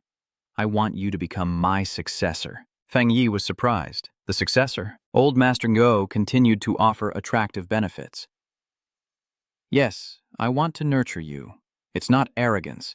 But if the resources of the Spirit War Zone are second in the Ha Kingdom, no one dares to be first. This is not an ordinary mission that can be accomplished. Then I will introduce you to the group at the Divine City. As the largest city in the Ha Kingdom, the Divine Market holds a vast amount of hidden resources. The Spirit War Zone was originally established by the Divine Market but was later relocated. He painted a bright future where only the top-ranked cultivators could have a place in the Divine Market. You must be able to develop freely in the Divine City, exchanging ideas with them, and by then your cultivation level will probably surpass mine." Fang Yi smiled politely and declined. "Thank you, Elder Wu. Actually, I don't have that kind of thought. I'm not part of the Spiritual Energy Association either. Being a team leader is just a title to hang my name in my hometown. I don't want to join any faction." Tong Yue and the soldiers standing behind were stunned, speechless. Old Man Ngo nodded understandingly. "I see now. Your way of thinking isn't wrong." In this era of turbulent spiritual energy revival, the stronger the immortal cultivator, the less they want to be bound, and the powers have no right to impose conditions. He generously said, "So consider us to have formed a good relationship. Even if you don't join the spiritual war zone, you can still make any request you want." Fang Yi thought for a moment and then asked, "Can I continue training with him in this Tien Hai Lam?" As he finished speaking, dark clouds gathered rapidly. Thunder roared through the sky. Old No looked up at the sky, pondering. The weather in Heavenly Sea Forest was unpredictable. Already rich with various attributes, it seemed a storm of lightning was imminent. He realized Fuang Di's intention. Through the battle between these two youths, the lightning attribute also absorbed more energy. In fact, during the recent competition, Elder No hadn't fully unleashed his divine thunder power. Realizing this, he laughed heartily and happily. Ha ha, well done, young talents. Everyone step aside and let Tian Hailin take the lead. Do not disturb their cultivation. Tong Yue and the soldiers responded in unison. He glanced at Fuang Di, thinking to himself that as long as he remained an immortal practitioner of Hakwak, that would be the best outcome. This is the advantage of absolute powerful ability. His eyes sparkled as he looked at the lightning network covering the sky. This time, the lightning attribute is coming soon. The boy flies straight into the storm and activates his ultimate skill. What is the person sealing the wind doing? Is he trying to contact the lightning? His fire attribute is so advanced that casually touching pure lightning energy only causes the two high-level attributes to clash on his body. Whether it is dual attributes or mutated attributes, they are all divided into primary and secondary attributes. A strong spiritual power attribute means the other can only serve as a supporting and auxiliary function. If it weren't for the conflict of extreme attributes, wouldn't he clearly understand this point about the human body? A giant bolt of lightning strikes down, but Fuang Di not only isn't afraid, he even smiles confidently. Boom! Song Duit covers her face to avoid the blinding light and shouts, "Old no, Sister Lam, won't you stop the sealing?" The thunder and lightning in Heavenly Sea Forest are not creatures that can come close. Yet he still wants to lead the heavenly thunderstar, Jilam calmly replied, because he also possesses the extreme lightning attribute. The previously reported tyrant was also the one who performed the burial. This information left Tong Yue stunned and unable to believe her ears. What? Is it because I've been in the war zone for too long? Song attribute in this military zone is indeed not rare, but this is just too extraordinary, Jialam proudly added. It's not just you two who are shocked. When I first heard this news, I felt the same way you do. Calling him the most renowned warrior, I forgot he also has the title of the Overlord. Throughout Hakwak, he is a genius who once dominated an era. The stronger his thunder becomes, the more he can turn it into his own. In the storm, Fang Yi is frantically absorbing lightning to train himself. The more he takes in, the better, still worried that his spiritual power isn't enough yet, not quite enough to be satisfied. The more lightning strikes down, the more you absorb. Divine thunder. 100. Refinements. I temper my entire body. The electricity runs along your bones and meridians, cleansing every muscle. The attributes within your body are becoming more harmonious. Inner inflammation attribute. Training complete. Heavenly fire attribute. Training complete. Yang attribute. Training complete. Dark attribute. Training complete. The thunder. God. 100 refinements. Full body training complete. Your flesh and spiritual power are now more pure and harmonious, and your spiritual energy reserves are even more abundant. Fang Yi clenched his fist, feeling the new power surging like rebirth. He immediately tested it by shooting a lightning bolt at the nearby mountain. Crack! The rocky mountain shattered into pieces, causing shockwaves to spread everywhere. Fang Yi was proud, truly, the thunder of the Heavenly Sea Forest, and after practicing, he indeed experienced something different. Bai Tuo watched from afar, grinding his teeth in envy and helplessness. The spiritual stones of Lin Sun in Thayan Hailam are nourished by spiritual energy all year round, and with a single strike, he can blow up a mountain. It's clear that he has not even used 1/3 of his strength, and even among immortal cultivators with the lightning attribute and innate advantages in body tempering like him, no one else could strike a bead without contact, reaching this level with just a wind fist. He looked up at the sky and muttered, "Is it over? The fallen, will we still have a chance to compete again?" Elder Wu stroked his beard and smiled contentedly. Such top-tier talent, just one visit has brought me surprise after surprise. Young and talented, I really want him to stay in our war zone. He can directly defeat Bai Tuo at the half-immovable Diamond Realm and even kill a nascent catastrophe-level monster. This person's strength and character are both excellent. He can rely on his own cultivation to break into the top of the lower country, and his talent is even more terrifying. Someone like him, if he can become my successor, I will have no regrets in this life. Jialam continued, her voice tinged with sadness. Right now, the spiritual front needs the support of those who can seal the wind, not him or us. Old Master Ngo laughed loudly. Ha ha ha. Jialam, I can feel you've changed a lot. She looked a bit flustered. Is that so? Not bad at all. Ha ha ha. Now I have even more confidence in your future. He suddenly had an idea. Or we could try inviting that young person. At this moment, Lam Wai and Phuong Dic land on the ground together. Looking at the young girl, Phuong Dic was filled with hope. A rare opportunity. Cousin, you also have to try your best. Seeing that the two haven't left yet, Phuong Dic asked old Ingo Jia Lam if they haven't gone yet. The old man chuckled and said, "Yes, I have a new idea. You don't have to agree to anything I ask. I want to invite your family and your classmate Lin Wai to our base to train." Phuong Dic was surprised and asked, "So you mean he can continue studying and practicing at the base?" He silently calculated that this condition might not be enough to sway Phuong Dic, but for him, it was a great opportunity to boost his strength with many benefits. Just then, Lam Wai opened his eyes, and hearing Phuong Dic replying on his behalf, said, "Thank you, old No. The spirit base treats new cultivators very sincerely, and I am very grateful. As the guardian representative, I find it hard to refuse this invitation, but I cannot make the decision for him." Suddenly, Lin Yi spoke decisively. "I'm not going." Phuong Dic turns back. "Have you finished your training?" She nodded. "Yes, thank you, Senior, for your kindness and the opportunity, but I don't want to go." Old Wu is curious. "Why is that, may I ask a little?" Lam Wai honestly shared I might still be quite naive, still carrying some student mentality. If I said I didn't want my cousin to be passive, it would definitely be dismissing the sincerity of the spiritual front and using him as an excuse. But since I'm also a pioneer, I have my own pride. I want to achieve everything I deserve entirely through my own abilities.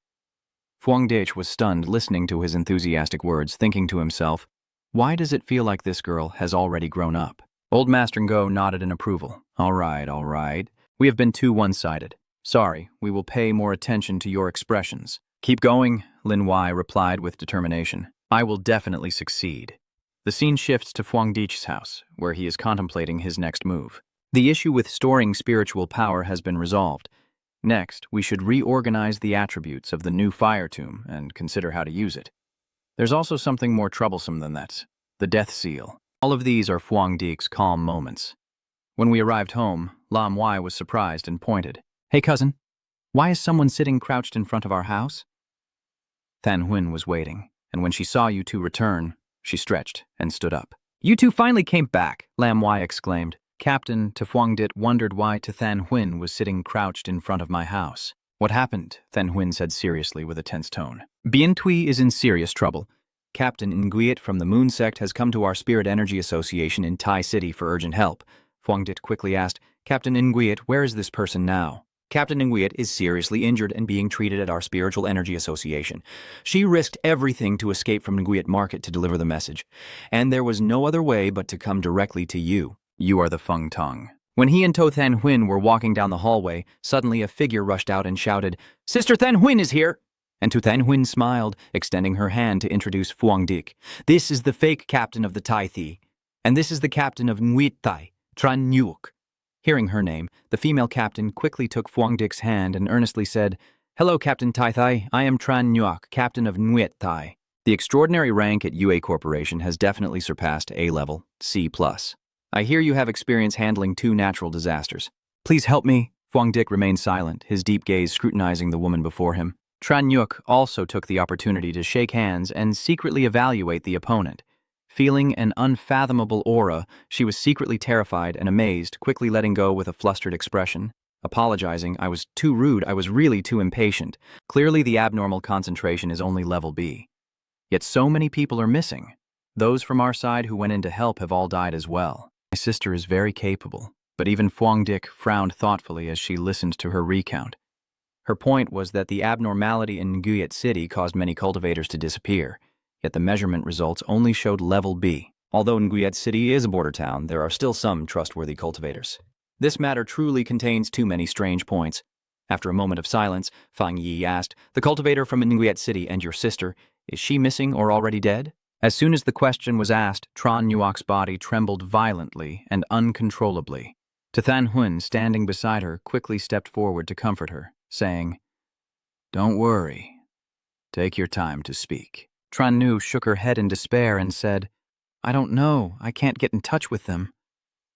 She held her head tightly, trying to grasp a faint glimmer of hope. But my sister and I have had a few special connections since we were young. I can sense that she is still alive. Halfway through speaking, she suddenly remembered something and quickly reached into her shirt pocket to search, almost forgetting the most important thing. This is a thank you gift for you. As long as you can come, I'll bother you. I really have no other way. What is this? Why did you seal it? Seeing his expression, Tran Nyok secretly felt relieved, knowing she had guessed part of the truth, And she began to explain the item. This is a rare spiritual item from the great change in the world of the Yue clan, formed on a high mountain where a strong yang attribute burst forth and condensed, containing a large amount of yang elemental spiritual energy, making it a valuable treasure of the Yue clan. Tran Nyuk continued. We originally thought we could nurture a celestial cultivator with a positive attribute, but no one could absorb even a little of its power. Instead, some were injured because of it. Then Huan, standing nearby, couldn't help but sigh and comment, so it's just spiritual debris. The conditions and techniques for condensing spirit debris are extremely strict. Currently, spirit knights in major military districts all consider it a rare treasure. Moreover, if a pioneer who has no attribute yet absorbs it, the chance of awakening an attribute is very high, leading to an upgrade in both talent and strength. That's why spiritual matter has become a target for all forces to compete for, currently still valuable but without a market. Spirit particles are not born naturally, but are crystals extracted after intense spiritual energy collisions. Hearing this, Fuang Dik nodded in agreement. All right, I'll take this. We can leave now, no problem. On the way to assess the situation, Fuang Dik asked what exactly the abnormal phenomenon involving Nguyen Thi was. As he drove, Tran Nyuak recalled that initially a tombstone suddenly appeared in the mountain. The villagers said that they could hear sounds from inside, but there was no unusual movement at the tomb. The next day, we checked and found the spiritual energy fluctuations within normal range, so we sealed it off and drove the villagers away to keep them from approaching. At this point, Tran Nyuak's tone grew serious, but that night, a skull crawled out of the tomb, dragging the villagers to pick herbs and pull them inside. Seeing the scene before his eyes, Fuang Dik finally understood how serious it was. What Tran Nyuak described was less than a fraction of the actual supernatural events. The entire city had been invaded by tombstones, with stone steles sprouting densely in the center, suffocatingly thick. We're here, Elder. How do you feel? Fuang Dik tried to sense the surroundings, frowning slightly in confusion, but detected no unusual aura. The three of them began to move deeper inside as Tran Ruo explained, This is Yue Shi. Since that day, graves appeared everywhere here without any pattern, and no one knows when a skull will emerge, with people being buried alongside them all over. In less than a day, the number of graves has increased so much. Come on, I will take you to meet the people from Ling Hiep and our military district. Frowning, Fuang Dik's mind raced. The abnormality level was too low. Neither Lin Heap nor the military zone had ever encountered such a situation. A skull emerges from the grave, but the tomb itself shows no signs of special spiritual energy. Could these graves simply be decoys to hide the abnormal aura, causing others to lower their guard? Or do they serve a different purpose? And the act of burying people together is actually a kind of ritual. Thinking this, Fuang Dik reached out to touch a tombstone, silently pondering that abnormality. And humans are similar and will also perform rituals, but theirs are for a greater abnormality to recover. This doesn't resemble the alien species from the previous Thai city disaster, but the form is somewhat similar. The large amount of abnormal fallen objects slaughtering Thai city's residents is to prepare for the arrival of the abnormality king. Is a natural disaster also a form of sacrifice? Than Hin, standing beside her, also looked stunned. The ritual girl completely didn't understand how these two concepts were related. Fuang Dik also just frowned and remained silent. Tran Nyuak's whole body shivered as she hurriedly explained, In our place, especially among the residents of the mountain camp, they dislike changing the dates and updates from outside, and we can't persuade them to leave. Tomorrow there will still be a gathering. Suddenly the ground trembled violently. Realizing the omen of good news, she exclaimed in panic, It's starting again! Boom! A deafening explosion echoed as a skeletal hand burst through the earth and lunged straight at Fuang Dik. He smoothly dodged aside, his sharp eyes watching intently. It seems my previous assessment was correct. With this level, a B-rank evaluation is completely normal. Fuang Dik narrowed his eyes as this force caused a loud bang, and a giant skeleton burst out of the ground, opening its wide mouth and charging straight at him. For a moment, both Tran Nyuak and Than Huan stared in shock. What's going on? Aren't they afraid of the Elder's positive attribute? More and more skeletons are emerging from the ground, all white bones, and little by little. Seeing this scene, Fuang Dik couldn't help but smile with excitement. It seems so, but I still need to verify a little. This mission has become more interesting. Over there, Tran Nuo took out his flute and played. A green energy spread out, twisting the approaching skeletons. But she knew that the level of these skulls was not high. They didn't feel pain and had no concept of death, just rushing forward crazily to attack. She worriedly said, "There are more of them than before I went out. It's really impossible to kill them all." Thinking of the worst-case scenario, her face turned pale. Could it be that even the Death Reaper has no way to deal with them? Bang! Tothen kicked a dry skeleton to pieces inside, saying, "Hey, don't be discouraged." Tothen was about to speak words of comfort when she suddenly felt the heat behind her, turned around and was stunned with wide eyes. "What is this?" She only saw Fang Yi muttering to himself, then immediately activating his domain of funeral fire. Booming loudly, a black sphere appears in the sky, and the death flames burst out fiercely, like fire meeting gasoline. Boom! In an instant, the entire Yue clan was engulfed in a sea of flames, with terrifying power sweeping across heaven and earth. Wherever the flames spread, white bones were burned to ash. The system panel appears, announcing the detection of a special death attribute. The death attribute continuously absorbs and transforms energy, strengthening the positive attribute, completing the level-up process. Boom! A deafening explosion shakes the heavens. Tranyuk and Tothen shuddered as they felt the surrounding temperature rise sharply. The space seemed to be glowing red, with fierce waves rolling like they wanted to burn everything. Amidst the sea of flames, Fang Yi strode arrogantly, flames of Liam blazing around him, his aura sweeping in all directions, opening a bloody path. Seeing this scene, Tranyuk was stunned, while Tothen tilted his chin with a proud expression. "You see, this is the true strength of the Fangtangjia," Tranyuk stammered, unable to hide his shock. "He's way too powerful." The Fangtangjia truly lives up to his reputation. Did that flame burn not only bones, but also the tomb? I was too narrow-minded before. Finally, the Yue clan is saved. I will lead you all to the Spirit Alliance to meet up with the others immediately. At the temporary hall of the Spirit Alliance of the Moon Clan, which was actually just newly erected makeshift tents, everyone had gathered.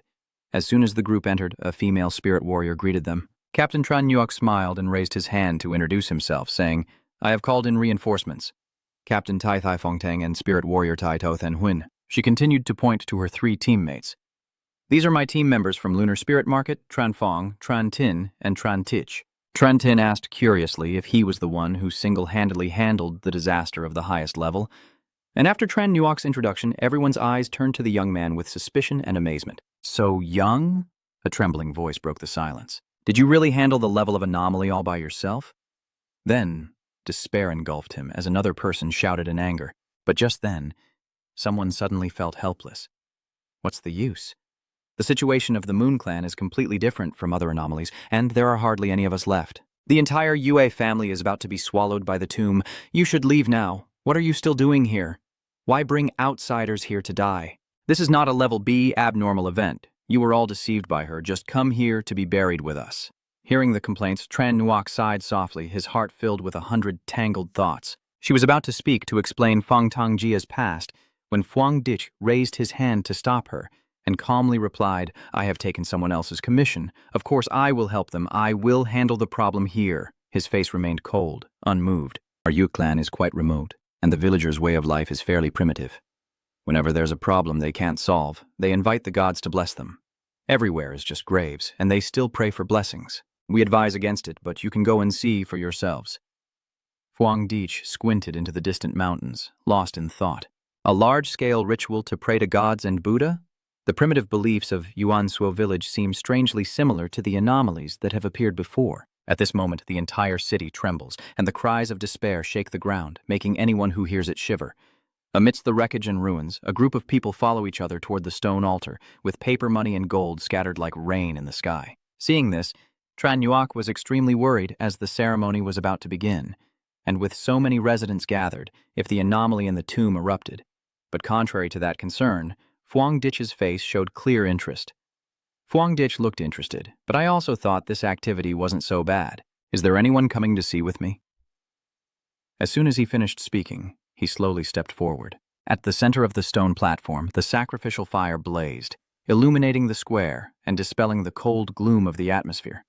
On the Yueyuan Square, cries of grief echoed mournfully to the heavens. "O gods, please open your eyes and see your people. Have mercy and save my children. I vow to sacrifice my very life."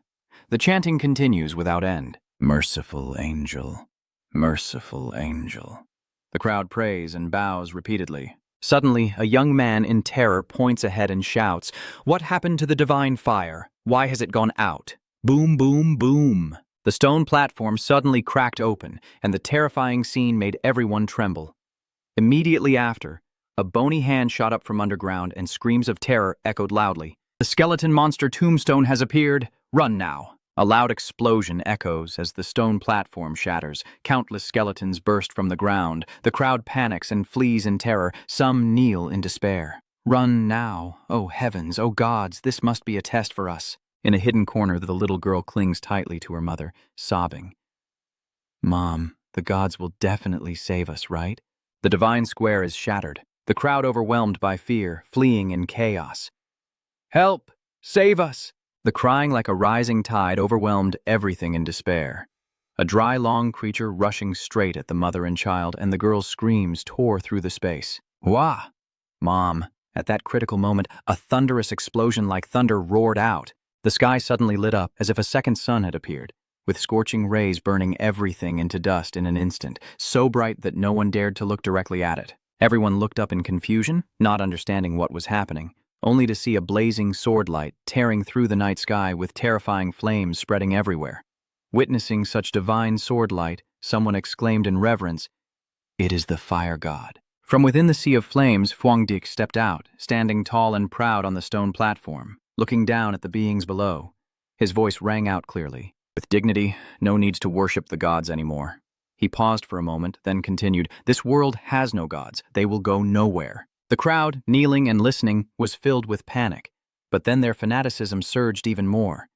They shouted loudly, "Oh my God, the divine has appeared. The divine has destroyed the calamity. Oh God, save us. There are still many bones." Fang Yi could only shake his head in disappointment at this scene.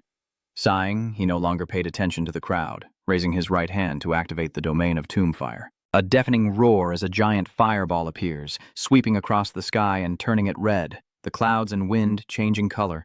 The figure resembles a sharp sword, emanating a terrifying aura that dominates heaven and earth, unmatched in its horror. Under that terrifying pressure, his cold voice rang out, "I am not a god. I am the captain of the celestial expedition team from the Tai clan, codename the Wind Tomb Raider."